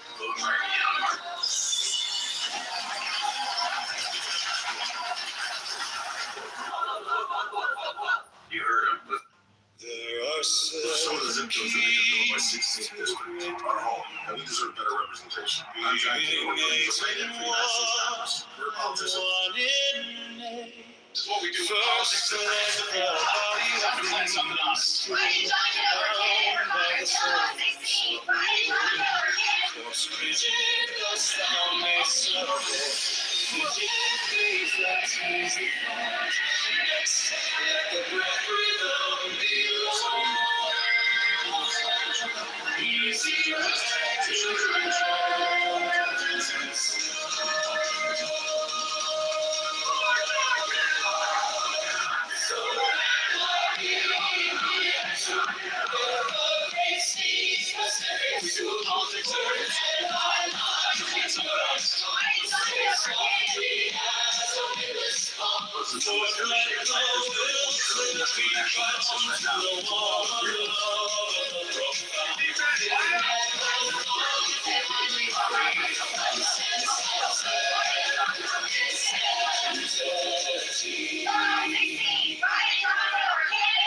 Watch every thought that springs enhanced. Hour after hour, thy vigilance. Intense and keen, turned inward wisdom. Atom of analysis. 1,000 securely still. Every whisper of the wind. So like a flame straight out of the sky.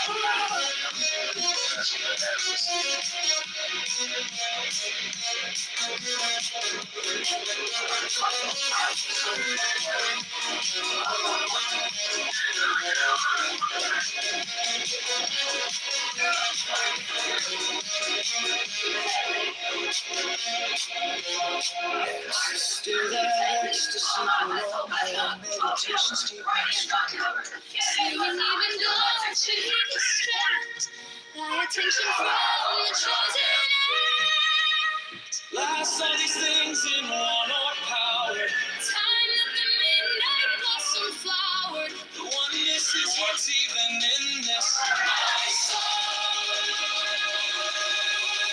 thou shalt do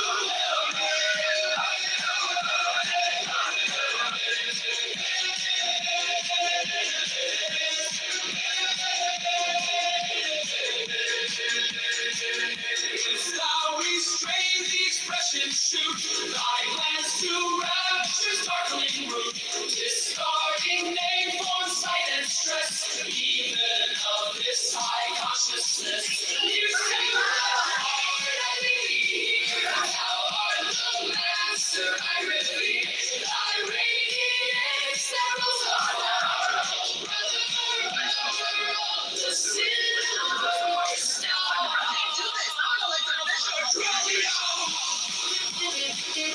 Time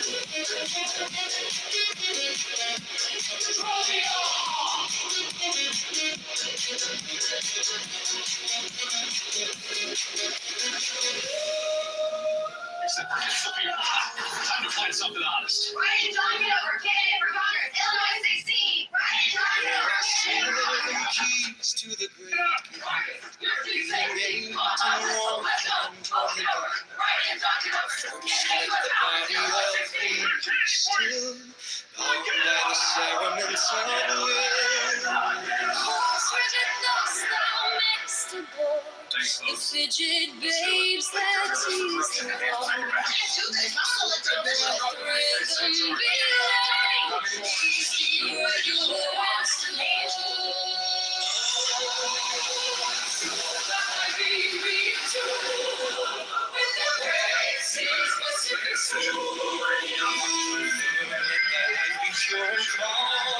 Sweet softly as a windless call. Let the winter be bound to the walls of the profound. Let the body finally free from sense of smell. It's until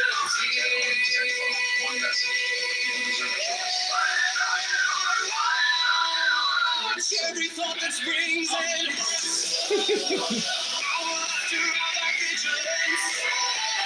Intense and key turned inward, miss. No atom of an Six star, one thought securely pinned. Still every whisper of the wind. So like a flame straight and unstirred. Burn up by beating one word.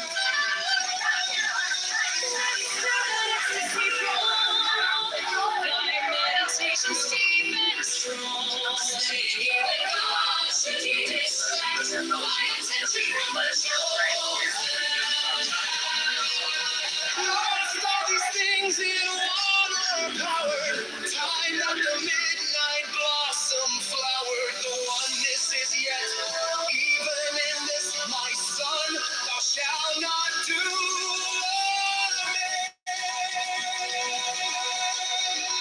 Without restraint, the expressions shoot. Thy glance to rapture's darkling root, discarding name, form, size, and stress. Even of this high consciousness.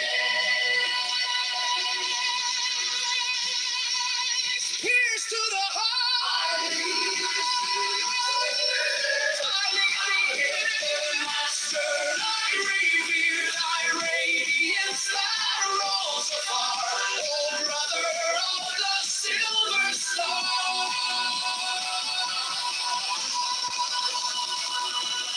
Charlie,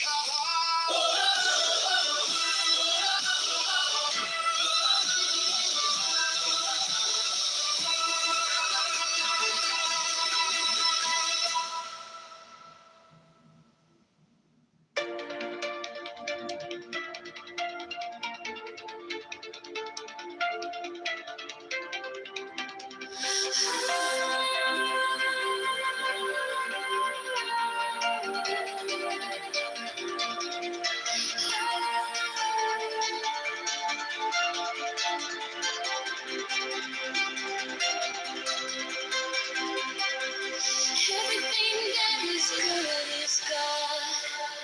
Whatever goodness we experience in this life is truly a taste of God. For it is God. For it is God. Everything that is good is God. Whatever goodness we experience in this life is truly a taste of God. For it is God. For it is God.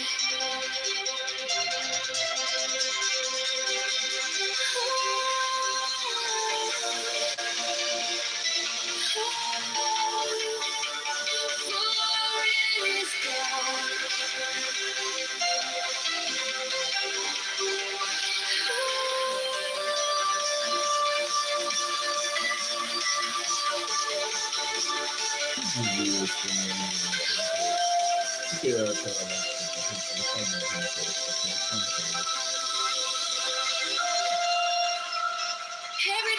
that is good is God. Whatever goodness we experience in this life, truly a taste of God. For it is God.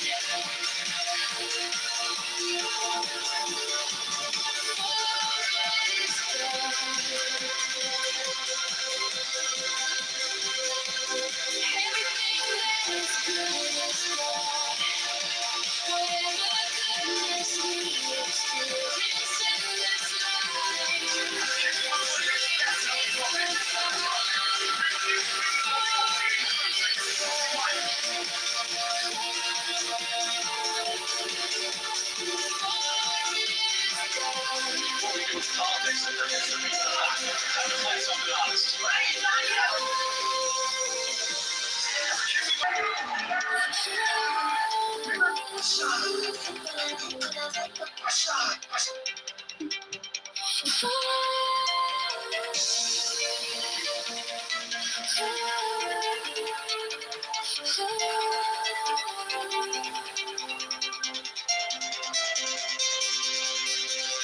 Everything that is good is God. Whatever goodness we experience in this life is truly a taste of God. For it is God.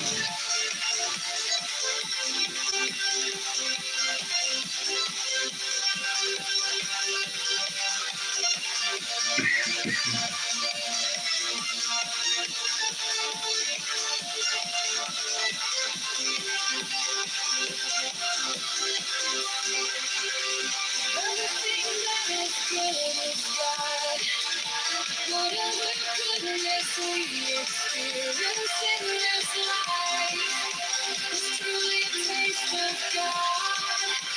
For it is God.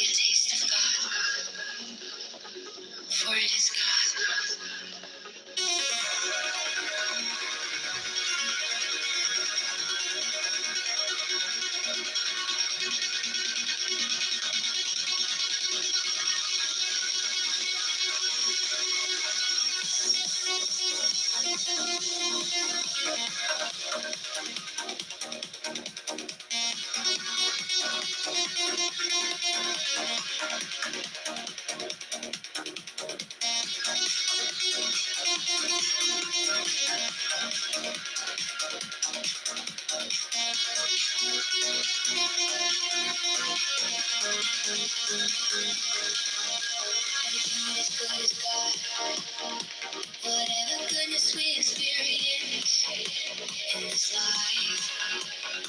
It's truly a taste of God, for it is God. Everything that is good is God.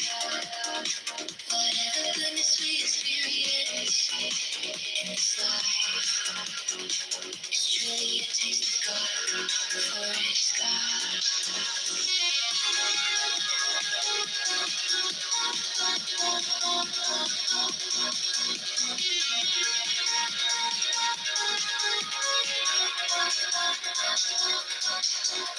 Everything that is good is God. Whatever goodness we experience in this life is truly a taste of God, for it is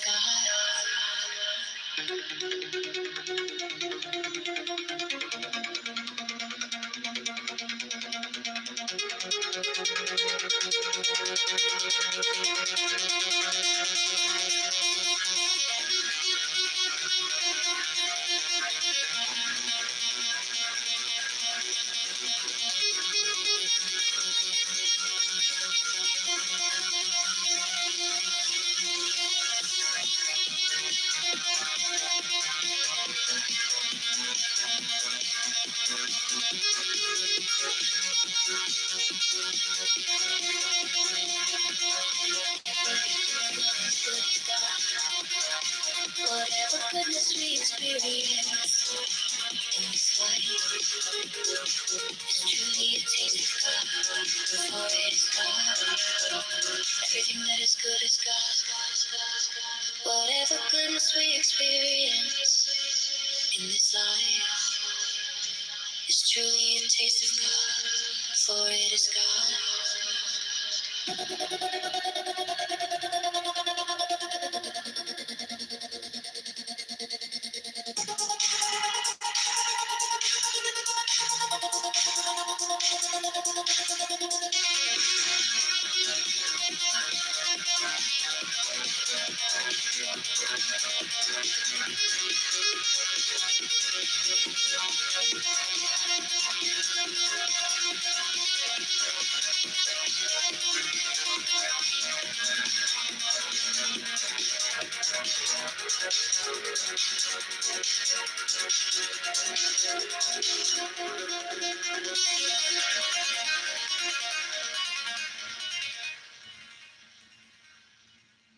He died not for men, but for each man.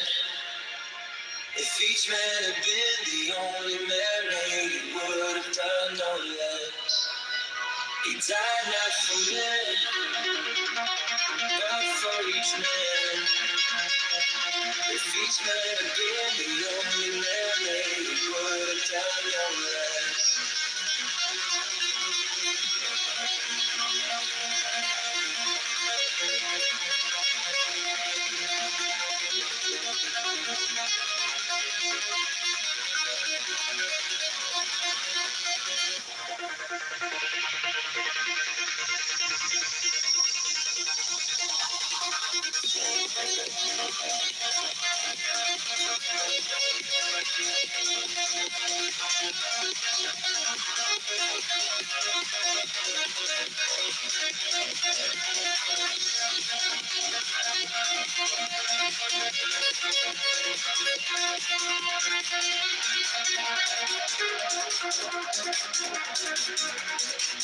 He died not for men, but for each man. If each man had been the only man made, he would have done no less. He died not for men, but for each man.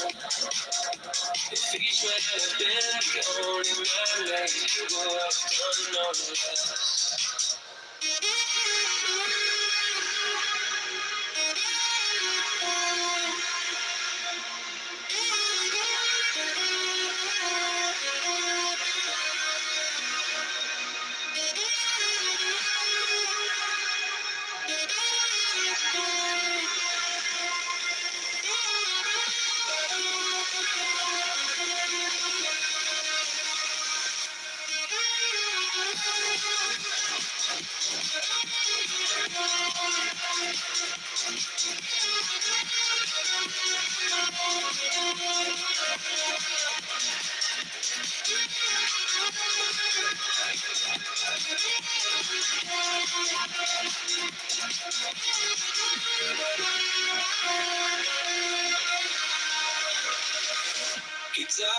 for men,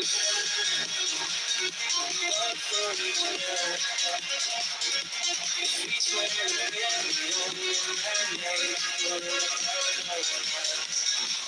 He died not for men, but for each man. If each man had been the only man made, he would have done no less. He died not for men, but for each man. If each man had been the only man made, he would have done no less. He died not for men, but for each man. If each man had been the only man made, he would have done no less.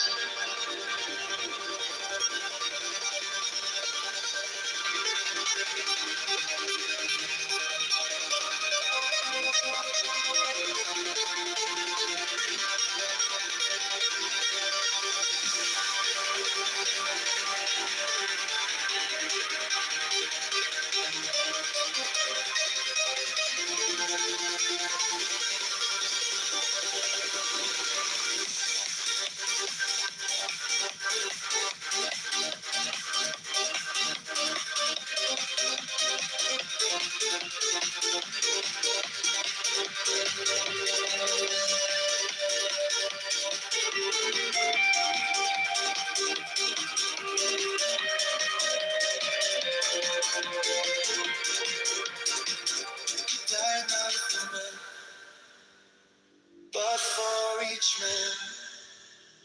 If each man had been the only man made, he would have done no less. He died not for men, but for each man. If each man had been the only man made, he would have done no less.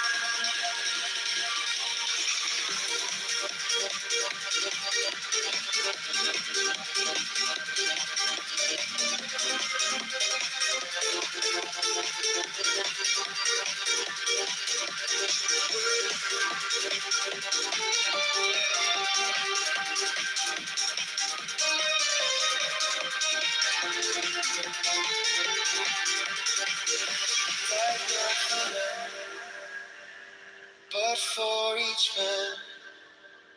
If each man had been the only man made, he would have done no less. He died not for men, but for each man. If each man had been the only man made,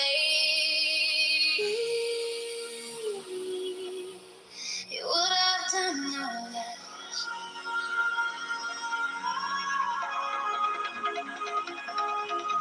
He died not for men, but for each man.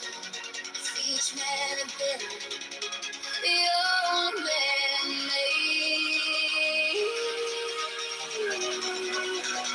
he would have done no less.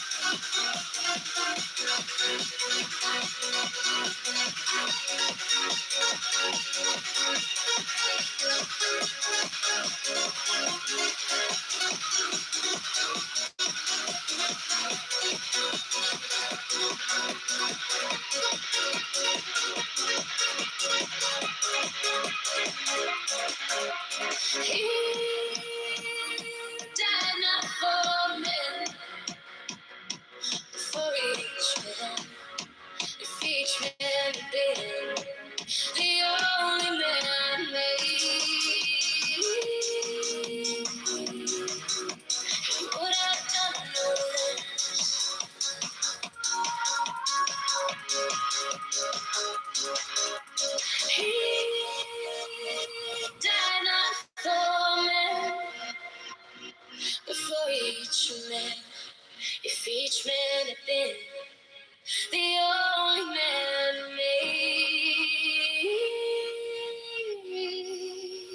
he would have done no less.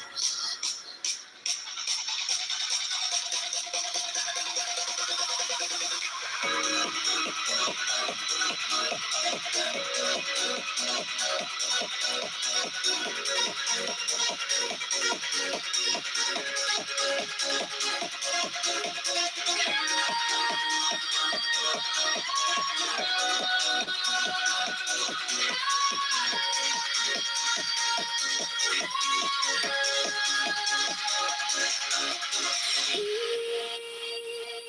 died not for men, but for each man.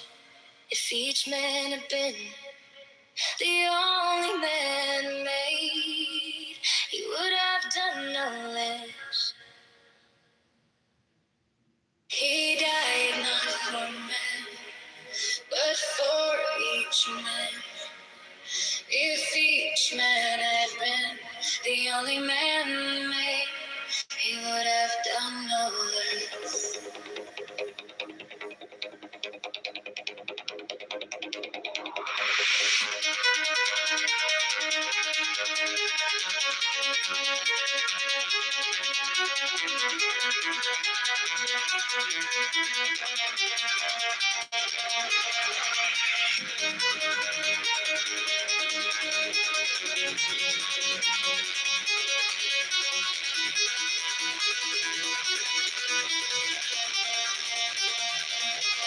He died not for men, but for each man. If each man had been the only man made, he would have done no. He died not for men, but for each man. If each man had been the only man made, he would have done no less.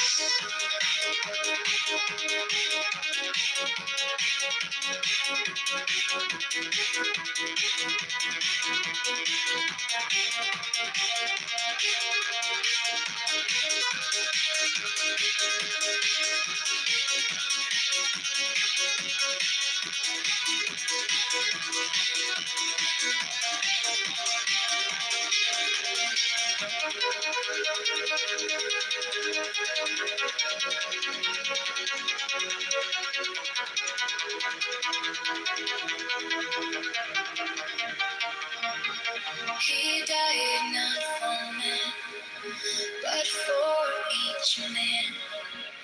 If each man had been the only man made, he would have done no less.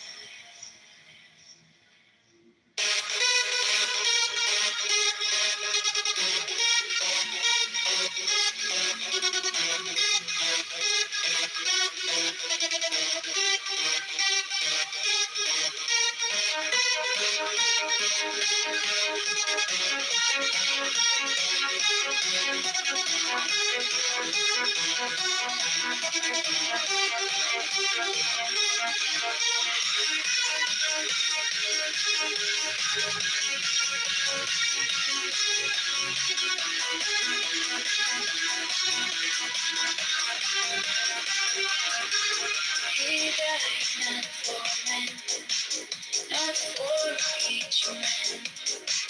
If each man had been the only man made, he would have done no less.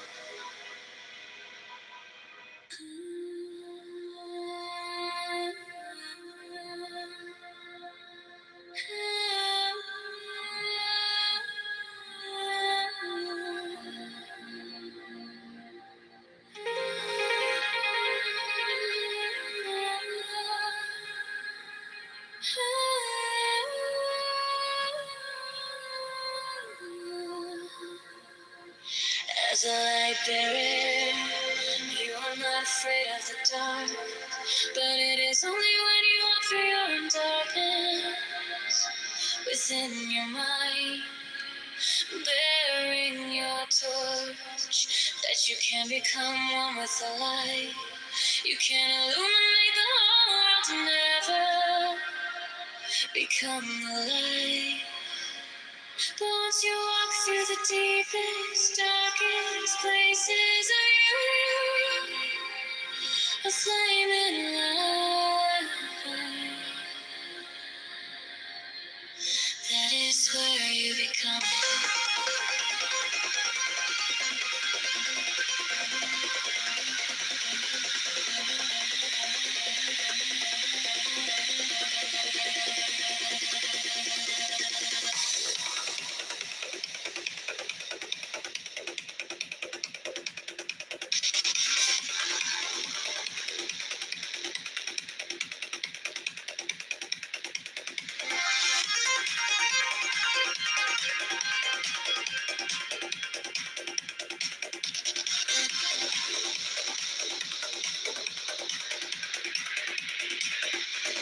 As a light bearer, you are not afraid of the dark. But it is only when you walk through your own darkness, within your mind, burying your torch, that you can become one with the light. You can illuminate the whole world and become the light. But once you walk through the deepest, darkest places of you, a flame in light. That is where you become it.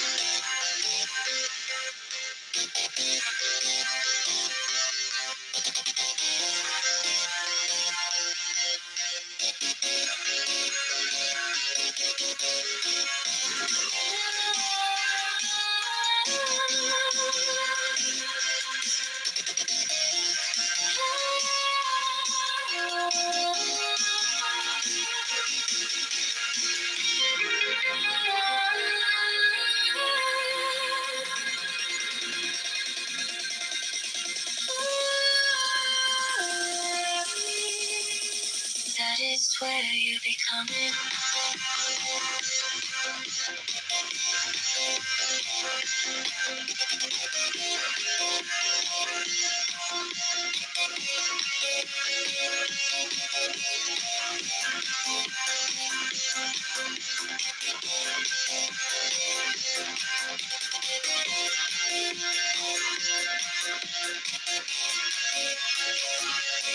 As a light bearer, you are not afraid of the dark.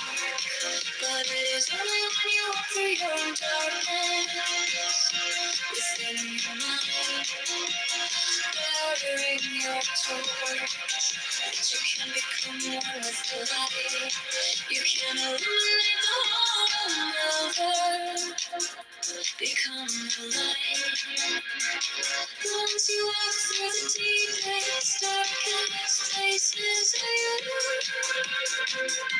flaming light. That is where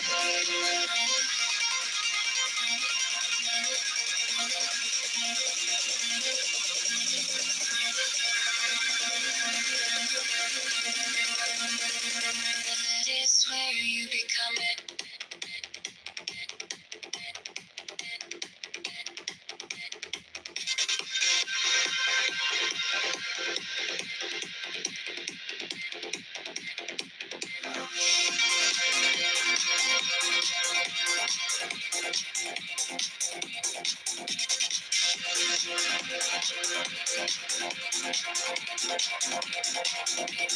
As a light bearer, you are not afraid of the dark. But it is only when you walk through your own darkness, within your mind, bearing your torch, that you can become one with the light. You can illuminate the whole world and never become the light. But once you walk through the deepest, darkest places of you, a flaming light. That is where you become it.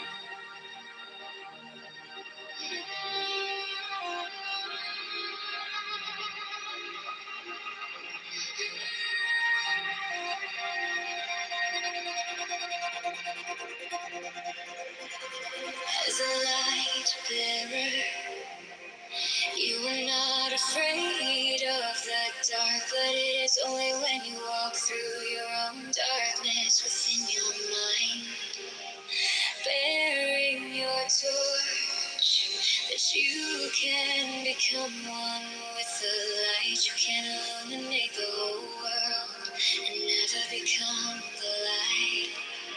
But once you walk through the deepest, darkest places of you, a flaming light.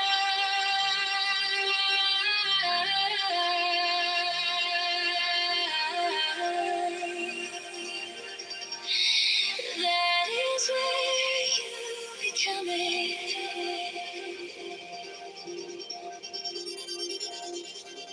That is where you become it.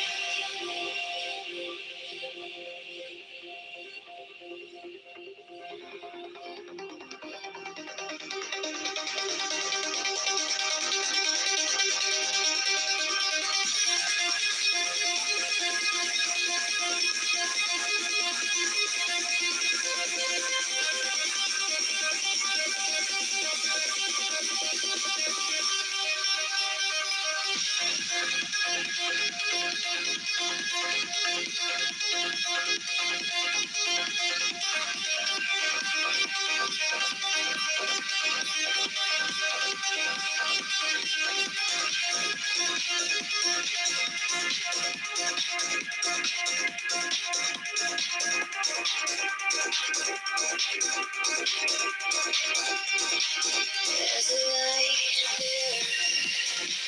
You are not afraid of the dark, but it is only when you walk through your own darkness within your mind. Bearing your torch, that you can become one with the light. You can illuminate the whole world and never become light. Once you walk through the deepest, darkest places of you, a flaming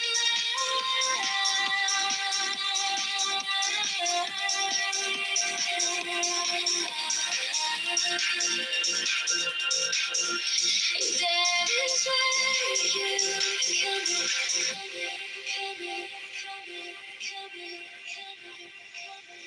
that is where you become it.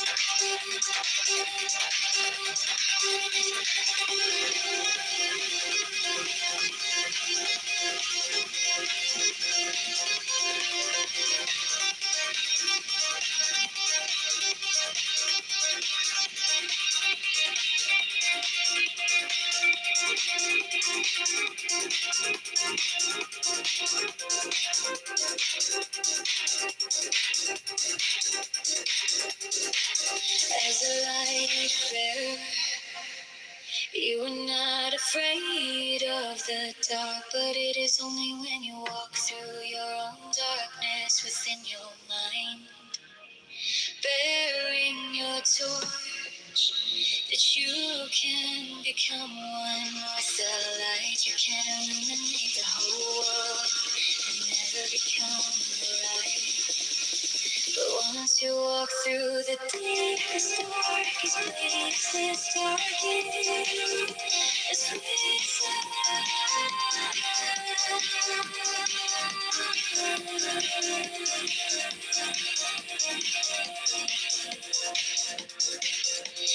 that is where you come in.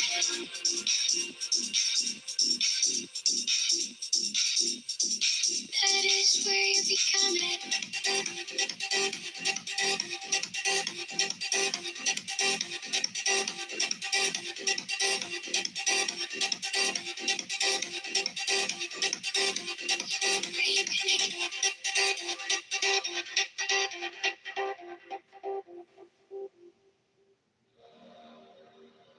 As a light bearer,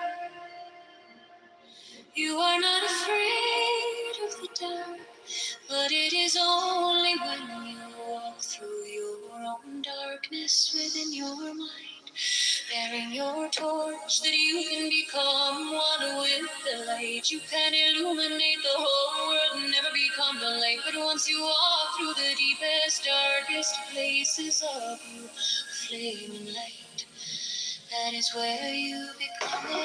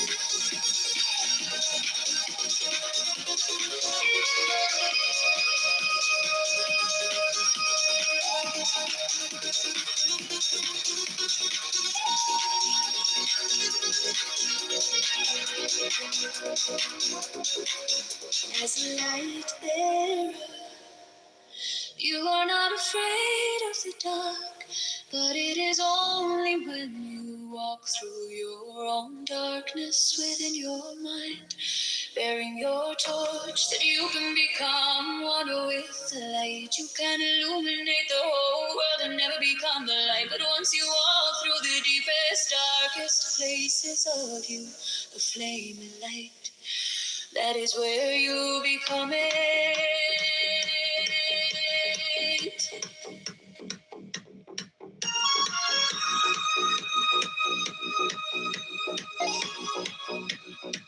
That is where you become it.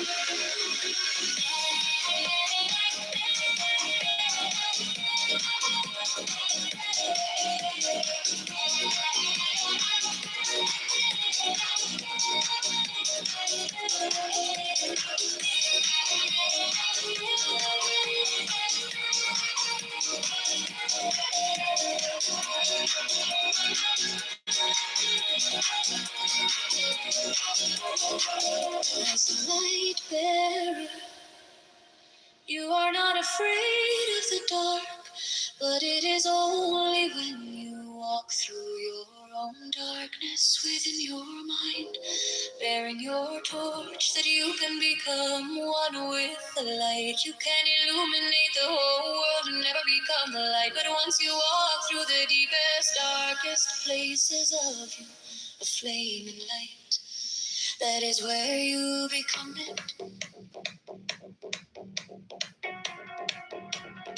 That is where you become it.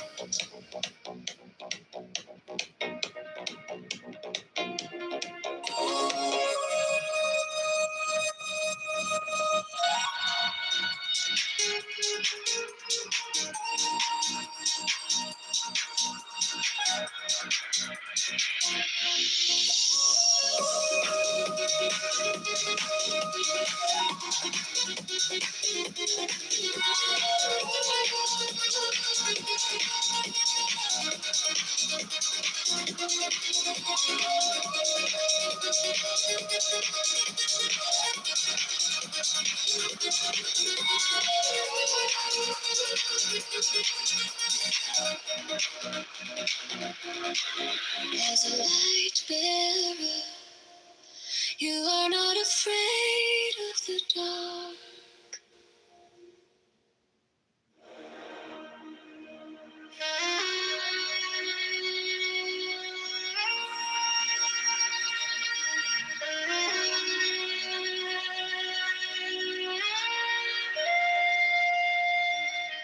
As a light bearer, You are not afraid of the dark. But it is only when you walk through your own darkness within your mind, bearing your torch, that you can become one with the light. You can illuminate the whole world and never become the light. But once you walk through the deepest, darkest places of you, a flame and light, that is where you become it.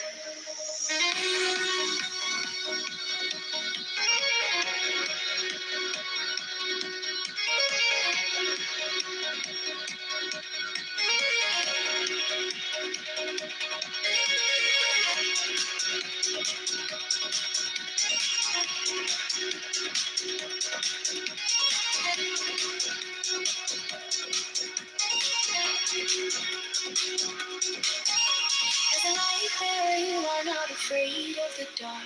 But it is only when you walk through your own darkness within your mind, bearing your torch, that you can become one with the light. You can illuminate the whole world and never become the light. But once you walk through the deepest, darkest places of you, a flame and light, that is where you become it.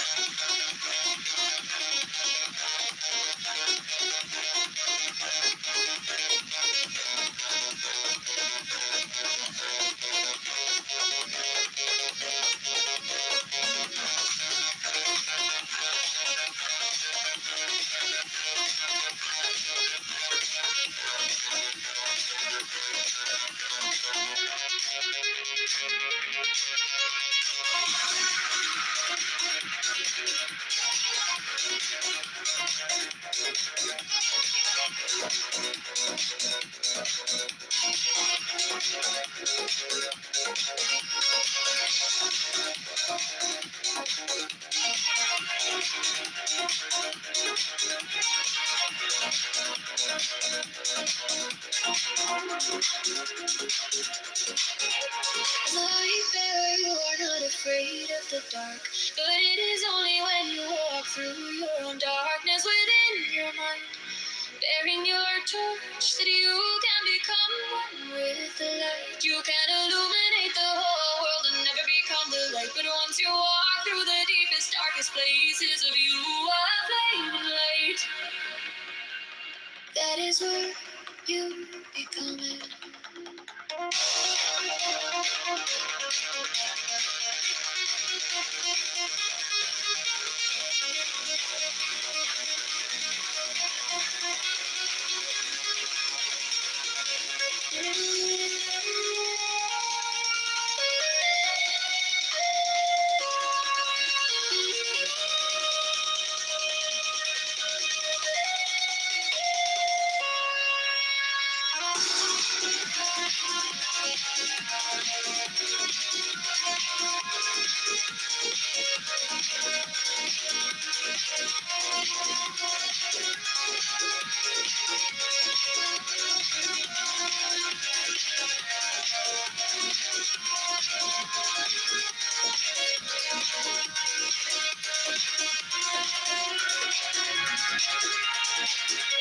As a light bearer, you are not afraid of the dark. But it is only when you walk through your own darkness within your mind, bearing your torch, you can become one with the light. You can illuminate the whole world and make them the light. But once you walk through the deepest, darkest places of you, a flame of light, that is where you become it.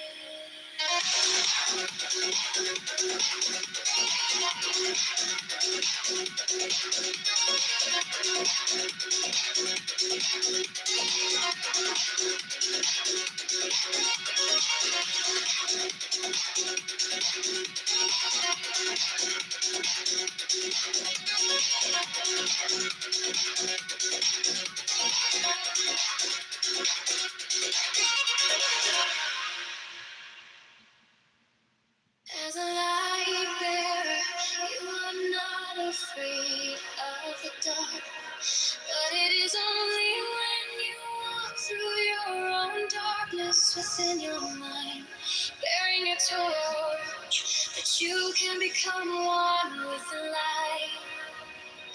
You can illuminate the whole world and never become the light. But once you walk through the deepest, darkest places of your flaming light, that is where you become it.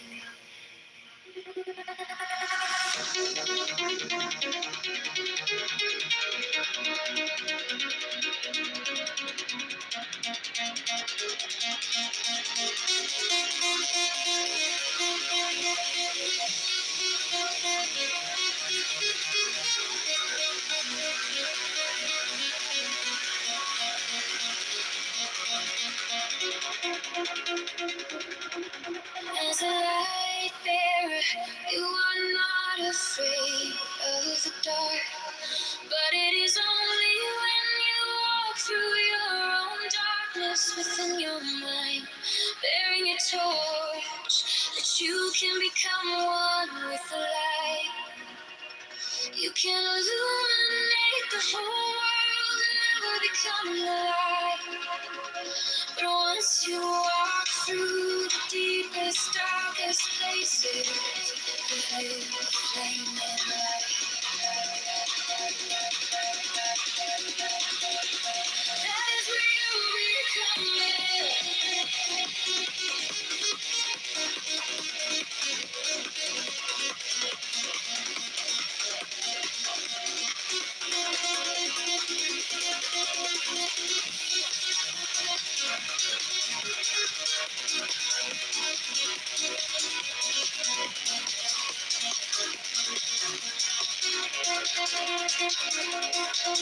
As a light bearer, you are not afraid of the dark.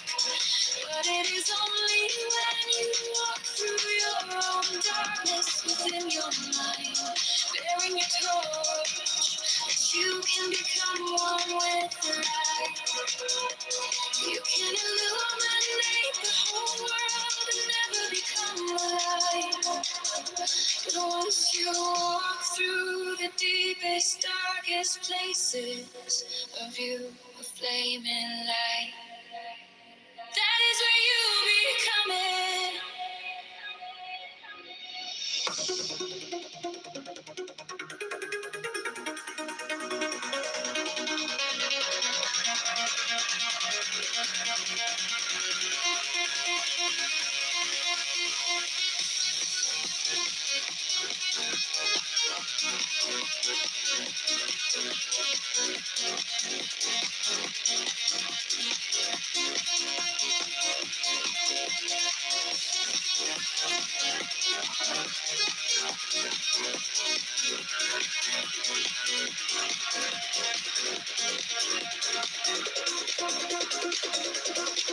As a light bearer, you are not afraid of the dark. But it is only when you walk through your own darkness within your mind, bearing your torch, that you can become one with the light. You can illuminate the whole world and never become the light. But once you walk through the deepest, darkest places of you, a flaming light. That is where you become it. As a light bearer, you are not afraid of the dark. But it is only when you walk through your own darkness within your mind, bearing a torch, that you can become one with the light. You can illuminate the whole world and never become the light. But once you walk through the deepest, darkest places of you,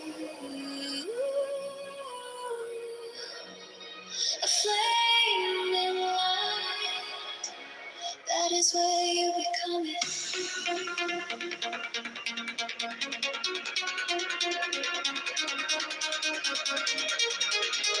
There's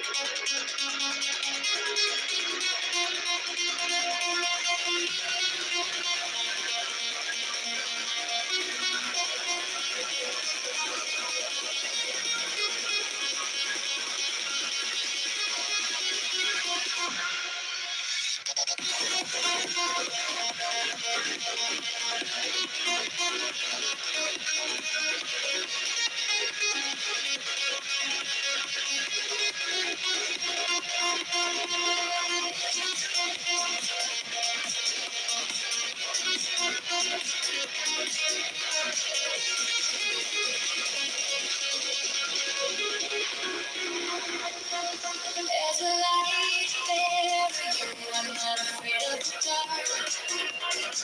But it is only when you walk through your own darkness within your mind. There is your you can become the light. You can illuminate the whole world and then become the light. But once you walk through the deepest, darkest places of you, a flame in light, that is where you become it.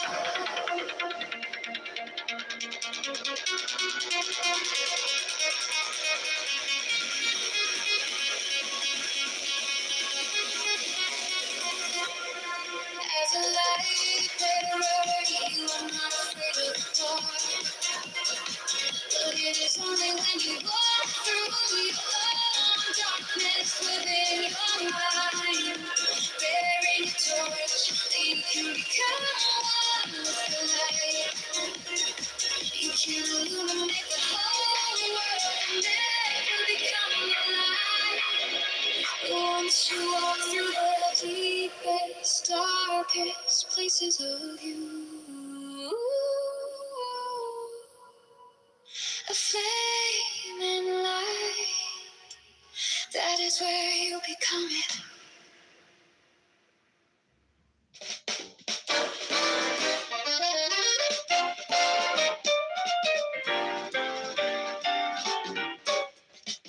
May the light of the guardian dwell in you always. And may you be a source of light in those places where shadows gather. May the light of the guardian dwell in you always. And may you be a source of light in those places where shadows gather.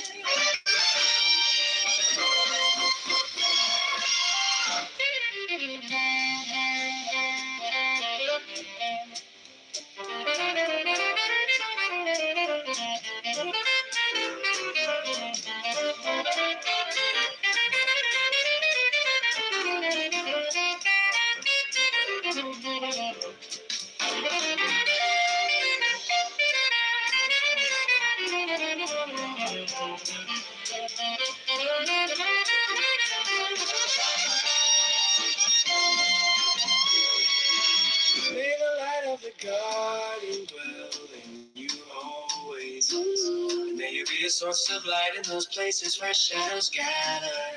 May the light of the guardian dwell in you always. And may you be a source of light in those places where shadows gather.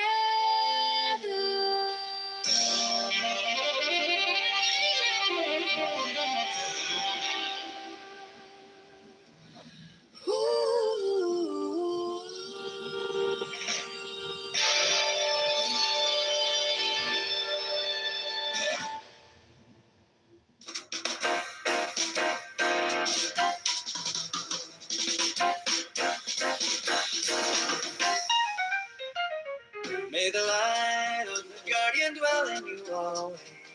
And may you be a source of light in those places where shadows gather. May the light of the guardian dwell in you always. And may you be a source of light in those places where shadows gather.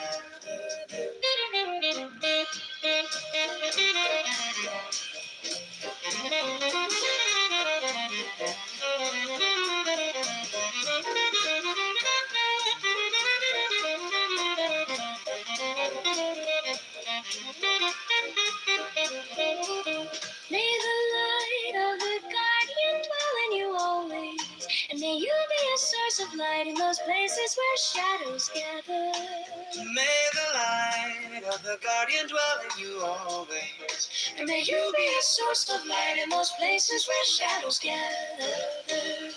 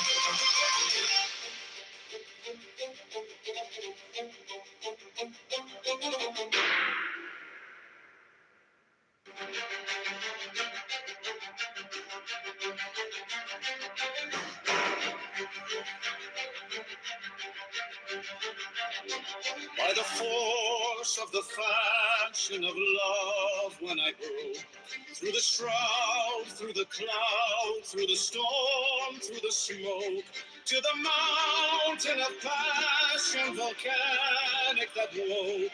I rise, I choke. By the rage of the mage I invoke the fire, the fury, the thunder that spoke, a spell that ignites and consumes as it cloaks. I invoke,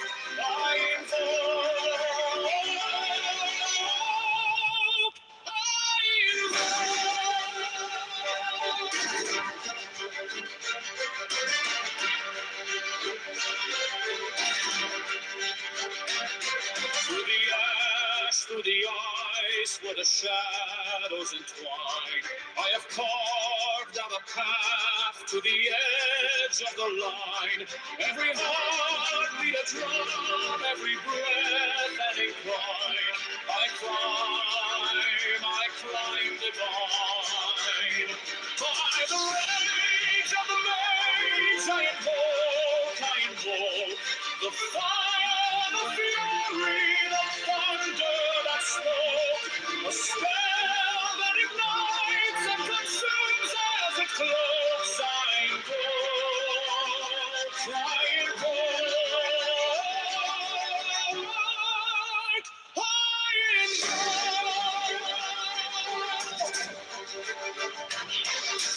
whispers of winds that unravel the night, through echoes of stars that combust into light. I summon the tempest, I summon the fight. The mage will alight. By the rage of the mage I invoke the fire, the fury, the thunder that spoke, a spell that ignites and consumes as it cloaks. I invoke,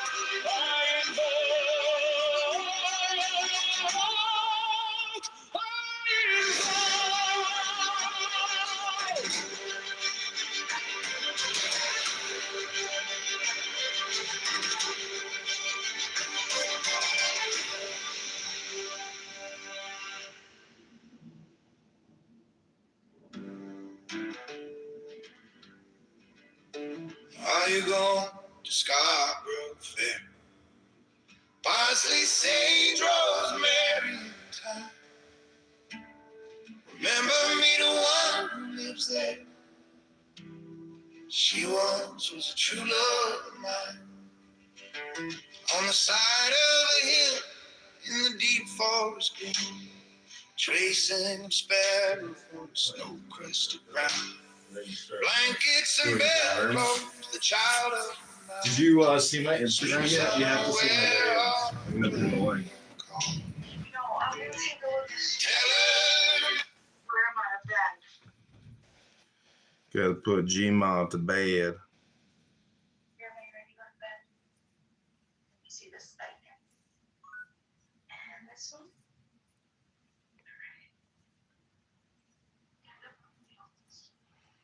Fellas, the number that's got me shaking my head is 34 trillion. That's what.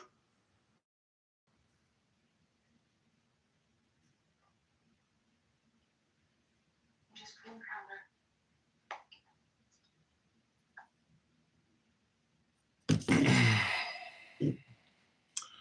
Okay, I'm gonna play a little music here. This is AI music, Suno.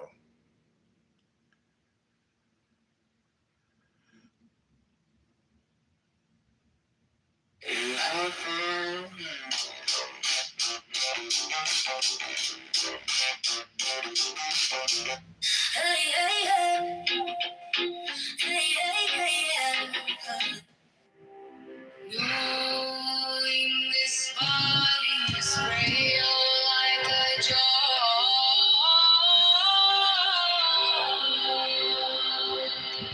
establishing the mind like a fortress.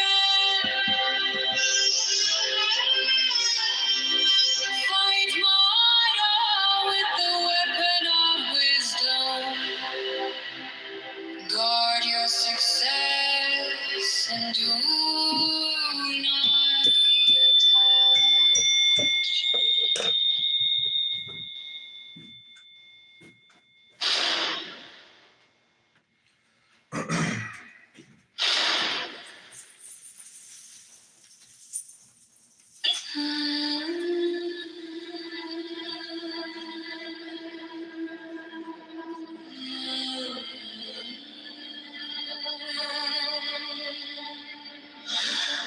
Who will know this earth and the lower realm, together with the gods?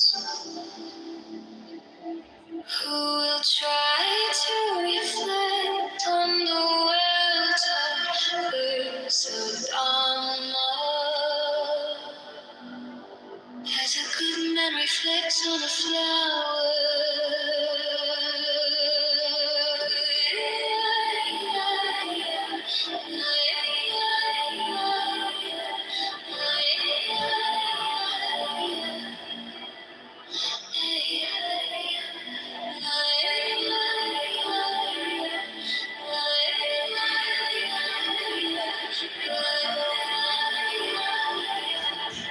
As a good man reflects on a flower. Said, oh love, what kind of moon is this? Love said to me, this is not for you to question. Be silent. I said, oh love, what kind of face is this? Angelic or human? Love said to me, this is beyond anything that you know. Be silent. I said, please reveal this to me. I am dying in anticipation. Love said to me, that is where I want you. Always on the edge, be silent. You dwell in this hall of images and illusions. Leave this house now and be silent. I said, oh love, tell me this. Does the Lord know you are treating me this way? Love said to me, yes it does. Just be totally, totally silent.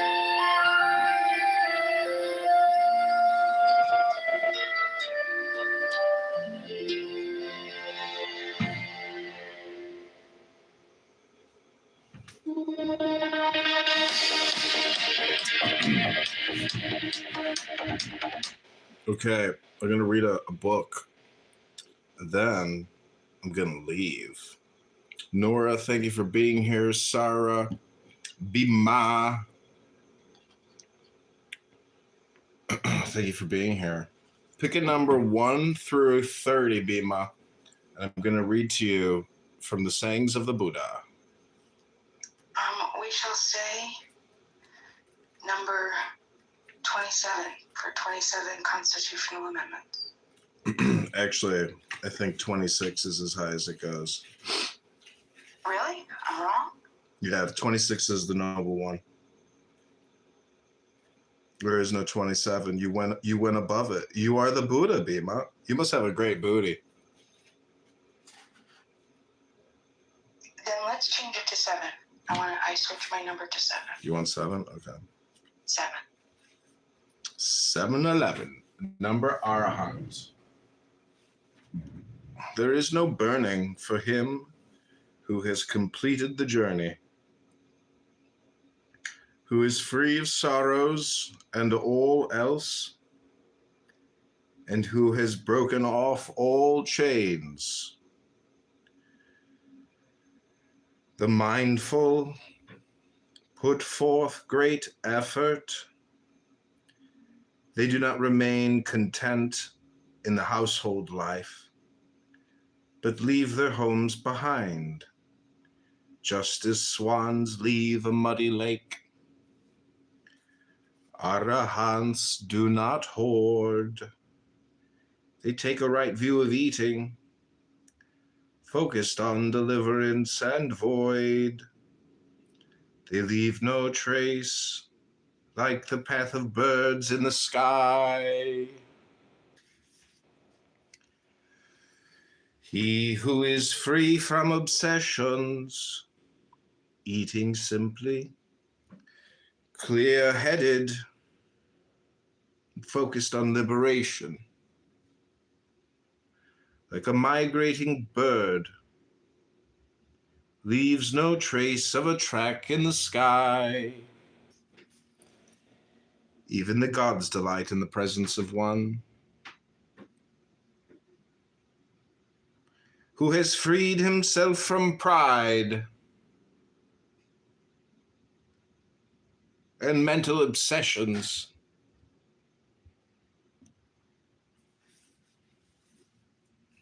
Who has his senses under his control.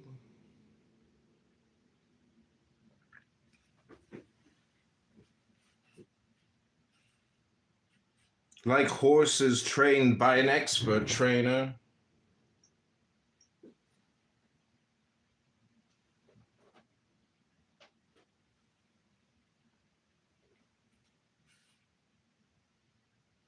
Done with the round of rebirths. He is as accepting as the earth, as firm as a doorpost, placid as a pond free of mud, and dutiful. Whoever has reached a state of freedom through perfect wisdom, peaceful and unshakable, is nonviolent in his mind, his speech, his action. Whoever is in touch with the infinite, free of attachment, desireless, is the highest among men. Delightful is the place where the saints dwell, be it village or forest, cavern or open field.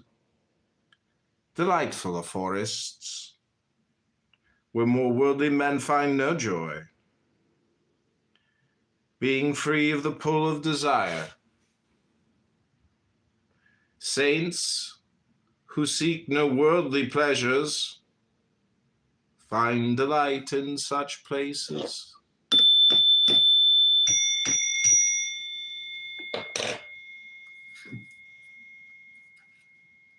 The Arahant, Sayings of the Buddha, read by Canada John, write-in candidate for the 16th District. What'd you think, Bima? Did you like my NLP hypnosis of the sayings of the Buddha?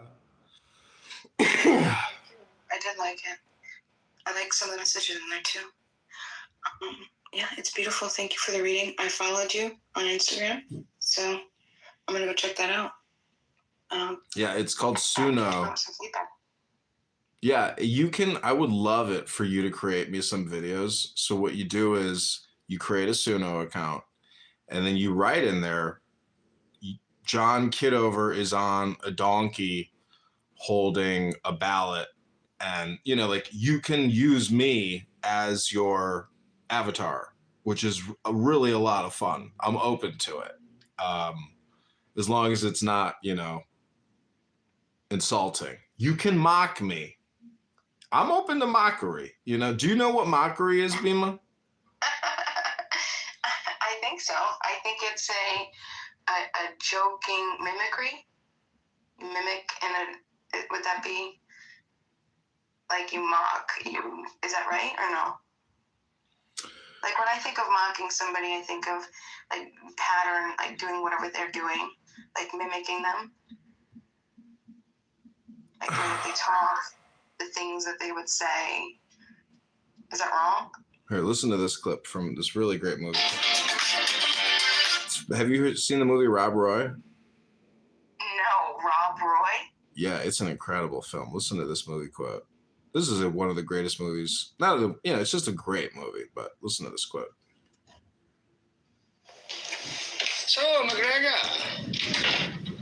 I knew your father, an able man, if not a wise one. You taken on his mantle? As best I may, my lord. So, how many men are you master of? Master of none, my lord, but some 200 souls live close by Craig Roston and are in my care.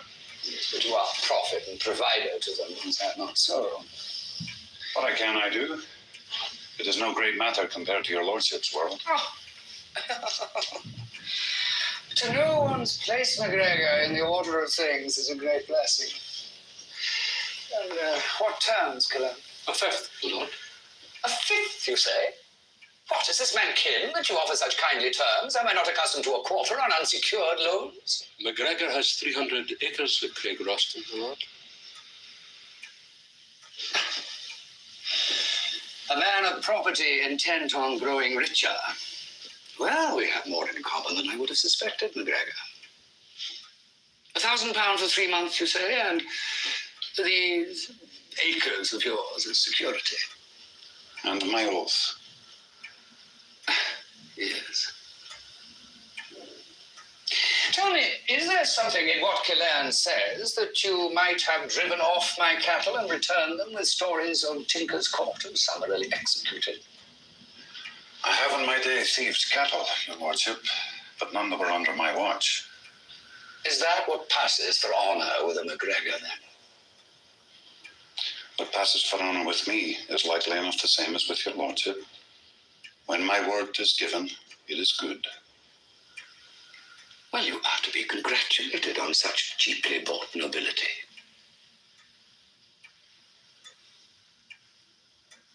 Killarn will draw papers, and I will expect the terms to be met. My thanks to your lordship. That's not the quote I wanted, but he's screaming at his nephew, are you mocking me? You're mocking me. And people on this app will not be mocked. There are certain people with their green bean perches and their houses and their topics and their patterns, but they will not be mocked. And I come here, Bima, you know me well enough now that I do come here to mock people, because I just read to you the sayings of the Buddha. And to me, it's very smart. It's so intelligent. And people on this app, I guess I could be more like a Buddha or a nicer person and go into some of these perch rooms of mockery, of what I consider people worthy of mockery, and say, hey, can I get 60 seconds of your time to read? So Bima, take it easy. I know I'm an asshole, but I like information and I don't like wasting my time. And I don't know, intelligence is intelligence. If you read to me some type of wisdom, or you tell me a secret or a gossip, those are of value. To me, the wisdom is more valuable than the gossip. So I'm telling you, Bima, everybody is playing the role of a politician, a spy, and a philosopher all at the same time. What do you think about that statement? Yeah, I like it. Politician, spy, and philosopher. Yeah, sounds good to me. My sister said to me once, she's like, every philosopher wants to be a politician, every politician wants to be a philosopher. I was like, wow, that's pretty smart. And fucking, where did you hear that? I couldn't believe she said that. I was like, she must have heard it somewhere. I definitely want to be a philosopher. I definitely do not ever want to be a politician. But I did want to be a politician once. So every politician wants to be, maybe it goes one way. I was surprised when you said that you started studying philosophy and then you became an atheist. I had the exact opposite occurrence because I read Marcus Aurelius, and it's very spiritual. It's all about God. And then I was like, wow, these atheists or people who talk about philosophy, if you go to ancient, Roman Greek, it's all about God. I was like, so what are they talking about when they say philosophy is like not God? It's atheistic? I'm like, no, it's so spiritual. And so that's why the Roman government outlawed it, because it's super spiritual. It's not the atheism that maybe you came out of from like Nietzsche, something like that. I don't know. How did you find atheism in your philosophy? So, yeah, sure. Great. So I'll try to be quick. I'll do the 2-minute quick story. So I became friends with my philosophy professor in college, and we would, because we would walk, I found out after the end of the class, we would walk the same path, which is almost like a 10-minute path. He would walk to his car. I would walk to my car. He would walk home. And I would always have to park going down that area. So we would have extra time to discuss. Well, this is the craziest thing. He was a very interesting. Do you know what he did the very first day of class? The very first day of class, it was packed. 30 students at least. Okay, I mean every desk was taken. It was a big room. Okay. He passed out a piece of paper. He says, "I want you to answer these questions." There's 3 questions on them. I don't remember what they were. Because I want you to answer. And we're all like freaking out, like, "Oh my gosh, were we supposed to study? Did we have so," he goes, "I want you to answer these 2 questions, and then I want you to put the piece of paper on the desk and just leave. And I'll see you next class." So we answer the questions and we leave. The next class, he passes out the pieces of paper, and before he does, he says, "I've rated you on a pass or fail. If your paper says pass, you can remain seated. If it says fail, I have a drop form that I put at the door on a desk. I want you to take the drop form and I want you to leave." He's like, "There's no discussion." And so right then we lost half the class. Okay, so half the class, boom. And we didn't know what the criteria was, a pass or fail. Like it was just the particular criteria he was looking for. It was really deep, And so then he continued to do this to the very end of the class. There was only 3 of us left at the very last week of class. 3 people were left. Me, a guy who has passed away now, and another kid. Well, anyway, we had a lot of time. And because he had this method of really dedicating his time, like you, he really valued his time. And he wanted to put his time and his work, because he understood how scarce philosophy had become in the school. He was fighting, to maintain the only philosophy course in the entire college, right? And so he wanted to basically give the people who really were truly genuinely interested in philosophy all of his time and efforts. And that's what he did. But this is like the craziest thing. So towards the end, and it was just through his questions, through the free will, the determinism. We went through. We did everything, and he was very interactive. He was very he was a great professor. He was so great that by the end of the class, I gave up religion. I was just like, there was so much uncertainty, so much that I don't know, so much that when we came down to the questions, and he would ask you. So he wasn't indoctrinating you. He was making you come to the conclusions yourself through questions. Okay, and so the last day it ended. One of the kids that was the other kid that was in my class, he ended up getting in a car accident and he died. And it was really sad. So I saw the professor at his funeral, and we were talking, and I was just like, yeah. And I was like, I wonder. I know that he like me, we were Catholics, and then we had to go on atheist, and because you're an atheist, and he says, he said, "I'm not an atheist." He's like, "I'm a Jew." He's like, "What are you talking about?" And I was just like, "Wait, what?" And he's just like, "Yeah." He's like, what made you think that I'm an atheist?" And I'm just like, well, like, hold on, wait a second. We all thought you were atheist. And it was, in fact, he was really just leading us to come to our own conclusions. Isn't that fascinating? So yeah, he was a Jew the whole time. But, I mean, there you go. That's the end of my story. Oh, and just because this is an extra little bit of detail, I felt so bad for these parents. Do you know that they had lost 3 of their kids? They had lost one to a speeding accident, the brother, 2 years before, the daughter to cancer, and then the one kid that I had had the class with. It was just a rainy day, and he was going around a corner, and a truck was coming the opposite way. But the pain in those parents' eyes, it was almost like a numbness. Like, you ever see like shells of people and there wasn't something like deep inside, but it was almost like they were just, but yeah, it was incredible. So, I don't know, but that's the story. So philosophy, yeah, interesting. Okay, have you ever heard the hymn to Cleanthes?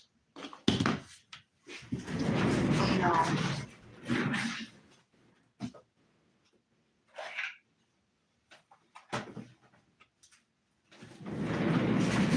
So just, you have to remember that life is relativity, meaning that, like, if you can use your imagination to put yourself in ancient Greece and you can read the poem now, in a way, you're matching that person's brain pattern.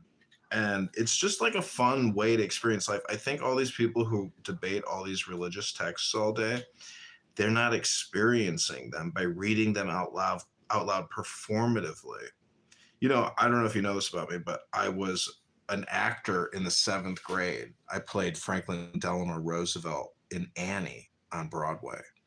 In the 7th grade, I played the president.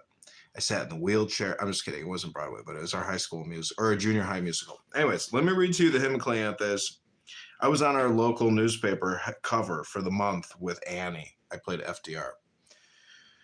So I'm trained in, reading scripts and singing songs and improv, because there was actually a lot of improv in the musical because things went awry.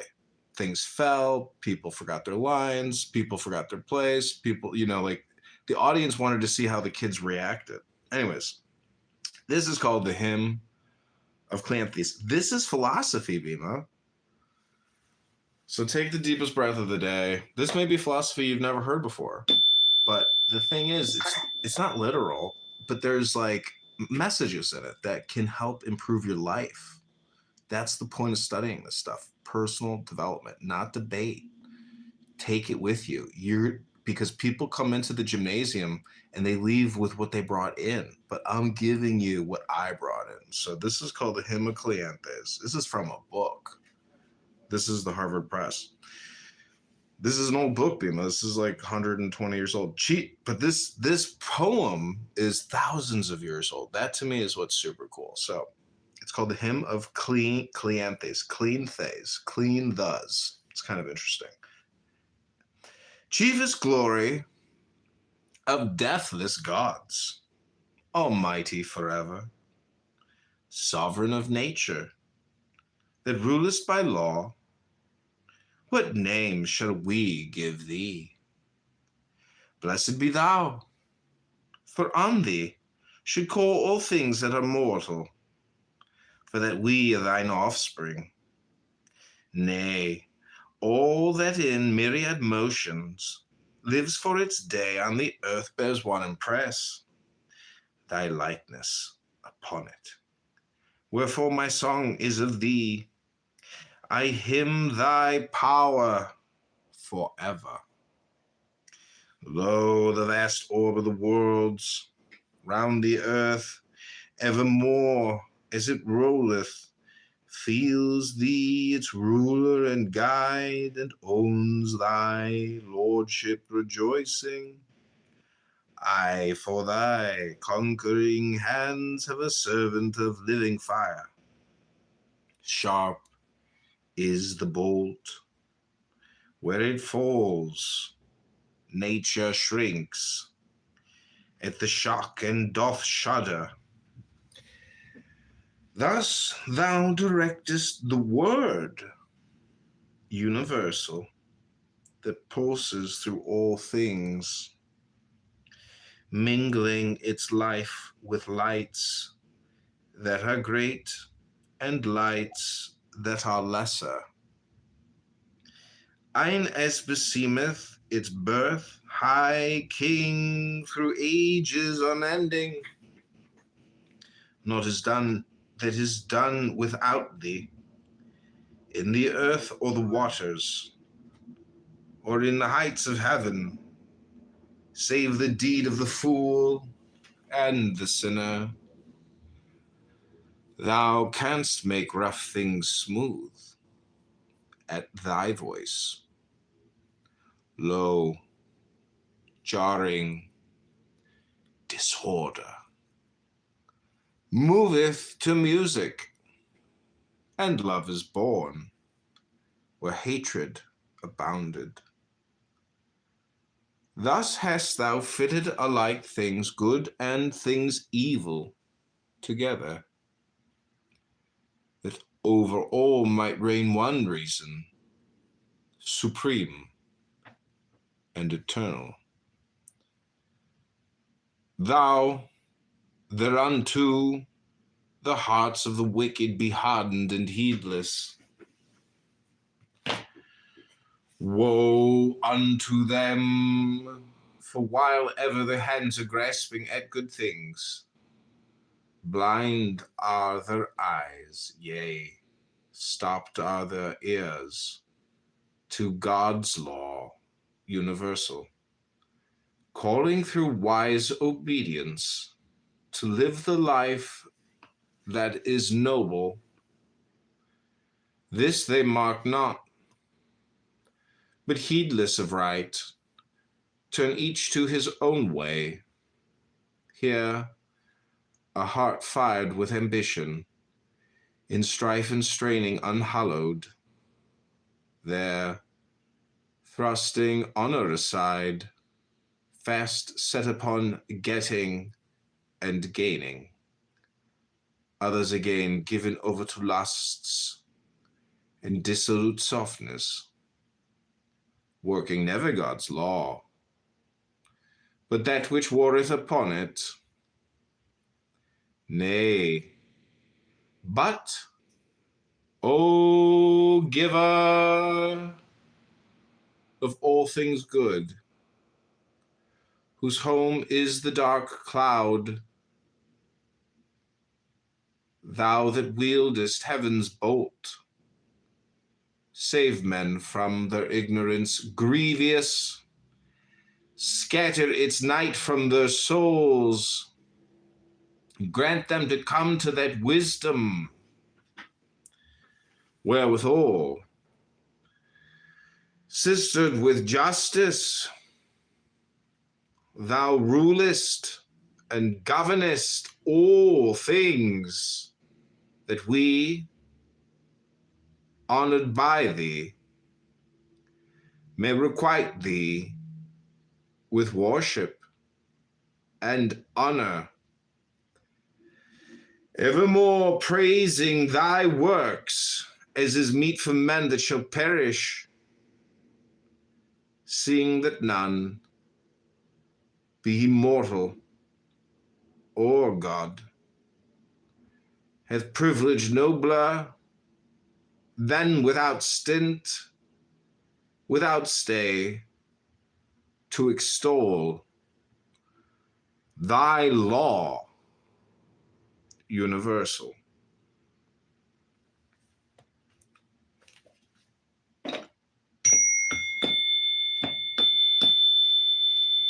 So there's like a theme in these words that I see, by all these books. They're all manipulating the law and the will.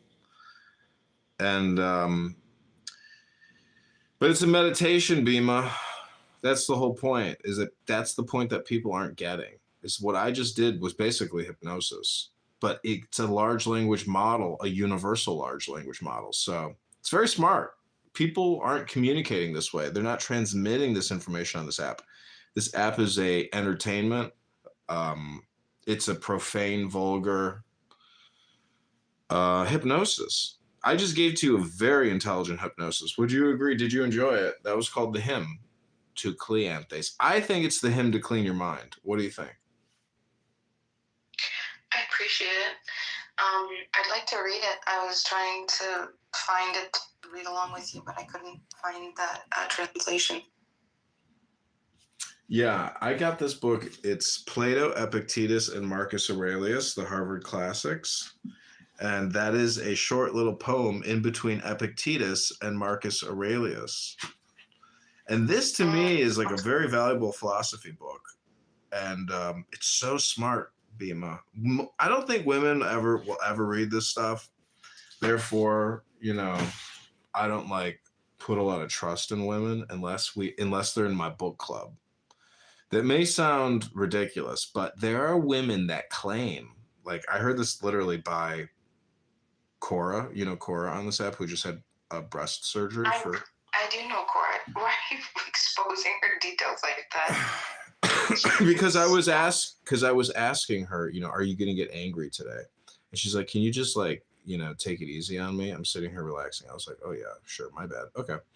So anyways, she claimed that nobody needs to read Confucius, nobody needs to read Lao Tzu, nobody needs to read anything because eventually your brain will figure it out. And I was like, that's the dumbest thing I've ever heard, because it's there for our ingestion, just like a salad is at 7 p.m. if you want to have dinner. It's up to you to try to seek out, read these things, maybe read them regularly and see, because the theory is reality is constructed with your thoughts. So if you can use these sacred texts in your communication, it's a little bit like, manifestation or matrix. It's really just large language matrix, but I'm just saying the power of words, the power of your brain, the power of these sacred text documents is the therapy and healing that everybody's looking for. And if you heal yourself, you heal the world. So that's my theory. I like the theory. I am curious though, because I found a similar experience that women don't like not only to not read philosophy, but most aren't deeply involved in politics, economics, history, these types of things. And my question is, do you think that this could have been because there was, the typical, this is the feminist answer, which is there was this great epistemic injustice where the places that spoke and talked and discussed was all tied to things that didn't include women, right? So you have these conversations, these debates, these discussions at universities and back in the cowboy days, the salons, politics, and they excluded women. Do you think that if men led us women to value philosophy more, that then there would be a shift in that? Or do you think that women inherently just don't like philosophy and politics and history? Yeah, most women are in the now, so philosophy would take them out of the now, and therefore they don't want to engage in it because they would rather, fulfill their routine or their pattern. Philosophy is de-patterning, and that's why the Roman government outlawed it, because it was dangerous to the pattern of the government. It's the same thing today. Anybody who essentially says we've already achieved, total abundance and fulfillment, they will rapidly be told, no, get back to work. You see what I'm saying? So it's like we have a philosophy problem as much as we have like an economic problem, because economics really is philosophy. And that's why I was asking, what's your economic philosophy? Because if you're a libertarian, Mises Institute, or you understand big government, big problems, small government, small problems, it's just a question of power sharing, distribution, because we already have infinite abundance, because we have infinite dollars, technically. It's just a question of will, and then fraud and fairness. And so it's like you want to apply the solution to what will give us the best yield. Like if you look at a large spreadsheet with, thousands and thousands of categories, and you're trying to like adjust to try to optimize, it essentially always becomes a normal distribution curve. And then there's like certain outliers and opportunities for optimization, but the bell-shaped curve is the status quo. But philosophy is like the X factor that allows you to manipulate the bell-shaped curve. So you could call it a black swan event. If there are black swan events, there are black swan people. It's the same thing. See, no, hold on, wait a second, because you said, women are in the now, and you also mentioned manipulation. These are two very interesting things, because I think the complete opposite. Mm-hmm. Women are never in the now. Didn't you see that study where they took men? I think you might have even been the one who told me this. They took men and they took women and they put them in rooms and they asked them what they thought about for, the time. And the women were replaying all these conversations from the past in their mind, and men, they weren't thinking about anything. They were thinking about like something fun or a car or some new thing or something like that. And so I don't think women are in the now at all. I think that's the problem with relationships, because women are so deep and they get into their thoughts and they cycle. I think it's the complete opposite. And also the manipulation. Have you heard that because of the evolutionary strength, the physical strength and the capacity that men have evolved to be, right, to have faster, stronger, larger, whatever. And then you have women who had to combat it through psychological manipulation. To manipulate, not manipulation in a bad way, but to help manipulate the man into either, I don't know, probably always doing something with security in the home, because this is what us women always fight for.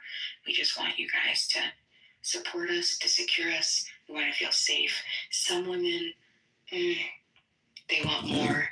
They want to be pampered, and I don't think that type of thing. I'm not talking about that type of woman. I'm talking about a woman that loves communication, loves you as a man and respects you and wants to be able to sort of Ayn Rand style, I hate to a woman president. It's one of my favorite essays. I'm sorry, but to admire the masculine. We like that. Us feminine women love a masculine man to feel safe and secure. And then we do all the back work, we raise the kids and have to do all the deep stuff while you guys are doing the immediate stuff. We're the ones constantly thinking, replaying, and trying to figure out the dynamics, blah, blah, blah. I think ultimately women would love philosophy if our leading men would guide us more to have it as an interest. That's my opinion. What just happened?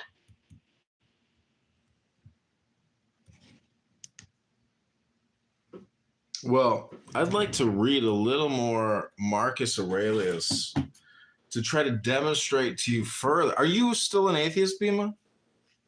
No, I'm not an atheist. So you do believe in the word God. What does it mean to you?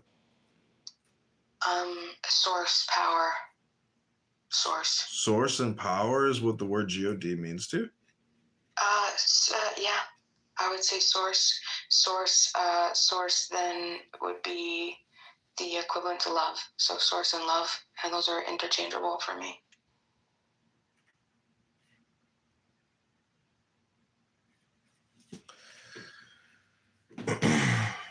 Okay, so I'm probably not going to read Marcus Aurelius right now. I'm like on a kind of a time crunch. I have a hard out. And do you know what the opposite of a hard out is? I'm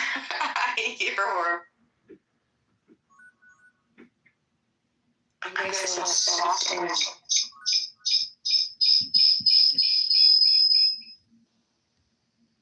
Soft in, hard out. What would you say the Holy Spirit is?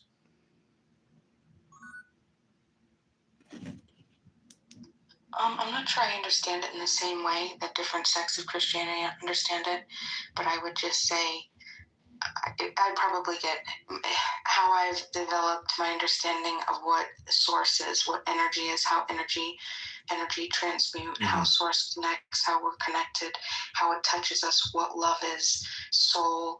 It would just be the presence of love that is an all-seer being because it is all of what is around us. Even if we can't see it, it sees us. So I don't know, something like that.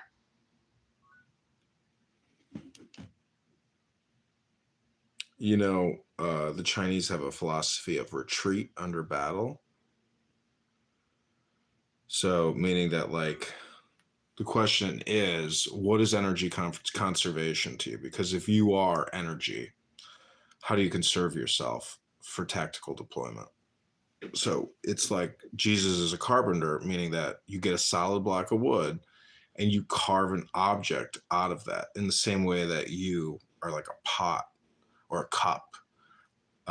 You are what you put in it. So it's a question of self-molding, really, which is just personal development, or trying to, and you know, certain esoteric books, they call it the genius effect. People are trying to achieve genius with their brain in some field.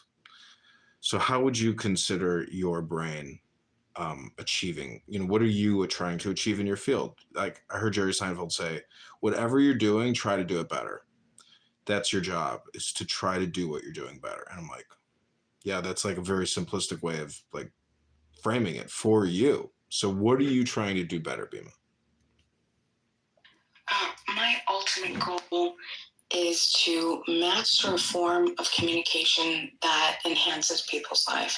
So whenever I talk to somebody, whatever I can offer them through anything I can offer them, maybe it not be a specific suggestion, recommendation, but just a way to communicate that improves and leaves us more whole and more feeling loved.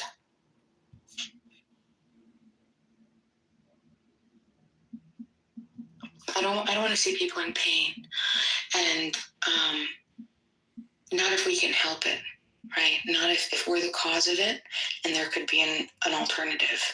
Obviously, I know that some things have to happen because entropy, right? And I think that there's a beauty in that, and we can learn to accept that. But I don't think that we have to.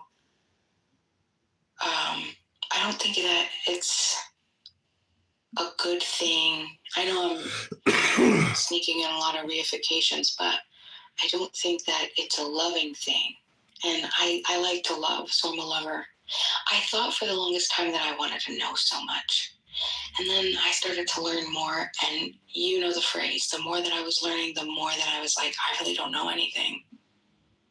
And that's why I came to develop the philosophy that I have towards interactions between human beings. And I wanted to create like a universality, I guess, to apply to anybody. Because I understand I'm an American. I was born here. That was such a small percent. I'm not in control of any of this. Nobody is. So how can I extend what I've been gifted to the world? And that's just communication. You already said it. So I want to be able to communicate masterfully, a masterful communication. And that's really difficult because you have to meet different people at different levels. Psychologically, you have to be able to tell like where they are and what they need to hear in order to break through barriers, to give them different perspectives, to hold multiple perspectives of multiple things, just so they can soften. They could soften their heart out.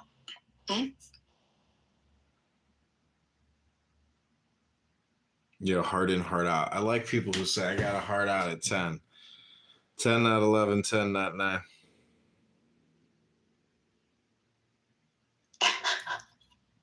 Do you know, there was this one, it was a news article. I want to say it was in the Financial Times. I could be wrong. Now, this was 20 years ago. It was one of my favorite articles that I've ever read, and I wish I could find it again. I've tried to look. If anybody is listening to this, please, if you know what this is, this article that I'm talking about, let me know. Find a way to let Bima know. Okay, or John Kitover, and John Kitover will get me the message. But this is basically what happened. There was a professional violinist, or maybe he was a cellist. He played in an orchestra, and he was just brilliant at what he did. And he had said that he was playing like this song, and it was a song that he's played hundreds and hundreds of times. And it was something that everybody's heard, right? And people would ask him, like, don't you get bored, like, playing the same thing over and over and over? And he said, no. He's like, because in my mind, every time and every attempt that I play, it's almost a game in my head that I play to master the playing of that piece. Like, there is so much, even if it sounds like the best that you've ever heard somebody play, in his mind, there's still more to be done and more that he can improve.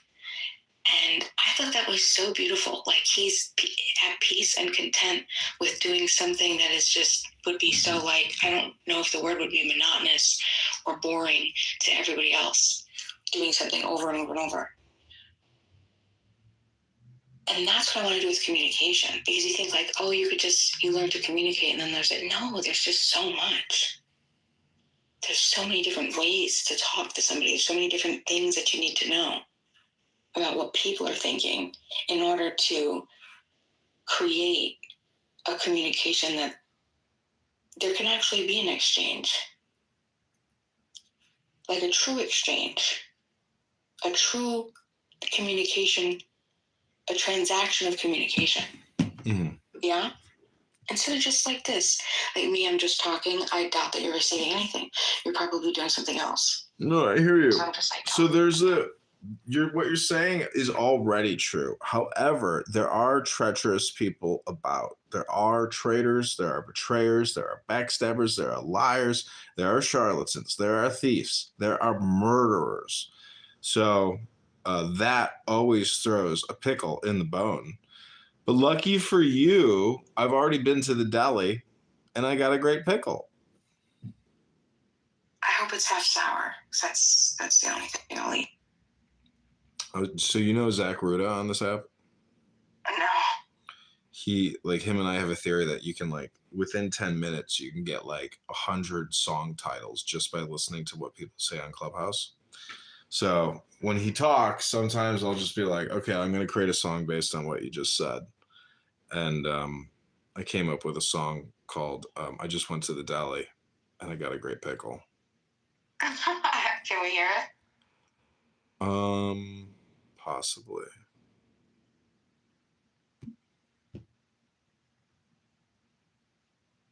Possibly not. But this is another good song. It's called I Invoke. I Invoke, Bima. Okay, this is Hypnosis ASMR with Bima, your ASMR hostess for the night. You are mine, oh my saint, a whisper, a flame, a soft restraint by the scars we create. I called your name, I sealed our fate. Though I fall, though I faint, though I choke,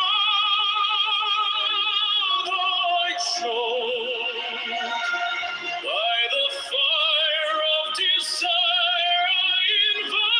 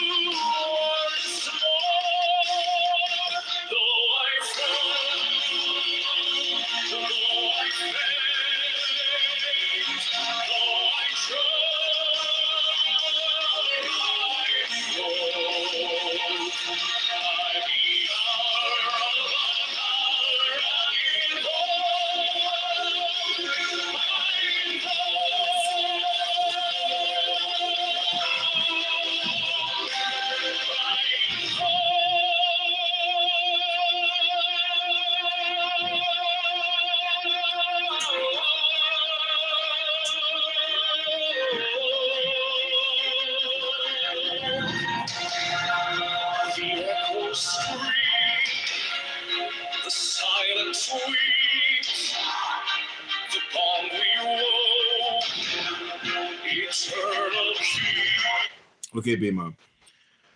I'm going to hard out soon, but not right now. What is your number? Pick a number 1 through 200.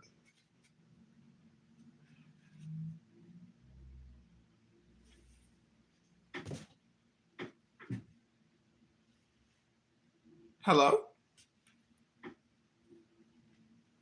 Bima, do you have a number 1 through 200? I'm going to read you a poem very quickly.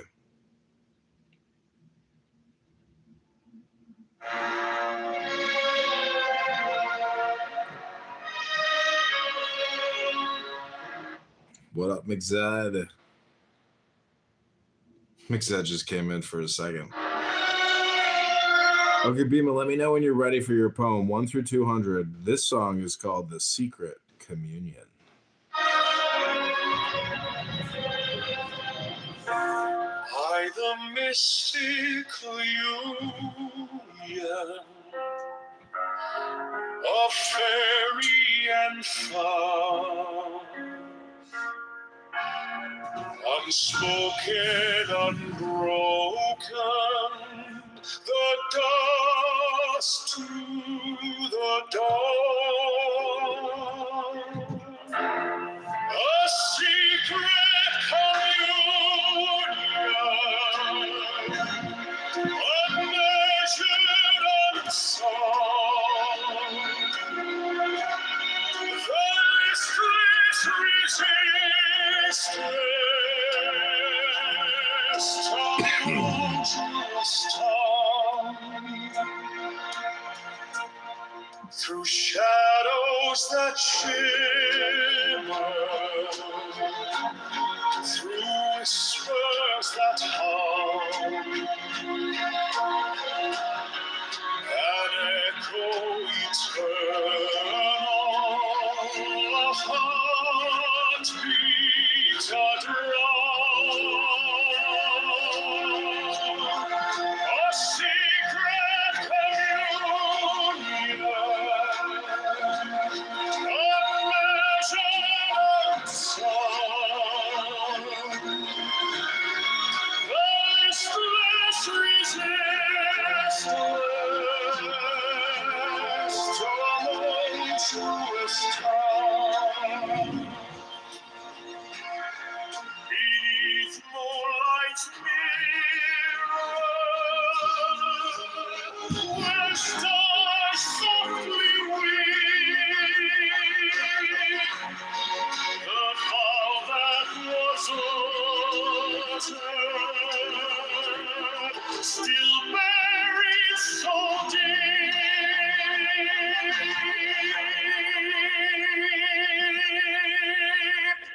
a secret communion, unmeasured, unsung, the listless resistance,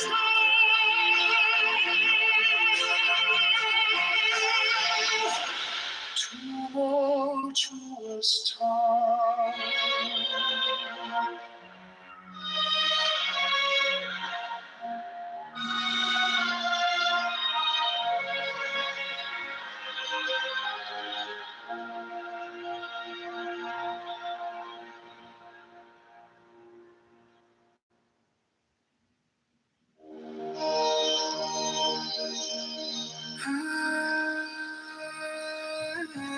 Okay, this is called Go Back to Sleep.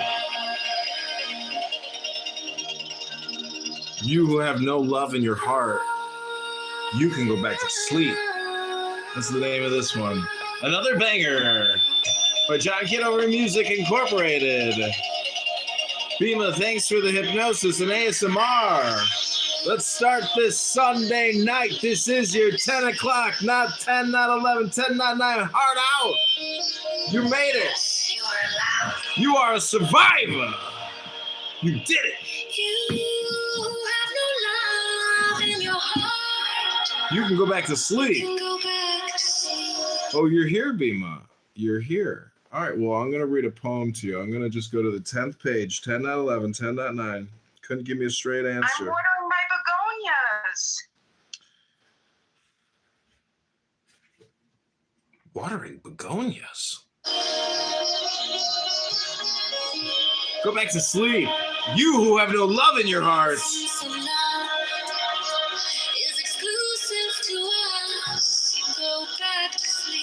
Go back to sleep, baby. You got no love in your heart. I have been burned by the fire of love. Do you have love in your heart, Bima? Do you have love in your heart? You can go back to sleep, Bima. Go back to sleep, Bima. Get back in bed. Get back to sleep. You got no love in your heart.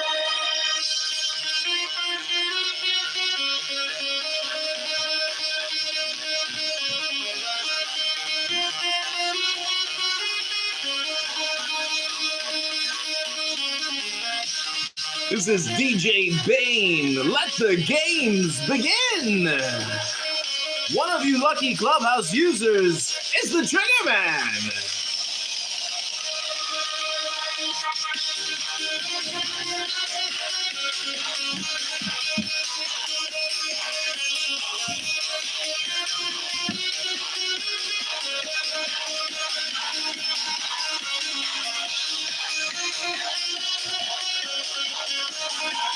Go back to sleep, Bima. You got no love in your heart. Bima, can you prove that you have love in your heart?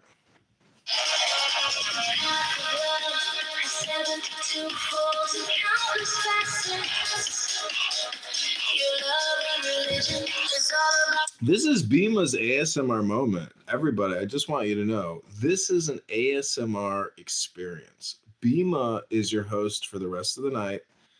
Bima, you can come in and out, heart in, heart out, totally up to you. But if you want to host this room, I mean, it's yours to do with it what you will. It will run until probably 2, 3, 4 in the morning. And I hope you have fun with this experience, Bima. It's your opportunity here to do your own hypnosis, your own ASMR, your own NLP. Read whatever you want, but I would encourage you to read a book in this room. It will run till 4 a.m. today.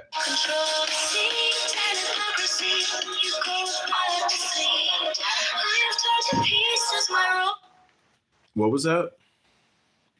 I will read a book in this room. Okay, fantastic. Invite people to it as well, but don't change the title. Title's perfect. It's your hypnosis. It's the ASMR Bima experience. Make it, this is a commercial opportunity here.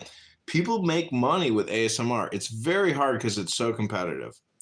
It has to be something special. And I think what you pick matters, just in the same way with who you choose to associate with matters. Pick the best, Bima. The Buddha says pick the best. And I love the best booty.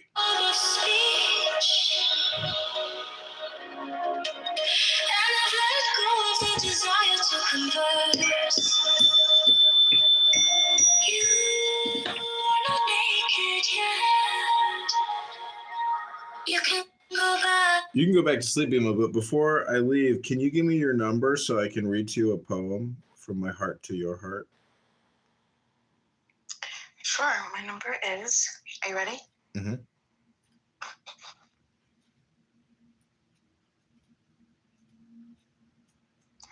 you remember those old numbers that you would give to somebody back in the day, and then there was like a recording, and it'd be like,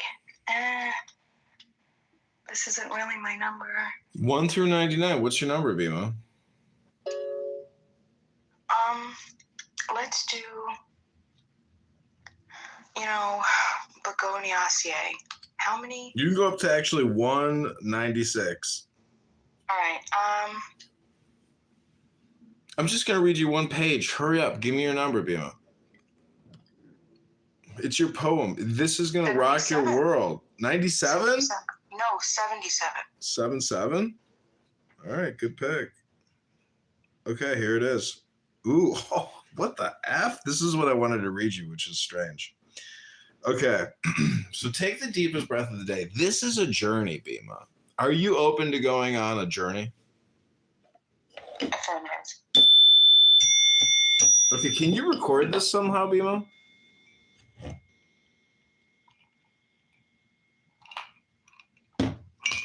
The poem, you're really going to like this because I think you deserve it. It's called... I'm not going to have access to it. Wait, are you recording it? Yeah, I'm recording this. All right. Well, can you send me a recording? I really am watering my begonias. I don't have access to record. I don't even know what I would do. Well, can you figure it out? Do you think you would be able to figure that out in like 10 minutes? Yeah, I could in 10 minutes, yeah. Okay, if you could record it, because it's a gift. This is like $1 million poem. I'm telling you, it's called On Waikiki Beach. Have you ever been to Waikiki Beach? No. Yeah, this is the poem. You don't even need to go there once you hear this poem, but the poem is the gift. It's a very rare poem. Very rare. It's from the master. Do you know who the master is? Yourself. The master? Yeah, you could say that. Basically, because you can absorb it. But the poem is an absolute treasure. It's called On Waikiki Beach.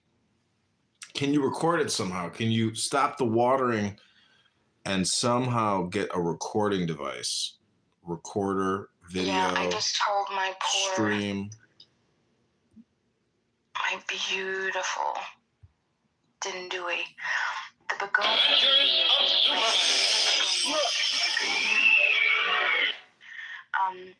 And I just told it, oh my gosh, look at that leaf. If you could, I wish you could see what I see right now through my eyes. It's beautiful. Bima, can you somehow figure out a way to record this conversation? Because I want to give you a gift. I want you to listen to it, and then I want you to play it back to me so we can listen to it. Just give me 3 minutes. Okay, you got this. Because what the whole goal here, Bima, is for you to play back what I'm giving you. And then the comprehension and the understanding is the real cream, the real cherry on top of this pie. Cake. This is a delicious, scrumptious, incredible 5-star Michelin poem of extreme delight. I've texted this room to multiple people, Bima, so they know that it's happening, and I hope they show up, but they might not show up. But time is limited because I have a hard out. And as we've discussed the difference between a soft in and a hard out, time is limited. So you have been put on the clock at 3 minutes that somehow you'll be able to record the poem so you can play it back to us right after we read it to you. Again, it's from the master. You're not going to want to miss this masterful poem from Master. We've identified it. 77's the number on Waikiki Beach. This is the vacation you'll never get to take, even if you had $60,000 to drop on a vacation, which would be a very nice vacation. Most people in their lives will never spend $60,000 on a vacation, but this is $1 million vacation. That we can guarantee you, because it's from the master. Okay, Bima. All right, we're ready to go. You can record now? Yeah, we're ready to go. Okay, far out. Okay, Bima, this is my gift to you, my begonia. This is page 77. It's a 2.5-page poem. It's called On Waikiki Beach. So just take the deepest breath of the day. Focus on your heart center. Imagine yourself on a beautiful beach in the tropical Pacific, surrounded by flowers, birds, and the ocean. It's called On Waikiki Beach. Upheaved from chaos, through the dark sea hurled, through the cleft heart of the amazed sea, sprang mid deep thunderous throats of majesty. Titanic, in the waking of the world, sprang one vast mass of spume and molten fire. Lava. Tremendous waves of earth sprang higher than the sea's crest, volcano torn to be. Written encyclopedian character. Hawaii. Here she stands, queen of all laughter's lands, that dance for dawn, lie tranced in leisured noon, dreaming through day towards night, craving the perfumed light of the stars lustrous and the gem-born moon. Dewy with clustered diamond, the long land swoons to sleep. The sea sleeps and yet wakes beyond. Here in the crescent beach and bay, the sea, curving and carving in warm shapes of dream, answers the love song of the lilied stream, and moves to bridal music, stern and free. The lion-shaped headland guards the shore, the ocean, the bull-throated, evermore roars. The vast wheel of heaven turns above, its rim of pain, its jeweled heart of love. Sun waved, the eagle wing of the air of feathered spring royally sweeps, and on the musical marge watches alone the man, O silvern shape and span of moonlight, reaching over the gray, large breast of the surf-bound strand, life of the earth, God's child, man's bride, the light of the sweet land. Are emeralds ever a spark of this clear green, or sapphires hints of this diviner blue, or rubies shadows of this rosy hue, or light itself elsewhere so clear and clean? For all the sparkling dews of heaven fall far crystalline, fixed, forgotten as a star forgets its nebulous virginity, are set in all the sky and earth and sea, shining with solar fire, a single-eyed desire of scent and sound and sight and sense perfuses, a still and lambent light of the essential night, and all the heart of me is fain and muses, as if forever doomed to dream, or pass in peace, Lethean, adown the grey Lethean stream. So deep the sense of beauty, and so keen the calm abiding holiness of love, reigns, and so fallen from the heights above, measurable, influence unseen of music and of spiritual fire, that the soul sleeps, forgotten of desire, only remembering its godlike birth, reflected in the deity of earth, becometh even as God. The pensive period of night and day beats like a waving fan. No more, no more. The years, refit of their joys and fears, pass like pale faces, leave the life of man untroubled of their destinies. Leave him forgotten of life and time, immortal, calm, and wise. Only the ceaseless surf on coral towers, the changeless change of the unchanging ocean, laps the bright night. With unsubstantial motion, winnowing the starlight, plumed with feathery flowers of foam and phosphor glory, the strange glow of the day's ember fallen to indigo, lit of its own depth in some subtle wise, a pavement for the footsteps from the skies of angels walking thus, not all unseen of us, nor all unknown for unintelligible.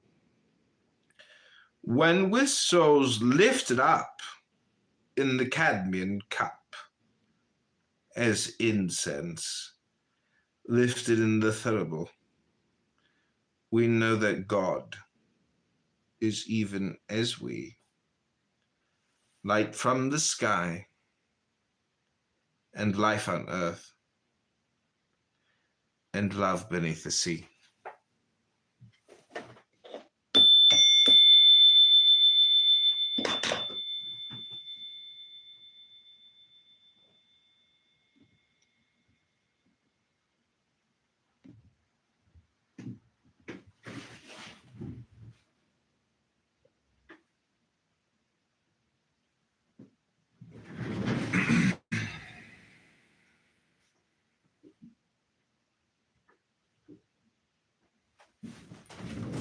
Okay, now I'm just gonna play you a little wake-up song from that deep hypnosis of Waikiki Beach. This is another begonia.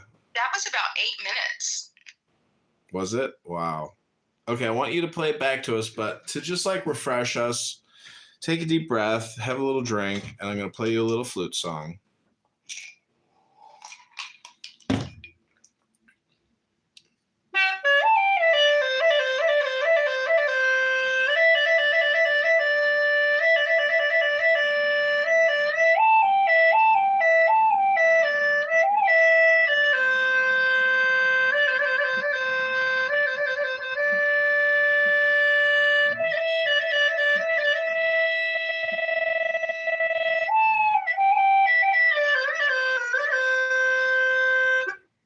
Never had one lesson.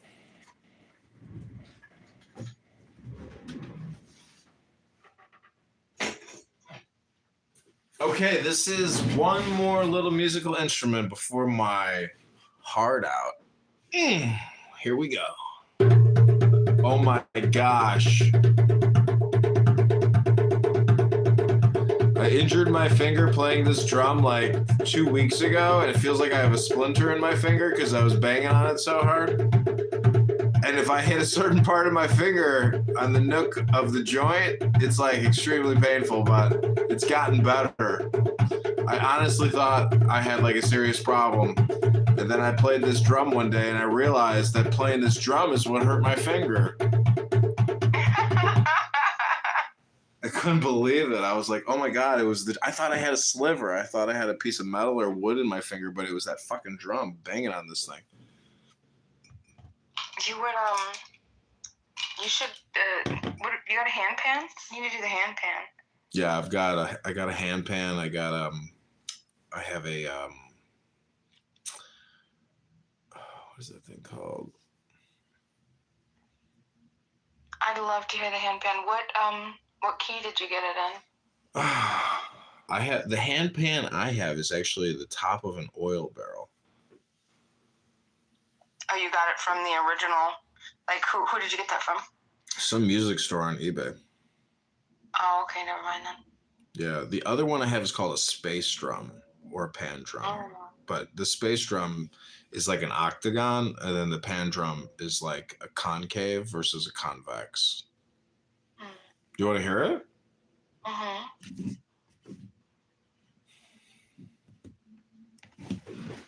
Okay. For the sake of not having dead air time, gonna put on some music in this office.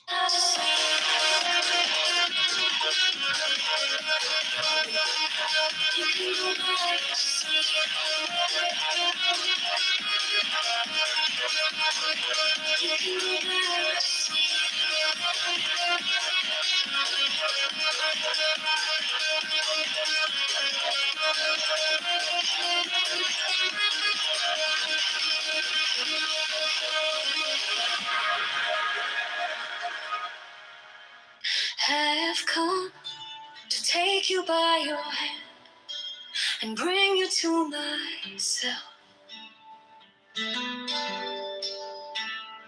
I have come to shine your way as you walk this path. I will make you guiltless, I will make you fearless, and I will place you in the brightest point in the universe. I have come like a breeze of spring to your field of flowers, so I can hold you by my side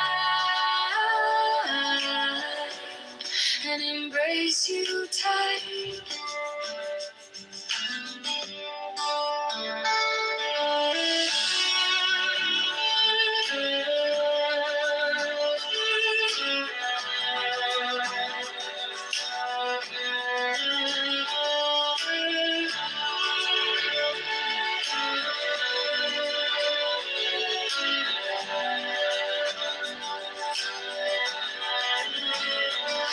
I've come to take you by your hand and bring you to myself.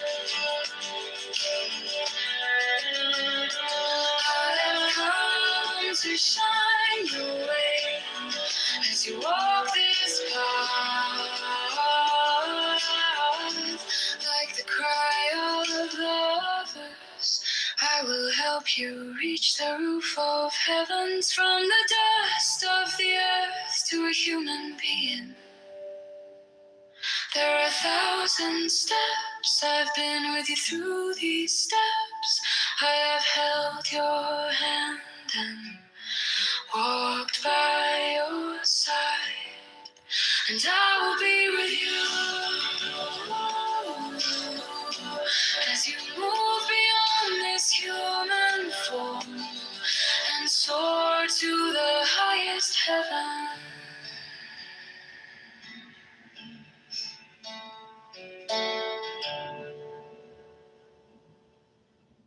I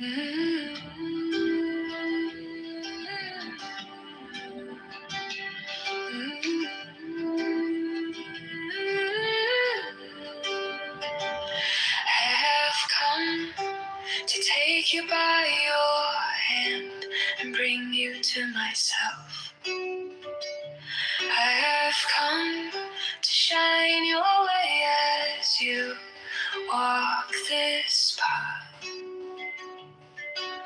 I will make you guiltless, I will make you fearless, then I will place you in the brightest point in the universe.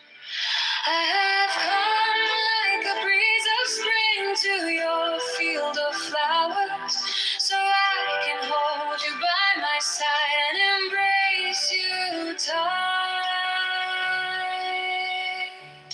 I have come to take you by your hand and bring you to myself. I have come to shine your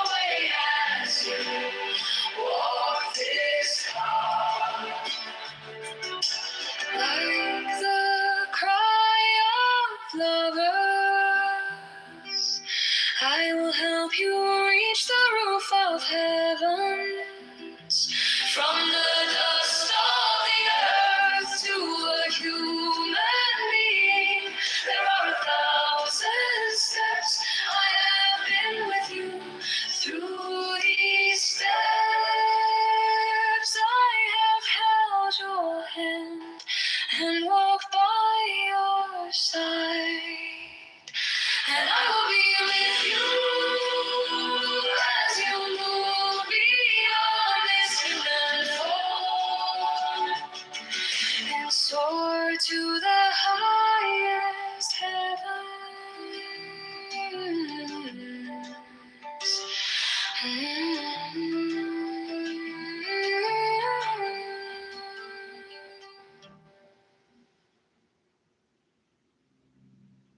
Go back. Go back to sleep. Yes, you are allowed. You who have no love in your heart. You can go back to sleep. The essence of love is exclusive to us. You go back to sleep. I have been burned by the fire of love. You who have no such yearning in your heart, you can go back to sleep.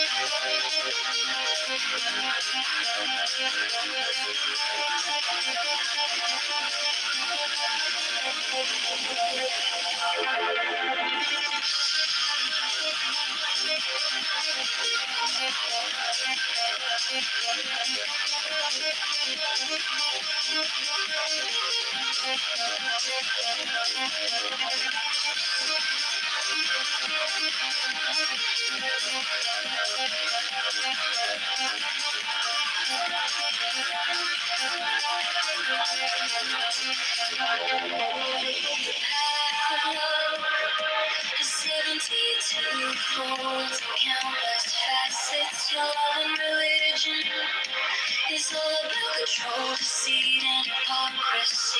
You go back to sleep. I have torn to pieces my robe of speech and have let go of the desire to converse. You who are not naked yet, you can go back to sleep.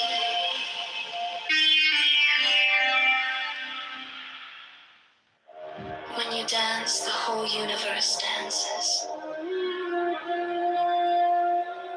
All the realms spun around you in endless celebration. Your soul loses its grip. Your body sheds its fatigue. Hearing my hands clap and my drum beat, you begin to whirl.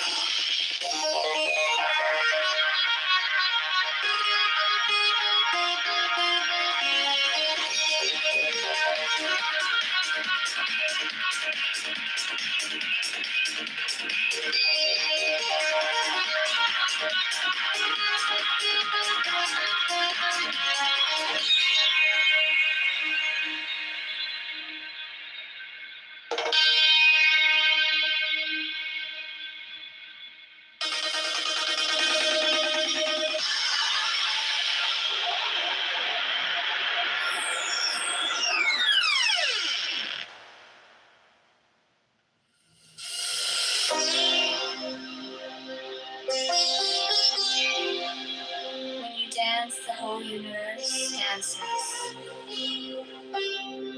All the realms spun around you in endless celebration. Your soul loses its grip. Your body sheds its fatigue. Hearing my hands clap and my drum beat, you begin to whirl.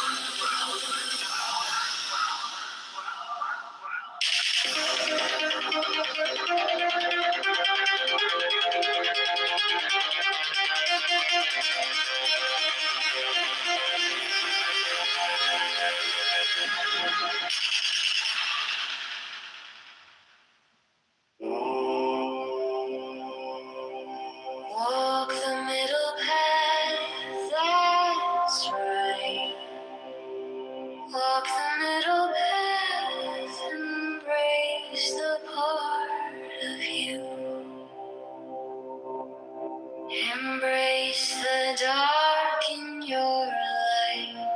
pleasure in your life, the chaos in your peace, the shift in your routine. You ought to set a higher routine. Sing higher, sing higher, sing higher. This is a master class, and there is a price of admission. Leave your old self behind. Rid your soul of shackles of convention. Dust your mind of methods of control. Soul evolution is the beloved, is you. Soul evolution is the beloved, is you. The beloved is you. You're the deity that you worship. You're the God that you see. Come out of yourself. Come out of yourself. We are eternal beings, currently in three-dimensional. Earth-based bodies. From the moment you are born, an escape hatch is placed in front of you.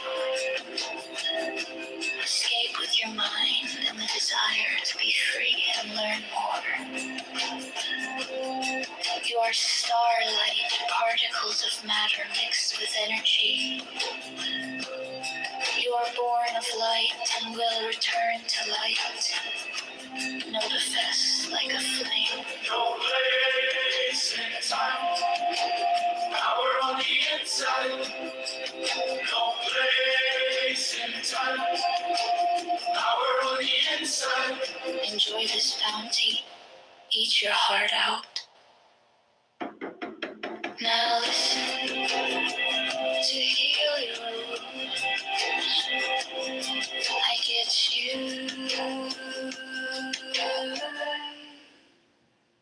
to dance. Soul evolution is the beloved is you. Soul evolution is the beloved is you.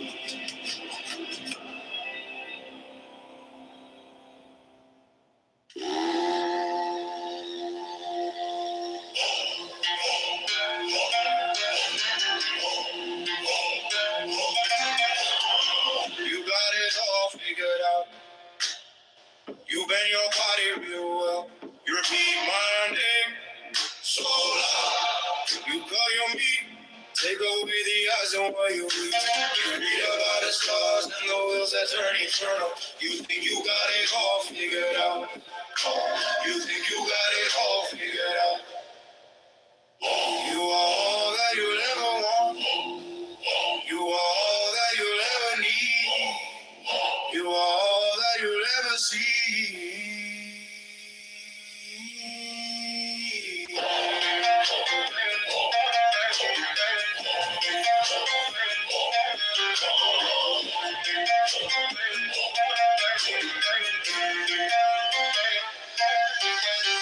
You believe stories of gods who are kind and trustful, so red and white, black and blue, and yes, you turn the other cheek, and you think you got it all figured out.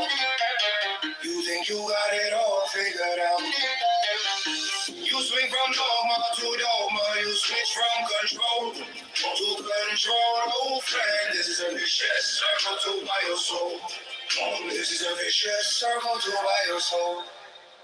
You think you got it all figured out. You think you got it all figured out. You are all that you'll ever want. You are all that you'll ever need. You are all that you'll ever see.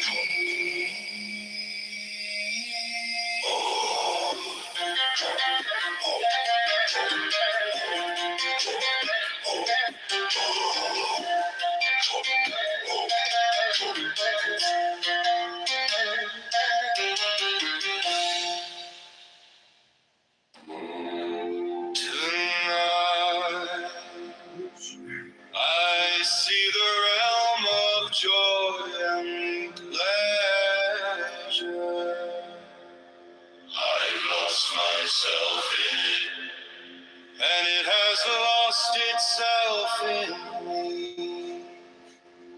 No religion, no dogma, no conformity, no guilt, no shame, no fear, no conviction, no uncertainty remain. In the middle of my heart, a star appears, and the seven heavens are lost in its brilliance.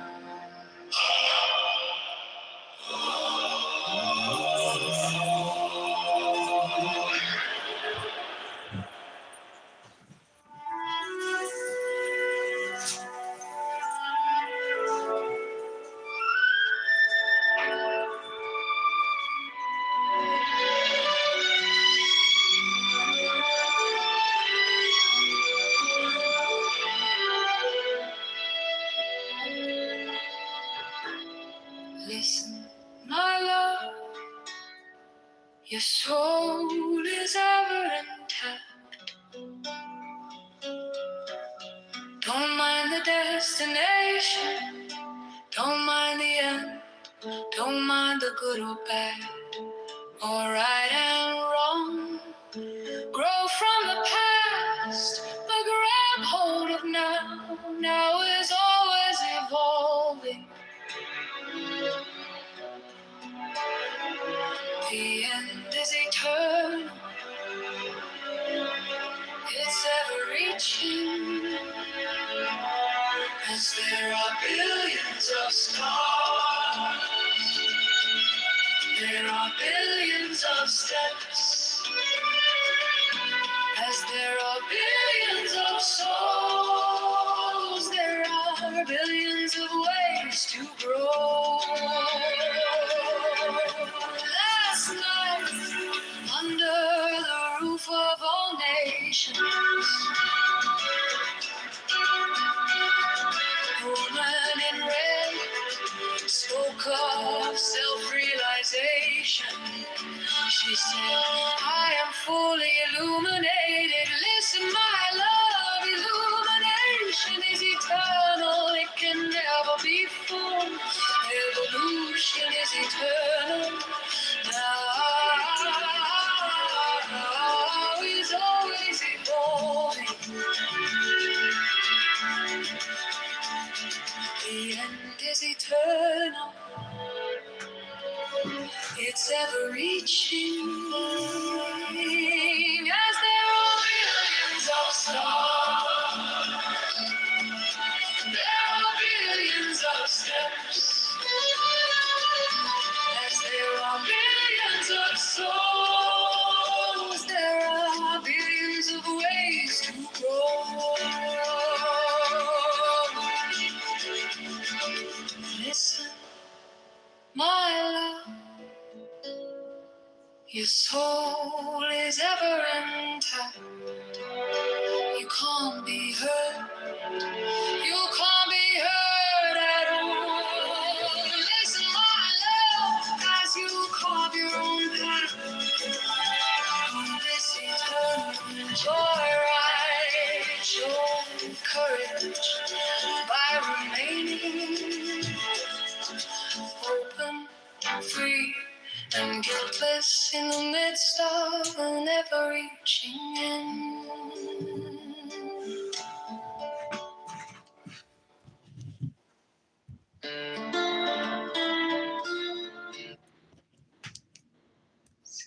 And this behavior might play an important role in why we do or do not feel attracted to, friendly towards Bima, a certain person.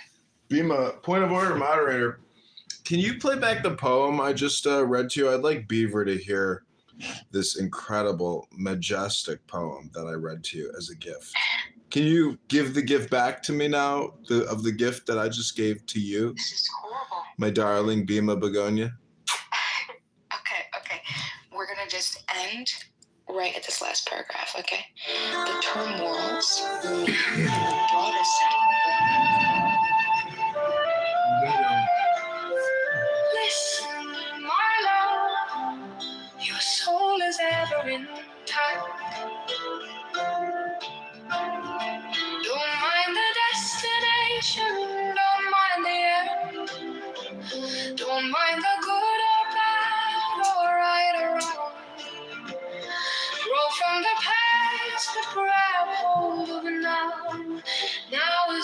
is evolving. The end is eternal. Point of order, moderator. Point of order, moderator. I want to invite Beaver up. I like you, Beaver. You know, I don't bring up drama from previous rooms. I just like you as a person. You know, you seem like a pretty cool, chill dude, whoever you are. I can't bring him up. That's okay. Can you play the gift I gave you, Bima?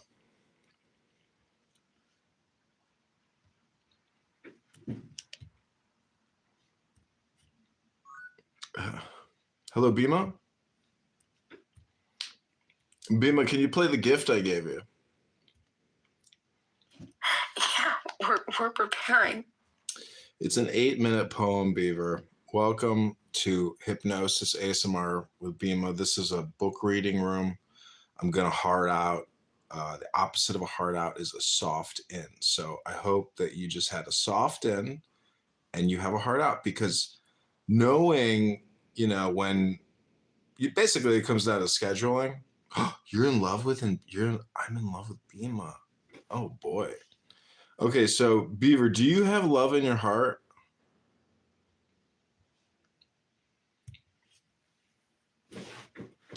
Okay, this man has love in his heart.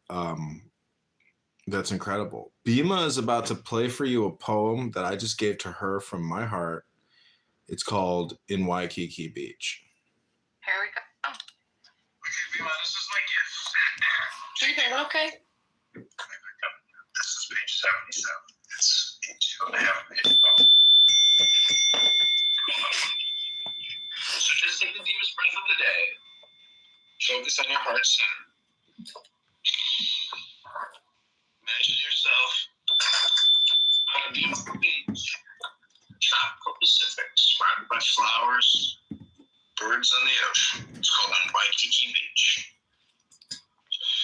Upheaved from chaos, through the dark sea hurled, through the glass-pot of the amazed sea, spraying mid-deep thunderous throats. Okay, Bima, never mind. It doesn't sound very good. It's super loud and hard to listen to.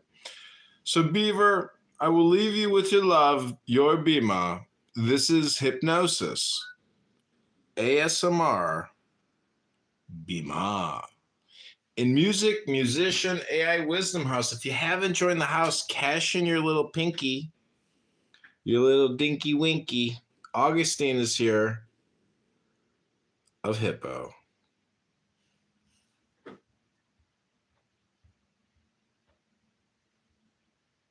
It's amazing. Beaver's fallen in love with Bima. Bima, how do you feel about that? Beaver has acute aggression, and so he likes cute things. Beaver and Bima, I will also point your direction to the link in the Jumbotron. Click that link and you can hear yourself talking. You're being broadcast live to my yoga studio. Everything you say is recorded live in my yoga studio. How do you feel about that? I feel powerful. What can I do? What should I read? Tell me. It's your recording studio for the night. I'm going to hard out. Augustine just had a soft in. Welcome, Augustine.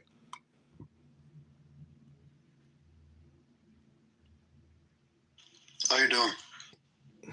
I'm doing great. How are you doing, Augustine? I'm not too great since the Bears lost, but I'm good. Do you live in Chicago, Augustine? Yeah, I do. That's too bad. I hear a bunch of criminal Democrats, socialist, Marxist, terrorists run that city, and it's bankrupt. What a horrible, awful, terrible city. I agree. I don't like the liberalism.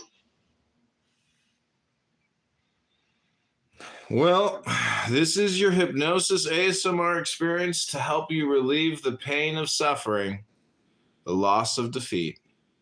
That ram meat wasn't as tasty as the bear meat. What are you going to do? It's a barbecue. Augustine, how do you feel about mockery?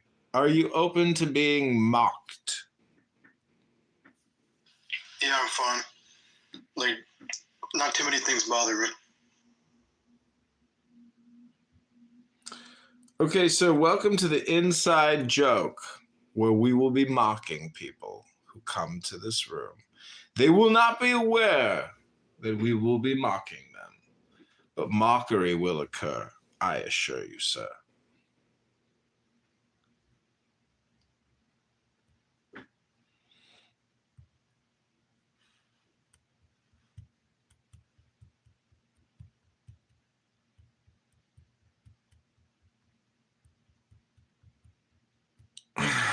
So not many people know bee psychology, but I got a couple books on some bees, and I figured 2 or 3 things out about a bee queen and her cohort of drones that serve her. She has a special retinue of men.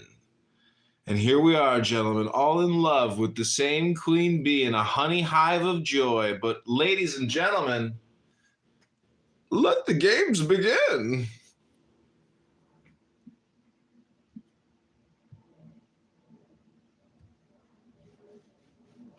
What makes you happy?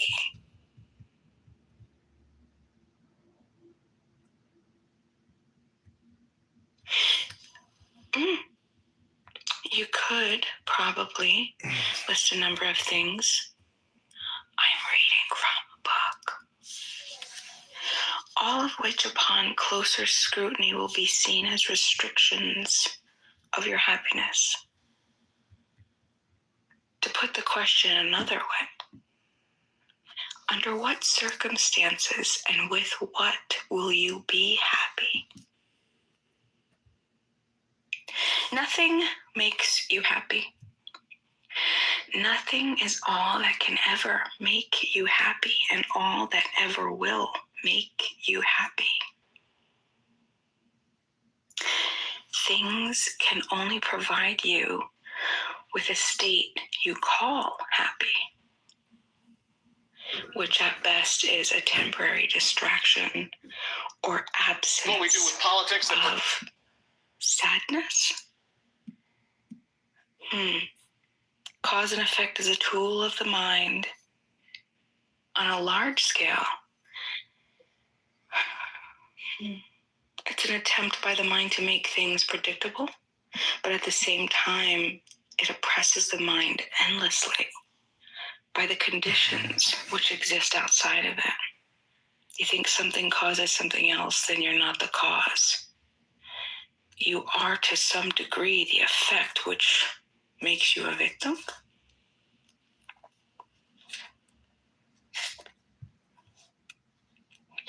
Like other elements of the mind, cause and effect on the surface seem to make sense and be useful. After all, if there were bugs on your potato plants and within days the leaves died, God forbid, it may be useful to figure out how to keep the bugs away before planting the next crop and find out if the potatoes live.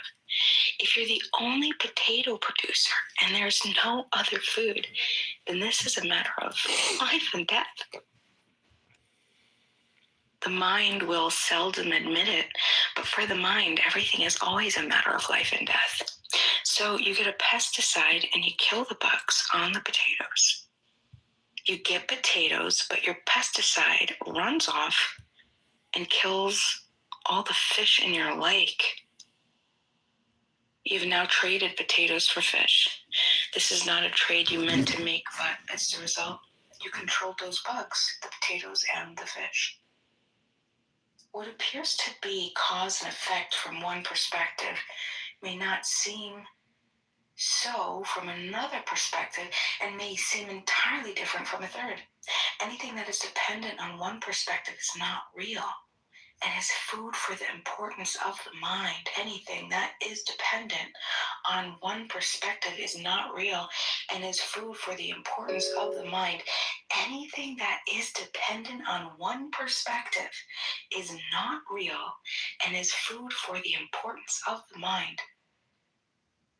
Hold still, you little critter. You dig your heels into the fresh dirt in an attempt to make the cow slow down. Finally, she does. You wind a rope around her legs, flip her over.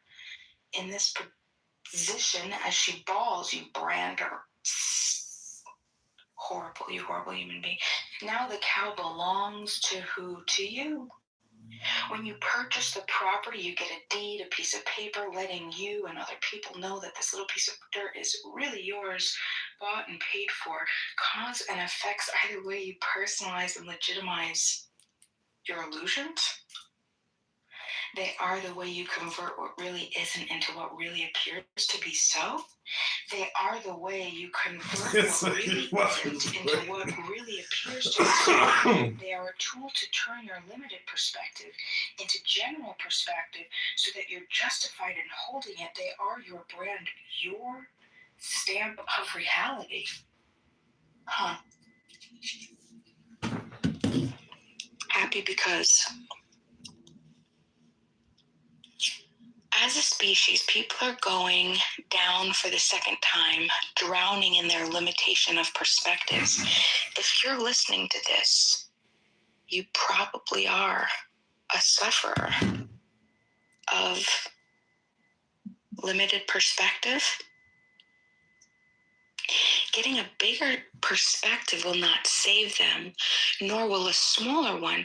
People need to learn to adopt, nurture, and feel and feed various perspectives at the same time. The very root of humor, the very root of humor is holding two absolutely opposite perspectives at the same time. That's interesting. The root of humor is holding two absolutely opposite perspectives at the same time. When you do this, you see yourself. Most people adopt a perspective and hold on to it. It looks like this. Imagine you're standing there, and in front of you, you see a box. As long as you argue for and attempt to prove or validate your perspective, you lock yourself into a certain position regarding that which you're trying to prove. You prevent yourself from adopting other perspectives, but the payoff is worth the price. Your mind gets consistency and the illusion of control. Remain standing in the same place and things will look the same to you. Cause and effect is what lets you know where you stand based on something outside yourself. If you can adopt, hold, and nurture both your present perspective and the opposite of your present perspective, something magical happens. What do you think that is? If you can hold and nurture your present perspective, think of a political issue. If you can hold and make an argument for your position, your perspective, can you equally hold the opposite of that present perspective? Interesting. When you do, it looks something like, you walk around. So now you see two sides of the box. Two sides of the box. You're on one side of the box or on the other side of the box. Since nothing is real and everything is an illusion, then we can simply complete the magic of this picture by removing something unreal from it. Now, imagine yourself looking at the box on one side. Imagine you're holding the perspective of yourself looking at the box from the other side, and now remove the box, and you have two people, yourself, looking at yourself.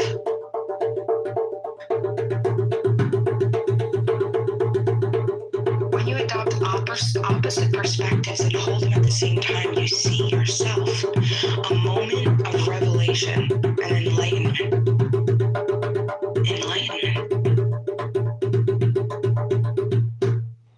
So, point of order, Bima, let me ask you a question.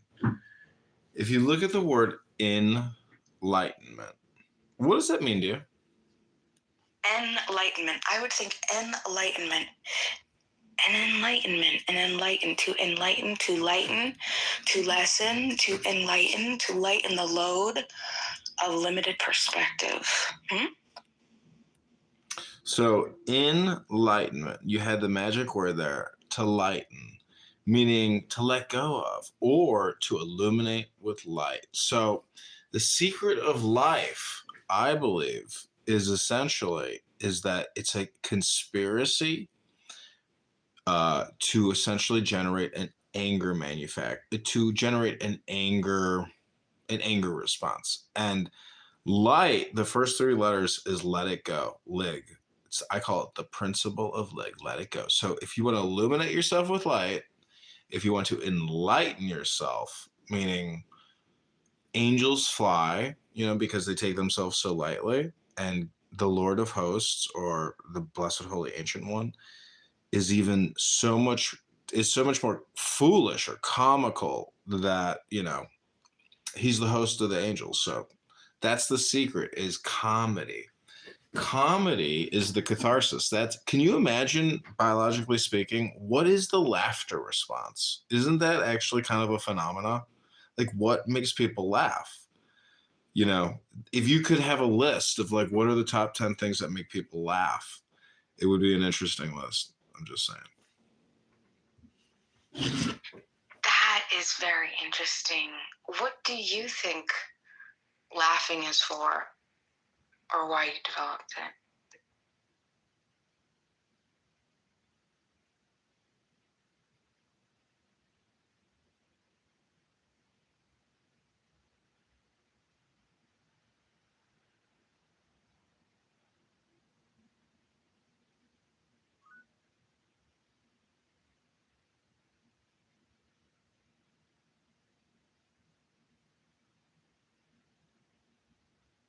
Okay, this is the prompt I just gave Grok. What are the top 10 things or categories or funny stuff that makes people laugh? How does laughing work biophysically and psychologically? Let's see what Grok says.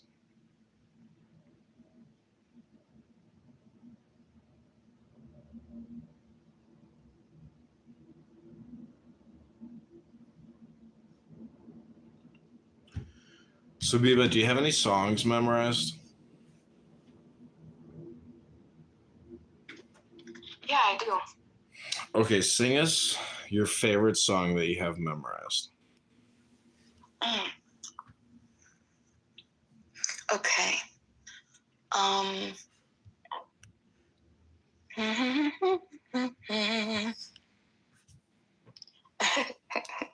Okay. It goes like this.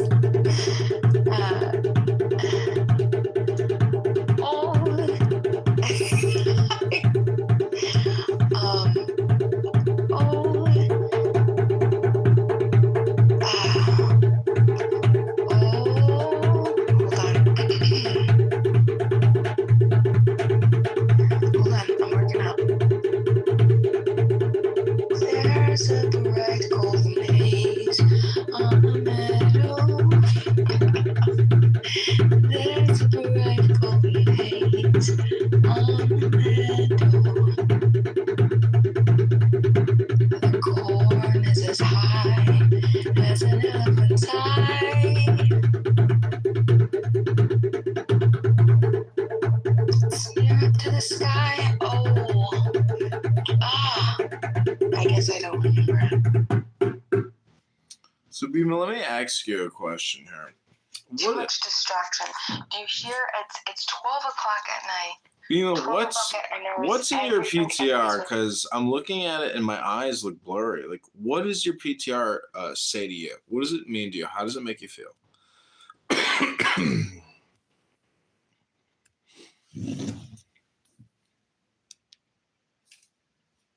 The PTR is a contradiction. No, not a contradiction. I take that back. It's hypocrisy. It represents disingenuous, or what is it? Intellectual dishonesty. You have people that are so blinded by political parties and political identity that they can't be objective in looking to truly what a... Okay, point of order, moderators. We have a new speaker here, Mark, a congressional candidate. Bima here has been hosting a room. Thank you for being here, Mark. Please, Bima, let's give Mark a little space to say hello. How's your night going, Mark? Hey, everything's great. I just got invited to go to Mar-a-Lago a few minutes ago, and I went in my other bedroom to tell my son Max, and he showed me your recent, I guess, creations with AI. I love it. I think it's great. How do you do that? So it's the app called Sora, and you just put in a prompt like Mark Rice at a voting booth, and everyone starts congratulating him as the American flag and balloons pop and victory is declared for Mark Rice. Like, you put that prompt in, it'll just create whatever it creates. Did you upload a picture of yourself in there? You must have. Yeah, right? it does its own facial recognition. You have to read. Yeah, you have to give up your identity. It's pretty intense. That's cool, though. So I like cool. it. Getting traction with it, or people seeing it and talking about it? No, everything to me is like, it's all spam bots. Like, all the followers, most of the followers on my Instagram came from one reel I created, because you can see the analytics, and see which content you put actually got you followers and views. And so, anyways, to me, it's just like a creative endeavor. But I'll tell you, it could be invaluable for your campaign if you're willing to take an artistic leap of faith. And I would really encourage you to do it, because Yeah, I think I might. I've got like almost 5 full-time employees now working for my campaign. I decided to bite the bullet and pay salaries, and went through like 100 resumes to find 2 or 3 good people. And so I've got, and they're young, like you, or younger than you even, like they're in their 20s, and they're pretty tech savvy. So I'm going to see if I can stick one of them on that. I like that idea. you can get other By the way, people. you coming to my debate on Tuesday? Yes. You know about that? Yes, I'll be there. Max said he was going to pick me up, but if not, I'll be there. I'm close by. Oh, nice. I'm going to mess her up, man. We have 200 people have RSVP'd so far.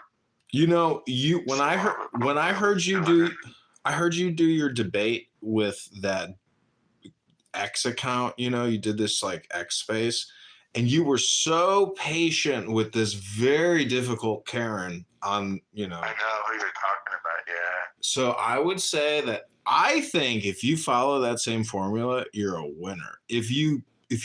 But I don't know, to me, that was your win. So like, I would say, if you listen to that feedback, it would like help you with this debate. Because how aggressive are you going to be?